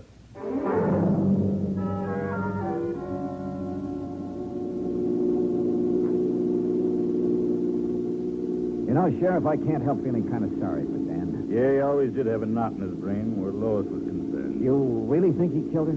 I don't know. Dan's pretty smart sometimes. That routine he was just giving us, it might have been a cover. Sheriff, you happen to know if Dan drives the station wagon? He drives a pickup around town mostly, and I think he's got a coupe, too, but no station wagon. Why? That's what I spotted pulling away from Lois's house. You didn't get the license number? No, it was running without lights. Not much help, Johnny. There's a lot of station wagons in this part of the country.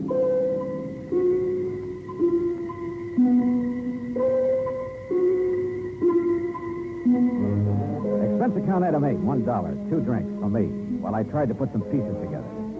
However much I shifted them around, they still seemed to add up to Dan Biggers. But somehow I wasn't convinced. If he was the killer, why hadn't he taken off? Of course, maybe he figured he couldn't very well leave his ranch. So I went round and round again and ended up nowhere. I started thinking of other possibilities. Bill Williams, for instance. I'd seen him at the dance, but he could have left for half an hour and nobody'd have missed him in the crowd. But why? I couldn't figure any motive for him. And then I thought of Fred Kirby, the editor. Yeah, he might be worth talking to.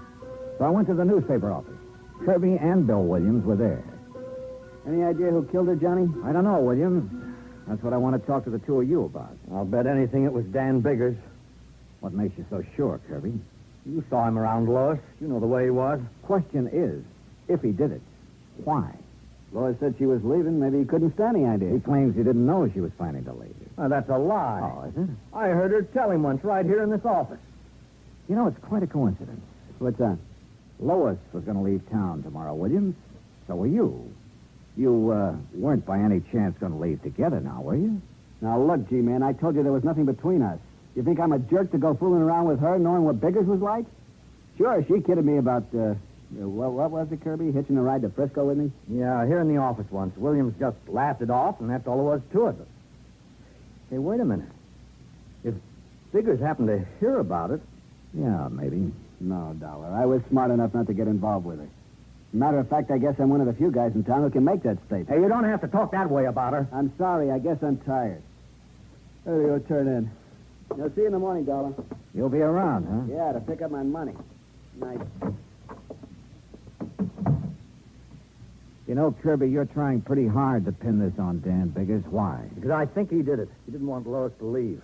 There's someone else didn't want her to leave either. Who? You. What? You've been carrying the torch for Lois quite a while, haven't you? What's that got to do with it? And what business is it of yours? I think it all ties in. Well, I didn't kill her if that's what you're thinking. You drive a station wagon, don't you? So what? After I discovered her body, I spotted a station wagon leaving her house. But a lot of guys drive station wagons around here. I wasn't near her place. I didn't use the wagon at all tonight. You're lying. Now, look, Come on, open up, Kirby. Well, Okay, Dollar. I drove out to her place to try to talk her out of leaving. Go on. Well, that's all there is. When I got there, I changed my mind and came back to town. Sure. I didn't go inside, Dollar. I didn't kill her. I swear it.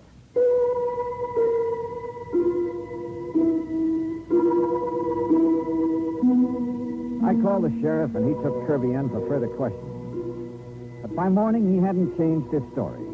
Oh, he admitted being at the scene of the murder, but that's all he'd admit. He was still a big question mark, and we were still nowhere. The sheriff went out to Bigger's ranch again, hoping Dan would give himself up peaceably if he knew Kirby was in custody. I had a cup of coffee and went outside. Bill Williams was in front of the hotel. Anything new on the killing, Johnny? Well, you know Kirby was being questioned. Yeah. Surprised me at first, but then I got to thinking, he's a strange guy. He doesn't say much, but there's a lot going on inside, particularly about Lois. Yeah. Did you get your cut of the dough from Frontier Week all right? Yeah. Well, I'm sure glad it's over. That killing last night turned the whole deal sour. I'll be glad to get the taste of this town out of my mouth. Uh-huh. When are you leaving? I told the sheriff I'd be around in case he wants me for further questioning. I'll leave when he says the word. There he is. What's with the crowd heading this way? I don't know. Okay, Williams, we got it last. What are you talking about?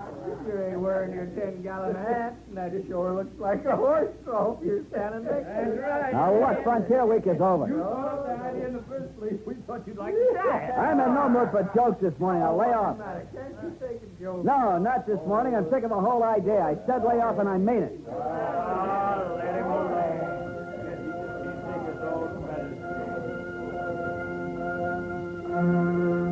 The crowd broke up and drifted away, and the street went to sleep again.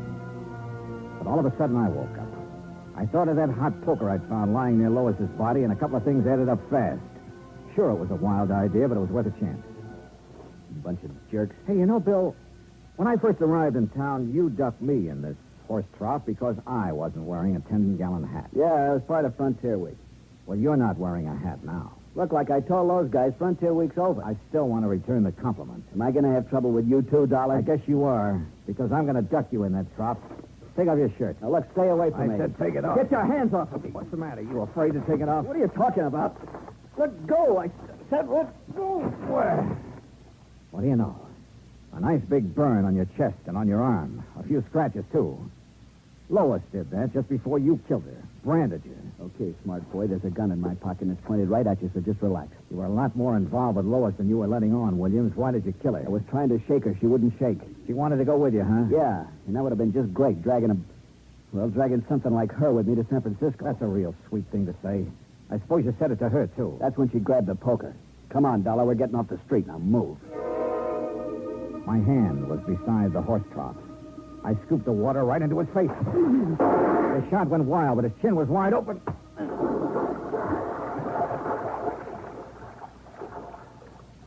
Yeah, Bill Williams got ducked after all.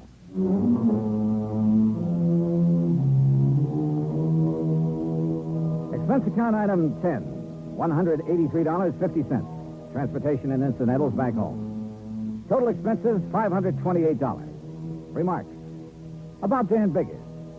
He really wasn't such a bad guy, except that, like the sheriff said, he had a knot in his brain about Lois.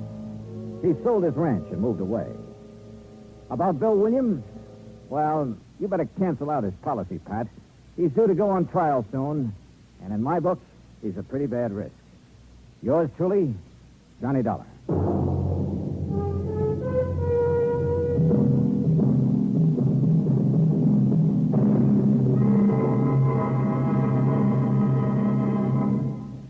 Our star will return in just a moment. Our flag now numbers 50 stars, and behind each star there stands yet another flag representing one of the 50 states. Oklahoma's state flag depicts an Osage warrior's circular buckskin shield from which hang 7 eagle feathers. Across the shield is the Indian's calumet, or pipe of peace, crossed with the white man's peace symbol, the olive branch. On the shield are small crosses, the Indian's graphic sign for stars, indicating lofty ideals or a purpose for high endeavor. The background of the flag is a field of blue, the blue of the Oklahoma sky, signifying loyalty and devotion. The important symbols, however, are the calumet and the olive branch. These override the shield, the symbol of war, and bespeak a predominant love of peace by a united people. Oklahoma's state flag, the flag of the 46th state to enter the Union, was adopted on April 2nd, 1925. Now, here's our star to tell you about next week's story. Next week, a terrible storm that yields up a body from the deep. Join us, won't you? Yours truly, Johnny Dollar.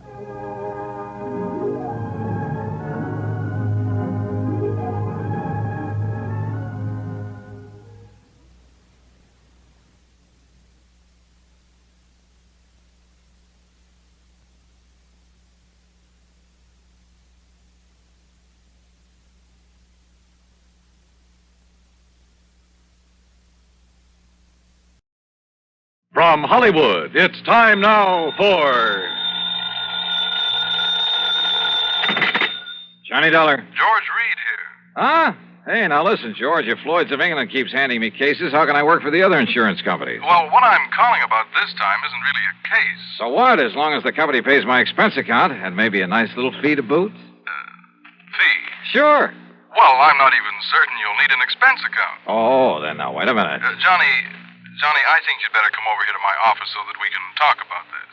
Well, I don't want to sound chintzy, George, but a cab to your place will cost me over $1. Oh, well, that can go on the expense account, of course. Good. Then as long as we've established the expense account for this thing, whatever it is, I'll see you in a few minutes. Well, now, there's no hurry, Johnny, so just take your time. Huh? I said take your time about getting here. Yeah? I'll be right over.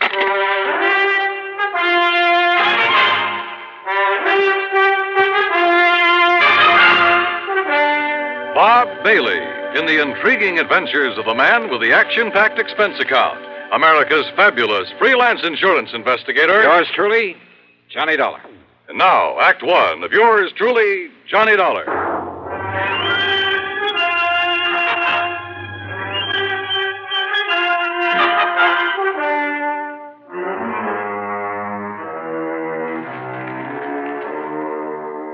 Expense account submitted by Special Investigator Johnny Dollar to Floyd's of England, North American Office, Hartford, Connecticut. Following is an account of expenses incurred during my investigation of the cautious celibate matter.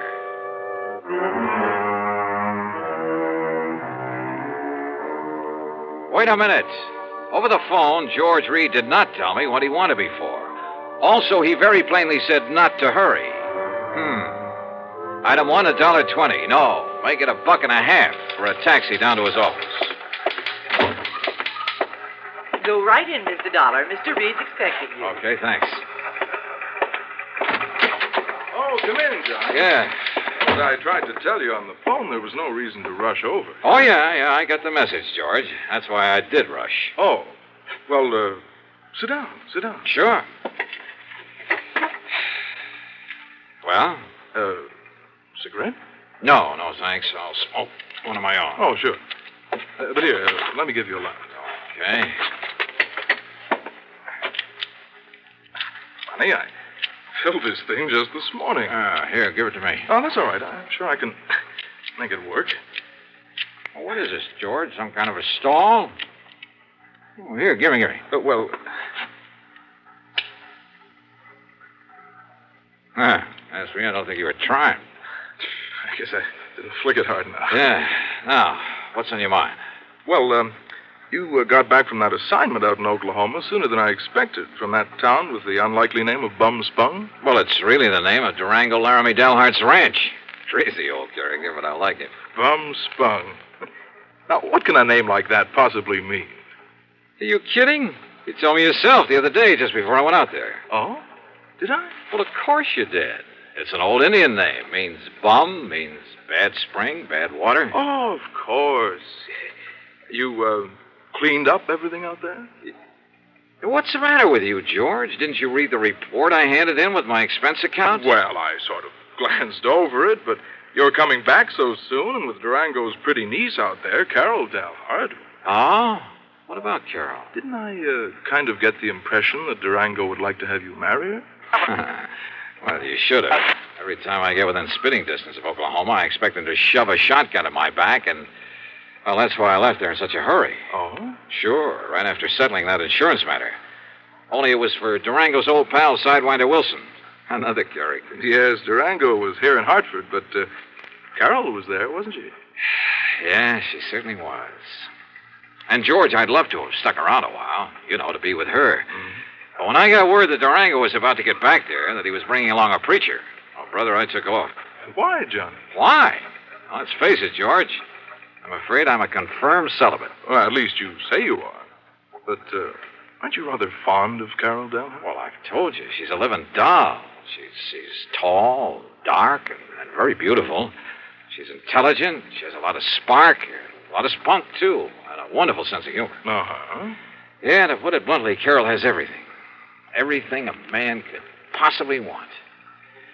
And, George, when I take that gal in my arms... Why don't you marry her, Johnny? Confirmed bachelor, eh? You don't sound like it. No. Sometimes when I think about her, I don't feel like it. Well, then? No. Let's stop talking about it. Why? Because, George, I'm not marrying. Not Carol or anyone else. At least, not right now. Someday, perhaps? Not now. Best years of your life, Johnny. And with someone like her. George, I've made up my mind about this whole thing, and that's that. Yes, but I'll bet if she were to walk in here suddenly... I said, cut it out, please. And listen, what difference does it make to you? What business is it of yours? Well, of course, it wouldn't hurt me a bit from the standpoint of client relationship. Huh? And after all, Durango is a mighty good client. You mean to say you've been giving me this big marriage build-up just... George, so help me, I ought to wring your neck. Oh, well, now, Johnny... But come on now, you've been stalling around long enough. Stalling? Yes, stalling. Now, what did you want to see me about? Well, actually, it's about Durango. Johnny, he asked me to have you come here. What for? And to keep you here.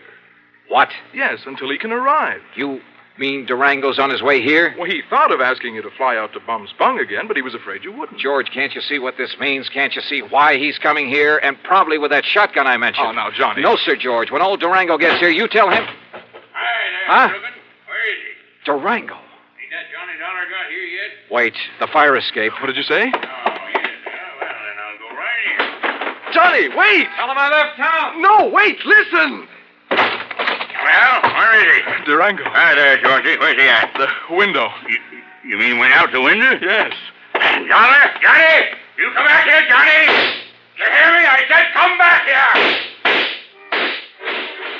And now, Act Two of yours truly, Johnny Dollar and the Cautious Celibate Matter.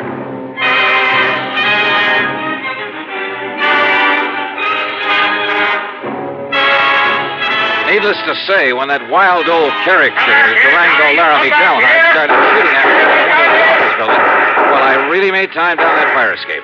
And I didn't stick around to see how he was going to square himself with the police. Because before I could even reach the nearest corner, a couple of prowl cars pulled up in front of Floyd's of England and out piled half a dozen cops, all pulling their guns. No, sir. I grabbed a taxi. That's item 2, and it comes to $5 even for the fastest ride I could get to my apartment. Because Durango's presence in Hartford can mean only one thing. Yes, sir. He was still obsessed with the idea that I should marry his niece, Carol Delhart. Sure, I care a lot for Carol. Maybe even love her, I don't know. And I know that she likes me a lot. But I also know that neither of us is going to be railroaded into marriage by old Durango. Yet there couldn't be any other reason for his coming here. So I dragged out a couple of handbags and proceeded to pack them well. Then item 3, another dime for a phone call.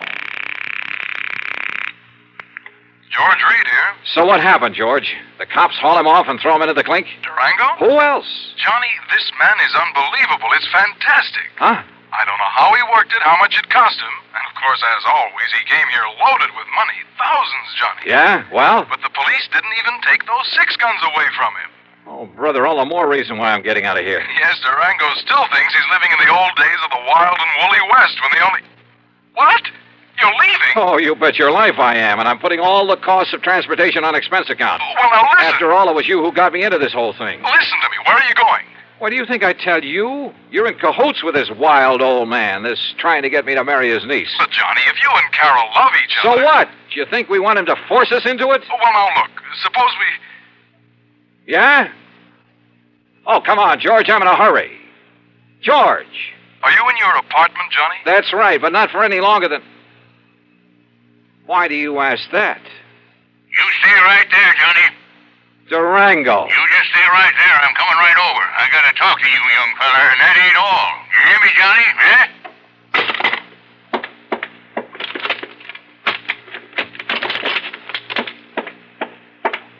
California, here I come. Thanks to the late hour, I was able to get a plane without any trouble, though I half expected to see Durango come tearing out to the field with those crazy 6-guns blazing before we took off. Incidentally, I used the name of Bailey when I grabbed my ticket, just in case. Oh, and incidentally, George, item 4 is a $146.85 ticket to Los Angeles. It's on my American Express credit card, but believe me, brother, I'm collecting from you. You may have to pay for a lot of travel before I'm through with this thing.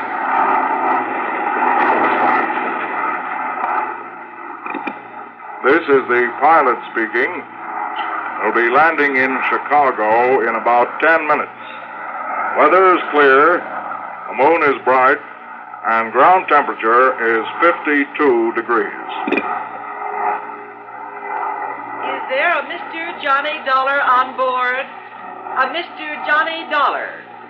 I don't have him listed among the passengers, but is there a Mr. Johnny Dollar on board? Stewardess. Yes, Mr. Bailey, isn't it? This Johnny Dollar you're asking for, a friend of mine. I guess he missed the flight. Yes, I guess he must have. Anything important for him? Well, just a radio message. Well, as I say, I'm a good friend of his, so why don't you let me see that message, and perhaps I can, well, you know. Oh, no, sir. I'm terribly sorry, but that would be against regulation. Well, what if it's anything important? I'm sorry, but thank you just the same. Fasten your seatbelt, please. Yeah, sure.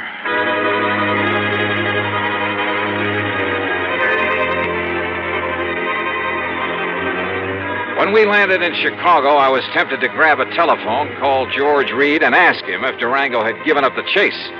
For I knew that by now George must have realized he'd have to be on my side in this whole silly business. But during the stopover, I didn't even risk leaving the plane. Finally, we took off again, and I managed to sleep for a while. But all I could dream about was Durango chasing me. Through streets and alleys, across the plains, on foot, on horseback, in a car, a boat, a train, and all the time firing those handguns at me. Wild, fantastic dreams. By the time we got to Los Angeles, I was a physical, mental wreck. But I knew that for the time being, at least, I was clear of Durango. So, after picking up my bags, I elbowed my way through the crowd to the taxi stand. Excuse me, please. Pardon me, ma'am. Sorry. Thank you. Taxi! Taxi! Hey, taxi! Here you are, Johnny. I hired this here now fancy limousine for you and me. Huh? Say, you ought to took one of them new jet flights like I done. Durango. Would have got you here a lot quicker. Durango, listen. Well, Sir Johnny, I finally catched up with you, didn't I?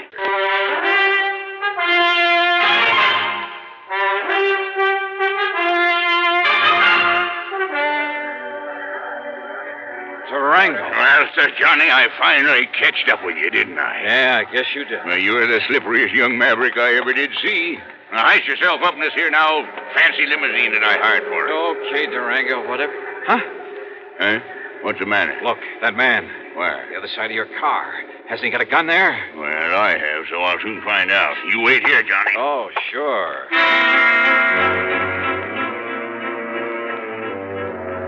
I dropped my bags and tore back onto the passenger ramp.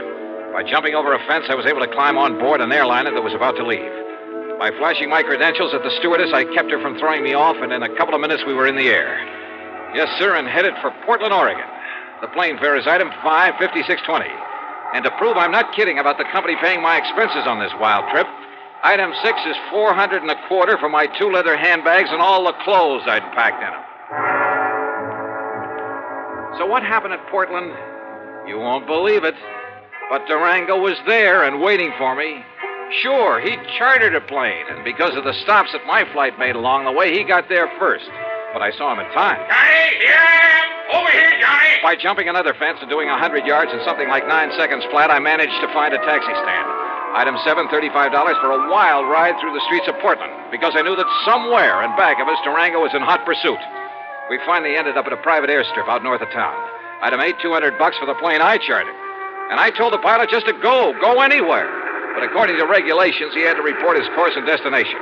So I knew that sooner or later, Durango, who's nobody's fool, and more important with all his money, would be on my tail again. I racked my brain trying to figure out some way, trying to think of someone who could possibly... Yeah, someone. And then it occurred to me. There was someone. Sure, of course. The one person in the world who was in the same spot I was. Sure, it could be like walking into a lion's den, but item 9, a total of $114. Plane, bus, train, and rental car, first to Enid, Oklahoma, then north to the broken-down little ranch at Bum Spot. And yep, Carol was there. That lovely, loving Carol.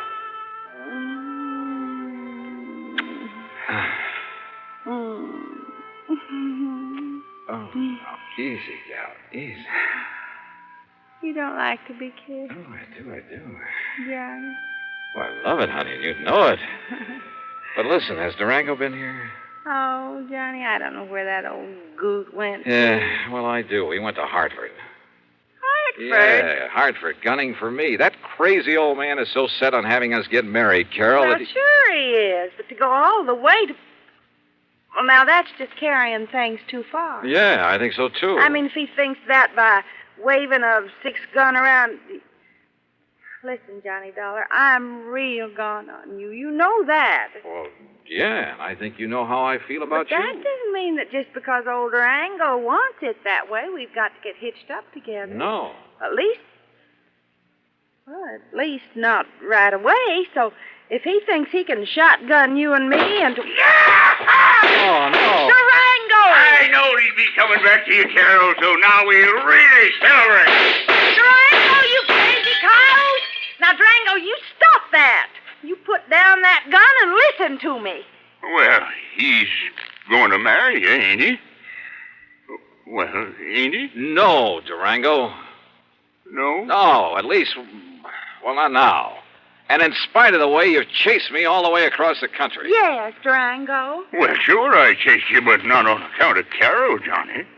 Huh? Well, sure. I hope all the time that sometime you and her will get married up together. Well, then? But I give up trying to force you kids doing it. Huh? Well, I just figure when you're ready, well, then you will. But going to Hartford and chasing me that way. Huh? Oh, that. Yeah, that. Well, that wasn't nothing, Johnny. It's just that when you was out here last week and you kept my old pal Sidewinder Wilson from getting murdered, you know, Sidewinder's my oldest pal, Johnny, my best friend. Yeah, that's true, Johnny. And when you passed on the word that he was the one that found out about that killer, well, Johnny, well, you know now, he's the new chief of police down there at Fairweather. Yeah, well, bully for him, but I still don't see... So you being so good to him, I just wanted you to know I appreciate it. So, what I went to Hartford for was to give you this. Holy... Some of them's a bit dirty, crumpled up, and got some... But when I counted right, there ought to be $10,000. There you are. Gee, Durango. Well, Durango, Well, I don't know what to say. Yeah, you don't have to say nothing, Johnny. Just enjoy it.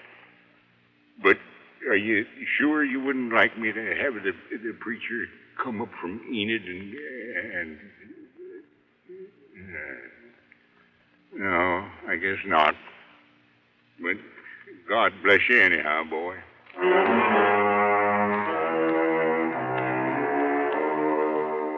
This time I did stay over for a couple of days. Yeah, and if I ever do take the leap... The expense account? Well, George, I'll still argue with you about it, but that's all. And the total, $1,053.45. Yours truly, Johnny Dollar. Here's our star to tell you about next week's story. Next week, a string of holdups, and behind them all is... Well, why don't you listen, find out for yourself. Join us, won't you? Yours truly, Johnny Dollar.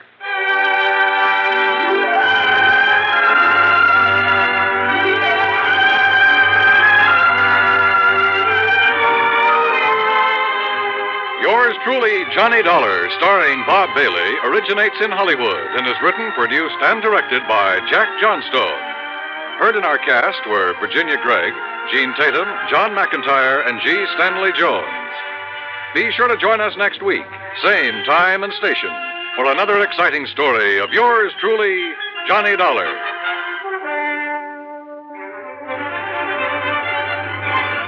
This is Dan Coverly speaking. See how he runs on Suspense is next on the CBS Radio Network. From Hollywood, it's time now for... Johnny Dollar. Will you accept a collect call, Mr. Dollar? Huh? It's from Lake Mojave Resort in Arizona. Oh, say no more, operator. Just put him on. Well, yes, sir. Go ahead, please.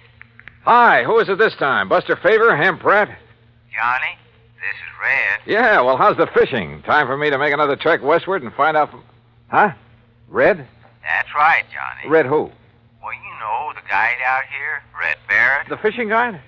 Oh, yes, sir. Who claims to know Lake Mojave like the back of his hand and every good spot there is in it? And I do, Johnny. That's a fact. Then I repeat my question. How's the fishing? Just as fine as ever, if you know where the good holes are, that is. And you do? Yes, I do. So you think it's high time I fly on out there and wet a line, is that it? No, sir, that's not what I'm calling you about, Johnny. Well, what is it? I don't rightly think I ought to tell you over the phone, Johnny. But I think you better come here just about as quick as you can. But unless I know why... I'll tell you when you get here. Well, look, I usually do my traveling on expense account for an insurance company. And you can this time. Huh? What company? The one that insured him, the Greater Southwest Insurance. Insured who, Red? Johnny, I'll tell you all that when you get here. Now look. They tell me there's a plane leaves New York right at high noon. Listen, Red. That'll get you into Las Vegas about 9:45 tonight, okay? Okay, listen. Goodbye, Johnny. Red! Crazy old coot. He thinks for 1 minute that I'm going to get on. And yet, on second thought...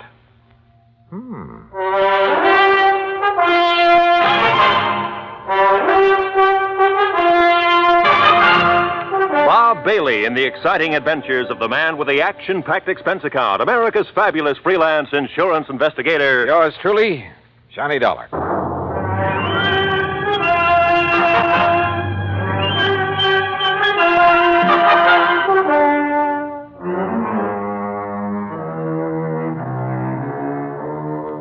Expense account submitted by Special Investigator Johnny Dollar to the Greater Southwest Insurance and Liability Company, Kingman, Arizona office. Following is an account of expenses incurred during my investigation of the Mojave Red matter.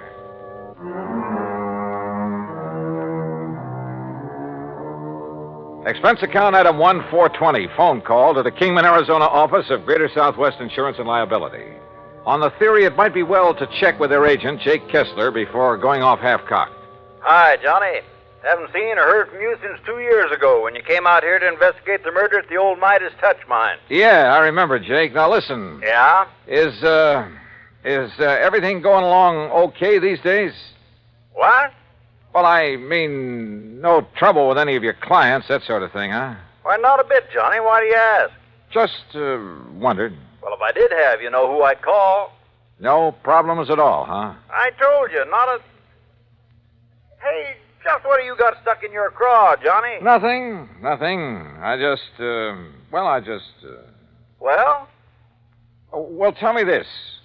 Any of your clients, policyholders, have any kind of trouble, accidents, anything like that over at Lake Mojave Resort lately? Ah, so that's what's eating you. Well, Johnny, that claim was legitimate. It's in the home office for settlement. The company will pay it, and that'll be that. What claim? So just you stop worrying about it and forget. What claim, Jake? No, sir, Johnny, there's not a single solitary thing for you to investigate out here. So just you forget it. Hey, you know something, Jake? You've just convinced me there is something to investigate. So I'm grabbing the first plane I can. Well, Johnny, I'd love to see you, but I swear... What's more, I'm charging my expense account to your company. Oh?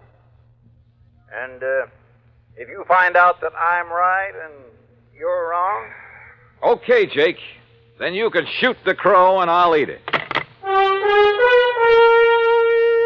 Expense account item 2, $153 plane fare, Hartford to New York and New York to Las Vegas, Nevada.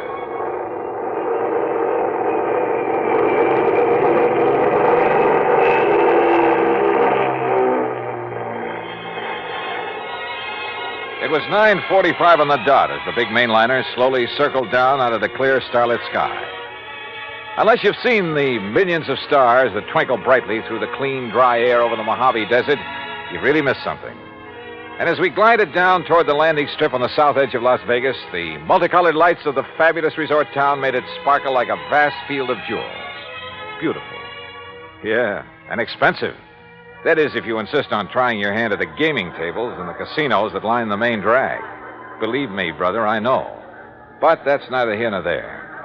As I grabbed my luggage and started for the car rental office, a tall, angular man, well-tanned and dressed in blue jeans, high-heeled boots, and 10-gallon hat sauntered over to me.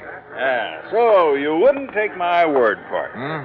Oh, Jake. That's right, Jake Kessler in person. And, Johnny, if you're here to investigate the claim on the Hobbs policy, well, there just isn't Hobbs, anything... huh? Well, now I know that much. And suppose you tell me who Hobbs is, or was. I'll tell you all about it, and when I have, you can hop on another plane and go right on back to Hartford. And all at your own expense. I still don't see whatever made you come out here, Johnny. Apparently the Hobbs matter, so start telling me. Well, come on, Jake, come on. All right, Johnny. All right, Elmer P. Hobbs, real estate in Los Angeles. Came over to the Lake Mojave Resort about 2 weeks ago, spent a few days fishing with his old pal, the guide they have there. You mean Red Barrett? Yeah. Well, okay, go on. And on Tuesday, a week ago, he rented one of the boats and went out by himself. Apparently he went up to a place called the Big Basin. Yeah, I know it well. The lake's 3 or 4 miles wide up there. Yeah, well, that afternoon, a big wind came up, regular screamer. All the other boats came back to the landing, and all but Mr. Hobbs. Oh? The next morning, when the wind died down, they found his body washed up on the shore on the Nevada side. That's all? That's all. You say a claim has been filed? That's right, by one of his 2 beneficiaries. Who? His business partner back in L.A., Mr. Stuart Manley. I've passed the claim, and the company will pay it. No investigation of any kind? Oh, of course there was, Johnny. The Kingman Police, the Sheriff's Office, and the County Coroner. Accidental death due to drowning. So that's it, Johnny. Now you just make your reservation back to Hartford at that window right over there, and you are paying the freight. Oh, not so fast, Jake. I'm sticking around. Well, now you can see for yourself there's no reason for you to be here, much less at company expense. Well, after all, now that I am here, it'd be kind of silly not to run down to the lake. Well, you mean just to do some fishing on your own time. You want to drive me down there? Johnny. Yeah? Johnny, do you know something about the Hobbs case that I don't? And the police and the sheriff. Jake, I don't know a thing about it. Okay, Johnny. How do you want me to fix that crow you're going to eat?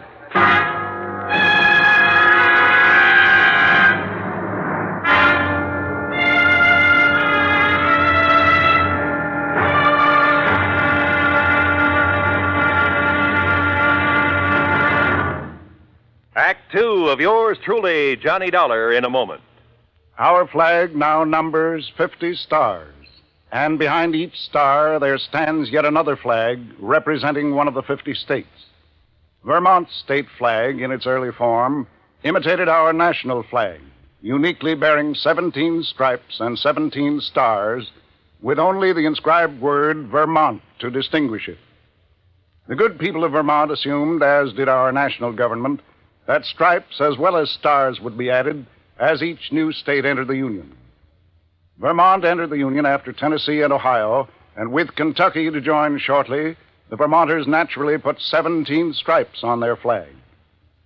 In 1818, the United States Congress put a stop to this, and since then the stripes have always been at 13, and only stars are added for each new state.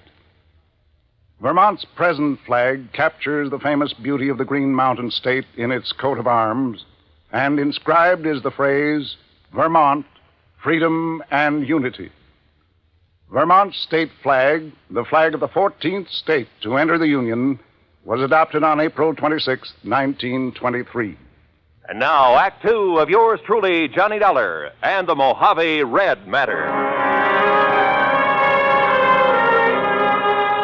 Elmer P. Hobbs of Los Angeles had died of drowning when his small boat capsized in a high wind on Lake Mojave. At least that's what Jake Kessler, his insurance agent, told me. Accident pure and simple, he said, and I could hie myself back to Hartford and forget about it. But I didn't. Simply because of the phone call I'd received from old Red Barrett, fishing guide at Lake Mojave Resort. I persuaded Jake to drive me over there on the excuse that as long as I was nearby, I might as well do some fishing. So he dropped me off, and since it was after midnight, went on back to Kingman. I wandered on down to the dock and boathouse. Hello? Who's that? Ham? Huh? Johnny? Johnny Dollar? Yeah. Johnny Dollar? Hi. What are you doing here? Hiya, Ham. Hey. You know darn well what he's doing here, Ham. The fishing has never been better. Only how'd you get the word? And how are you, Johnny? Oh, just great, Buster. Did you stop by the office, let Marilyn fix you up with a room? No, because as I recall, old Red usually sleeps here on the dock. Oh, Red. Well, why do you say it that way, Buster? Because Ham and I are wasting good sleeping time down here, wondering why he hasn't come in yet. You mean he's still out on the lake? Yes, the crazy But it's as black as the ace of spades out there. And no moon tonight. Buster and I were about to take off and about to look for him. He pulled this very same stunt night before last. We finally found him drifting around about 9 miles up. He said he'd run out of gas. Showed his empty tank to prove it. Yeah, but we knew better. What do you mean, Buster? I mean, when he saw us coming after him, he dumped out what gas he had. Oil slick all over the lake. If somebody'd struck a match, why? You know, Red's been doing a lot of crazy things this past week or so. Ever since his old friend, Mr. Hobbs, died, they were pretty close. And that is why he phoned me. Red phoned you? Yeah, early this morning. And if you ask me, it's because he doesn't believe Mr. Hobbs' death was accidental. Johnny? You know something? I didn't quite believe it myself. Well, sure, we have some pretty big winds on the lake now and then, and it was a big one that day. Yeah, and then when the coroner and the other authorities, well, who's to argue with them? Do you know if Red has found out anything? Anything at all? All we know is he's given up taking out fishing parties and spends all his time prowling around the lake every day. And night. Says if he can find the boat Mr. Hobbs used... What kind of a boat was it? One of our regular rentals, an aluminum Arkansas Traveler. Yeah, with a 10-horse Johnson on it. Well, listen. Those boats have flotation tanks. Why, yeah. So even if it did capsize, it wouldn't sink. You're right, Johnny. And there's been no sign of it? None at all. Then let's go up to the lake and find Red.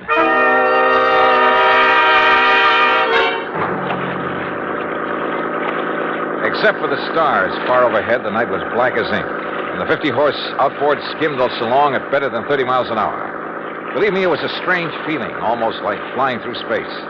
How Buster found his way around the islands, rocky points, and reefs, I'll never know, but he did. Throw your flashlight over to the left, Ham. You ought to be about even with Sculpture Rock. Yep, there it is. And we're coming into the big basin. Would you please tell me how you ever expect to find Red in all this darkness? Oh, don't worry about him. He hears us coming. He'll signal by striking a match or something. Sure, Johnny, no matter how crazy you are, you never let somebody wander around in the dark looking for you out here. Red knows that because he's had to come out and hunt for too many people at night himself. Ham, look. Yeah? On the east shore. I'm swinging over there. Hey, you're right. There's a fire on the beach. Yeah, it must be Red. What's he doing out here? We'll soon find out. Hang on.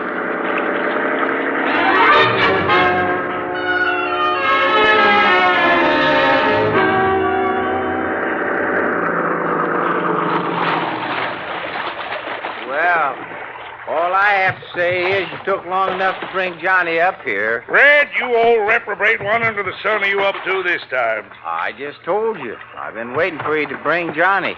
Now you can leave us and go on back to the dock. And I thank you very much.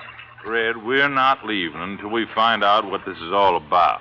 And if I tell you, would you promise to leave us alone? Sure, we'll promise anything. Oh, you see, I need Johnny's help. Yes, well? Because with him to follow up what I found today, well, Johnny, you and I are going to prove that my old friend Mr. Hobbs was murdered. Act 3 of yours truly, Johnny Dollar, in a moment. Every American fighting man has heard the expression, above and beyond the call of duty. How many of us have sat down and considered just what that word duty means? According to one dictionary definition, duty is man's conduct as required by his station or occupation, and that to which he is bound by moral obligation to do or not to do. When a man does more than his duty requires, he becomes more of a man in the eyes of his fellow men. One such was Captain John Philip Cromwell, commander of the submarine USS Sculpin, flagship of a submarine-coordinated attack group of the United States Navy. Possessing secret intelligence information of our fleet movements, strategy, tactics, and attack plans, Captain Cromwell led his attack group in patrol of enemy waters around Truck Island in November 1943, just prior to the launching of our first large-scale offensive in the Pacific. Despite savage enemy opposition, he established a line of submarines around the enemy-held stronghold of Truk until his ship, the Sculpin, became so rocked and battered by depth bombs that he ordered it to the surface. He engaged the enemy with deck guns, giving his crew an opportunity to abandon the mortally stricken ship, determined to sacrifice himself rather than risk capture and the subsequent danger of revealing the secret plans to the enemy. Captain Cromwell remained aboard the Sculpin as she plunged to her death. He thereby preserved the security of the mission at the cost of his own life. Captain Cromwell earned the Medal of Honor for deep integrity and uncompromising devotion to the call of duty in the service of his country. But what he did defined the word duty better than any dictionary. And now, Act 3 of yours truly, Johnny Dollar and the Mojave Red Matter.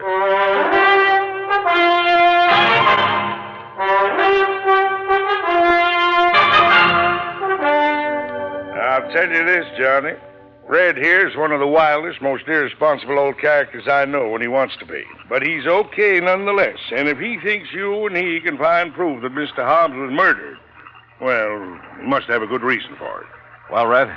Oh, now, Ham, do you think a man like Elmer Hobbs, knowing the lake the way he did, would ever let the big wind catch him off guard up here in the basin? No, I don't, Red. I know that's the way Buster felt about it, too. Well, I said that to you myself, Red. But now, what's this proof you have of murder? Well, Ham and Buster, aren't you going on back now that I've told you why I wanted you to bring Johnny here? Was there any harm in our knowing what you found, Red? After all, we might be able to help you and Johnny. Yeah, I thought about that, but you see, I might just possibly be wrong about... Well, I might just be wrong, and I wouldn't want to be ashamed in front of a lot of people. By a lot, you mean 3. Well, that's 3 times as many as just Johnny here. Oh, well, now look, No, Red. Johnny, he means it, so Ham and I will go on back to the dock. But I still don't see what difference it Johnny, when you get to know Red as well as we do, you'll stop trying to figure out the whys and wherefores of some of the things he does and what makes him tick. But you'll also learn that in the long run, no matter how unorthodox some of those things are, well, oh, come on, Buster. Right. See you when you get back to the dock, Johnny. Oh, you got some food, Red? Now, you know I always keep something in my boat, Buster. Okay. Well, far be it from me, Red, but all I have to say is that whatever you think you found proof of, well, it sure better be something. Oh, it is, Johnny. At least I think it is. Now, you just scrunch yourself a place to sleep in the sand. It's pretty late. Huh? Well, it took you so long to get here, and we can't see anything in the dark anyway. Oh, now look, Red, for heaven's sake. Good night, Johnny. Sleep well. And that was the end of our conversation. And I began to wonder if Jake Kessler hadn't been right in the first place. If I hadn't come out here on a wild goose chase after all. But the more I wondered and thought about it, with nothing but the warm desert night about us, and the twinkling stars, the magic sound of fish jumping in the lake, the sleepier I got. So I slept. The smell of bacon frying over the campfire awakened me, although the sun still hadn't shone over the mountains that border the eastern side of the lake. Douse your face in the lake, Johnny. Then grab yourself some of this bacon and egg. I did as I was told. Then, squatting in the sand in front of the fire, stuffed away a hearty breakfast of bacon, eggs, and pancakes made from sourdough. And you know, there's something about a meal cooked over a campfire that, well, we had other things to do. So we climbed into Red's old aluminum boat and slowly drove up the lake, staying close to shore. Finally, we reached a small rocky cove. Right here is the spot, Johnny. This little cove. The spot for what, Red? You know, you still haven't told me. You see there? You see where somebody has climbed up the rocks? No, but I'll take your word for it. Well, he couldn't have climbed up off of the water, so he must have climbed out of a boat. So? And there's footprints leading the way across the desert. And, Johnny, they aren't Elmer Hobbs' footprints, no, sir. So somebody climbed out of a boat here for one reason or another and took a walk into the desert. The man who killed Elmer Hobbs. What makes you think so? Look down over the side, in the water. Yeah, a boat sunk down there. That's the boat that Elmer had. Can you see it clear? Yes, very. Then you can see it wasn't damaged enough to sink it. Not that boat. You're right, Red. Particularly since it has flotation tanks. But it's down there. It's sunk. So you better strip to your shorts, Johnny. I'll go down and take a look. Me? I already have. But I want you to look, Johnny. And remember, I knew everything that Elmer had in his boat when he left the dock. Remember that. Okay. And you're sure the footprints leading into the desert couldn't possibly have been made by Mr. Hobbs? That I'll swear to, Johnny, by all that's good and holy. Now then. Now, slip in easy so you won't disturb the water too much. I took a deep breath, surface dived, and swam down to the sunken boat. And the water was clear, and I could see plainly. And I saw that Red was right. I bobbed back to the surface. Did you see him? The cut? Yeah, Red. Those flotation tanks were slashed open with an axe or a sharp, heavy tool of some kind. But Elmer had no axe on that boat. So it was somebody else, Johnny. Somebody who murdered him. Yeah. And then sank the boat. Red, I'm afraid you're right. Elmer Hobbs was murdered.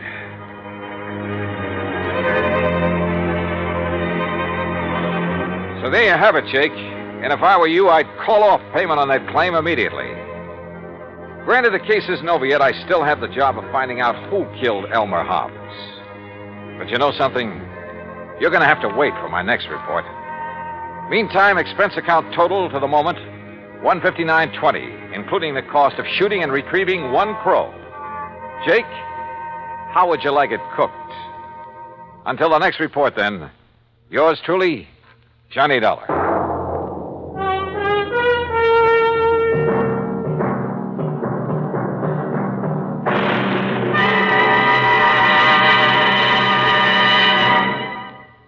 Our star will return in just a moment. Our flag now numbers 50 stars, and behind each star there stands yet another flag representing one of the 50 states. Oklahoma's state flag depicts an Osage warrior's circular buckskin shield from which hang 7 eagle feathers.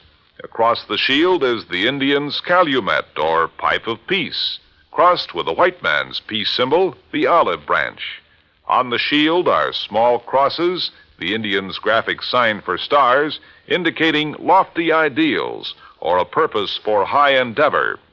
The background of the flag is a field of blue, the blue of the Oklahoma sky, signifying loyalty and devotion. The important symbols, however, are the calumet and the olive branch. These override the shield, the symbol of war, and bespeak a predominant love of peace by a united people. Oklahoma's state flag, the flag of the 46th state to enter the Union, was adopted on April 2nd, 1925.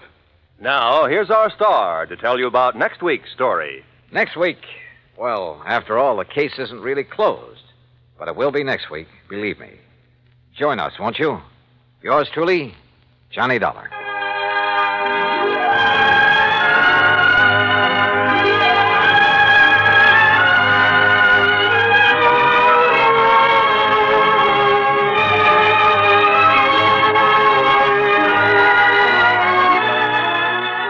Truly, Johnny Dollar, starring Bob Bailey, originates in Hollywood and is produced and directed by Jack Johnstone, who also wrote today's story. Heard in our cast were Lucille Meredith, Forrest Lewis, Harley Bear, Alan Reed, and Barney Phillips. Be sure to join us next week, same time and station, for the conclusion of this exciting story of yours truly, Johnny Dollar. This is Roy Rowan speaking.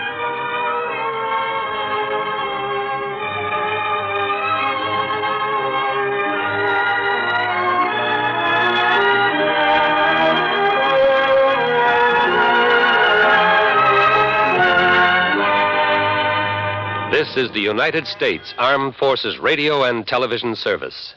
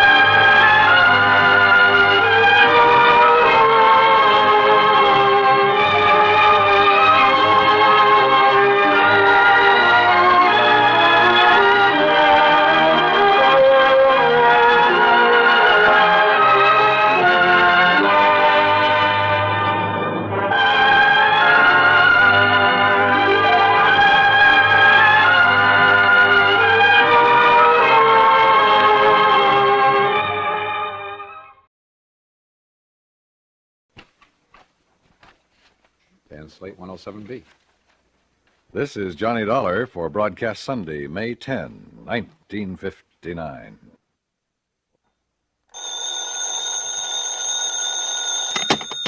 Johnny Dollar. Johnny, this is Ray Connolly. Oh, yeah, over at Continental Insurance Company. That's right, yeah. Oh, what's the problem, Ray? Problem? No problem at all, actually. Huh? Are you busy tonight, Johnny? No, no plans at all. Well, you see, my wife's out of town for a few days, and Johnny, well, I wonder if you'd have dinner with me tonight. Can you do that? Why, sure, why not? Good, good. Just name the time and place, and I'll meet you there. Well, I happen to have a nice, thick fillet of prime beef in my refrigerator at home, and if you like steak... Sure do. Well, why don't you run over to my place at, say, 6:30? I'll pour you a couple of cocktails, and we'll tackle that steak. Okay, Johnny? Ray. Yeah? You're sure there isn't something that's bothering you? 6:30, Johnny? Yeah, okay, but now listen. Good, good. I'll see you then. Well, why don't you...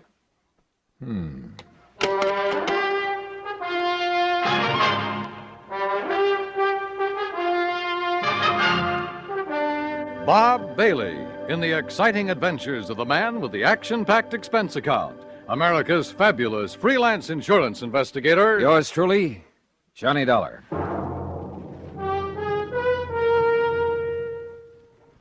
Each weekday on CBS Radio, there's a bright package of lively entertainment that goes by the modest title, Just Entertainment. It's where to find Pat Buttram, his cohorts, and his warm humor.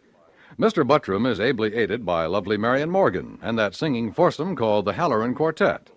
Just for entertainment, sample Just Entertainment with Pat Buttram tomorrow on CBS Radio. Also on the recommended list, a fascinating fact-filled 10 minutes each weeknight with Ron Cochran. Recently, he's given the Answer Please treatment to listener queries on such topics as the Chesapeake Bay's Oyster War, the Irish Sweepstakes, Spring Fever, and underseas exploration of the Arctic. Be listening tomorrow night. Discover how you can ask Ron Cochran to give your question the answer, please. Just Entertainment and Answer Please. One for facts, one for fun. Leave your dial set right where it is now to enjoy both these entertaining programs each Monday through Friday on CBS Radio.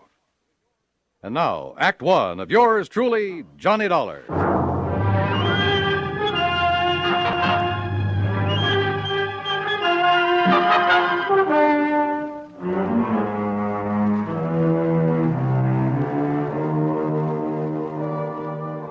Expense account submitted by Special Investigator Johnny Dollar to the Continental Insurance Company, Home Office, Hartford, Connecticut. Following is an account of expenses incurred during my investigation of the fatal Filet matter. There was something very funny about Ray Connolly's sudden invitation to have dinner with him, much less cocktails. I'd been at his office far too many times, had seen the bottles of pills that he kept in his desk, watched his secretary bring him a glass of milk at precisely 10:30 a.m., and exactly 3:15 p.m. Had listened to the dull details of his ulcer-free diet more times than I can remember. So when Ray said cocktails, come on now, Dollar, stop trying to build up a case out of nothing. And yet, for reasons that will be made clear later in this report, everything goes on expense account. Item 1, $1.40 for a cab to Ray's apartment. It was 6:30 on the nose when I pushed the doorbell. Oh, and I decided that if he did have something bothering him, I'd let him get around to it in his own sweet time. I wished later that I hadn't. Johnny, I'm glad to see you. Come in. Yeah, how are you, Ray? Well, you know how it is. Those ulcers been kicking up on you again? Yeah, a little. Sit down, Johnny, sit down. Sure, thanks. Now, what would you like? Martini, Manhattan? Got a plain old scotch and soda lying around? I certainly have. Have it for you in a second. Never touch it myself anymore, of course. You mean you're not drinking with me? Maybe I'll have a glass of milk and... Let's see. Yeah. It's time for me to take one of my pills. There you are, Johnny. Thanks. But did it ever occur to you, Ray, that if you'd stop worrying so much about that gut of yours, you might not have so much trouble with it? Johnny, it's easy to see you never had an ulcer. No, sir, and I don't ever intend to. Well, if you were in my end of the business, there's something just happened that I want to tell you about. Oh? Yeah, later. Incidentally, this steak we're having is the most beautiful thing you ever saw. Well, come on, I'll show it to you while I get a glass of milk. Okay. I guess my wife ordered some groceries sent over from Morris Baines Market before she left. I told you she's away. Yes, she did. Yeah, left yesterday. Well, the steak was delivered last night, along with some other things. There. How about that? It looks like you could cut that with a fork. Prime beef. Excuse me, I'll get my glass of milk. Sure. Hey, how do you like your steak, by the way? Only one way, blood rare. Well, of course, I'll have to have mine rather well done. So I'll just cut the fillet in half, and it'll be no problem at all. Ray, what about this thing that happened in the office you were going to tell me about? Later, Johnny. Later.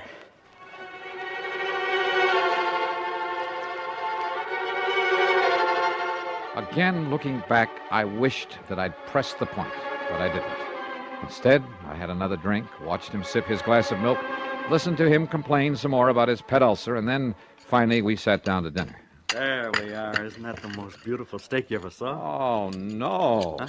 Ray, didn't you hear me? What? Oh, dear. Yeah. Oh, dear. I'm terribly embarrassed. Well, brother, you ought to be. That looks like a piece of shoe leather. When you said blood rare, and I forgot all about it. Ray, you are a dog. You're sure you can't eat it this way? I'd rather chew up an old boot. Hey, listen now. Something's bugging you. Now, what is it? Nothing, Johnny. Look, I'll go out and buy another one for you, huh? And let yours sit here and get cold? No. Oh, Johnny, I'm terribly sorry. That's okay. Go ahead, Ray. Tear into it. I'll go out in the kitchen and see if I can find the makings of a sandwich.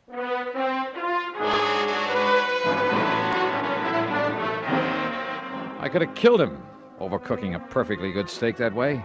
But instead, I made myself a sandwich and stuck around. Because I knew that sooner or later he'd tell me his real purpose in having me come over. And later he did. At least he started to. We had washed the dishes, then gone back into the living room. I had settled down with a third cup of coffee and a cigarette, and he was sipping at another glass of milk. It's just that I don't like being threatened, Johnny. Threatened? Heaven knows I have enough trouble keeping this ulcer under control with just the daily run of problems I have to face at the office. Oh, what do you mean by you know, people demanding more from their insurance than they deserve. People filing claims when they aren't entitled to any insurance at all, and then trying to... Oh! What? Nothing, Johnny. I just... I'll be all right. You forget to take one of your pills, Ray? No, but maybe I better take another. Oh, yes, me. You're taking too many of them. But what was this talk about being threatened? Well, Johnny, this fella by the name of... Oh, no. Ray. Johnny! Ray, what's the matter? This pain in my stomach, it's killing me. Easy now. Here, let me get you on the sofa. Oh, medicine, quick, please. There you are. Now, what medicine? Anything to stop this, Johnny. I grabbed the telephone and called Dr. Ramsey. But because of a traffic tie-up, it was nearly half an hour before he got there.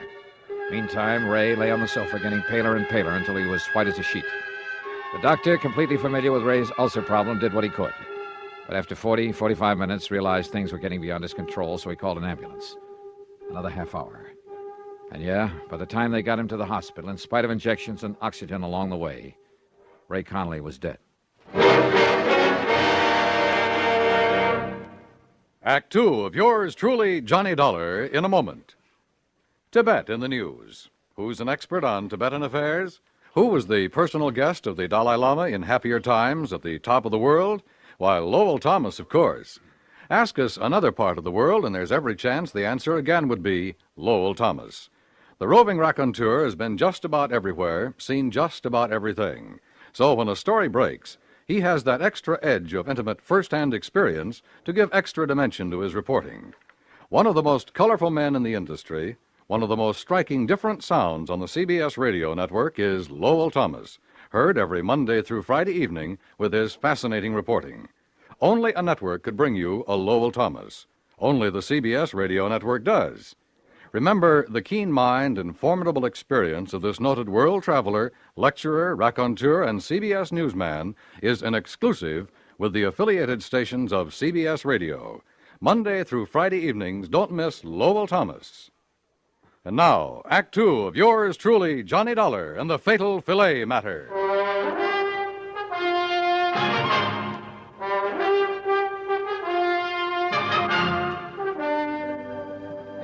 Dollar. I knew that Connolly's ulcer condition was serious. I've been treating him for a couple of years, but I certainly never believed this could happen. What it means is that he bled to death. Is that it, Doctor? Yes, internal hemorrhage. But of such intensity, I don't understand it. And yet, well, let's face it, Dollar, this sort of thing has happened before.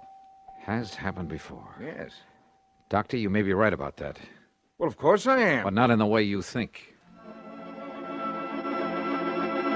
I went back to Ray's apartment, let myself in with a key I'd filched out of his pocket, then went over every inch of the place. And I came up with nothing. Nothing, that is, until I went into the kitchen.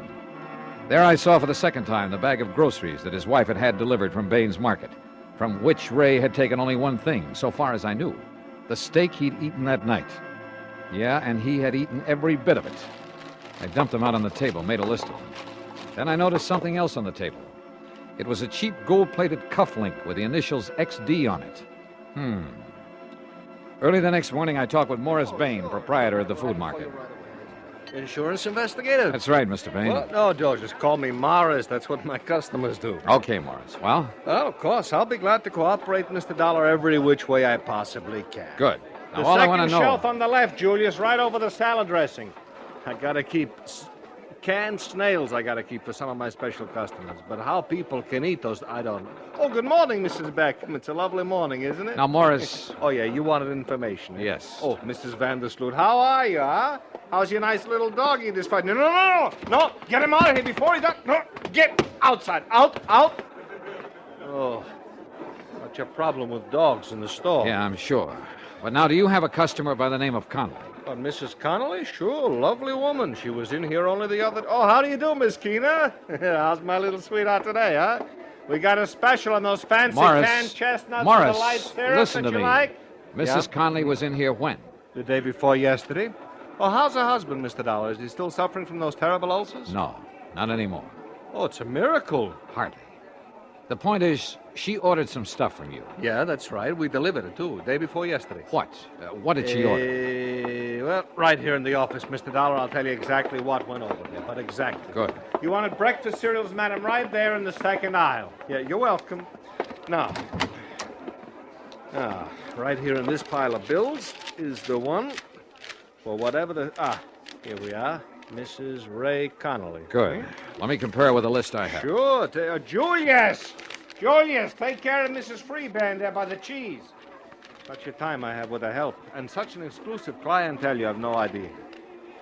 Well, did you find what you're looking for? Yeah, everything checks, except for one thing, the steak you delivered.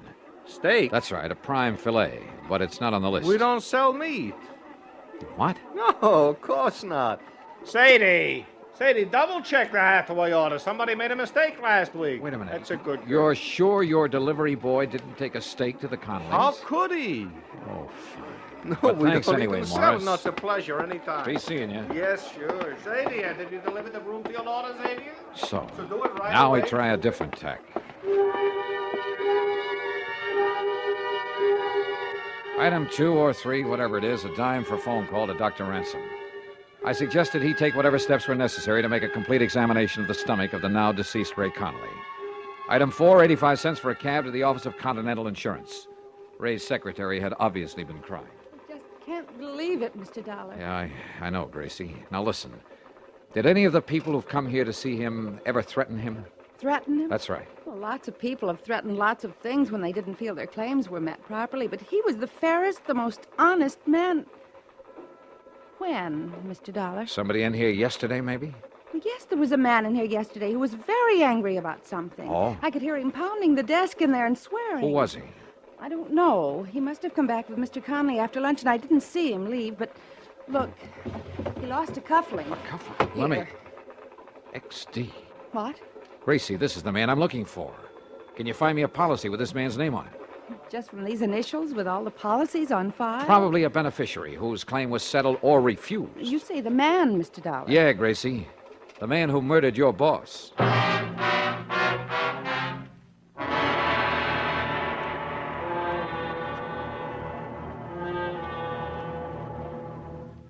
Act 3 of yours truly, Johnny Dollar, in a moment.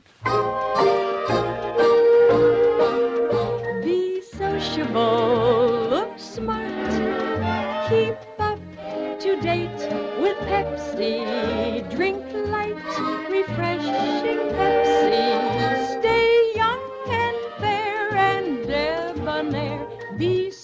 sociable. Have a Pepsi. When friends drop in, let your hospitality show you're sociable in the modern manner. Pepsi, you know, is the favorite of the smart and young at heart. Be sociable, look smart, keep up to date with Pepsi.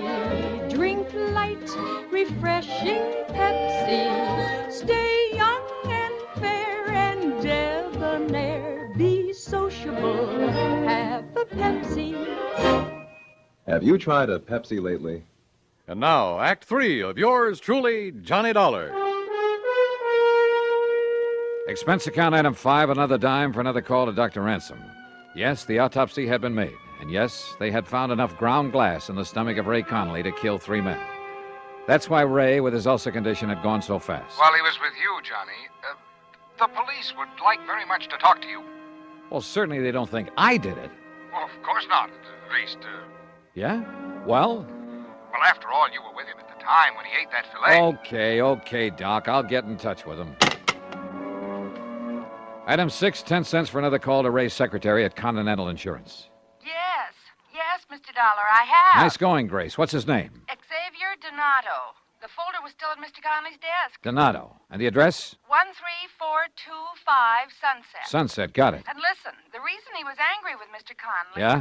He was named as beneficiary of his father's life insurance policy. Yeah? But his father just committed suicide. You see what I mean? Yeah. Donato couldn't collect. Yes. I mean, no, he couldn't. So... Gracie, you're a doll. Item 7, $2.50 for a taxi to the address far out on Sunset Avenue. It turned out to be an old ramshackle rooming house in a pretty lousy neighborhood. Sure, look for yourself, but I tell you, he ain't here anymore. When did he leave? Yesterday morning, bag and baggage. There you are, see for yourself. Now, don't tell me he's still living here. Well, I can't say that I blame him. What's that? Have you any idea where he might have gone? If I did, I'd send the cops to get the rent he owes me. The cops will want him for a lot more than your rent, lady. Yeah? What's more than that? Murder. Item 8, another phone call to police headquarters. I talked with Sergeant Jimmy Maxwell in Homicide. Only I listened more than I talked. Cufflinks, huh? With the initials XD on them? That's right. What's the idea of not telling us before? As if you didn't know it, that's withholding evidence. And in a murder case... Hey, look, that's another thing, Dollar. If you suspected murder, why didn't you call us in instead of having that doctor order the autopsy? You trying to hide something? Are you kidding? Where are you, anyway? We've been combing the city for you. As if you didn't know it, you got a little explaining to do Hey, down look. here. And listen, who do those initials XD stand for? Well, if you let me get a word in edgewise, I might tell you. Well? The D stands for Donato, the X for Xavier. Xavier. What kind of a name is that? Xavier, if you want to say it that way. Boy, that's a rare one. You got his address? He just left the place where he was living, so he's probably 1,000 miles away. But Xavier? Huh? Of course, and right under my nose. What? Johnny!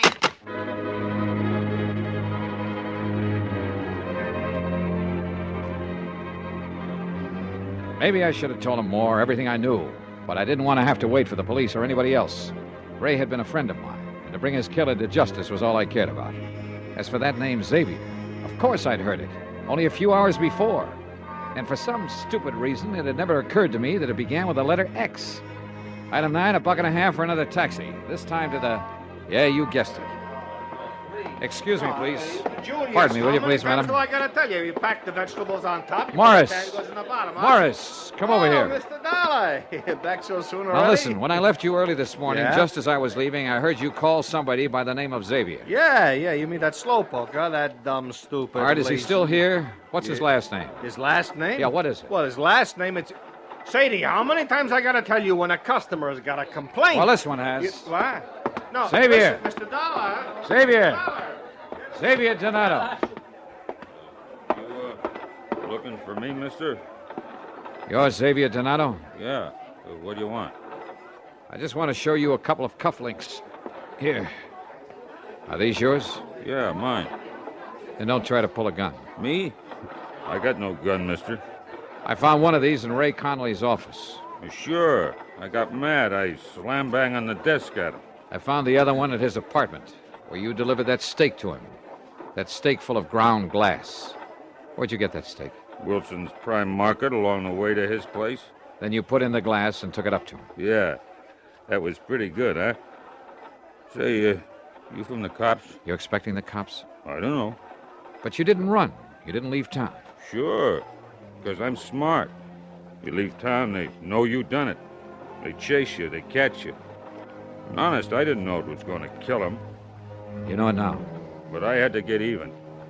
You know, because he wouldn't give me that insurance because my old man killed himself. So did my grandpop and his old man. Just because they didn't get something they want. You mean they all committed suicide? Sure. Because it was all, you know, off in the head. But not me. You understand? Because I'm smart. Somebody does something against me, like that insurance, well, I get even with them. You understand? I don't go kill myself. I get even with them. And you think they're going to find out? No. You think they're ever going to catch me? What do you think? Oh. You did, didn't you? Yeah. Gee. I guess you're even smarter than I am, mister. Yeah. Come on, Savior.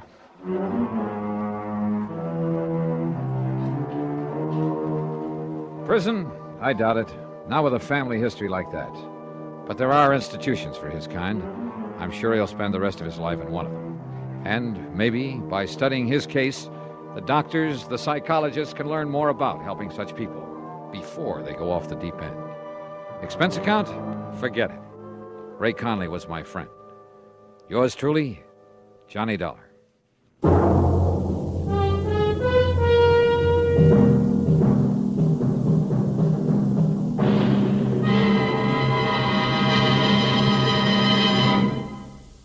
Our star will return in just a moment. A good college education has a lot to do with your future. Whether you're a student, a parent, a college alumnus, a prospective employer, or just an average citizen, you have a stake in the future health of our colleges. The future security and well-being of our nation depends on them. Now is the time to help by contributing to the college of your choice. Just as our elementary and high schools have become overcrowded, so now our colleges are threatened by the increased school population. Funds must be forthcoming now to expand college facilities and hire more professors.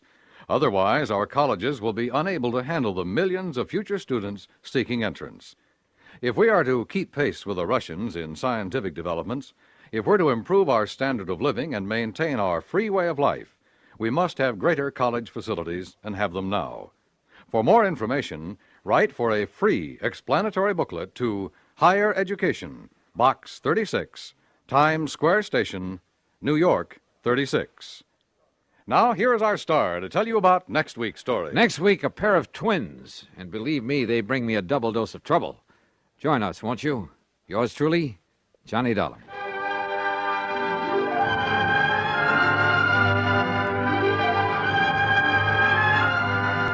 Yours truly, Johnny Dollar, starring Bob Bailey, originates in Hollywood and is written, produced, and directed by Jack Johnstone.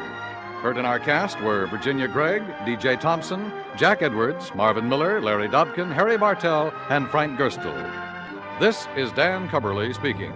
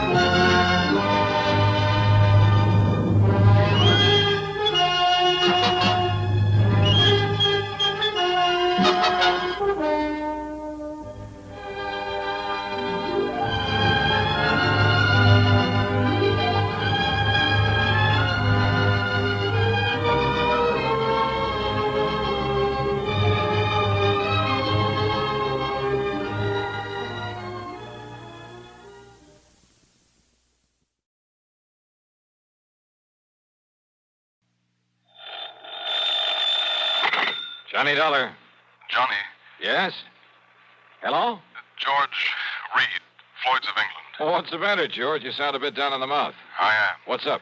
Well, Johnny, I understand you've handled quite a few investigations for the Continental Insurance and Trust Company. Oh, brother, I sure have. And you know something, George? Yes? Floyd's of England, you that is, have handed me some pretty wild ones over the years. I know. But believe me, they've been nothing compared to some of the cases that Continental has handed me. And you know why, George? Why, Johnny? Because of just one client of theirs. Well, He's a wealthy old screwball by the name of Alvin Peabody Cartwright. Cartwright? Yeah, he carries a lot of insurance, millions of it. And any company that has his account is making plenty. Yes, But, brother, the fantastic problems that man comes up with. Why, it's enough to drive you off your rocker. I mean, I'm always the goat. Yeah, I handled one crazy investigation for him only 3 or 4 weeks ago. So I understand. They told Continental that if they sent somebody else around, he'd leave them flat. Johnny... Actually, I suppose I shouldn't complain. Some of the biggest fees I've ever got have come out of his pocket. And you know something? Yes, Johnny? In spite of all his wackiness and these silly problems he hands me, well, over the years, I've really gotten to love the old character. And I mean, aside from those fancy fees I mentioned. Good, Yeah, I think I'd do almost anything, within reason, that is, if it were necessary to help out Alvin Peabody Cartwright. Anything? Sure, anything. Thank heaven for that. But now you said you have troubles, George. I have. So I'm sorry I chewed your ear off about someone that Floyd's of England doesn't have to worry about, so... Don't we, Johnny? Huh? Well, of course not, because as long as he keeps his insurance with Continental... Unless... George. Unless... What, Johnny? Well, I mean, if he were to change companies for some... Oh, now, wait. Yes? George. I'm still here. Just who is your problem?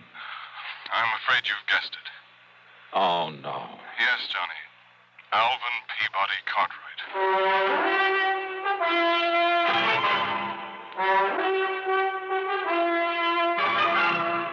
And with the action-packed expense account, America's fabulous freelance insurance investigator. Yours truly, Johnny Dollar.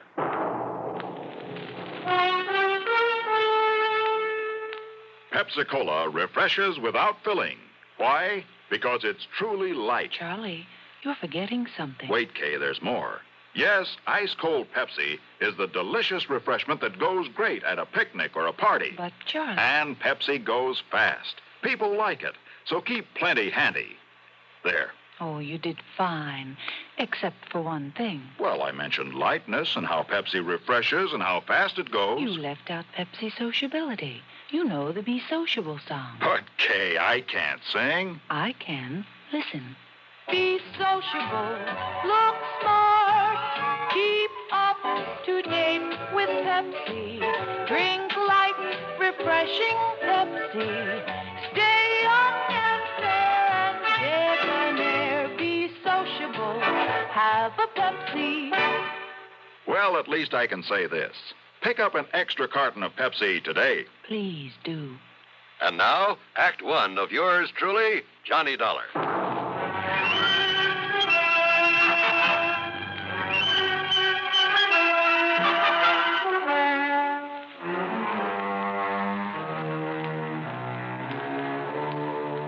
Expense account submitted by Special Investigator Johnny Dollar to Floyd's of England, North American Office, Hartford, Connecticut. Following is an account of expenses incurred during my investigation of the Alvin's Alfred matter.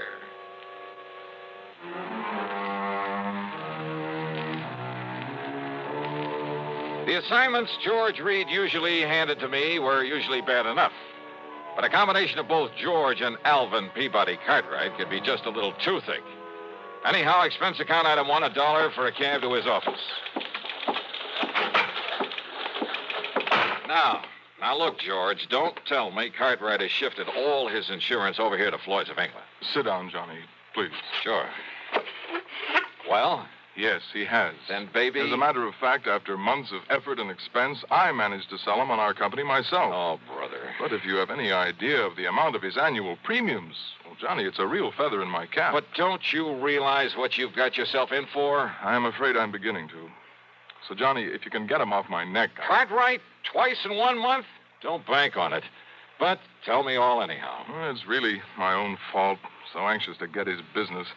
And if you know how much that man spends on premiums every year... Yeah, you said that. Now get to the point. And I suppose I should have been more thorough, but Well, we figured that Continental had known what it was doing, and we simply made a direct transfer of all his policies to this company, including the one that concerns us now.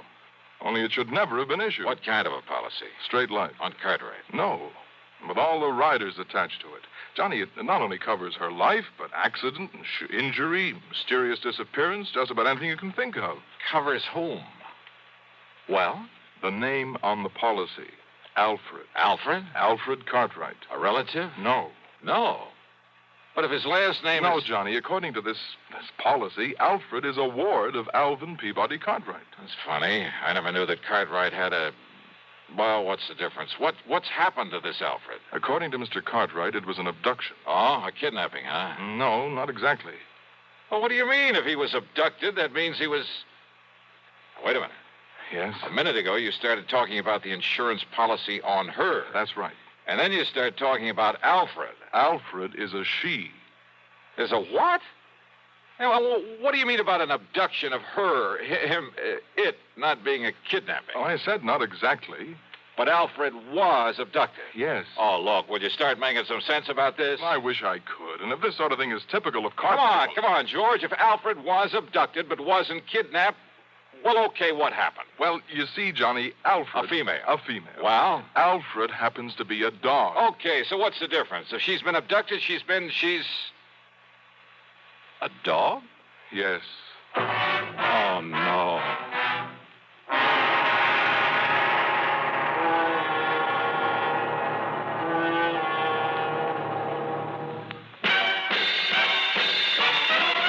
Are you smoking more now, but enjoying it less? Have a real cigarette, have a Camel. The best tobacco makes the very best smoke. Have a real cigarette, have a Camel. Are you looking for flavor and mildness? Have a real cigarette, have a Camel. The best tobacco makes the very best smoke.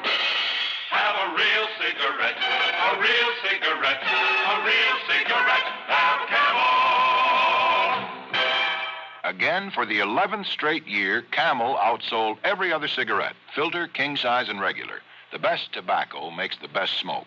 So if you're smoking more now but enjoying it less, change to Camels. Get more real satisfaction every time. Start to really enjoy smoking again. Have a real cigarette, a real cigarette, a real cigarette, have a Camel. And now Act Two of yours truly, Johnny Dollar, and the Alvin's Alfred matter.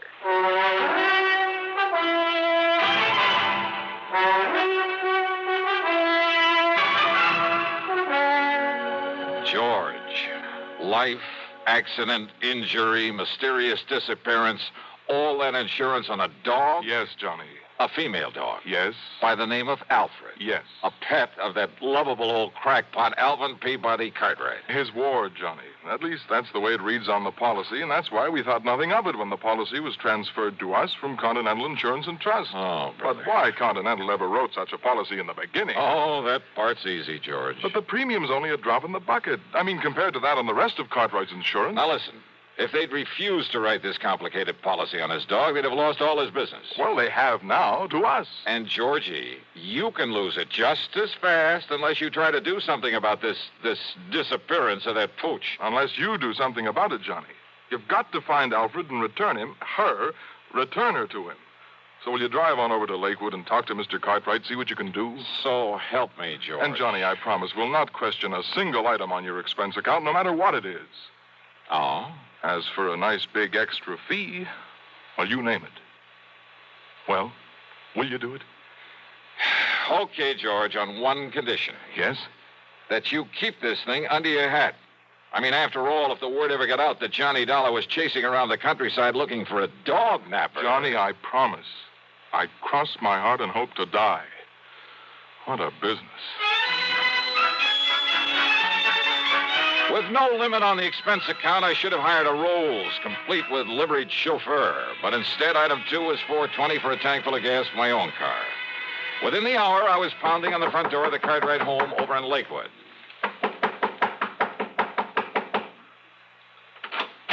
Hi, Mr. Cartwright. No. I'm sorry, I'm far too upset to talk to anyone right now. So goodbye. No, wait a minute. Hey! Yes. Why, Johnny? That's right. Well, why didn't you say so? Come in, boy, come in. Sure. Well, sir, how are you? Yes, come in and commiserate with me in my hour of bereavement.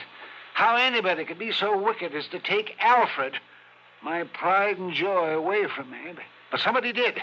And, Johnny, you must find her and must bring the culprit to justice. Spare no effort, spare no expense, but come on, Johnny. Well, have you any idea, Mr. Cartwright, who might have walked off with the pooch? Pooch? Oh, Johnny, how can you use such a term? Alfred was almost like a child to me. Dear little thing. Oh, yeah, I'm sure. But you haven't answered my question. Do I know who committed this dastardly deed? Yes. Of course I do. Oh, sir. Come along, Johnny. I'll show you Alfred's picture so you'll know her when you see her. All right. But now, why send for me, Mr. Cartwright? What? Well, I mean, if you know who did this. I certainly do. And, Johnny, he must be made to pay the penalty for this nefarious deed.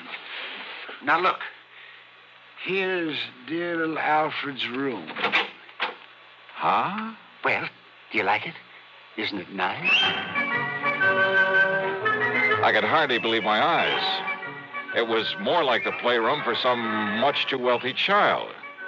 Why, he must have spent thousands on it. On the soft, thick, wall-to-wall carpeting, all the furnishings, including a bed in the corner with a foam rubber mattress. There was a growing tree in the middle of the floor and a half-dozen miniature fire plugs scattered about. There were rubber bones and balls and toys of all sorts and sizes Toys. In addition to everything a dog could possibly play with, there was a big table with a scale model electric train, an erector set, a microscope, a lot of other science toys, including a working model of a... Huh? Isn't it nice, Johnny? Oh, no. Look, Mr. Cartwright. Yes? Don't tell me the dog played with these things. What thing? Will this toy seismograph or... Toy? What are you talking about? That really works. See? See how the recording needle gave a jump on the roll of tape on it? It runs for a week.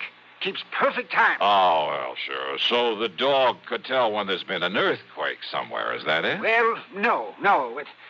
I may as well admit, Johnny, that some of these things are mine. Yours? Yes. When I was a child, the only toys I had were the ones my poor mother could make with her own hands. And I always said that if I ever had the money, I'd make up for it. That I'd have all the things I couldn't have then. So maybe I'm just a silly old man, second childhood, that sort of thing. But I said I'd have them, and now I have. I see.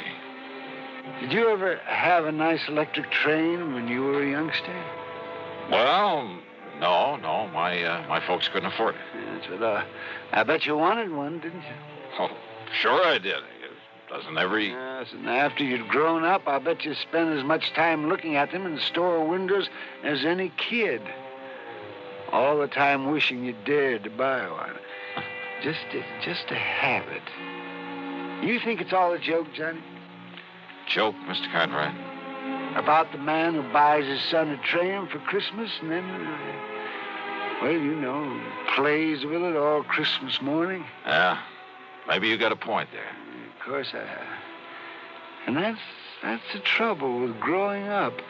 People get so proud or stuffy or something that they won't unbend. They won't let their hair down and enjoy some of the simple little things that they'd really like to do. They're so afraid that somebody might laugh at them. I'm not laughing, Mr. Cartwright.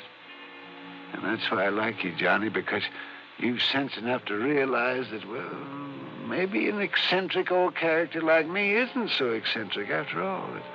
He's just become smart enough to get rid of a lot of nonsensical inhibition.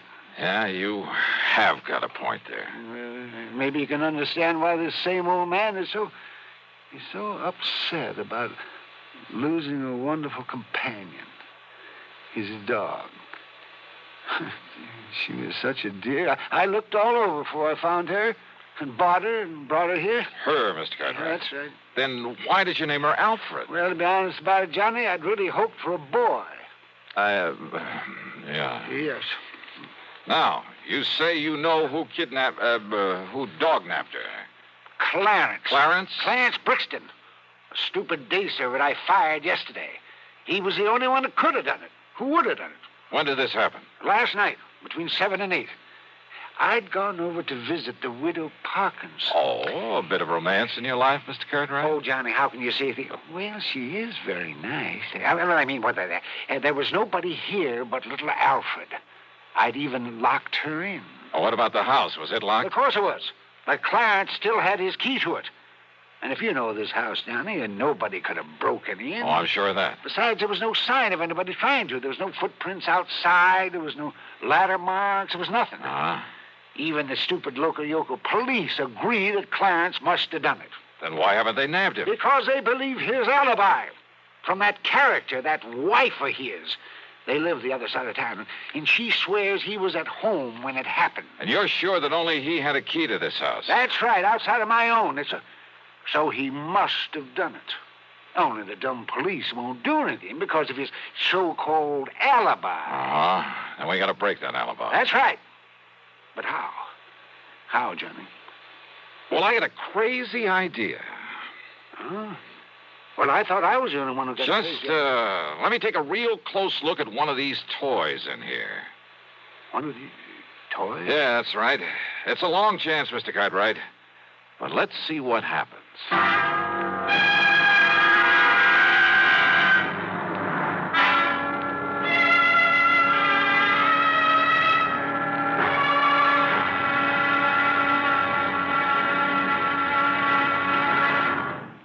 Act 3 of yours truly, Johnny Dollar, in a moment. Welcome, recording star Mel Torme. It's terrible trying to sing with a bad cold. So I always take 4-way cold tablets to relieve cold miseries fast. Good idea. Tests of all the leading cold tablets proved 4-way fastest acting. 4-way starts in minutes to relieve muscular pains, headache, reduce fever, calm upset stomach, also overcomes irregularity. When you catch cold, try my way. Take 4-way cold tablets. The fast way to relieve cold distress and feel better quickly. 4-way, only 29 cents. Now here's a word about another fine product of Grove Laboratories. Had dandruff for years? Now get rid of it in 3 minutes with Fitch Dandruff Remover Shampoo. 3 minutes with Fitch regularly is guaranteed to keep unsightly dandruff away forever. Apply Fitch before wetting hair. Rub in 1 minute. Add water, lather 1 minute. Then rinse 1 minute. Every trace of dandruff goes down the drain. 3 minutes with Fitch. Embarrassing dandruff's gone. Fitch can also leave hair up to 35% brighter. Get Fitch Dandruff Remover Shampoo today. And now, Act 3 of yours truly, Johnny Dollar.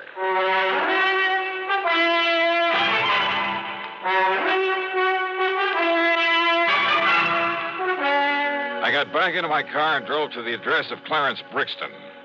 I hoped he was as stupid as Cartwright seemed to think. Yeah, mister. Mrs. Brixton, That's right. I want to see your husband. No, who are you? Johnny Dollar, Special Investigator. No, get him out of here, Mabel. Throw him out. What are you so worried about, Brixton? First it was those dumb cops that crazy old geezer sends around here. Now it's you. Well, me, I'm full up to hear all this yakking about me taking that mangy little hound of his and that snapping, yipping little female. That's what she done to my Clarence, them sharp teeth of hern. You show him your hand, Clarence. Yeah, forget it, Mabel, and shut up. You get these marks when you were hauling Alfred out of that playroom against her will? Huh? Now listen. A little dog, you said. Oh, not much bigger than Clarence's hand. Pies in his little Oh, then you've seen it, Mrs. Brixton. Well, no. Now, Clarence told me about it. Yeah, sure, I told her. I see. Well, what do you see? And I hope it means the dog is still alive. After all, if you took the trouble to bring it here. Well, what are you talking about? You trying to say I stole the dog off of him? So maybe nobody did, wise guy. What do you mean by that? Ask me, that lousy pooch got out of there on her own free will. just to get away from that crazy Cartwright like anybody in her right mind. Oh, out of a locked room in a locked house? Sure. Cartwright always left the window open so she could sleep good. He left so the dog took off somewhere. A little dog jumped out of a third-story window? Why, would have killed or crippled her. All right, so then he was wrong about when it happened. While he was out, he said. And he was out between 7 and 8 p.m. last night. And that's when somebody chased Alfred around until he caught her, then took her away. Prove it. Yeah, some big, clumsy ox like yourself, Clarence, who had a key, who knew the place, knew he'd better leave the place looking undisturbed before getting away. But he didn't. Yeah? Here. Take a look at this. What's that, huh? From a working model seismograph there in that playroom. What? Yeah. You see, Clarence? Every clumsy footstep of yours registered in black and white for some 5 or 6 minutes during a period between 7 and 8 o'clock. Oh, don't look like his feet to me. But I didn't touch that thing. You didn't need to. You mean them squiggles on the paper, my footsteps? What do you think? And what do you think of modern scientific investigation, Clarence? Scientifical, huh? Gee. But listen, mister, please, it was only so Clarence could make like he found the dog and then take him back and then maybe get his job back. Yeah, could have worked, too, only... Only what, Clarence? Some local cops. They was a pushover. But then you had to come along. All right, Dollar. Well? Dollar, I give myself up.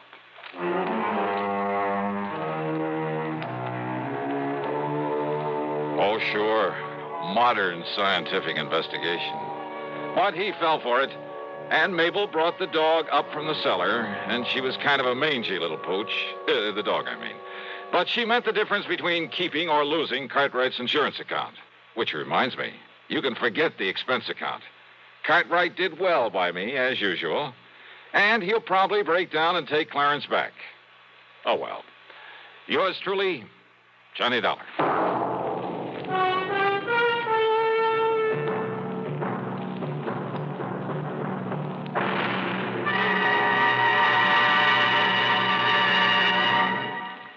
Our star will return in just a moment. Constipation can be a problem for anyone, even doctors. And when constipation occurs, it's interesting to see just what doctors consider important about a laxative they might use or recommend. Well, a majority of the doctors we heard from had this to say. A laxative should be effective, gentle, as close to natural acting as possible, and a medicine that can be used with complete confidence. Now, X-Lax has been popular with many doctors and millions of people over the years because chocolated X-Lax is effective. Overnight, it helps you toward your normal regularity. X-Lax is gentle. Next morning, it gives you the closest thing to natural action. And that's why many doctors and millions of people use X-Lax with complete confidence. X-Lax, the laxative that helps you toward your normal regularity gently, overnight. Is X-Lax in your medicine cabinet? Now, here's our star to tell you about next week's program. Well, first, a real hearty welcome to WATV in Birmingham, Alabama, and to KSOB in Cedar City, Utah. Glad to have you with us on the network. Next week, I run up the biggest, the fattest expense account you ever heard of. Join us, won't you? Yours truly, Johnny Dollar.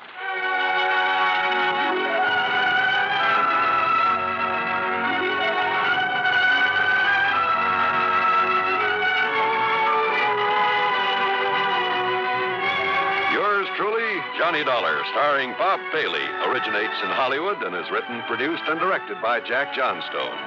Heard in our cast were Virginia Gregg, G. Stanley Jones, Howard McNear, and Frank Gerstle. Be sure to join us next week, same time and station, for another exciting story of yours truly, Johnny Dollar.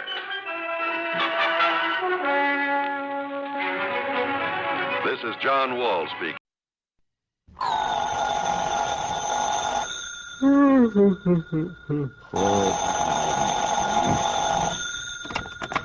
Johnny Dollar. Johnny, listen, I've just looked up the plane schedule. Huh? Yes. Now listen, if you hop into your car and drive on out to Bradley Field, you can just make the point to New York. New York? At this ungodly hour? Listen, will you? It'll get you there just in time to catch the morning 707 out here to the coast. Hold everything, will you? Get going, will you, Johnny, while this thing is still hot? Wait a minute, I tell you. Who are you? What's this all about? Oh, I'm sorry. This is Art Bascom, Western Life and Trust Insurance here in Los Angeles. Arthur, in the middle of the night. It's morning. And, Johnny, you've got to make that jet flight out of New York. Leaves here at 8:45. Why do I? Because this may be a case of murder. Yeah, what may be a case of murder? Johnny. Make some sense, will you? Hurry up or you'll miss that plane. Art, hello. Okay, here we go again.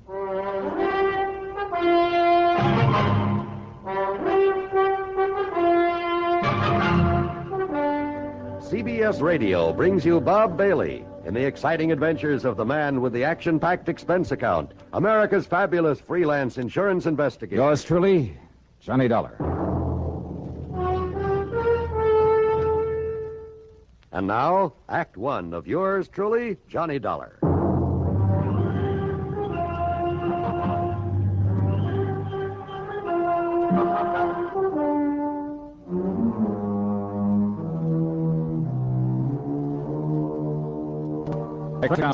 Dollar to the Western Life and Trust Insurance Company, Los Angeles office.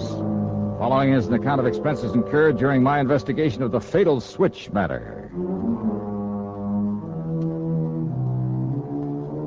Expense account item 1, $8 for the flight to New York. Item 2, $176.25, the jet flight to Los Angeles. It was shortly after 11 a.m. Pacific time when Art Bascom met me at the L.A. International Airport. We took off in his car and headed south. Balboa, Johnny. It's about 50 miles down the coast. Very successful. Based on Freebairn's exclusive rights to the patent on a radio control device. Securing rights, that is. Uh-huh. Big government order, that sort of thing. I see. All right, now tell me what's happened. Well, Freebairn's partner, so to speak, is the man who invented this device, who owns the patent. A young bachelor by the name of Edgar Porter. And? Johnny, it seems that Porter took the cruiser out for a trip yesterday morning. Last evening, Mr. Freebairn thought he'd call him by radio. You know, just to find out where he was, make sure he was all right. Couldn't raise him? No, he contacted him without any trouble. But then, in the middle of their conversation, suddenly... Well, Johnny, from what Porter said, his last words over the radio... Yeah? Well, it looks as though somebody killed him. Where's the cruiser now, Art? Somewhere out in the Pacific. The Coast Guard's trying to find it. Well, then he hadn't given Freebairn his position. No. I guess he didn't have time before whatever it was killed him. Who else was on board the boat with this man, Porter? That's the first thing I asked Mr. Freebairn when he phoned me. Well? No one. Huh? Not even any other boats around. Porter and that cruiser were out there alone. Yet, judging by what he said, someone somehow managed to kill him. Who said? Porter himself. Well, how do you know what he said? Lester Freebairn told me. He and his wife were talking with Porter by radio when it happened. Oh, well, then you only have his word for what Porter may have said. Also, Johnny, Freebairn was making a tape recording of their conversation. Oh, I wonder why. I don't know. But he told me over the phone that he has that recording. And you're sure that Porter was alone out there? That's what he told Freebairn. But if he was murdered... I know. It doesn't make sense. Brother, it sure doesn't. Let's get on down there to Balboa. The Freebairn home on Newport Bay was small compared to some of those around it, but nice nevertheless. A speedboat was tied up at the dock, but there was no sign of the cruiser. Lester Freebairn was a man of 57 or 8, I'd say, but right now he looked a lot older than it. His wife, considerably younger, was quite a dish. A tall, statuesque redhead. She wore an expensive silk housecoat with an ermine collar. A real careful makeup job, too. Her eyes especially were, let's say she knew how to use them. And Art Bascom had said that Edgar Porter was a young bachelor. Sit down, gentlemen. Sit down. Yeah, sure. And, Marilyn, will you bring me another cup of coffee? Why, of course. Perhaps Mr. Dollar and Mr. Bascom would like a drink. No, thanks. You can pass me. No, thanks, Mr. Peavy. Excuse me, gentlemen. I just talked to the Coast Guard again. We've got planes and boats, even a helicopter out there looking for the last one, the cruiser. No sign of her. Mr. Freebairn, Art tells me you're certain that your partner, Edgar Porter, was alone out there on that yacht. Because he told me that he was. Let me play the tape recording of our brief radio conversation with him. By all means. Just give this thing a few seconds to warm up. How'd you happen to record your conversation with him? I just made some modifications in this machine, and I thought I'd check it out. I'm so glad now I did. Oh. Well, that's a make I don't think I've ever seen before. Oh, I made it myself, Dollar. Like this receiver here, the transmitter. Make all these things myself. That's the reason I'm in the business I am. And it's a lot better than that old chemical plant he started out with. Here you are, darling. Thank you, my dear. Now, let's start the tape. You'll hear both our voices on it, Mr. Dollar. Listen. Lester, you would spoil my little trip by calling me up this way. Just wanted to see how you're doing, boy. Is everything okay? Okay, it's great. I'm having myself a ball out here. Hello, Edgar. Hi, Marilyn. What's your position, Ed? Oh, 50, 60 miles out. And believe me, it's great to be away from people and thing, Regine. You're all alone? Nobody within miles. Oh, you're sure of that? Why, of course I am. Not even a girlfriend along? Nah, you know better than that, Marilyn. Nope, there isn't even another boat in sight. Hey, it's kind of chilly out here. Edgar, put on the cabin heater, the gas heater. I put it on just a minute ago. Good. Only, Ed, be sure the ceiling vent is wide open. Oh, yes, Edgar. Be careful. Now, don't worry. I know this old tub just as... What? No. You wouldn't do it. Good heavens, man, you can't do this to... No. Edgar, hello. Johnny, that was a pistol shot. Yeah, that's all there was to the recording? That's all, Dollar. We kept trying to call him back, but got no answer. But he said he was certain he was all alone. Yes. Well, Dollar? Impossible, huh? Impossible. Except for one thing. Yes? The fact it happened.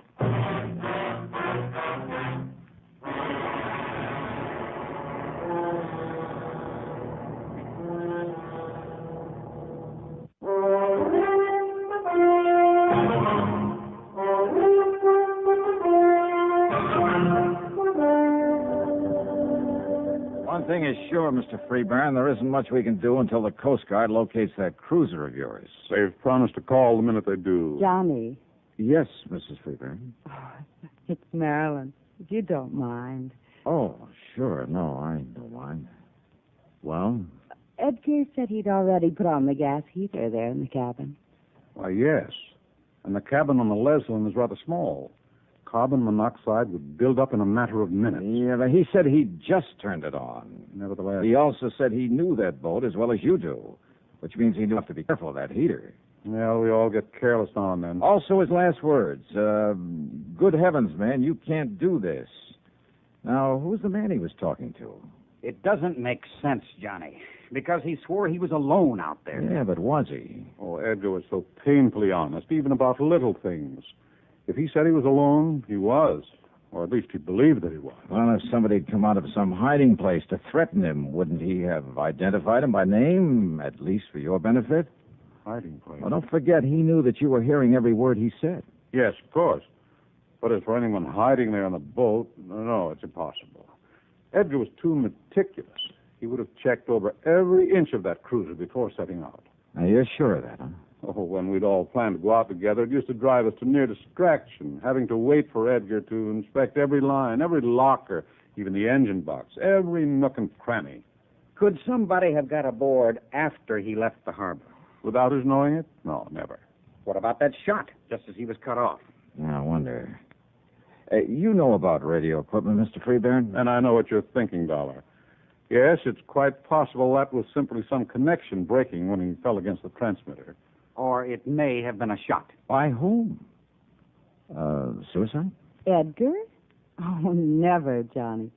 You sound pretty sure of that. Oh, I agree with the Dollar. Edgar had too much to live for. His invention's about to make him millions, thanks to what I've been able to do with it. Well, then this radio control device will do all right by you, too, won't it? Of course it will. Now, just a minute. What do you mean to imply by that? Incidentally, Art. Yes, John. Just what's the insurance angle on this thing? Oh, I thought you understood. There's a partnership policy between Edgar and Mr. Freeburn. Survivor of the two becomes the beneficiary? Yes.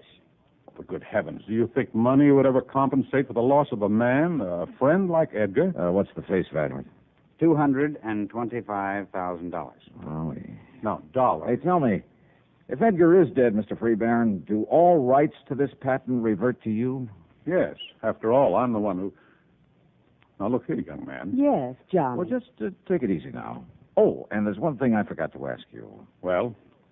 How did you get to know Ed Porter? There's no secret about it. Marilyn met him at some yacht club affair, persuaded him to bring the radio control to me. Oh, and there's another thing I forgot to ask. Yes, what's that? Who is your contact over at the Coast Guard? A man by the name of Adam Patrick. Huh? Pat? Why do you say it that way, Johnny? Well, he's an old friend of mine. Gave me a hand when I was out here on the Ellen Deer matter. Ellen Deer? Yeah, name of a big yacht that was being used for smuggling stuff up from Mexico, narcotics and stuff. Well, certainly you don't think our cruiser was being used for... I don't see the connection. All right, let me use your car. Of course, Johnny. Here are the keys. Good, thanks. Where are you going? Well, instead of waiting for Pat to call here, I think I'll run over and see him. I think you're right, Dollar. Why don't we all go on over there? We can get any news of the Leslie and Edgar firsthand. No, thanks. I'll go alone. May I ask why? Because I've suddenly got me a handful of ideas about this whole affair. Oh, Johnny? Like what? I never was very good at mathematics. Mathematics? If I can get there first, well, maybe I can add 2 and 2 together and somehow come up with 5. What? That is, if Edgar Porter was murdered.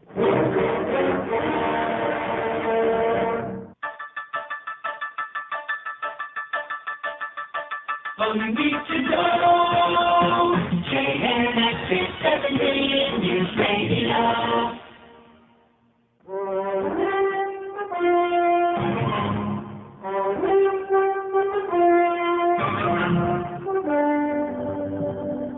I tore on over Coast Guard quarters. Found that my old pal, Adam Patrick, was just about to take off in a cutter. Okay, boys, cast off and let's get underway. Aye, sir. No, wait. Johnny! Hold everything, will you? Here I come! Johnny Dollar, who do you think you are, Superman? Hiya, Pat. I hope you're heading out to the Pleasant. Why, yes, one of our cops has spotted her a few miles out. You mean you're working on this one, too? Yeah, kind of a thick one, isn't it? Sure it is. Now, a man completely alone out there could be murdered. There couldn't possibly have been anyone with him. At least with old man Freeburn has been telling me the truth. Oh, I think he has, Pat. At least as far as he's gone. What do you mean by that? Well, does he know you've located the Leslie? Sure. When I got word, I phoned him, then grabbed Dr. Wilson. See him up board there. Hey, wait a minute. You gave Freeburn the position of the Leslie? Sure, why not? Hey, listen, can you get a few more knots out of this barge? We're up on top right now. What do you mean, Johnny? How much do you know about Lester Freeburn and his wife? Man, that Marilyn. Huh? Greatest business asset a promoter like Freeburn could possibly have. Oh, How else do you think he got his paws on that radio control he makes? Yeah, I know about her connections. Why not? Why shouldn't she? It's that kind of monkey shines that keeps her in furs and expensive cars and everything else she likes. Yeah, I see. Then the Freeburns are quite a team, huh? Understatement of the week. And I understand he does pretty well for himself. Look, when that government contract gets rolling, and if his partner's dead, well, man, he'll be back in the black so fast. Oh, you think he's in the red now? Look, after all that dough he spent on that plant, Johnny. A couple of $100,000 might come in handy, huh? Even $1,000 or two. What are you getting at? Let's get on out to the Leslie, huh?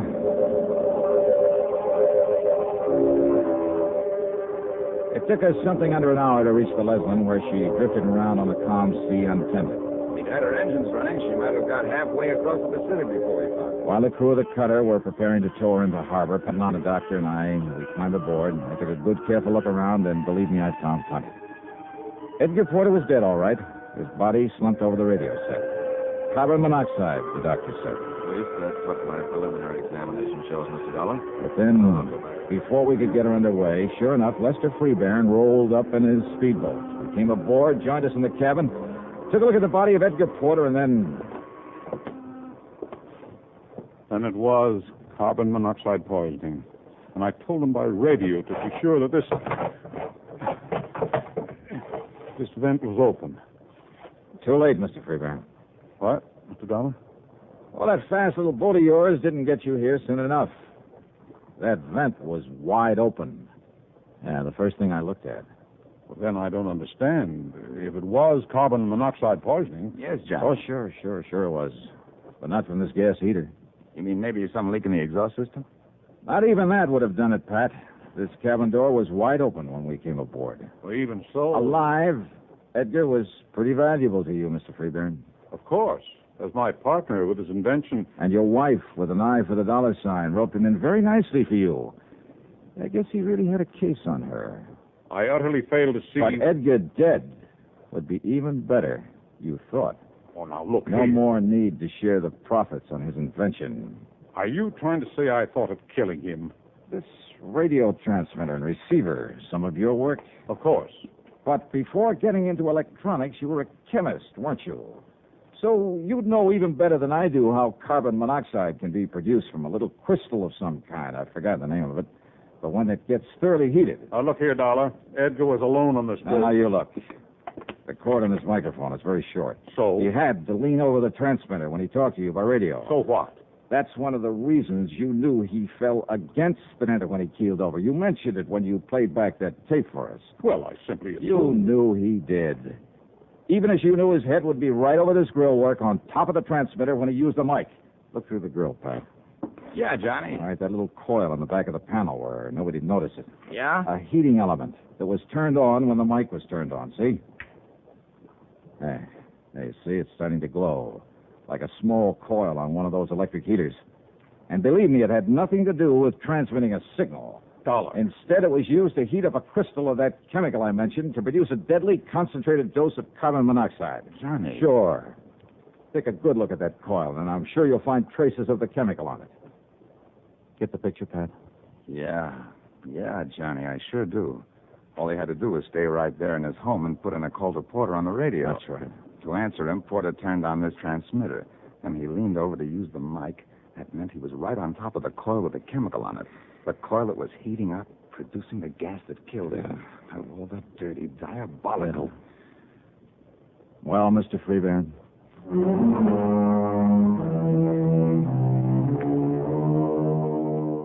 Yep. Lester Freeburn had suddenly run out of answers. And I'm willing to bet that the best lawyer in the country can't get him out of this one. Best of all, of course, he won't collect a penny of the insurance on the partner that he murdered. Expense account total, including all the incidentals I could think of, and the plane fare back to Hartford, $386.21. And cheap at half the price. Yours truly, Johnny Dollar.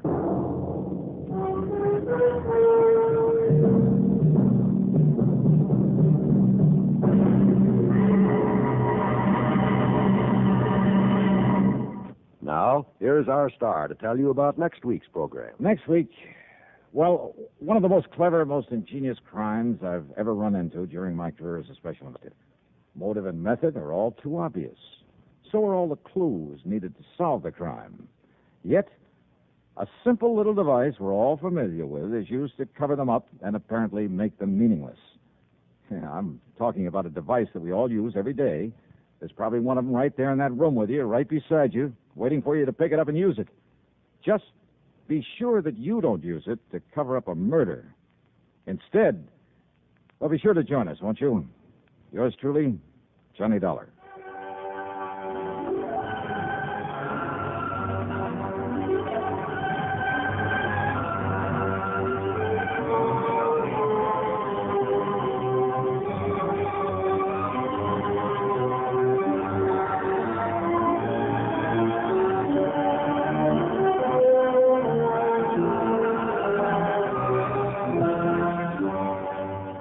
Yours truly, Johnny Dollar, starring Bob Bailey, originates in Hollywood and is written, produced, and directed by Jack Johnstone.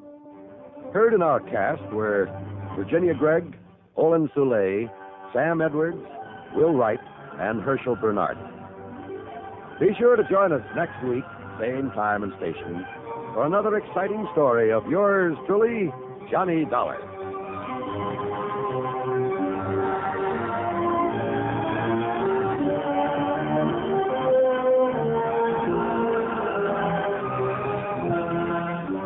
This is John Wall speaking.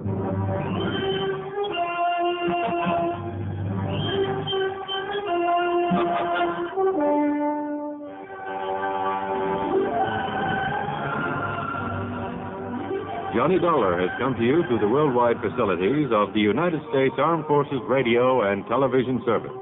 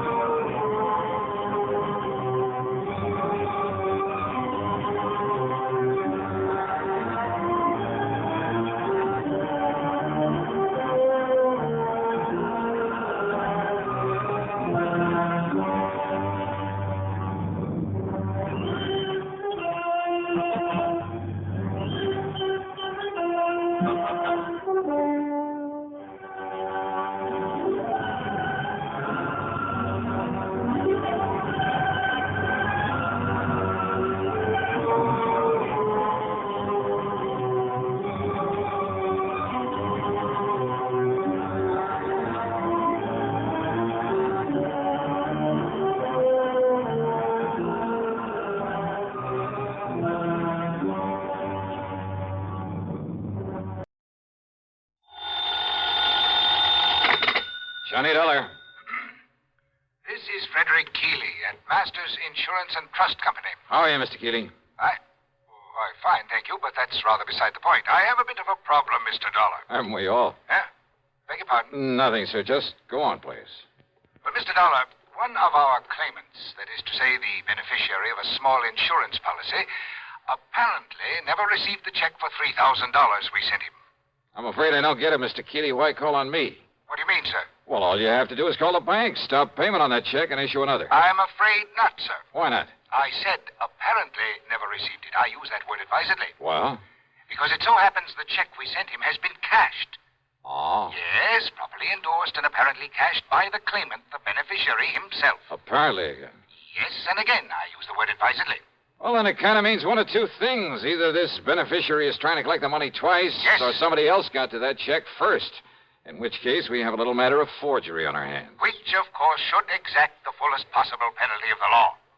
Will you look into it for us? Sure, Mr. Keeley. Why not?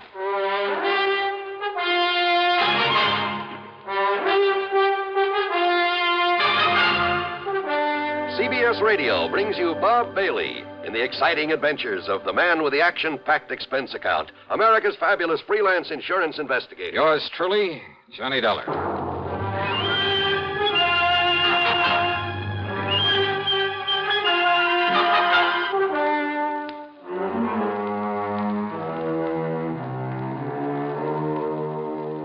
Expense account submitted by Special Investigator Johnny Dollar to the Masters Insurance and Trust Company, Home Office, Hartford, Connecticut.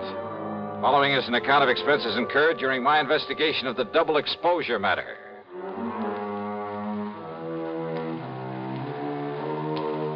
Expense account item 1, $1.20 for a cab to Keeley's office on the 10th floor of the Star Record Building. He's a man of about 60, I'd say, short, stout, and rather pompous in his manner. Or maybe self-important is more like it. No, I'm sure you realize as well as I do that a $3,000 claim is relatively small, relatively unimportant. I use that word advisedly. Well, that means I can't expect much of a commission. Huh? What's that? Nothing, sir. Go ahead, please. Yes. The fact remains that if the claimant, the beneficiary, thinks he can get away with collecting twice on the policy... Seems to me he'd have to be pretty stupid to try a thing like that. Oh, you're right. You're entirely right, sir. Exactly the way I feel about it. And Peter Upman is not a stupid man, so far as I have been able to determine. Upman? The beneficiary. In other words, it becomes evident, and I use that word advisedly, that someone else got hold of that check, endorsed it with Peter Upman's name, signed the receipt, of course, and, shall we say, left for parts unknown. In other words, we are faced with a case of forgery. Yeah, I think I suggested something of that sort. Why, yes, of course you did. And forgery is a serious matter, sir. I'll go along with you on that. Not only in this particular instance, because of the relatively small amount involved, and I use that term advisedly. Oh, I'm sure you do. But because it could lead to other attempts where perhaps much larger amounts could be involved. So you want me to see if I can run down this forger for you? No. No? Why do you say that? If we are to believe the People's National Bank over in Milford. Milford, Connecticut? That's right. if we are to believe them, the personnel concerned, their actual photographic record of the transaction, there was no forgery. But I thought you just finished saying... What's that? Mr. Dollar, according to them, and I have no reason to doubt them in the least, Peter Upman himself appeared, endorsed that check, cashed it, and left with the money. However, I have here a properly signed deposition to the effect that Upman not only never cashed that check, but that he never saw it. Oh, no, this doesn't make sense. We have no reason whatsoever to question the validity of this deposition. You're sure of that? I am certain of it. But you can't be. That is why I have called upon you. Somehow, Mr. Dollar, you must bring the criminal, whoever he is, to justice. Will you do it, sir? Well? Yeah, sure. Why not? And I use that term advisedly.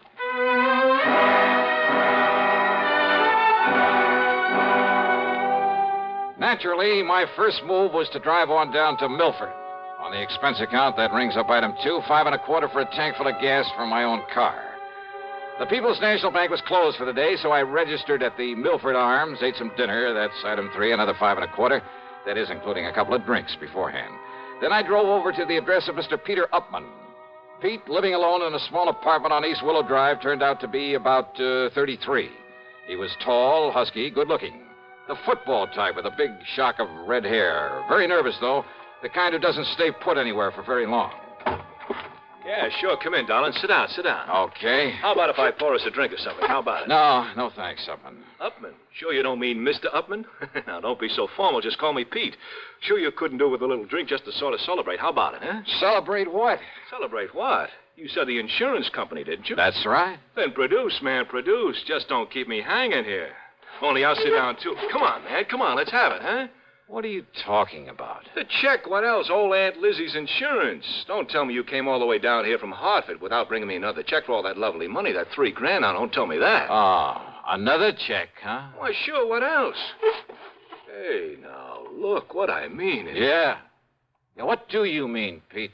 I mean another one to take the place of the one the company was supposed to send me, but I never got it. That's what I mean. They said they sent it to me, but, man, I never saw it. Oh, they sent it all right, and they got a receipt for it. That's what they say, man. That's what they've been saying to me ever since I put in that claim for it. Oh, look. Maybe the Upmans are kind of funny about some things, but they aren't liars, see? And I'm telling you, I never got that check. Pete, that check... You don't believe me? You asked that lawyer, that Alfred R. Price. He took my statement and made me swear to it. And I don't swear to something unless it's true, see? That's all very well, Swear to something isn't true is a one-way trip to the jailhouse, and, man, that's not for me. I'm beginning to wonder... Sure, that's the fastest way to get yourself into trouble, but... Oh, look, Dollar. You be careful what you say. Yeah? I'm a nervous man, darling. Sometimes I got a pretty quick temper, and if somebody's trying to pull a fast one on me, well, don't try it. I don't care who you are. Just don't try it, Dollar. Maybe it wouldn't be very healthy for you. See what I mean? Is that supposed to be a warning, Pete? Warning? No. No, man, I don't fool around. That's a threat. Pepsi-Cola refreshes without filling. Why? Because it's truly light. Charlie, you're forgetting something. Wait, Kay, there's more. Yes, ice-cold Pepsi is the delicious refreshment that goes great at a picnic or a party. But, Charlie... And Pepsi goes fast. People like it, so keep plenty handy. There. Oh, you did fine, except for one thing. Well, I mentioned lightness and how Pepsi refreshes and how fast it goes. You left out Pepsi sociability. You know the Be Sociable song. But, Kay, I can't sing. I can. Listen. Be sociable, look smart, keep up to date with Pepsi. Drink light, refreshing Pepsi. Stay young and fair and debonair. Be sociable, have a Pepsi. Well, at least I can say this. Pick up an extra carton of Pepsi today. Please do. And now, Act 2 of yours truly, Johnny Dollar. Trying to reason with Peter Upman didn't work. He was much too anxious to use his fists. And from the looks of him, he might have done very well with them. He maintained he'd never received the insurance check, that he wanted the money, wanted it fast, and that's all there was to it. That I had my choice of getting it for him or else. He made it plain that if I didn't like his attitude, he'd be perfectly willing to pound some sense into my head. So why stick my neck out when I figured I could get all the information I needed from the lawyer, Mr. Alfred R. Price?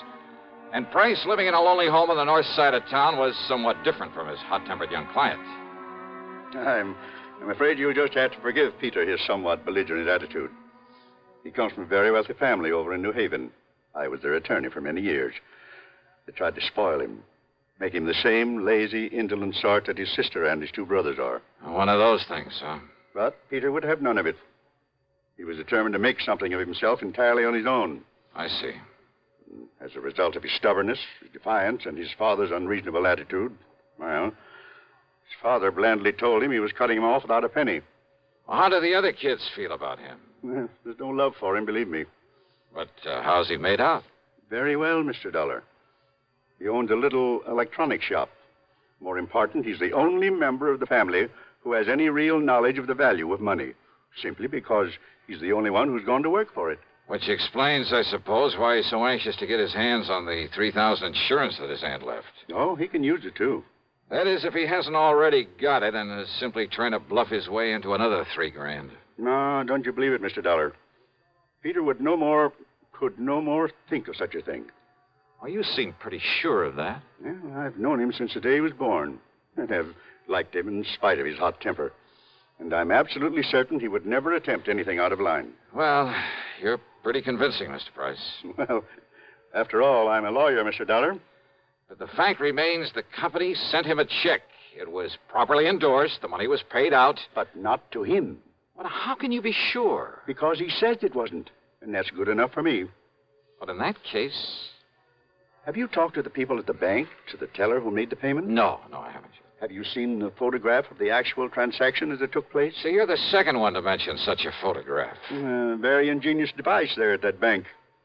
I suggest the first thing in the morning you go down there, see it, talk with the president, Mr. Oliver, and then see what you think. So first thing in the morning, I was at the bank talking with Mr. Barton Winfield Oliver, the president. Yes, a very ingenious device, Mr. Dollar, when it works properly. Oh, what do you mean by that, Mr. Oliver? It's called a photo register, one of the very first models to be installed in a place of business. Actually, it was an experimental model. Well, just what is it? What does it do? Comparable devices, much improved, of course, are in use throughout the whole country now. What does it do, sir? It automatically takes a picture of everyone who steps up in front of the teller's cage. Oh, yeah, I think I've heard of such things. Of course. Yeah, aren't they used in a lot of supermarkets, places like that, to make a photographic record of people who cash checks in them? Yes. And as a result, the incidence of bad checks in those places, why, they're almost a thing of the past. All this means that you have a picture of the man who cashed that insurance check. Yes, I have. May I see it, please? Well, yes. Because if it is a picture of young Peter Upman, I don't care what his lawyer says. Here you are, Dollar. This is photographic proof it was he who... Huh? Yes. Oh, now, wait a minute. Well, that was an you early... mean to say this is the best that fancy machine of yours can do? It was an experimental model. Why, this could look like almost anybody. In the beginning, it was very good. Made very clear pictures. Well, it certainly doesn't anymore. But only the head cashier and I know that. Huh? The general public don't. They think it operates as well as ever.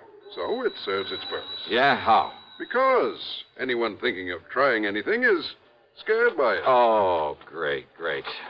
Then this photo doesn't really mean a thing. Oh, sure, in a way it does look somewhat like Peter Upman. Same build, same general sort of face, even the same shock of hair. But it's so blurred, so indistinct, like a double exposure. Yes, I know. But when Mrs. Eberhardt says that it was Peter... Who's Mrs. Eberhardt? She's one of our oldest, most trusted employees. The teller who waited on him. Oh, let me talk to her, please. Certainly. Mrs. Eberhardt, will you close your cage for a moment and come here, please? Certainly, Mr. Oliver. That's the one? It is. She's been with the bank much longer than even I have. Almost from the beginning. She knows more about the people here in... Mr. Dollar, what does this mean?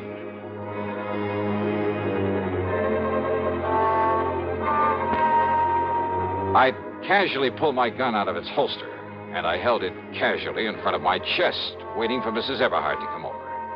because I'd had a real good look at her when she turned to answer Mr. Oliver. And suddenly I began to see things a lot more clearly.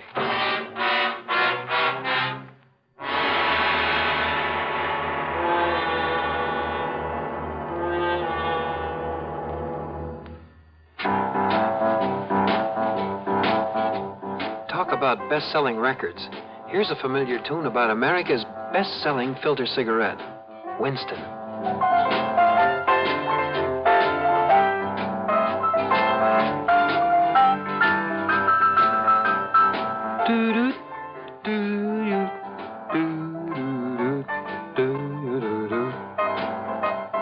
Winston gives you real flavor, full, rich tobacco flavor. And you know, that's because only Winston has filter blend up front. Choice, flavorful tobaccos, specially selected and specially processed for filter smoking. No wonder Winston tastes good, like a cigarette should. Smoke Winston. And now, Act 3 of yours truly, Johnny Dollar, and the double exposure matter.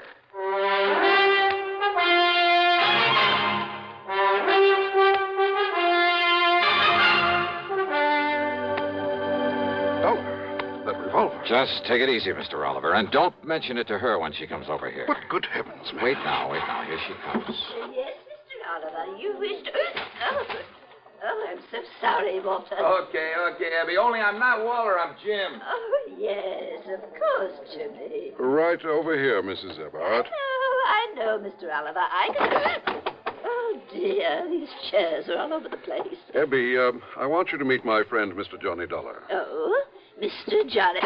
Oh, I am so sorry. I didn't mean to bump into you, Mr. Dollar. That's all right. But how do you do? Oh, and I see you smoke a pipe, too, just like Mr. Oliver does. Yeah, you'd better take a real close look at this, Mrs. Eberhardt. What? The way you look real close at all the money you handle there at the counter, at the deposit slips and so forth.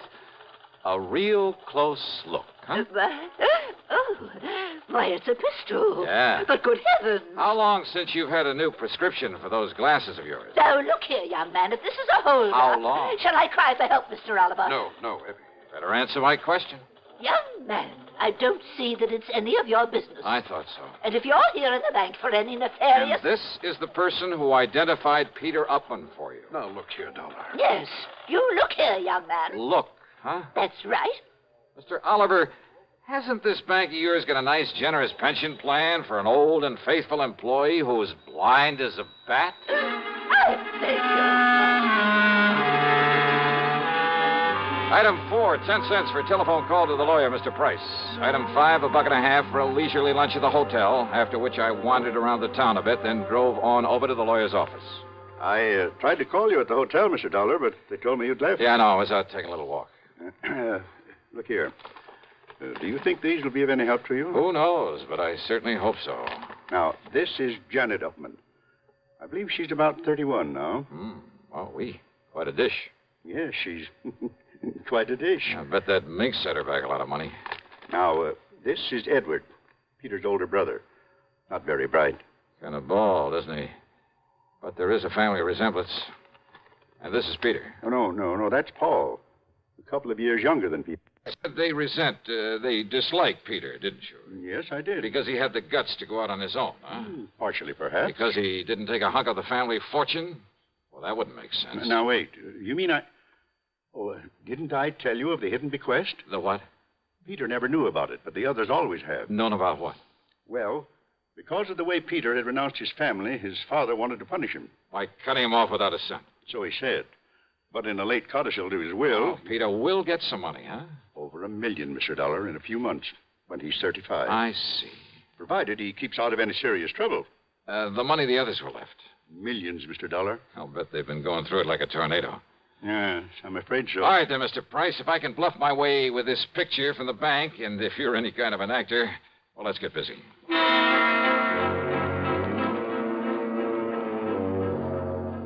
I telephoned to Peter, told him to come over. Mr. Price called the others. They didn't care particularly about seeing Pete again, but Price told them some of the as-yet undistributed money was at stake, and they quickly changed their mind. So, about an hour and a half later, there was a gathering of the Upman clan there at the office of the old attorney. Look, Dollar, Mr. Price says you're okay and all that, but I still don't like your company's stall on the insurance payment. Just keep your shirt on, huh, Pete? And another thing, I didn't like your attitude when you came to see me. Now, look, you may be a little bigger than I am, but I've decided you'd be very foolish if you tried to take me on. Oh, yeah? It might even cost you $1 million. Well, all I care about is Aunt Lizzie's $3,000. Okay, just take it easy, huh? Take it easy. You say that to a Oh, redhead? then shut up. Okay, now, all of you, listen to me. Yes, Johnny? I'm sure you all know that Pete here inherited a few $1,000s from his Aunt Elizabeth, I guess it is. Yes, and we've heard about how he's tried to collect it twice over. Well, if you ask me, Johnny... Thank you, Janet, but I am not asking you. Well, if you ask me, Pete ought to be locked up for trying such a silly, childish thing. Yeah? Paul, with all the time in the world on your hands, it was real easy for you to pick up that insurance check over where Pete lives while he was at work, wasn't it? What's that? What? And forging a signature, well, after all, you're his own brother. Just a minute, please. And there at the bank, why, dear old half-blind Mrs. Eberhardt couldn't tell which was which. Now, look here, Dollar. But a little machine put the finger on you, Paul. Absurd. Yeah, a little device at the bank that photographs everybody who goes up to a teller's cage. Dollar, you mean that... Oh, now, Johnny, you've been taken in. Have I? That old thing is just a bluff. It hasn't worked right in years. Oh, what makes you think that? I know. Because the cashier is a boyfriend of mine. Oh, that bank had better check its books. What? He didn't tell you it's been fixed recently? Fixed? No, he didn't. I mean, Paul. Now, wait a minute. Like to see the picture it took of you, Paul, collecting that money? Here, Mr. Price, see what you think. Why, yes, Mr. Dollar. It's about as clear as it can possibly... Okay, Paul, you dirty... No, stop him. Somebody Stop me, and not you, Paul, or anybody else. Good heavens, Mr. Dollar. Peter will kill him. Oh, I doubt it, Mr. Price. Can you think of a better way for justice to be done?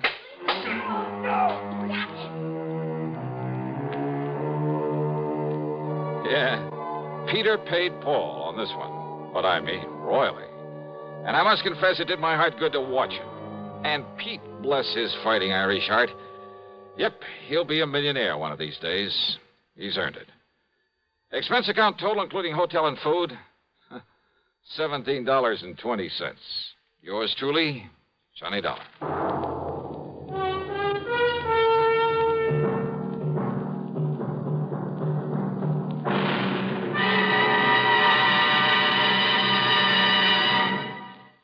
Our star will return in just a moment.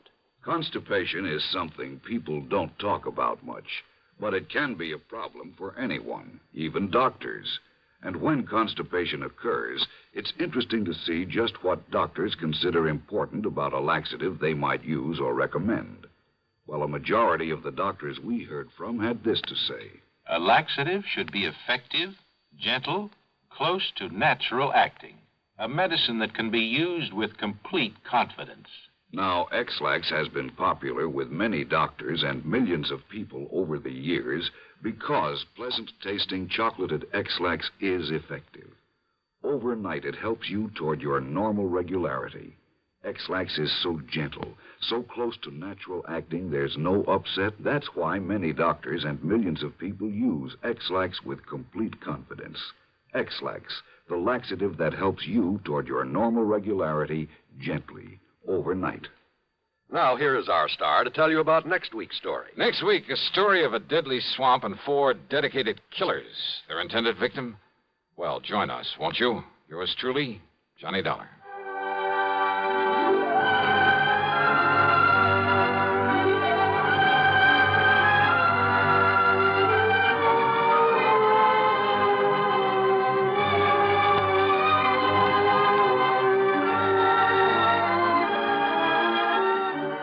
Yours truly, Johnny Dollar, starring Bob Bailey, originates in Hollywood and is written, produced, and directed by Jack Johnstone.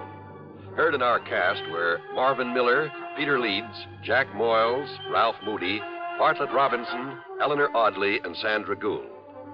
Be sure to join us next week, same time and station, for another exciting story of yours truly, Johnny Dollar. This is John Wall speaking.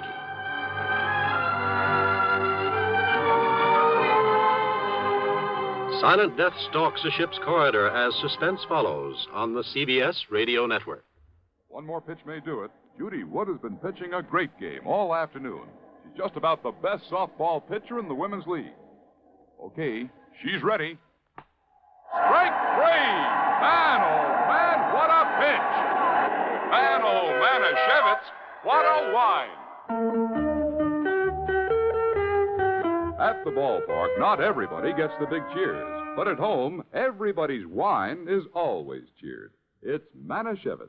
Man, oh man. Man, oh Manischewitz, everybody's wine because it tastes so good. Have you tried new Manischewitz fruit wines? It's just like drinking fruit itself. Serve them anytime. Manischewitz fruit wines. 100% pure, specially sweetened. Blackberry wine. Cherry wine.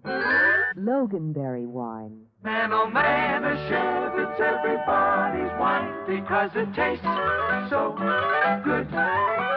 Manischewitz Wine Company, New York. Radio 59, WROW, Albany, New York. From Hollywood, it's time now for... Johnny Dollar. Joe McNabb, Northeast Indemnity, Johnny. Oh, hi, Joe. What's up? At the moment, my blood pressure. Too much work? No. Prospect of having to pay off on a $100,000 life insurance policy. Uh-oh. Fella, I think you know, Johnny. Art Wesley. Oh, sure. Been a pal of mine for years. Reporter. Yeah. Apparently he's working on a story right now that somebody doesn't want him to report. What do you mean? Night before last, he got beat up in an alley. Yesterday, a car made a pass at him at high speed. What about today? It's early yet, Johnny. Oh, yeah, sure. But let's hope it's not too late.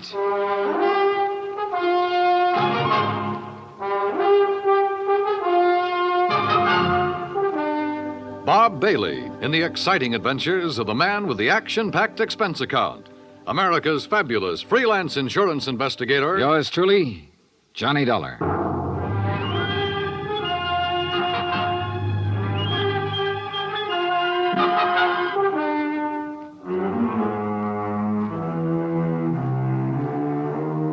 From Special Investigator Johnny Dollar to the Home Office, Northeast Indemnity Affiliates, Hartford, Connecticut. The following is an accounting of expenditures during my investigation of the Big Scoop matter. Expense account item 1, $18.40, transportation and incidentals to New York City. I called Art Wesley's paper. He wasn't in and nobody seemed to know where he was. Then I remembered a small bar called Tony's over on 3rd Avenue. I took a cab, that's item 2, $1.25, and found him in a corner booth. Sorry, Johnny, no bodyguard. The informants I'm working with will take off fast if they spotted one. No informants, no story. That insurance policy your paper took out on you, who's the beneficiary? A dear departed wife, Joan. Departed? I thought... We split up a couple of months ago. Oh, I'm sorry to hear that, Art. We were living in 2 different worlds. I wanted a home and family. She wanted a trip to the moon every night. Where is she now? Who knows? On her way to the moon, I guess. Hey, look, this story you're working on, Art. It's hot, Johnny. And big, real big. A national gambling syndicate, and run by a guy right here in New York. Who? I'm getting close, but I'm not sure yet. When I am, then out come my articles. What's this guy gonna do when you push him into a corner? Look, I'm worried about you. Look, Johnny, I'm not as foolish as you think. I've got his name written down and put in a safe deposit box with what evidence I got. That's my real insurance. Oh, Art, look, we've been friends a long time. I'm not gonna let you do this alone. Sorry, Johnny. I've got to go it alone.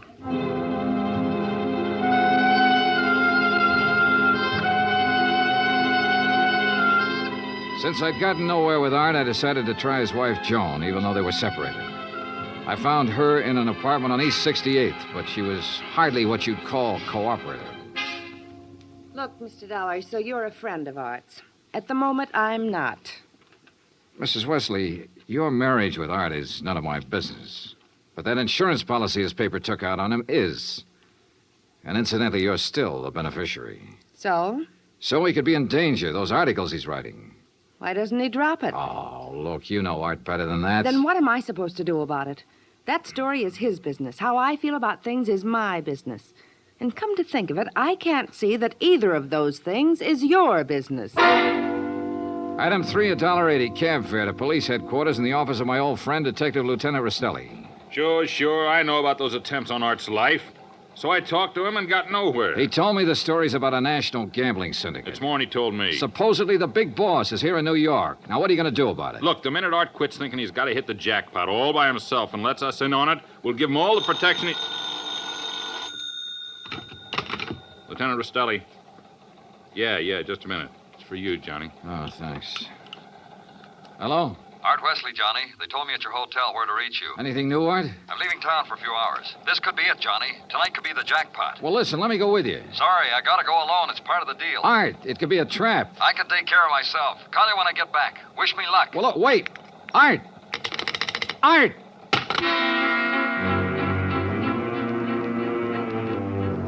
Item 4, $1.80 cab to Art's apartment, where I persuaded the manager to let me in. I was looking for anything that would give me a lead. Then, near the phone on a scratch pad, I found where he'd written the word Watika several times. Sure, Lake Watika, upstate. Art had a lodge there. Item 5, $25 even for a rented car. It was a 3-hour drive to Lake Watika, which was bad enough. But to top it off, it started to rain, and rain hard.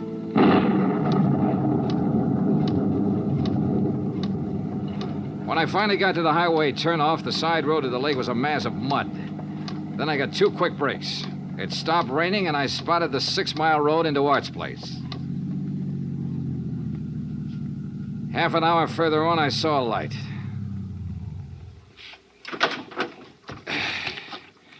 Art's car was parked at one side, and the front door of the lodge was wide open. When I got to it, I saw why. Art was lying in the doorway. Yeah. He was the one who wanted to hit the jackpot. But you can't hit the jackpot with a slug, particularly when that slug is right between your eyes.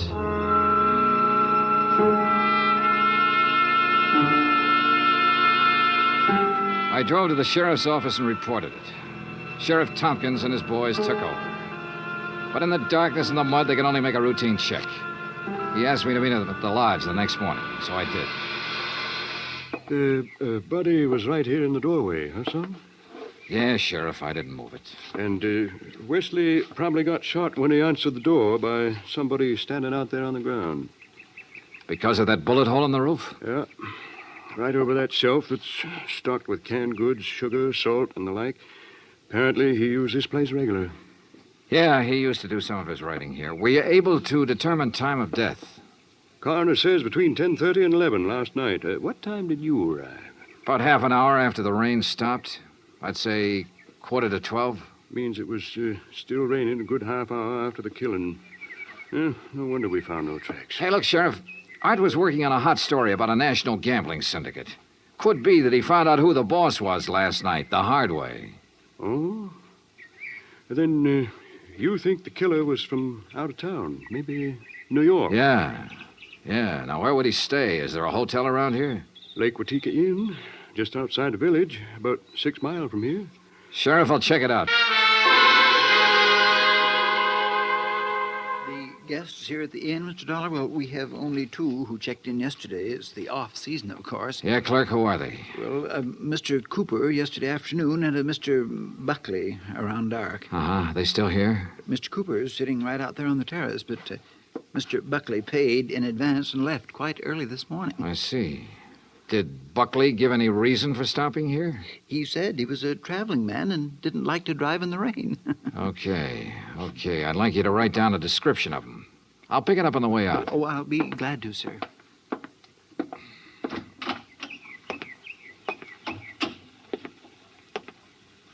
Hi.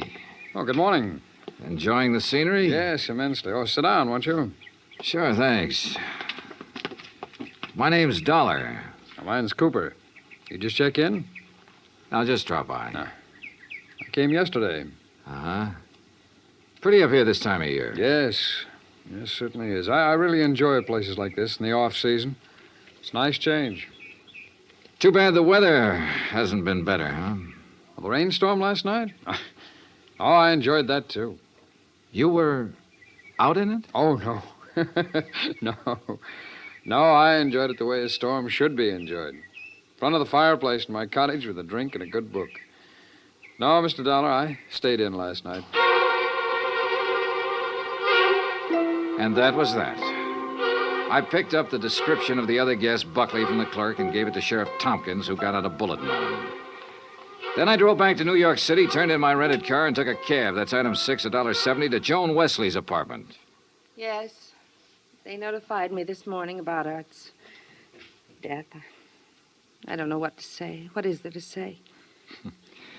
Good question, Mrs. Wesley. If only he hadn't been so stubborn. If only he'd given up that story about the gambling syndicate or whatever it was. Yeah. You figure somebody in the syndicate killed him? Why, of course. Mrs. Wesley, did you know Art had gone on up to the lodge at Lake Watika? No. Mr. Dollar, I'm rather tired. One more thing. Did you go out last night? No. It was raining. I stayed here in the apartment. All evening? All evening. I see. Well, thanks, Mrs. Wesley. Maybe I was imagining, but it seemed to me Joan Wesley hesitated just a little before telling me she hadn't been out of her apartment last night. And if she had gone to Lake Watika, I checked the basement garage. Her car was clean. Too clean. Item 7, $5 to the garage attendant for some very interesting information. Joan Wesley had ordered her car washed first thing this morning. Why? Because the wheels were covered with mud from last night.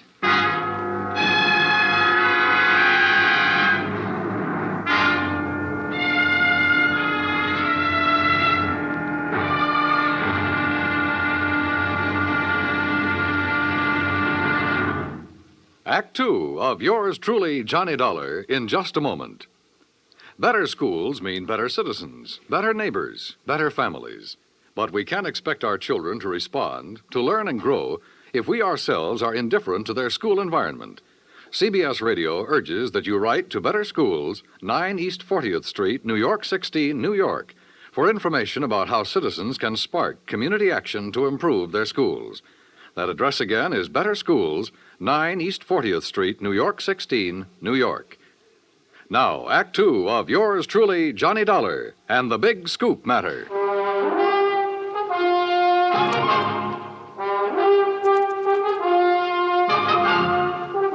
I tell you, I didn't leave this apartment last night. Your car says differently, Joan. Car? You had it washed today because it was all muddy. And the reason it was muddy was because you had it out in the rain last night. Look, Another thing.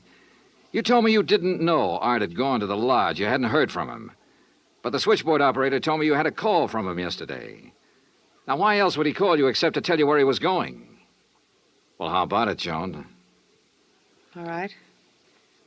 Art did call me yesterday and told me he was going to Lake Watika. And how about last night? Yes. I went out, but not to Lake Watika. Art wouldn't give you a divorce. By killing him, you get your freedom and $100,000. I didn't kill Art. I didn't go up there last night. Then where did you go? Might as well know. The reason I wanted a divorce from Art was because I'd found someone else. Oh? That's where I went for a few minutes last evening. Why did you lie about the phone call from Art yesterday? I don't know. I was confused. I was afraid it would look bad for me if it came out that I knew Art had gone up there. It doesn't look good for you this way, believe me. Oh, Johnny, I'm telling the truth. Who is this fella you're interested in? I don't see why he Who has is to... he?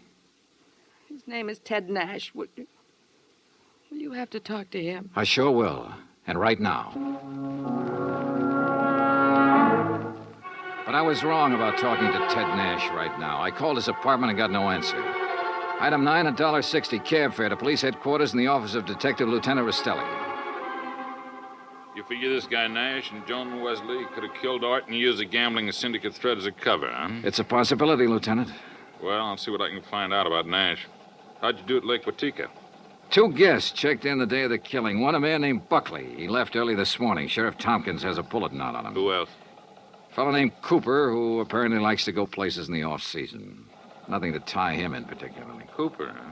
We had a rumble some time ago that a guy named Cooper was involved in that gambling syndicate. What? Trouble is, we got no proof. Hey, wait a minute. What's the matter? Art told me he'd put the name of the man he was after in a safe deposit box. If we could find the key to that box. How about Art's apartment? Let's take a look. So we looked, and we found the key tucked away in a desk, but only a number on it. Nothing to tell where it was located. I gave it to Lieutenant Rastelli, and he promised to check every bank in town if necessary. While I went on back to Lake Watika to see if the man named Cooper at the inn was the same one Rastelli told me about. When I got there, after a frantic 3-hour drive, I found him comfortably sitting by the fireplace. Well, Mr. Dollar, isn't it? Yeah, that's right. Cooper, I'm going to get right to the point. You told me you came up here to enjoy the scenery. Yes, that's right. Why? The man who was killed last night, Art Wesley, he was trying to expose a national gambling syndicate. Oh, that's very interesting. So? So, I know a police detective in New York who thinks you're a member of that syndicate. Well, now, Mr. Dollar, that's a very serious charge. I presume you have proof. Well? No proof. Well, in that case, I don't think there's any... Mr. Dollar, long-distance call for you. You can take it on that phone right beside you. Thanks, clerk. Johnny Dollar. Rastelli in New York, Johnny. Hi, Lieutenant. Did you locate that? Yeah, the safe deposit box, and in it we found the name of the man Art Wesley was closing in on. It's Cooper. Thanks all very right, much. So you... Well, Cooper, you wanted proof? We've got it. Evidence that ties you in with the syndicate. Clerk. Well, now, this is ridiculous, Is Dollar. it? Let me tell you the facts about this thing. Is something the matter, Mr. Dollar? Get Sheriff Tompkins on the phone, clerk. Tell him I've got Art Wesley's killer here. You mean Mr. Cooper? Oh, now, wait a minute. Now, look, Dollar. If you'd get your facts straight, you'd drop this silly notion of yours. What kind of facts, Cooper? What time was Wesley killed? Between 10:30 and 11 last night. But, Mr. Dollar, Mr. Wesley's place is some 6 miles from here. That's right. Why? Well, then Mr. Cooper couldn't have killed him. What do you mean? Last night, I took a drink to Mr. Cooper's cottage here at the inn. What time? Around 20 to 11, and I chatted with him for at least 15 minutes. Are you sure about that? Oh, quite sure. Well, Mr. Dollar, I'll buy you a drink sometime. Cooper strolled back to the bar with a satisfied smirk on his face. So the one man who had to be Art's killer couldn't have killed him. I collared the clerk again and had him repeat his story in detail. If you recall, it rained heavily last night, Mr. Dollar. Yes, I drove through it on my way up here. Well, I was making the rounds of the inn, checking windows, things like that, when the house phone rang. It was Mr. Cooper calling from his cottage. He wanted a drink. You say that was at 20 to 11? Yes, I always jot down the time when I am called away from the desk. All right, go on. Well, when I got to Mr. Cooper's cottage, he was sitting in the living room in front of the fire with a book. Yeah. We chatted a while, and then when I returned here to the desk, I jotted down the time again. 10:55. Well, that does it. What do you mean? Oh, it's a good 20-minute drive from here to Art Wesley's lodge. If he was killed between 10:30 and 11 and Cooper was here at that time, he couldn't have done it. Well, I'm sorry, but facts are facts. And... Oh, excuse me. Lake Watika Inn. Yes, just a moment. Sheriff Tompkins, Mr. Dollar. Oh, thanks. Hi, Sheriff. Thought you ought to know, son. Remember that man Buckley we were looking for? Yeah, sure, the other guest at the inn. Yeah, we picked him up. I've been questioning him for an hour. Any luck? No, sir. He's just a traveling salesman who stayed at the inn because he didn't want to drive in the rain. You sure? Buckley swears he doesn't even know Cooper. Just between you and me, Johnny, I think we got the wrong fella. No place again. I decided to start all over. Got into my car and drove to Art Wesley's place. Nothing was changed. I remember the trip I'd made the night he was killed, how it rained heavily until about half an hour before I arrived. How I'd found him lying in the open doorway, a bullet hole in his head. Yeah, and the hole in the ceiling over the shelf of provisions, marking the path of the bullet. It was there. So were the provisions. Canned food, mustard, sugar, a package of crackers. There was some... Wait a minute. Sugar. The sugar bowl. I stared at it for a moment.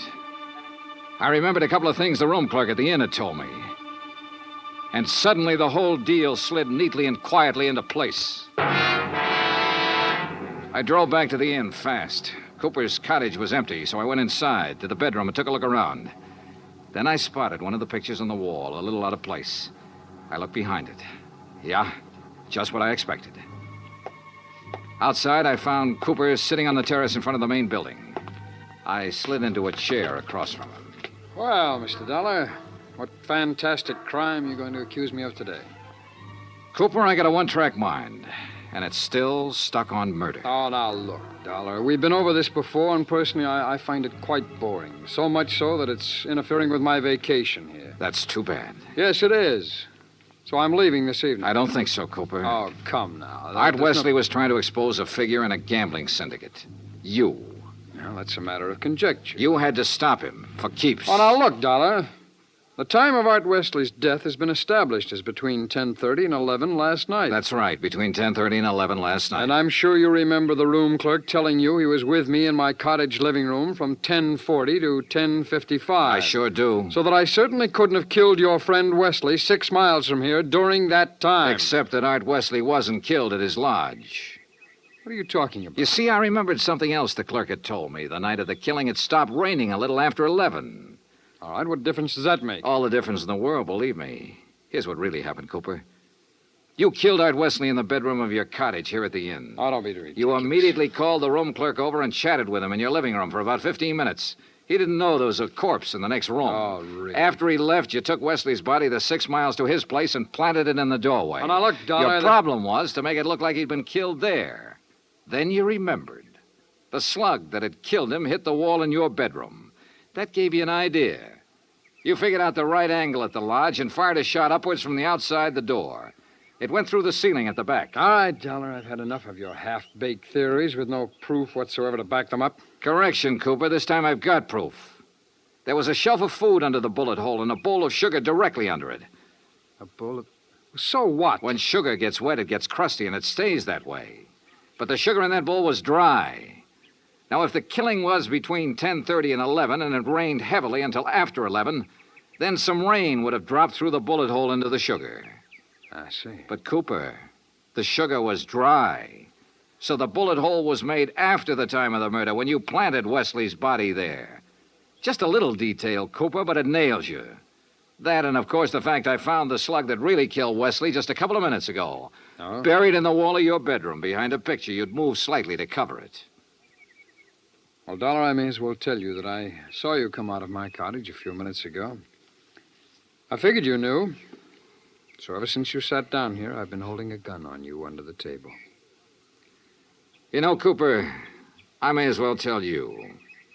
Ever since I sat down here, I've been holding a gun on you, too. Well, you... Let's have it. Well, you didn't have any gun. A big-time gambler bluffed right out of the game. Cooper, you're slipping.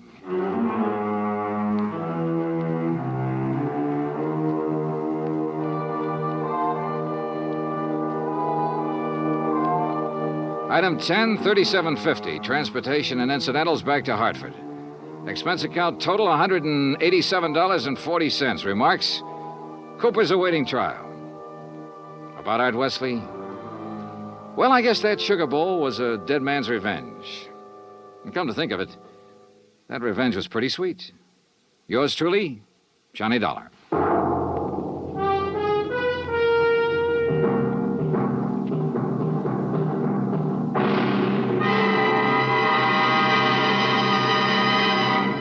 Our star will return in just a moment.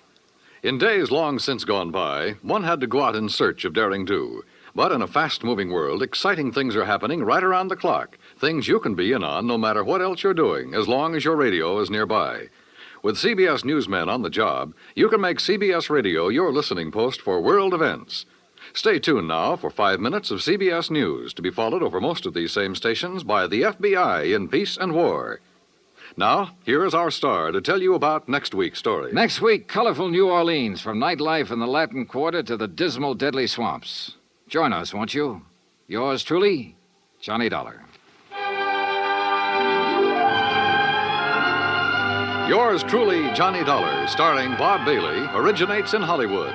Written by Robert Reif, it is produced and directed by Jack Johnstone. Heard in tonight's cast were Virginia Gregg, Russell Thorson, Barney Phillips, Stacey Harris, Larry Thor, Parley Bear, and Les Tremaine. Musical supervision is by Amerigo Marino. Be sure to join us next week, same time and station, for another exciting story of yours truly, Johnny Dollar. Dan Cumberly speaking.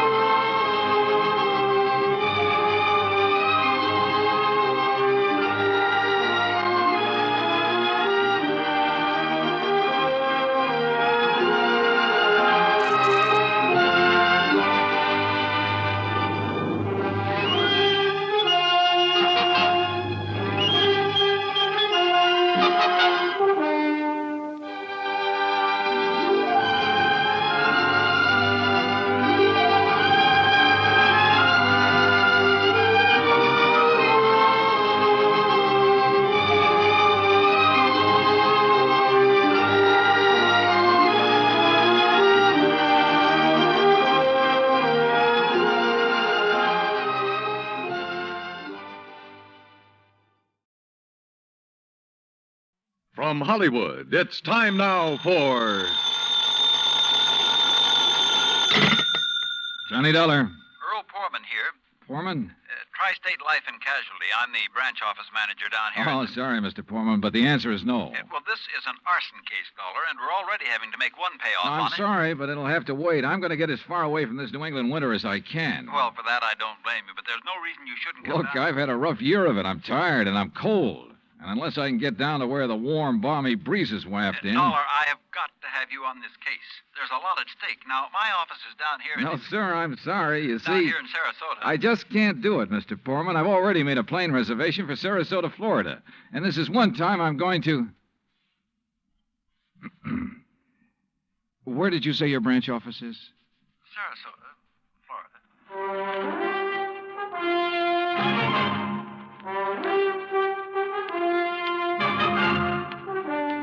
Bob Bailey in the exciting adventures of the man with the action-packed expense account, America's fabulous freelance insurance investigator. Yours truly, Johnny Dollar.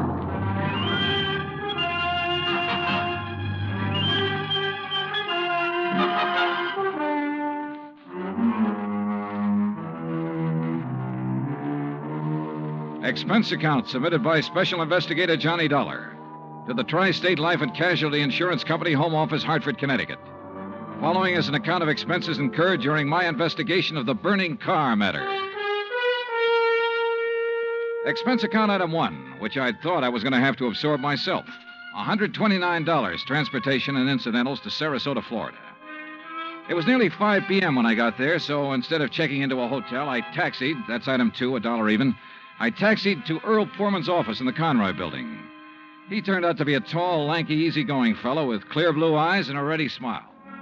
Sit in an office and talk business this time of day? You're in Florida now, Johnny. Well, I thought from your call this was a pretty urgent matter, Mr. Poorman. It is. Arson, you said. Yeah, probably, but here's no reason we can't go out to my little shack on the quay and be comfortable while we talk about it. Besides, Michael wants you for dinner. Mike? My wife, Gertrude. Oh. Come on, my jalopy's right out at the curb. Come on, Johnny. Poor man was a misnomer for this man because his jalopy turned out to be a spanking new Cadillac, complete with air conditioning and all the fixings. And the shack, anything but. It was on St. Armand's Key across Sarasota Bay from the mainland, a beautiful 2-story concrete and stucco job. The big yard backed on a quiet bayou, and there, tied up at a private dock, was a 24-foot lap-strake speedboat, ideal for fishing the Gulf of Mexico. After all, as long as you're down here on expense account. Yeah, but it's charged to your company, remember? Oh.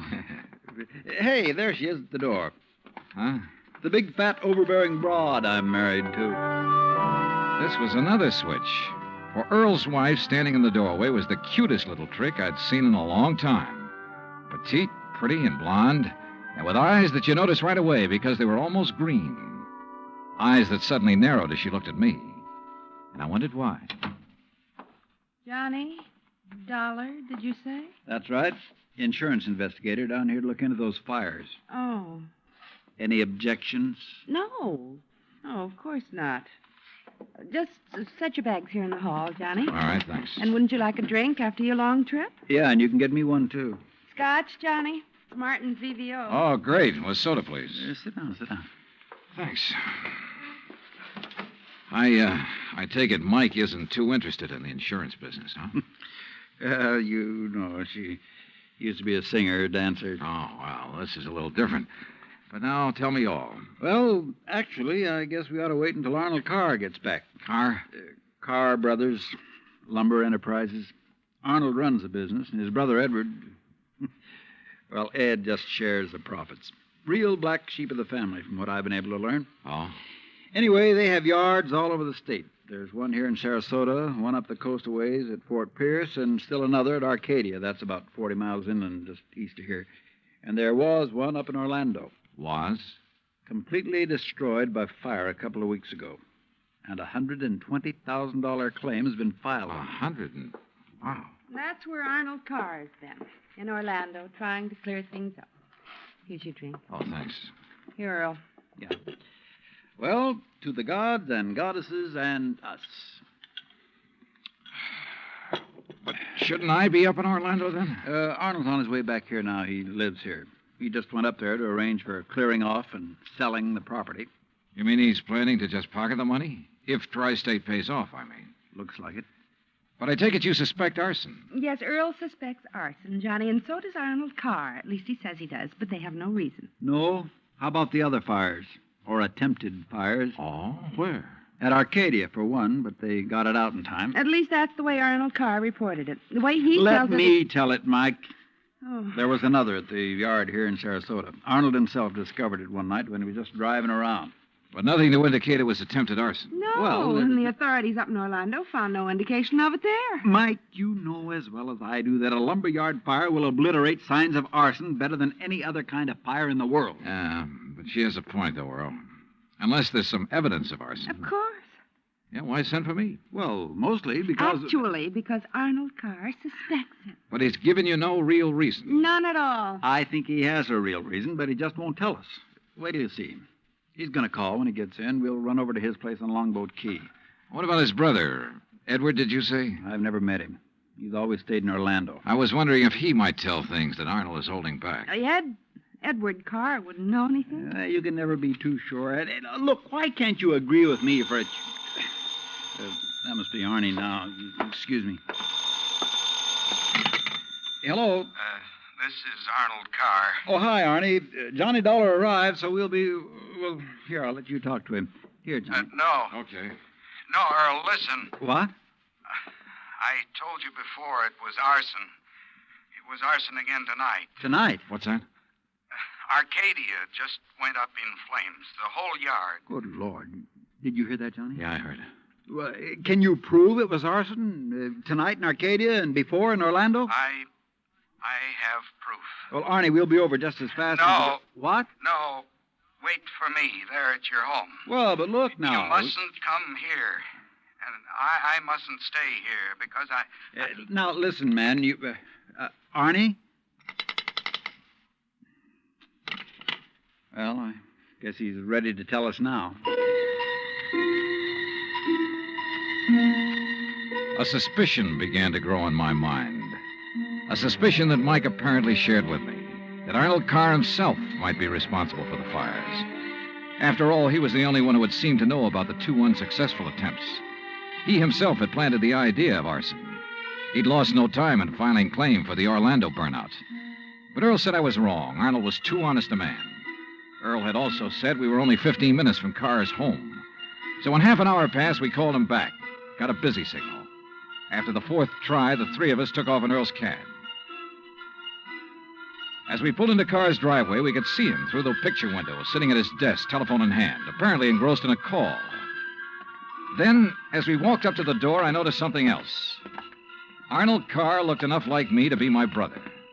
Maybe that explained Mike's reaction when she first saw me. Hey, Arnie. Can't you see he's on the phone in there? Well, the least he can do is hear his own doorbell. Earl, wait. Good Lord. What's the matter? Through the window.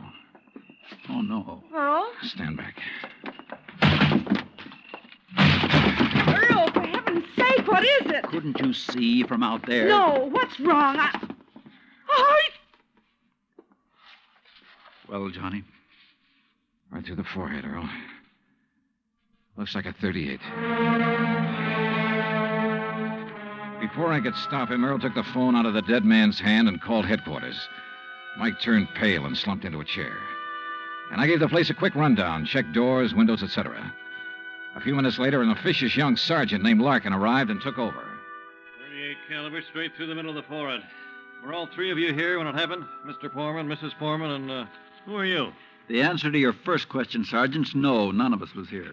And this is Johnny Dollar, insurance investigator. You insurance guys work pretty fast. You related to Mr. Carr? No, why? Look a little like him. Who busted in the front door? The killer? I did. When we drove up, we saw Mr. Carr sitting there at his desk. We rang the doorbell and knocked, but... And when he didn't move, you took things in your own hands and busted in, huh? That's right. You haven't moved anything, have you? No. Except I took the phone out of his hand to call you. Dollar, if you're any kind of investigator, you should have known better than let him touch anything. Now, let's see. The shot must have come from somewhere near this window by the fire. Ah, sure, here we are. Bullet hole right through the pane. Bullet was fired from outside. You're sure, Sergeant? Sure, I'm sure. Look for yourself. You call yourself an investigator? Hey, Cummings, will they? Check the area around that window beside the chimney out there for footprints. Maybe an empty cartridge case. Now, you folks get out of here so I can call Doc Hanley over and get on with my investigation.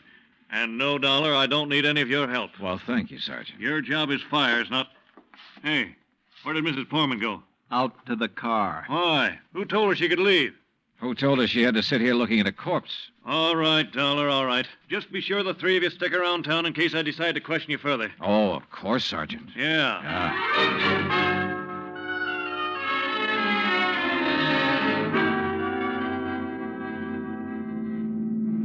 Not shot by somebody standing outside? What do you mean, Johnny? Oh, I spotted that bullet hole in the window, too. So? I also noticed there were no particles of glass on the inside sill. But there were some on the outside. Yeah. The shot that made that hole was fired from inside that room to make it look as though it had come from outside. Then somebody was in there with Arnold Carr. Yeah. Either somebody he'd let in or who had normal access to the house. And he had to stop Arnold from talking about the fire in Arcadia. Hey, how much do you know about his brother, Edward? Well, nothing really, outside of what Arnold told me. Was either of them married? Family of any sort? Arnie wasn't, but Arnold's death means Edward will own the business then. Well, yes. And he lives up in Orlando, scene of the first big fire. Yes, good heavens. Johnny, you don't think his own brother... Where can I rent a car? Take Mike's Chevy. It's in the carport at the house. But what are you going to do? Drive up to Orlando by way of Arcadia.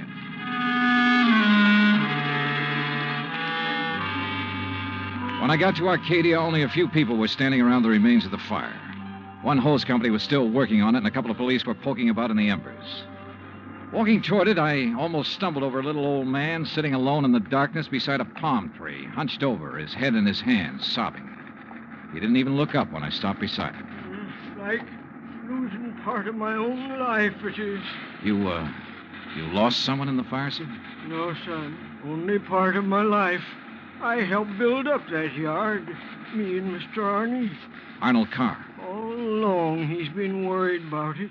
And last week, when him and me smelled smoke and come over here and put out the barrel of trash that was smoldering, he knew. Knew what? That somebody was trying to burn him out? That's why he stopped by tonight on his way home. That's why we drove over here, him and me. And I brought my gun just in case. Yeah. Well, we got here too late. It was already blazing. And when he seen the automobile pulling away... What auto? Yes, Frank, he said to me. I knowed he was the one trying to burn me out, he said. Who, old-timer? Who do you mean? He didn't say. Then he called the fire department. That car that pulled away, what was it? Just a auto, big white Buick. But he tied it in with whoever set the fire. All he said was, I knowed he was the one. Do you know who it was he meant? Well, he told me even if I did know, I should never tell. Even the police. Well, who do you think it was? Break my word to Mr. Arnie? Never, son. All right, look, old man, I'm sorry to have to tell you this.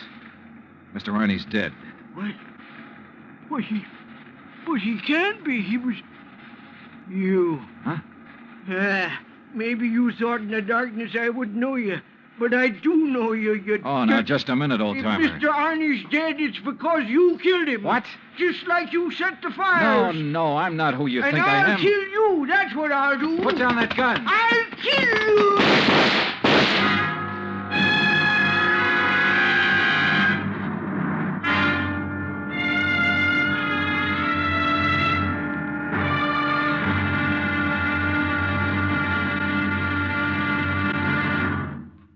Act 2 of yours truly, Johnny Dollar, in just a moment. Back in the old days, the very old days, that is, a girl named Cassandra had a corner on the oracle market. But nowadays, you can do some foretelling yourself. On Jukebox Jury, for example, you can help decide which of Tin Pan Alley's new recordings are destined for the hit brackets and which ones are likely to spiral all the way down to oblivion. Remember, Jukebox Jury is yours to hear on most of these same stations every Sunday. Now, Act 2 of yours truly, Johnny Dollar, and the burning car matter.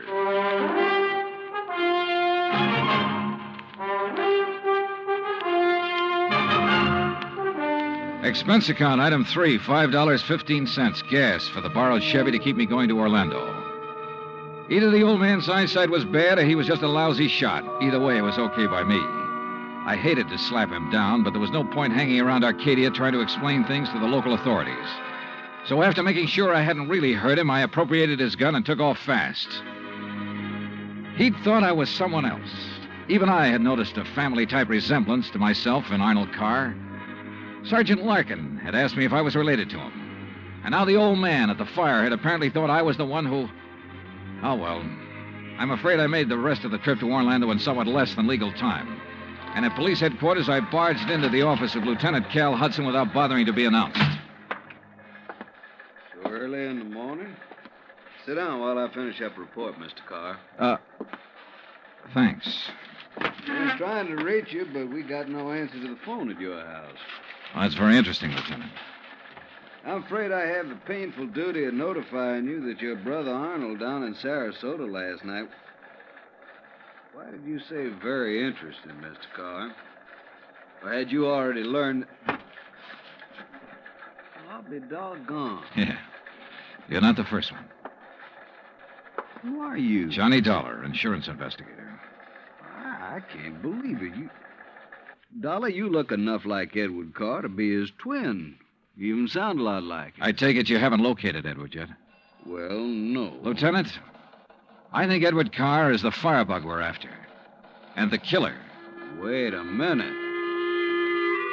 Briefly as possible, I told him of Arnold Carr's phone call to Earl Poorman, his emotional upset just before he was killed.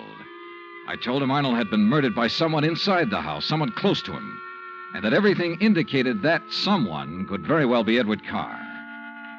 That's still all just theory, Dollar, without any proof. Well, I will admit that Edward is a pretty worthless playboy living off the profits of the lumberyard. In any event, the lieutenant promised to put out an APB on Edward Carr. That was at breakfast for the two of us, item 4, $3.25. Before I left him, he gave me Ed Carr's address, 1726 Allen Place. As I expected, there was no answer to the doorbell at 1726, so I tried visiting up the street. It quickly became clear that Ed Carr wasn't very popular in this otherwise quiet, well-ordered neighborhood. Those big, noisy parties at all hours of the night, cars parked up and down the street, blocking respectable people's driveways. Yes, ma'am. You know, well... once in a while you expect a person to have callers and such. Me, I have the ladies' bridge club every third Wednesday, for instance. Well, that's nice. But these are all ladies, not like some of the trash that man and his friends have, dancing and drinking and carrying on at all hours. Yes, you mentioned cars, Mrs. You know, people like Mrs. Hereford Robbins. She's awfully nice. And Janet Osterworthy. Now, she's a widow. Well... And, you know, she could have her pick of anybody she liked. But does she ever look at another man? No, sir. And then there's Mrs. Harper. Yes? You mentioned cars. Do you know what kind Mr. Carr drove? Why, yes. It was a big white one. And the make? Well, no. My husband, when he was alive, always drove a Maxwell, and I guess that's the only kind I ever got to know by name. But Mr. Carr's is white. Only I guess that isn't much help to you, is it? All the white cars here in Florida, I mean. Look. Now, even that blonde hussy who's around him all the time drives a white car. Oh, I really shouldn't use a word like that, though, should I? But it fits. Wait a minute. What blonde, Mrs. Harper? Mr. Dollar, I don't pay any attention to people like that. Why, you'd think she owned that house of his. The way she keeps popping in and out all hours as if she belonged there. Mrs. Harper. And drives all the way up from Sarasota, too. Do you know who she is? I do not. I refuse to pay any attention to people like... And the way she dresses, too, like a newly rich chorus girl with all her fancy clothes and furs and things. How do you know she comes from Sarasota? By the license on her car, of course. Every city has its own number. You know that very well. And hers is 12WW something. And you don't know her name? Of course not. Flaunting all those expensive furs as though she bought and paid for them herself. And if there's anything I hate to see, it's a little shrimp loaded down with furs. Now, a tall person like me... And well, her thanks. Eyes, if there's anyone I don't trust, it's a person with green eyes. Well, Thank you, Mrs. Harper. Her description of Carr's girlfriend stopped me in my tracks. That description could fit Mike Corman to the letter. Petite, blonde, green eyes, and she came from Sarasota. And then I remembered Mike's reaction when she first saw me. Her dismissal of Edward as a possible suspect. There was obvious friction between Earl and Mike, too. I figured it was just normal in a couple who'd been married for a while. But now... Item 5, a $1.30 phone call from the nearest booth I could find to Earl Portman at his office in Sarasota. No, she isn't, Johnny. Why? Well, do you know where Mike is? When I woke up this morning, I could hear her talking to her girlfriend, Betty, on the phone downstairs. Betty? Betty lives here in Sarasota. They used to be on the stage together, sister act, you know. Yeah, well, Well, then when I went down for breakfast, she was gone. Took my car, too. I had to come here to the office in a taxi. Yeah, well, okay, Earl. Thanks a lot. Hey, now, wait a minute. How are you doing? You found out anything I ought to know about this arson and murder business? No, Earl, nothing that you need to worry about. Liar. I sat down at a corner drugstore. That's item 5, 80 cents, over a sandwich and a Coke to try to think things out. But I'm afraid I didn't like anything that I thought. Finally, I drove over to Allen Place again. I parked a couple of blocks away and walked to 1726. I rang the front doorbell, knocked a couple of times. Then I slipped around to the back door, finagled a lock on it with a little celluloid pocket calendar, finally got it open. I left it open for the sake of a quick exit if such became necessary. But I guess that was a mistake. For a couple of minutes later, as I rounded the corner from the den into the living room, I felt the barrel of a gun poked into my back. Out of town, huh? Now, wait a minute. Don't move, Eddie boy. Trying to stall off pay me the $5,000 by saying you're going to be out of town, huh? Okay, so you think I'm Edward Carr? You kidding? Don't you know what happens when somebody tries to stall me? This. I don't know exactly how long I was out, but when I came to, it was dark. Except for the glow from a streetlight outside. And what roused me was the sound of footsteps, feminine steps, cautiously entering the back door. Then, briefly, silhouetted against a window, I saw a trim, petite figure that was all too familiar coming toward me. Then she saw me, too. Darling, you're hurt. What happened? What do you think? Who did this? Who struck you? You don't know? Yes, of course. It was Tony. Because you didn't pay him soon enough for the Arcadia job. Here, Eddie, let me help you. No, just let me rest for a minute. I thought that was Tony I passed on the road in from Sarasota. Why'd you come over from Sarasota? To see you. I knew you'd be here. Oh, why? Why, so the police could surprise you with the news of your poor dear brother's death. But why did you come to the house? Because I hoped you'd come here, I guess. Eddie, you should have waited until I could raise the money to pay off Tony. You mean for killing Arnold, too? Of course. No. Are you trying to say you didn't kill Arnold? But I saw you from outside in the Buick. You'd swear to that, wouldn't you? I don't know what you... Eddie, you sound like you don't trust me. We're in this thing together. Yeah, you sure of that? What are you talking about? Whose idea was it to knock off Arnold? But you had to. When he saw you at Arcadia, he knew that you were having the yards burned up. That's the way you figured it from the beginning, wasn't it? Now, look, baby. First burn up the lumber yards and collect the insurance on them. Then convince me that you and I should have it all by putting Arnold out of the way. But you had to kill Arnold. I don't understand you, Eddie. Yeah. And I wish I didn't understand you, Mike. Mike? Come on. Let's turn on the lights. No. No, if somebody sees us. Eddie, you... Who are you? Are you kidding, Mike? Wait a minute. Who are you? You're that insurance investigator, Johnny Dollar, that Mike told me. Let me out here. Oh, no, you don't. You're staying right here.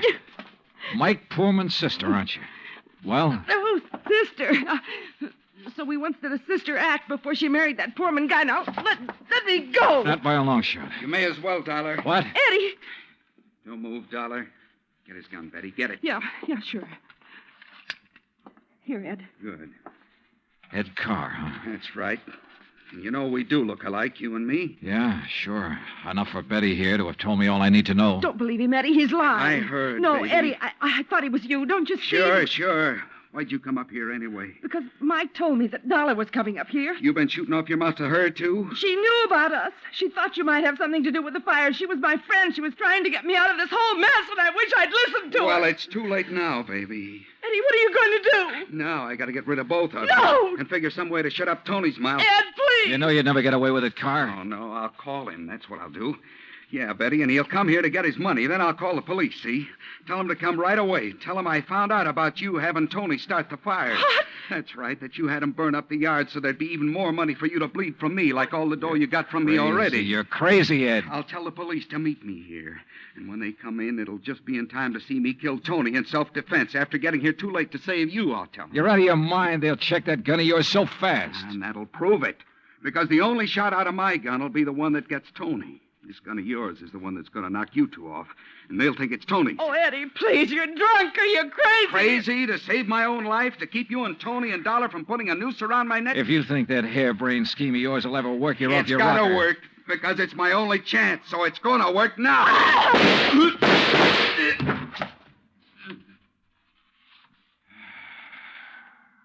Thanks, Lieutenant. I'm afraid I was too late to save her, Johnny. Mm-hmm. Yeah. But Eddie Carr will live to face a jury. What brought you here, anyhow? I did, Johnny. Mike, stay there.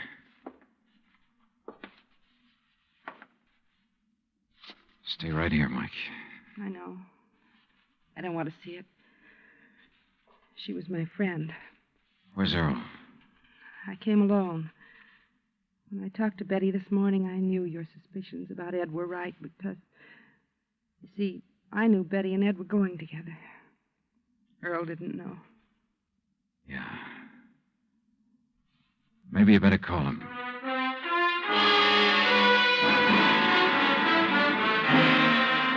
Expense account item 6, $9.80, gas and incidentals for the drive for the two of us back to Sarasota.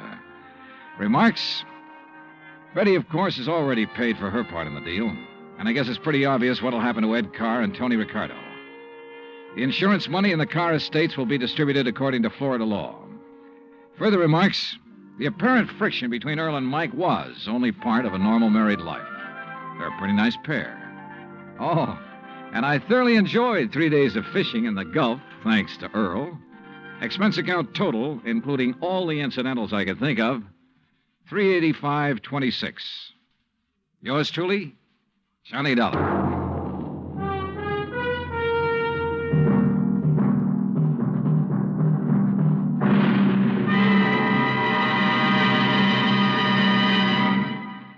Our star will return in just a moment. You don't have to be an efficiency expert to figure out that it's easier to lend your support to several worthwhile fundraising campaigns all at once than it would be helping one campaign at a time. That kind of efficiency is yours to enjoy through the United Community Campaigns.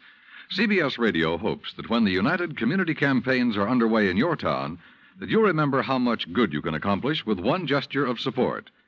Now, here is our star to tell you about next week's story. Next week, a case with a real twist. One that I think will just about tear your heart out. Join us, won't you? Yours truly, Johnny Dollar.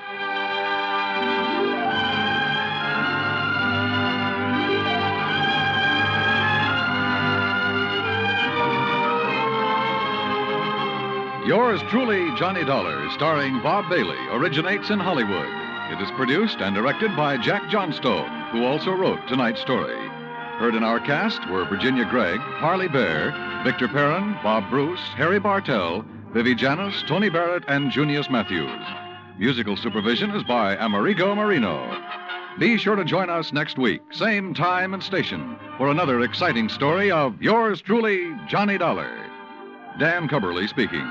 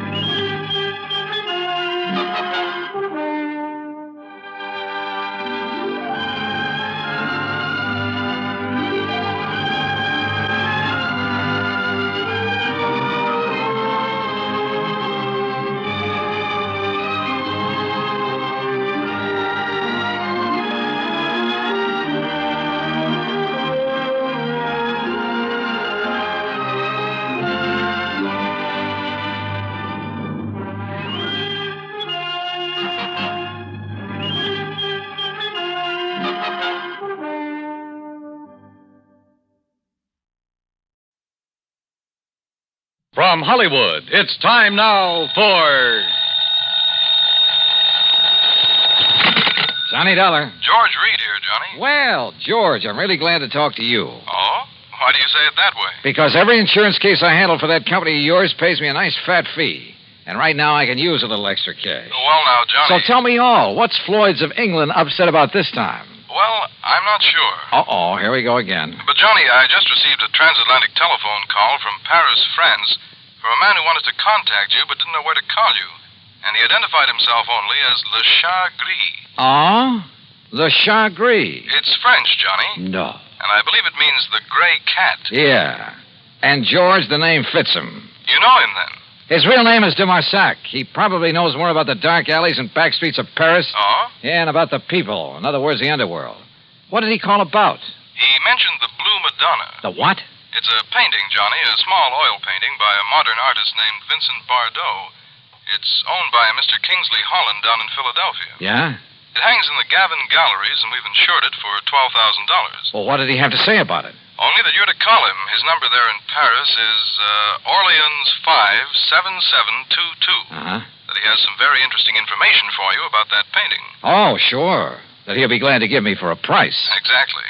I can't for the life of me figure what his interest is in it. If there were anything amiss, I'm sure the gallery would have called me. George, if you knew that character as well as I do, you'd okay my expense account without even looking at it and be willing to pay me that big fee I was talking about. What do you mean? Want to make a bet? What kind of a bet? I'll give you odds of 10 to 1 that whatever's hanging in that gallery down there in Philadelphia is not the Blue Madonna. What? Now, look, Johnny, good heavens. George, I'll be talking to you.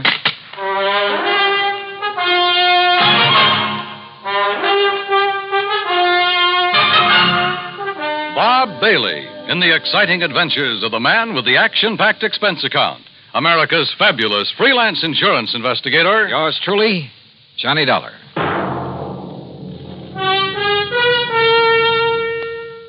And now, Act One of yours truly, Johnny Dollar.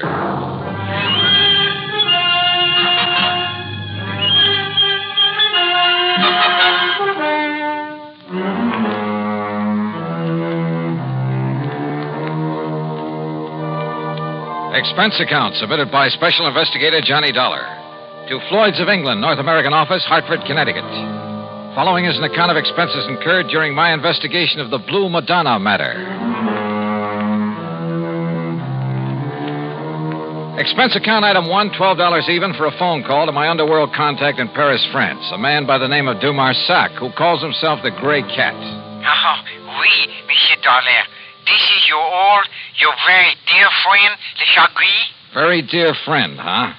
Now listen, you telephoned George Reed that you have some real hot information about a painting his company insured. Ah, oui, Le Madonna Bleu. What did you call the Blue Madonna? Okay. How much you want this time? Oh, monsieur, you touch me to the quick. Well, one might think that I slave and suffer and risk my life on your behalf only for money. How much, de Marsac? Say, $1,000. 1,000? Look, if your info's worth anything, I'll send you a check for $50. $50? No. 900? Okay, I'll make it 75. But, monsieur, 750? How about an even 100? 500. 2. 4? 3, that's final. Oh, please. 200? Okay, 200. Oui. Eh? No. It's all settled, $200. Now, what about the Blue Madonna? Yes. It is now here in Paris. Yeah, where? In the shop of Monsieur Dubuisson on the Rue des Pas de la Moule. Dubuisson? Huh. You sure it isn't just a copy? That he'll try to foist it off on some wealthy sucker? Dubuisson is a crook, an evil crook. But he's an honest one. Oh, sure. Yes, and he knows the works of art. Also, he's very clever. To get his price, he will wait until the real Madonna is discovered missing. If it really is. That's what I'll check on now. And then you will send me the $500, my very dear friend. 200, remember? Oui, I cheated myself. But, monsieur... Yeah? Suppose I could find out who smuggled the painting into him, eh? Fine. That would be worth a lot to you, no? Say 1,000? We'll see. I'll be talking to you. Item 2, 420. I phoned to my old pal, Foster Harmon, down in Sarasota, Florida. Told him I'd pay his fare if he'd grab the first plane out and meet me in Philadelphia at the Bellevue Stratford Hotel. I knew that if anybody could identify the genuine painting, he could. Item 3, $9.40 for my own transportation to the city of brotherly love. Item 4, $9.50, cocktails and dinner for the two of us there at the Bellevue. Yes, the Blue Madonna is one of Vincent Bardot's best-known works. I don't think there's another living artist who could so effectively use various shades of just one color. But what about it, Johnny? Well, first thing in the morning, I want you to come along with me and take a look at it. It's in the Gavin Galleries, isn't it, up on Walnut Street? Yeah, at least it's supposed to be. Suppose? Now, all I want you to do is take a good look at it, then reserve any comments until after we get out of the place. And? That's all. Well, but Johnny... Meantime, I want to check with the owner of that painting. The telephone directory gave me Kingsley Holland's address. Item 4, 620 for a cab to a small apartment house out in West Philadelphia. Holland turned out to be, well, I'd say he was about 30, short, lean, and nervous, with the surly expression of a man who feels the world hasn't done right by him. Yeah? You mean you're interested in buying the Blue Banana? Well, it all depends, Mr. Holland. Uh-huh. Look, Dollar, that's what you said your name is? Yes, that's right, Johnny Dollar. Sounds familiar. Well, anyway, listen. Yeah? That gallery's got a price of $18,000 on it. But if you want to buy it direct from me, and right now, I'll give it to you for $12,000. Save yourself a few $1,000, and it'll save me having to pay them their 20%. But if you've already commissioned the gallery to sell it for you... So I'll tell them I changed my mind, that I want to keep it. Then when they find out that I've sold it, well, let them try and catch up with me and collect. Because me, I'll be right back in little old gay Paris. Back in Paris? Sure, I'd be there still, only I ran out of money. 12,000, huh? That's exactly what it's insured for. And that's what they appraised it for when I got it from my uncle's estate. With all his money, what does he die and leave me with but a lousy painting? Well, do you want it? Let me think about it. I'm staying at the Bellevue Stratford. Sure. Just don't tell them at the Gavin Gallery about our little deal, huh? What those crooks don't know won't hurt it. Crooks? You think for a minute all that stuff they've got laying around the place is genuine? But the Blue Madonna is. You're sure? Huh? What do you mean by that? Just stick around, Mr. Holland. Any reason why I shouldn't? I don't know. Is there? Now, wait a minute, Dollar. I'll be in touch with you. Act 2 of yours truly, Johnny Dollar, in a moment. Now, Act 2 of yours truly, Johnny Dollar, and the Blue Madonna matter. Had Kingsley Holland, the owner of the painting, recognized my name? I thought so. And if a switch in that painting had been made and he knew about it, well, I'd do well to look out for him. Yeah, the more I thought about it, the more certain I became that whatever hung in the Gavin Galleries was not the Blue Madonna. Item 5, another $6 for a taxi back to my hotel. Item 6, $5.80, breakfast the next morning for Foster Harmon and myself. By 10 o'clock, we were at the Gavin Galleries, looking at a pretty modern, but I must say beautiful painting. Amazing, Johnny. Amazing. The most extraordinary... Well, I just can't believe it. Can't believe what, Foster? That it's the real thing or just a good copy? Oh, good morning, sir. That's just it. You see... I've helped these gentlemen. Johnny... Hold it, Foss. That painting, you know, is a genuine Bardot. Yeah? My name is Johnny Dollar. This is Mr. Foster Harmon. Gentlemen, I'm Arnold Gavin. You're interested in buying the Blue Madonna? If this is really it. Johnny, listen. Wait, Foster. What is the price of it, Mr. Gavin? 20,000. Mr. Dollar, did you say? Yeah, but, wow. Haven't you got a Bardot that's a bit cheaper? His Laconic Lagoon is priced at 10,000. Holy. Well, how about a copy of this? Bardot has never allowed his works to be copied. Johnny, listen. Yeah, Foster. It looks like this stuff is too rich for our blood. No. Come on, let's go back to the Bellevue Stratford. No, listen. Perhaps there's something else that might interest you. No, I'm afraid not, but thank you. That's quite all right. Now, look, suppose I come back later. Johnny, listen. Come on, will you? Yeah, I'll see you tomorrow, Mr. Gavin. Now, Johnny. Just take it easy. Well, Foss? It's a fraud, Johnny. It's a copy. I'm sure of it. Hey. Did you say that Blue Madonna's a copy, mister? Yes. Wait, Well, I thought you were looking at it kind of funny there in the gallery. Yes, sir. It's a fraud. Foster. You don't mind my asking, who are you? My name is Foster Harmon. Harmon? From the John Ringling Museum down in Florida? That's right. Well, then you ought to know. Now, just a minute, mister. Say, aren't you Johnny Dollar, the insurance investigator? So what? Who are you? Me? Well, I'm Rube Alloway of Transworld News Service. News Service? Oh, fine. Yeah, I'll see you, boys, and thanks a lot. Well, Foss, it looks like you opened your mouth and stuck my foot in it. Well, I'm sorry, Johnny, but what I said is true. That Blue Madonna is an imitation, a phony. That much I already knew. At least I was pretty sure of it.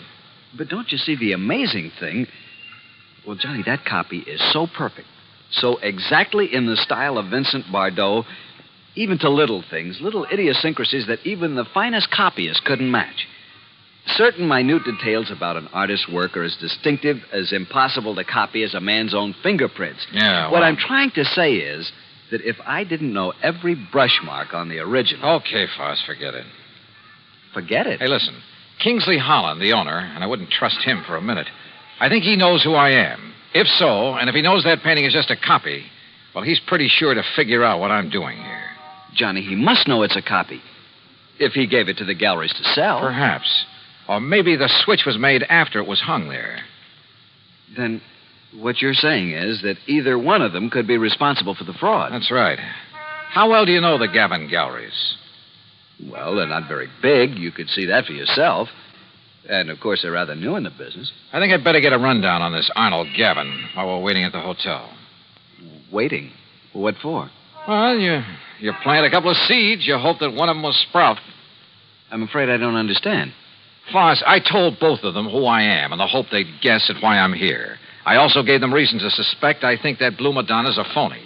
Well, I'm afraid that I may have led Arnold Gavin to feel that way. Same thing. I also made it very plain to them that I'm staying at the Bellevue Stratford. In other words... Good heavens, Johnny, if you mean what I think you do. Yeah? Like what, Foss? You think that one of them, the crook, will come to the hotel and try... Well, don't you see, Johnny, knowing that you're on to him, he might try to kill you. Can you think of a better way to bring him out in the open? Johnny... Come on, let's get back to the hotel. And wait.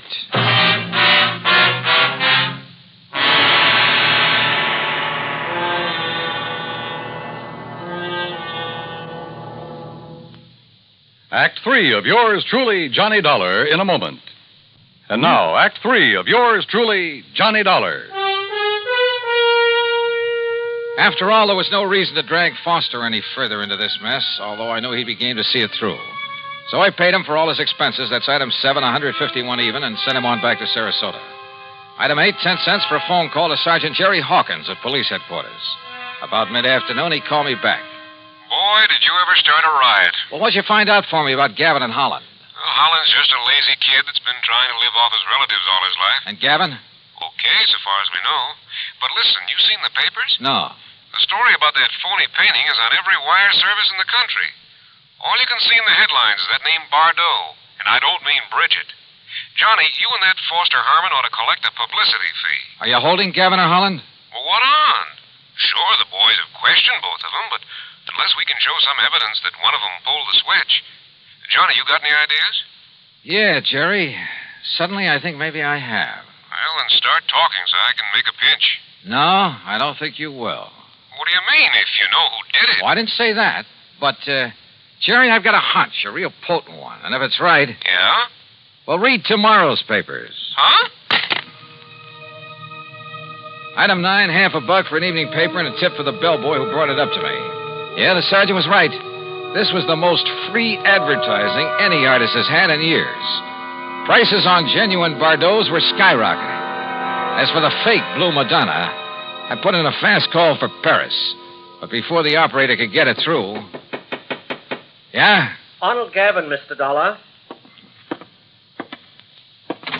Well, Mr. Gavin. Do you see what has happened? Have you seen the papers? I sure have. And the police have closed my shop, my galleries. Can you blame them? But don't you understand? I've had offers of up to $30,000 for the Madonna. I've received wires offering me nearly $20,000 for the other Bardot, the real one. No kidding. Well, I'll show you how much I'm kidding. I've cabled Bardot to paint some more for me. Paint anything. Don't you see? After all this publicity, we'll make $1 million. So it was you that rigged this whole thing, huh, Gavin? I, Mr. Holland? Why, of course not. Sure, to raise the price of some of your lousy paintings. Why, how can you say that? You who gave me that copy. Expert, huh? You trying to tell me you didn't know that was a copy? No. It was only this morning when the authority from Sarasota, when I called in the people from the museum here in Philadelphia. Do you know what they said? What? And it better be good. They said the only one who could have made that copy... Wait a minute. The only artist in the world who could have possibly... Hold it. Hold everything. Holland, you said you got that painting from your uncle's estate. That's right. It was willed to me. Where did your uncle get it? Why, Well, listen. I'm listening. Dollar, that Madonna was smuggled into. Smuggled? That's right. But by whom? Well, believe it or not. I think I can tell you who. And if this is my call to Paris, well, maybe I can even tell you where he is now. Johnny Dollar. This is your dear and faithful friend, Le Chagris. Good. Now listen. And for the information I can give you this time, you will have to pay me a vast sum of money. You're about to tell me that the Blue Madonna was smuggled into Paris by none other than the artist himself. This? By Vincent Bardot. Exactly. So that should be worth it, but how did you know? All right. All I want to know now is where is he? You know. He's not in Paris. Where is he? For $100? 150? 300. Oh, for that much I'll find out for myself. Goodbye. No. Okay, 200 or I hang up on you. Well, only for you, my oldest friend. Where? He is aboard the plane for the United States. I might have guessed it. He has the Madonna Bleu with him. He received the cable this morning. Great. I'll send you a check. You hear any of that, Mr. Gavin? Holland? Well, yes, but I'm afraid I don't understand. Well, I sure don't. Then maybe this call will help you.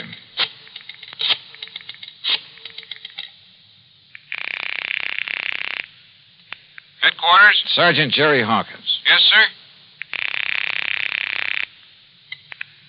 Sergeant Hawkins. You can have the boys in New York pick him up or wait for his plane to arrive here in Philadelphia. Johnny. If you're sure you really have any charges against him. What? Yeah, he's on his way in from Paris. The guy who painted the copy of the Blue Madonna. Or maybe this is really the original over here. Huh? Well, at any rate, he'll have the other copy with him. So do you want to tell the papers or shall I? Look, will you make sense? Oh, and his name is Bardot. Bardot? That's right, Vincent Bardot. Well? You mean that he painted two of them? Sure, with probably something like this in mind. But I can't And believe... look what it's done for him. Put him on the map. Anything he paints now will net him a fortune. And I don't think you'll suffer particularly either, Mr. Gavin. Well, no. As for you, Holland, well, you'll get a lot more than you thought for that painting of yours. Man, what a fast. Sure. But you know something? What, Mr. Dollar? I just wonder if Le Chagris was in on this thing with him from the beginning. Le Chagris? So help me, I wouldn't put it beyond him.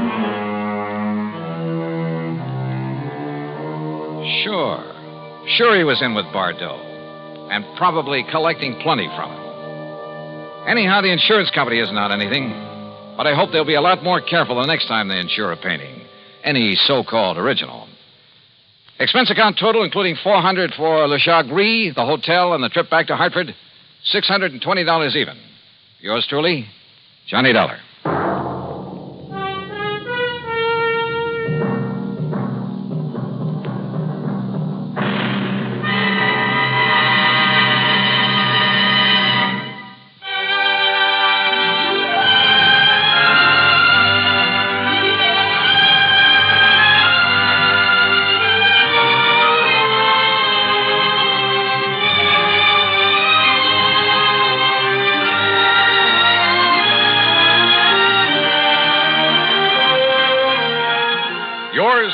Johnny Dollar, starring Bob Bailey, originates in Hollywood and is written, produced, and directed by Jack Johnstone.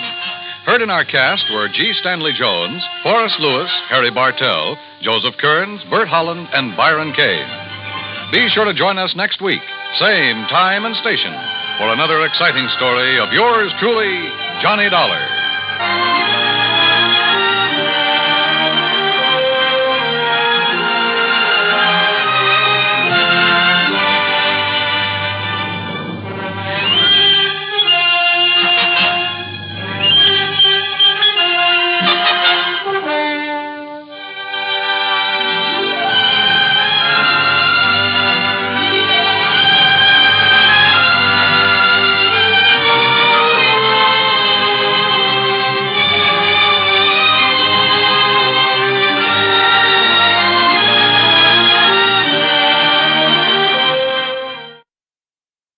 From Hollywood, it's time now for Johnny Dollar. Pat McCracken, Universal Adjustment Bureau, Johnny. Hi, Pat. What's new? At the moment, Edward J. Rollins III. Oh, what about him? One of our companies has a hefty policy on his life, and he sent word he wanted to change his beneficiary, then he disappeared. And you want me to go looking for him? That's the general idea. Oh, look, Pat, you could be wasting dough sending me. Chances are he'll pop up again by himself. Oh, yes, I know. Of course, it involves a little trip to the Caribbean, but if you're not interested... The Caribbean? I'll be right over.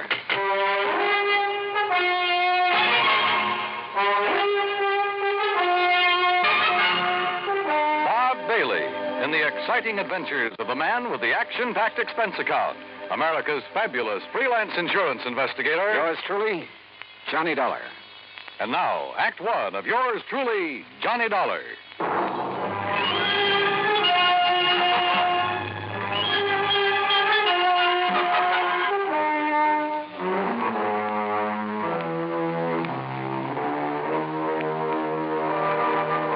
Expense account submitted by Special Investigator Johnny Dollar to the Universal Adjustment Bureau, Hartford, Connecticut. Following is an account of expenses incurred during my investigation of the Time and Tide matter.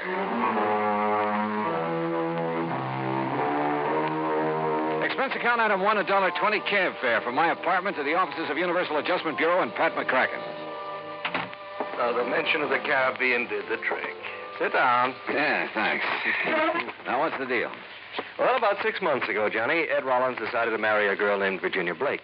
And he took out a large policy on himself from one of our companies, naming her as beneficiary. Last week, he apparently changed his mind. Oh? Called from Nassau, said he wanted to remove Virginia Blake as beneficiary, and he was supposed to come to Miami to sign the papers. We had an agent waiting there for him. But he didn't show. What was he doing in Nassau? He had his cabin cruiser down there with 3 of his friends. Among them, Virginia Blake. Did you check Nassau to see if he's still there? Oh, we checked. His boat is gone. Now, the trail just starts in Nassau, Johnny. Where it'll lead is anybody's guess. Expense account item 2, $140 even, air transportation and incidentals to Nassau in the Bahamas. There, I found a man who remembered fueling up Rollins' boat a few days before. He'd heard them talking about working their way down through the Bahamas, skin diving, and then cutting over to Jamaica. They'd mentioned one place in particular, Crooked Island. Item 3, $50, transportation via chartered seaplane to Crooked Island. I spotted Rollins' cruiser in one of the coves, and the pilot set me down nearby. A dinghy with an outboard motor came over from the boat. It was Ed Rollins. You say you're an insurance investigator, Dollar? Yeah, that's right, Mr. Rollins. Well, what are you doing here? Well, I came to see if you were okay. Me? Who I should not be. You were supposed to meet an agent from the company in Miami last week. You didn't show up. Oh, well, I changed my mind. You mean you came all the way down here because I didn't show up in Miami? Well, when a man with a hefty policy in his life disappears, the insurance company starts worrying. Yes, so it seems. Hey, mind slowing down a bit? I'd like to talk to you before we get on board. Sure. Now, what's on your mind? As I understand it, you took out a policy about 6 months ago and named a Virginia Blake as beneficiary. Yes, that's right. We're going to be married. Then a week ago, you apparently changed your mind. Well, I decided to think it over some more. That's why I brought the boat down here. What's the trouble? Oh, it's just... Well, I might as well tell you. I began to suspect Virginia's been two-timing me. Oh? With whom? That I don't know. Have you asked her about it? No, not yet. Why not? Because I'm afraid she might tell me the truth. Maybe I don't really want to hear it. Ah, I see. Look, Mr. Dollar, we're going to do a little more skin diving here in the cove this afternoon and then shove off for Jamaica around dark. Why not come along? You can catch a plane back to the States from there. Okay. Who all's on board your boat? Let's see. Virginia, you know about. Then there's Bill Winslow. Winslow? Yes, kind of a beachcomber at heart. I bring him along mainly to handle the boat. He's real good at it. Anybody else? Oh, Tony Atherton. A worthless sort of guy, but rather amusing company once in a while. Besides, he introduced me to Virginia, so I owe him something for that. I guess. Well, look, you mind introducing me as just an old friend of yours? Yes, that's just what I had in mind. Oh, say, there they are waiting for us on deck.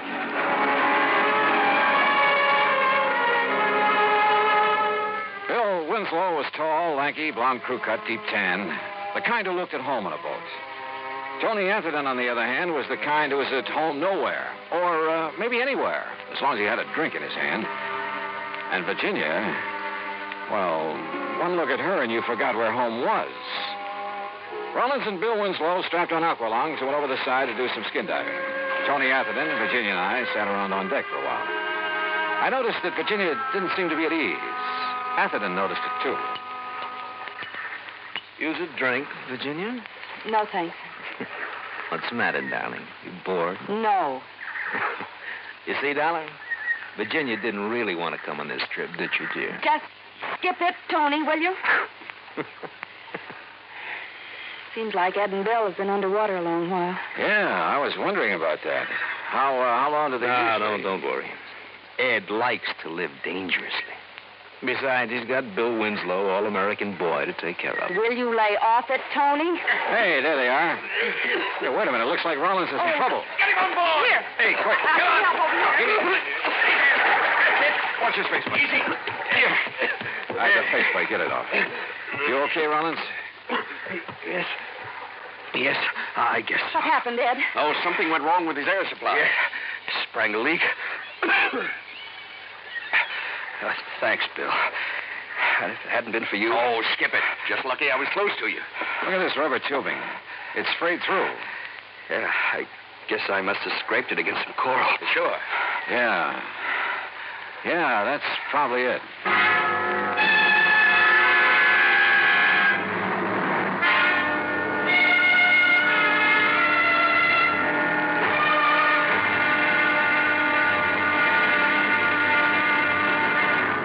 Act 2 of yours truly, Johnny Dollar, in a moment. And now for another episode in the life of Sergeant Donald Bellwether, my husband.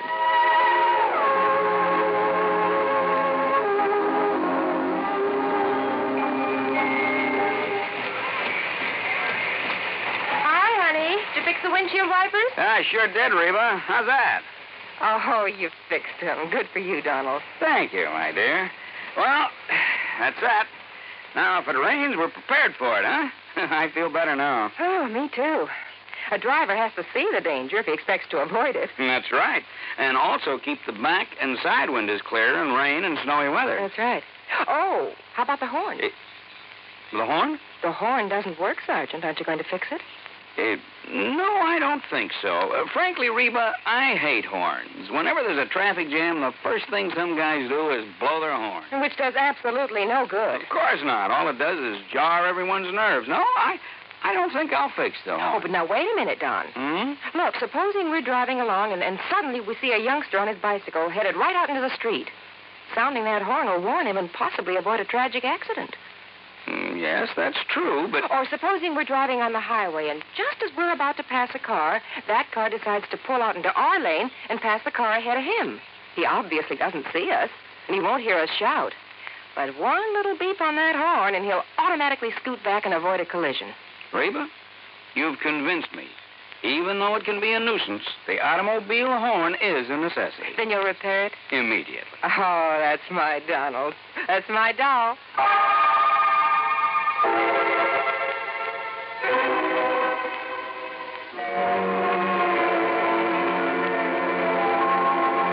And now, Act 2 of yours truly, Johnny Dollar, and the Time and Tide Matters. Ed Rollins seemed to regard his close shave underwater as an accident, so I decided to play it that way. But I wasn't convinced. Somebody could have tampered with his air hose. We got underway around dark and headed for Jamaica.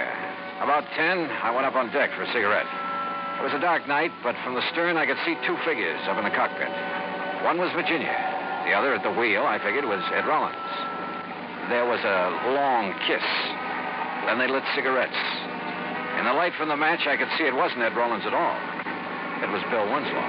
Dollar? That you? Ed Rollins. I guess he'd just come topside. But I didn't know if he'd seen what I'd just seen. If he had, he gave no sign of it. Johnny. You know that stuff I was telling you about? Maybe cutting Virginia out as beneficiary? Yeah, what about it, Ed? I think you better forget it. I've decided to go ahead and marry her. Well, I don't think I could get along without her. Oh, I see.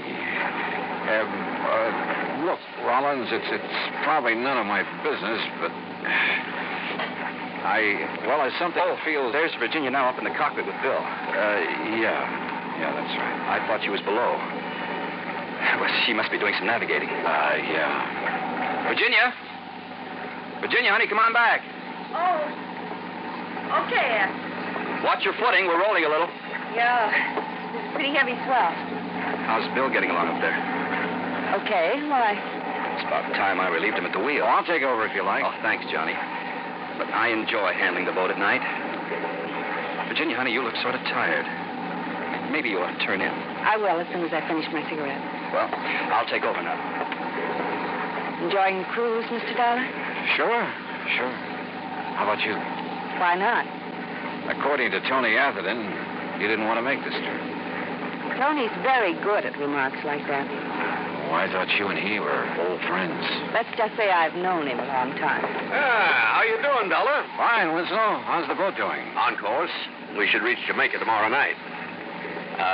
Virginia. I think I'll go below now. I'll see you in the morning. Good night. Night, Virginia. Well, you seem pretty much at home aboard a boat, Winslow. It's where I belong. You and Rollins seem to do all the boat handling. How about Atherton? He ever give you a hand? No, he's just the passenger type. Well, how about Virginia? Does she handle a boat? She can handle anything. Oh. She's a nice girl, Mr. Dollar. She deserves the best. Maybe that's what Rollins can give her. Maybe.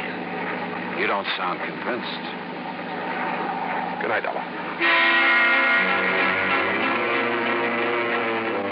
When we reached Jamaica the next night, I decided to do some checking. I went ashore and called Pat McCracken back in the States, asked him to find out what he could about any of them. He was to call me at a restaurant where we were having dinner. Winslow went back to the boat right after the meal, and Atherton drifted out to inspect a few bars. Rollins, Virginia, and I stayed at the table over coffee, but Virginia was restless and edgy. Finally, she told Rollins she wanted to talk to him. They went out on the terrace. And just then, my call from the States came through. Johnny, Pat McCracken. Hi. Did you find out anything? Yeah. Ran a check on Virginia Blake. I found out she's apparently been paying off for something. What do you mean? She's been issuing checks regularly, a couple of $100 apiece, and always to the same guy. You know his name? Yeah. Tony Atherton. I hung up and went out to the terrace, but Rollins and Virginia were gone. I started looking for Tony Atherton. I tried half a dozen bars with no luck. It was after 1 in the morning when I got back to the boat. Atherton was in his bunk. I woke him up. Oh, what do you want, Dollar? Don't you realize what time it is? Yeah, I want to know why you've been blackmailing Virginia. Wait a minute. It's a pretty ugly word. You're so right. Now, look, Atherton. Hello? Anybody aboard? Yeah. Who is it? Inspector Hastings, Jamaica Police. Is this Mr. Edwin Rollins' boat? Yes, that's right. I'm afraid I have some bad news for you. Mr. Rollins has been slugged and robbed. What? Good Lord. Was he hurt bad? I'm afraid so. Touch and go whether or not he'll live. Act 3 of yours truly, Johnny Dollar, in a moment. And now for another episode in the life of Sergeant Donald Bellwether, my husband.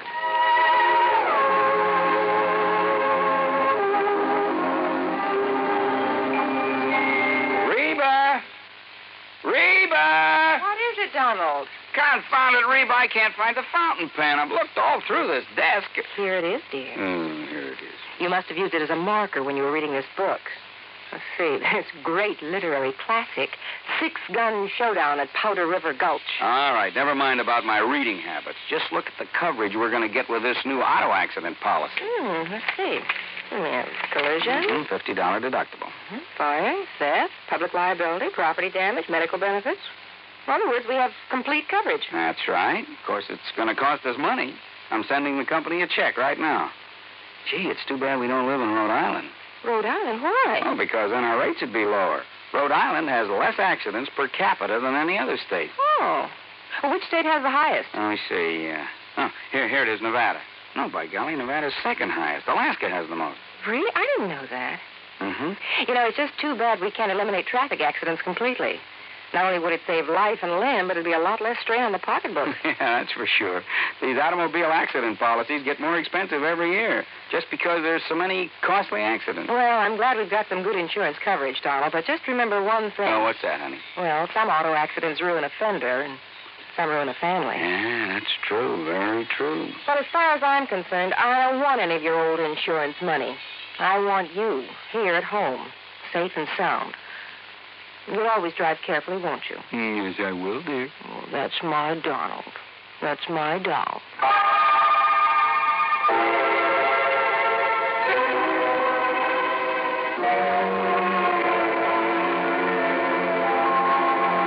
And now, Act 3 of yours truly, Johnny Dollar, and the time and tide matter.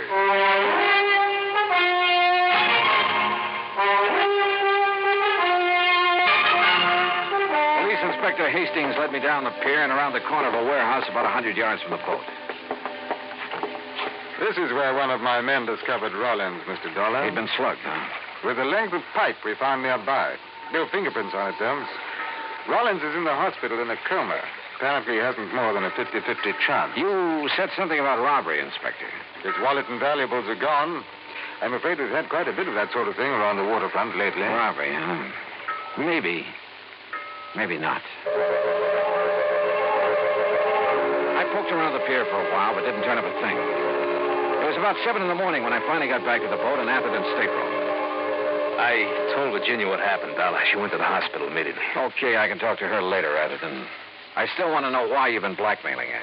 Oh, look, you've got proof, Belle. Virginia's been issuing checks to you pretty regularly. Look, what's wrong with that? She and I are old friends.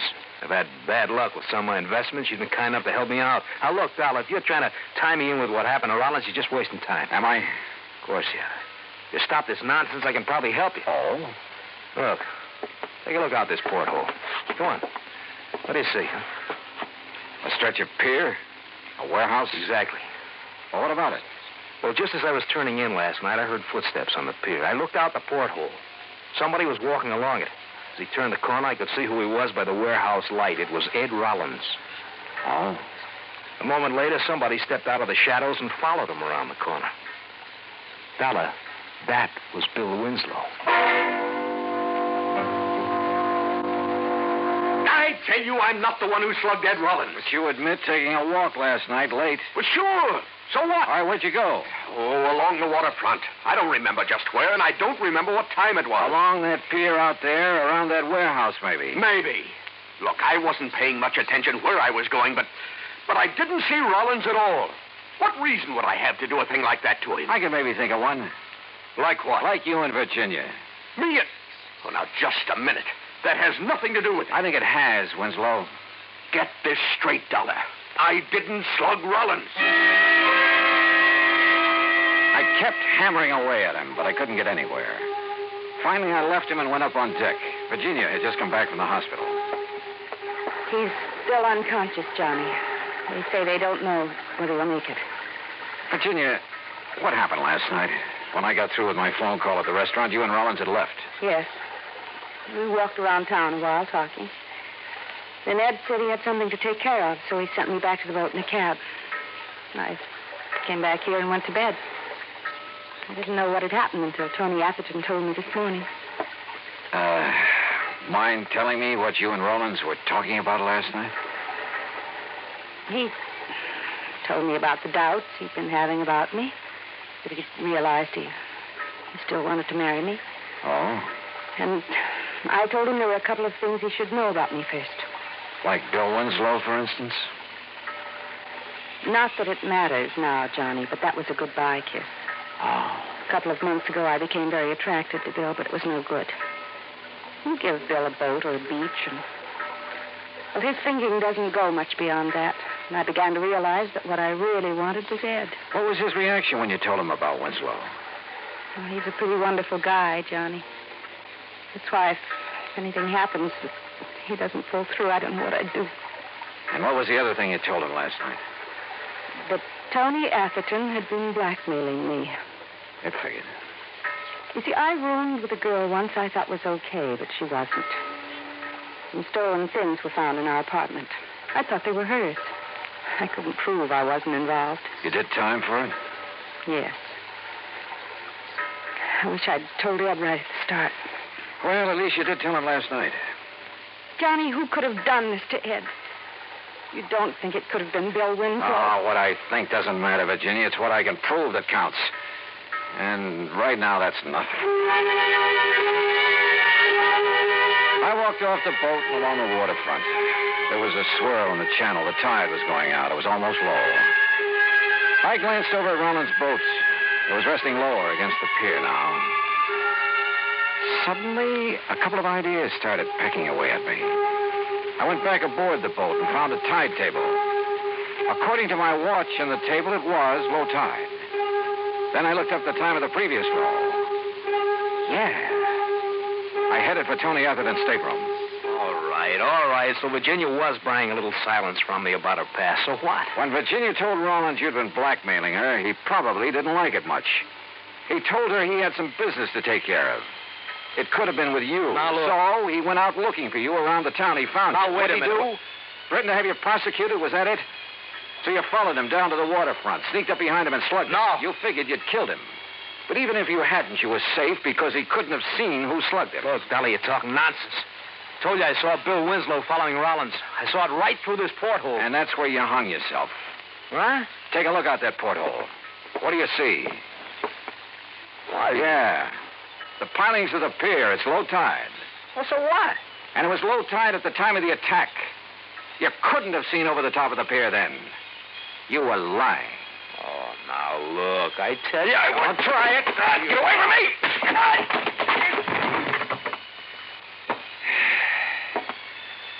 You know, it's funny, Atherton. Shakespeare was more right than he knew. There is a tide in the affairs of men, which sometimes leads to fortune. In your case, brother, you missed.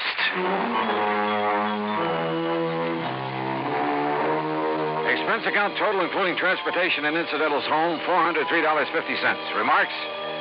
Tony Atherton's in jail where he belongs. Bill Winslow is somewhere in a boat where he belongs. Ed Rollins pulled through. He and Virginia will get married next month. Yours truly, Johnny Dollar.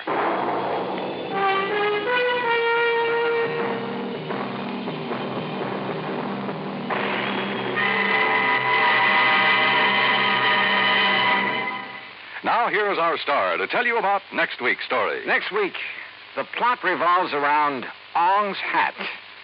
And if you want to know what that means, well, join us, won't you? Yours truly, Johnny Dollar.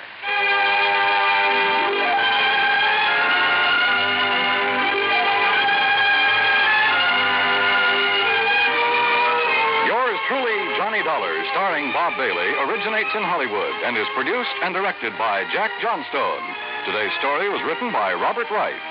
Heard in our cast were Virginia Gregg, Larry Dobkin, Herb Ellis, Tony Barrett, Frank Nelson, and Ben Wright.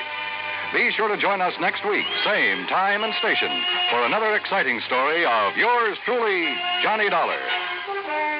This is Dan Cubberly speaking.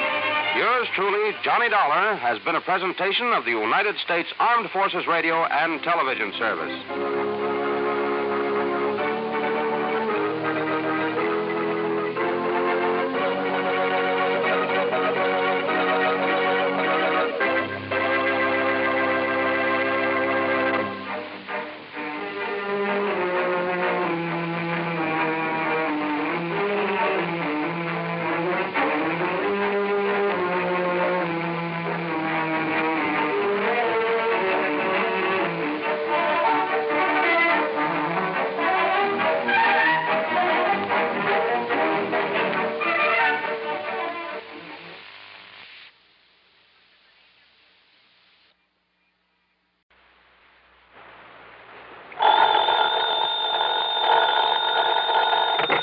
Johnny Dollar. Hi there, Johnny. This is Helen Daner. Helen Daner? That's right. I live out here in Morro Bay, California. I see. Insurance with one of the companies you represent, the Greater Southwest Insurance Company. Oh, yeah, I do a lot of work for them. But also, Johnny, do you mind if I call you Johnny? Well, no, not at all, Miss Daner. Or is it Mrs.? It's Miss. Or better still, just Helen. As I started to say, I not only have that insurance, but, Johnny, I never miss that radio program of yours where you tell all about those exciting cases you solve. Sometimes I just don't see how you do it. Well, I hope you never find out about the ones I miss out on. But now, Miss Daner... I don't think I've missed a single one of your programs. Good. I'm your most loyal listener, and I think you're wonderful. Well, thanks. And that's why I'm calling you instead of the police about this. Well, look, Miss Daner, Oh? Yes. Calling about what?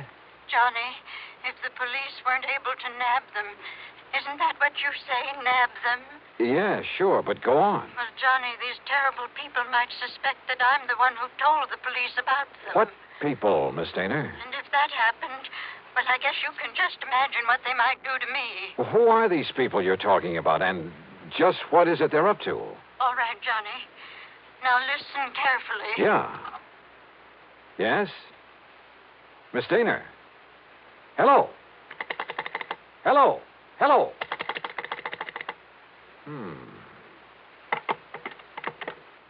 Oh, come on now, Dollar. Don't be a sucker for a... And yet... I wonder...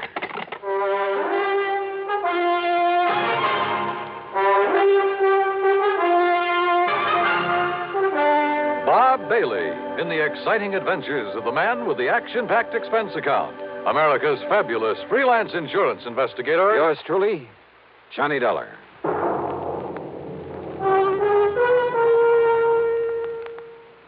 Oh, Act One of yours truly, Johnny Dollar.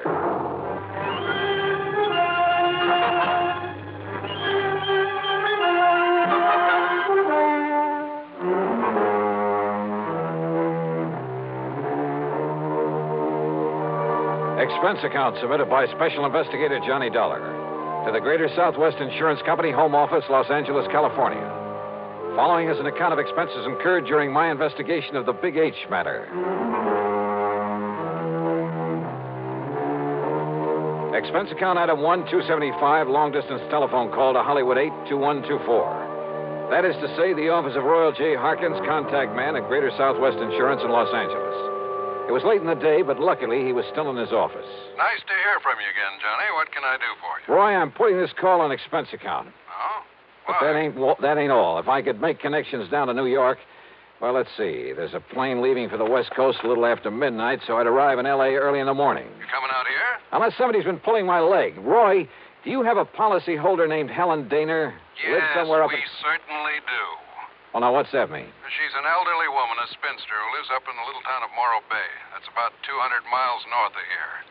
Johnny, she called this office early this afternoon. She demanded your phone number there in Hartford. And? Well, I didn't give it to her. Why not? Because she wouldn't say why she wanted to get in touch with you. Oh, fine. And knowing how busy you always are, well... But then, just a few minutes ago, I began to wonder about it. Yes? Well, after all, if she wanted to contact you about some insurance matter... Yeah. What? Well, did you call her back? Yes, since we handle all her insurance. That is, I tried to, but I got no answer. Then, Roy, I'm going to grab that plane I was talking about. Well, now, wait. Did she get to you? Did you talk to her? Yes.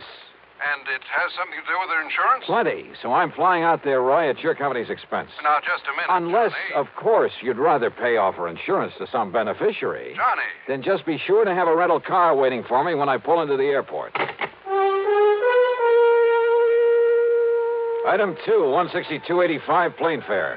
The big mainliner took off from New York's International Airport promptly at 12:30 a.m.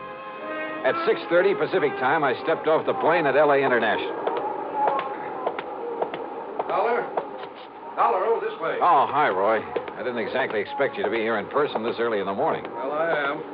I got a rental car ready and waiting for you out at the curb. Good, good. But listen, you still haven't told me what this is all about. Because I'm not too sure myself. But you sounded over the phone as though something's happened to the old lady. Miss Helen Daner, I mean. That's exactly the way I meant it to sound. And since I still haven't been able to get her on the telephone. Well, what? What's happened to her? I don't know. This my car? That's right. Oh, start making some sense, will you? I wish I could. Well, do you actually know that something's happened to Miss Daner? Nope. But if it hasn't, I've got to do everything I can to prevent it. Johnny, prevent what? Royal, I only wish I knew. Johnny! Johnny! Thanks to an excellent highway and light traffic, I made good time through Santa Monica, then Santa Barbara, even past the famous Pismo Beach. It was just afternoon when I pulled into Morro Bay. When I stopped for gas, that's item 3, 420, I looked up Miss Helen Daner's address in the local phone book. It turned out to be a modest little frame house about half a mile south of Morro Rock on the landward side of the bay. It had some nice, well-kept flower beds in front, and at the back I could see a small, rather decrepit dock that stuck out into the bay. A brand-new, expensive automobile was parked in the street in front of the place. Hardly the kind of car you'd expect a sweet old lady to be driving along. Well, there was only one way to find out.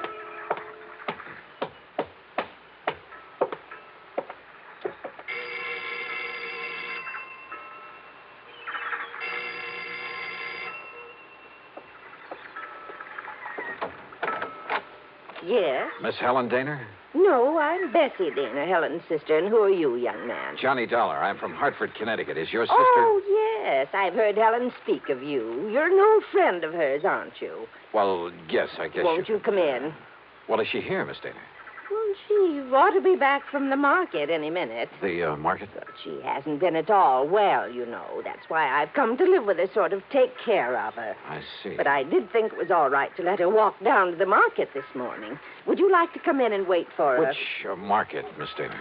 Well, it's the first one down the street. Now, do you see it? That little supermarket just 2 blocks away. Oh, yeah, I see. So if you'd like to come in and wait... No, thanks. I'll pick her up there. Well, but Mr. Dollar... Thank you very much. Mr. Dollar...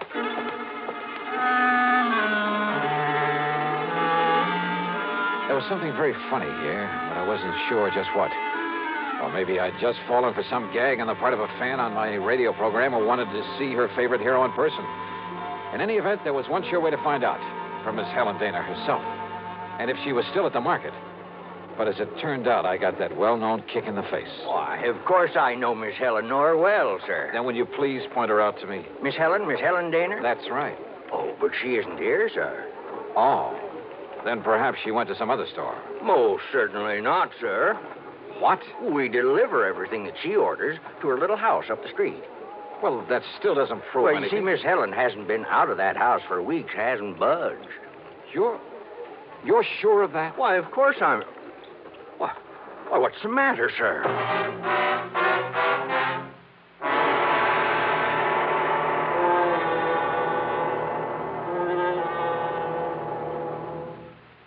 And now, Act 2 of yours truly, Johnny Dollar and the Big H Matter.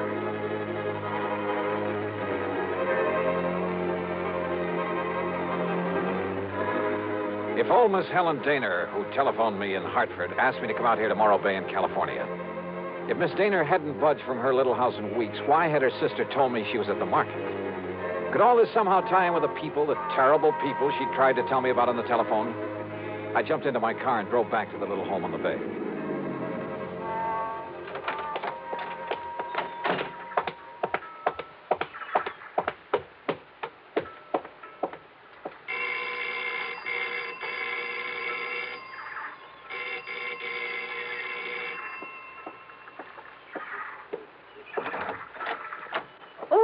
Mr. Dollar. That's right. Now, where is Helen Daner? Oh, Sister came back while you were gone. Came back?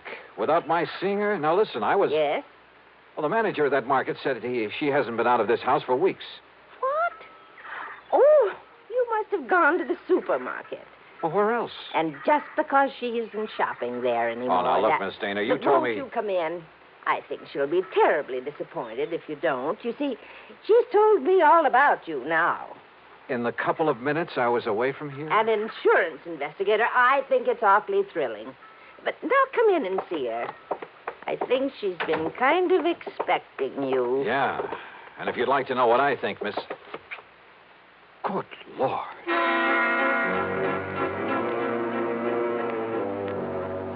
In the middle of the tiny living room was a heavy oaken armchair. Sitting in it, tied down to it, was a sweet-looking gray-haired lady of maybe 70 or 75. A handkerchief was lashed tightly across her mouth, and the eyes behind her old-fashioned steel-rimmed glasses were filled with tears and a look of utter despair. I swung around to her so-called sister and was struck by two things. She seemed to have suddenly lost about 20 years. Her face wore an unpleasant smirk, and in her right hand was a .38 aimed at me. Don't move, Mr. Dollar. This gun is not only loaded, but cocked, and it has a hair trigger. Stand perfectly still, because it'll be right in the middle of your back. So, while I take away your gun... All right. Now, sit over there in that chair against the wall. You'd better do as I say, Mr. Dollar.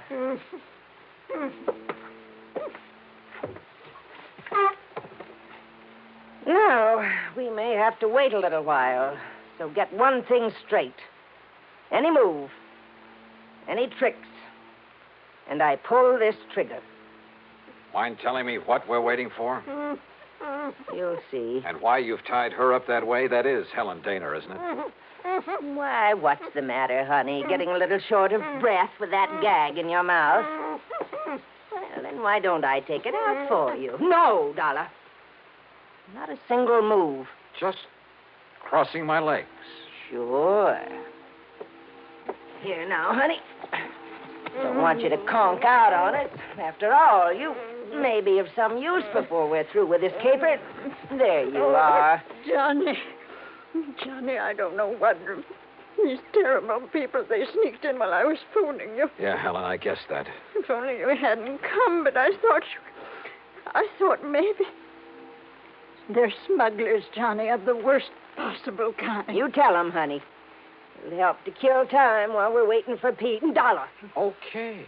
They're smuggling in narcotics, heroin, from the way down in Mexico. Oh, pretty smart picking a spot as far up the coast as this. If only I'd known when this man Pete asked if he could use my dock. He said it was to tie up his boat at night when he came in from fishing. How did you get onto them, Helen? When they saw I turned my lights out so early every night, they thought I was asleep. That I wouldn't notice he wasn't taking fish off his boat, but little cans of heroin. Heroin? Then Bessie here, who can look so sweet when she wants to. Why, Helen, I thought I was pretty sweet. Then Bessie would meet him with her car. How did you know it's heroin? Because they told me they'd use it on me if I don't behave myself. Which is a lot better than you'll get, Dollar. And besides, Johnny. Yeah? I found a little of it that was spilled on the dock. And I remembered how you described it once when you caught a man bringing in the terrible stuff. Yeah, she's a real smart old biddy. Except when she phoned to you, Dollar, and we caught her at it. We can handle her all right. With a little H in her veins, we can even let the neighbors see her now and then. And with me acting as her sister, taking care of her. Oh, listen, here he comes now from the dock. Just relax, Dollar.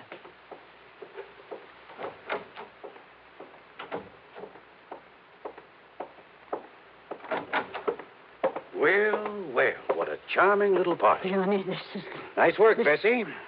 Dollar, huh? That's right. You want to take care of him, Pete? So you made the mistake of coming out here. Believe me, mister, it was a mistake. I said, are you going to take care of him? Why, of course, right away. We don't want him lying around here. Which is to say, Dollar, we're going to do something I haven't thought of since the old days in Chicago. You and I are going to take a little ride. Well, Act 3 of yours truly, Johnny Dollar. Take a little ride, huh? That's right. Chicago style. Exactly, Dollar. Oh, no, Johnny, don't you see what that means? He's going to take All her right, out. all right, honey. Just keep out of this. No, I won't. Pete's going to kill him. That's right. Now, shut up. Oh, now, just a Dollar. minute. Sit down. Bessie, be sure you keep the gun on him. Oh, don't worry, Pete. If I had a silencer, though, I'd get rid of him here and now. Has it occurred to you, Pete, that I may have left word with them that if I'm not heard from... Now, don't try to be cute, Dollar. Sure, it occurred to me. I dismissed it. For the simple reason that you couldn't possibly have had any reason to know what you were getting into out here. so forget it. What are you going to do with him, Pete? Well, whatever it is, we'll have to wait till after dark, when this one-horse town closes up for the night. Well, then what? Well, I've got to be sure that Dollar's body won't be found until Shut up. until we're through with this operation. That means a week or... Wait, I got it. What, Pete? Up on Cayucas Beach. Cayucas? Yeah, that little town 5 or 6 miles north of here. There's a big pile of rocks, a big cave in them. Nobody'd ever think of looking in there. So, as soon as... Oh, what are you doing? Just digging out a cigarette, if you don't mind. No, sure, go ahead. But this is one time the condemned man won't enjoy a hearty meal. Johnny, isn't there anything? To think I got you into this. I told you to shut up. Listen, I told you. Oh, no, you don't.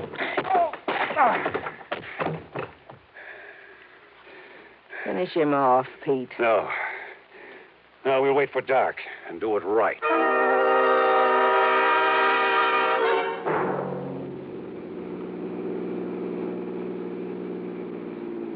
I guess he had really slugged me, because by the time I fully came to, it was night. I was in the back seat of a car driving along the highway beside the ocean. Pete was at the wheel. Beside him, leaning over the back of the seat watching me, was Bessie. And the .38 in her hand was aimed straight at my head.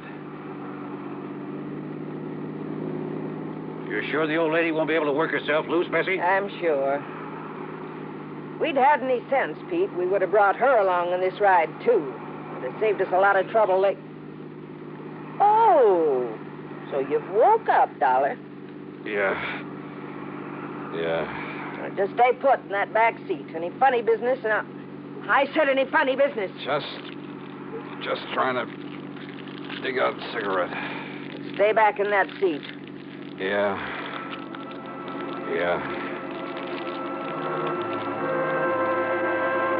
She didn't take her eyes off me for a second, or the gun either. As clumsily as possible, I struggled with a pack of cigarettes, rolling and squeezing it, and hoping the tobacco was plenty dry. Then, having apparently failed to pull out a cigarette, I turned the pack upside down over my hand. And the fine tobacco poured into it. I took a deep breath. What's the matter, Dollar? You need some help with that. Oh, no! No, my eyes! My eyes! Oh! Instinctively, she dropped the gun, put her hands to her eyes, now filled with tobacco dust. With what little strength I had, I picked up the gun and slammed it against the side of Pete's head. Oh!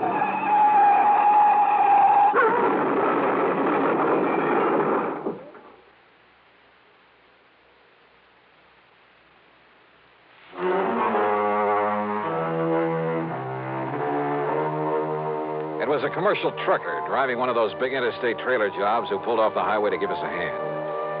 Yeah, somehow those boys are always around when you need them. And he used his head. When he found my credentials in my pocket, he saw the whole picture in a flash. So he hailed down the first police car that came along and turned both Pete and Bessie over to them. Miss Helen Daner, bless her heart, the spunky little old character was tickled pink to be involved in the whole thing. Yeah, she just can't wait to go to court and testify against those two. Expense account total, including the trip back to Hartford, $447.45. Yours truly, Johnny Dollar.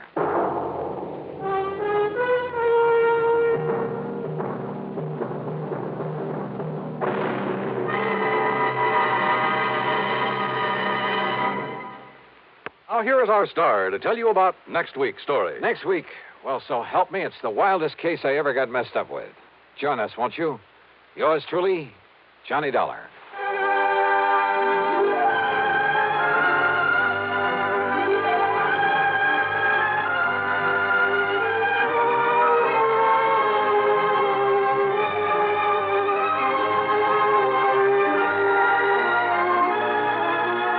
Yours truly, Johnny Dollar, starring Bob Bailey, originates in Hollywood and is written, produced, and directed by Jack Johnstone. Heard in our cast were Peggy Weber, Virginia Gregg, Bartlett Robinson, Joseph Kearns, and Russell Thorson. Be sure to join us next week, same time and station, for another exciting story of yours truly, Johnny Dollar.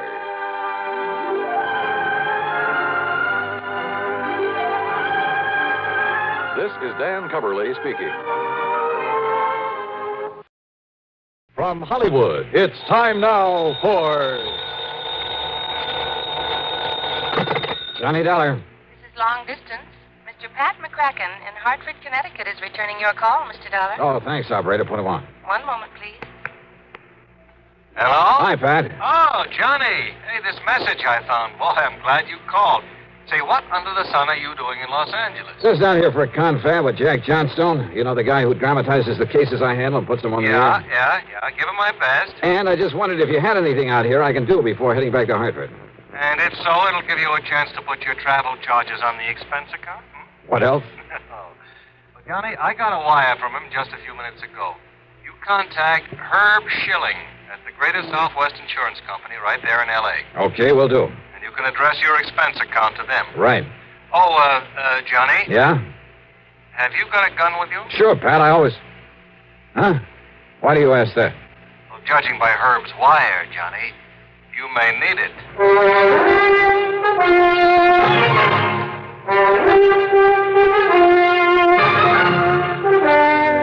Bob Bailey in the exciting adventures of the man with the action-packed expense account. America's fabulous freelance insurance investigator. Yours truly, Johnny Dollar.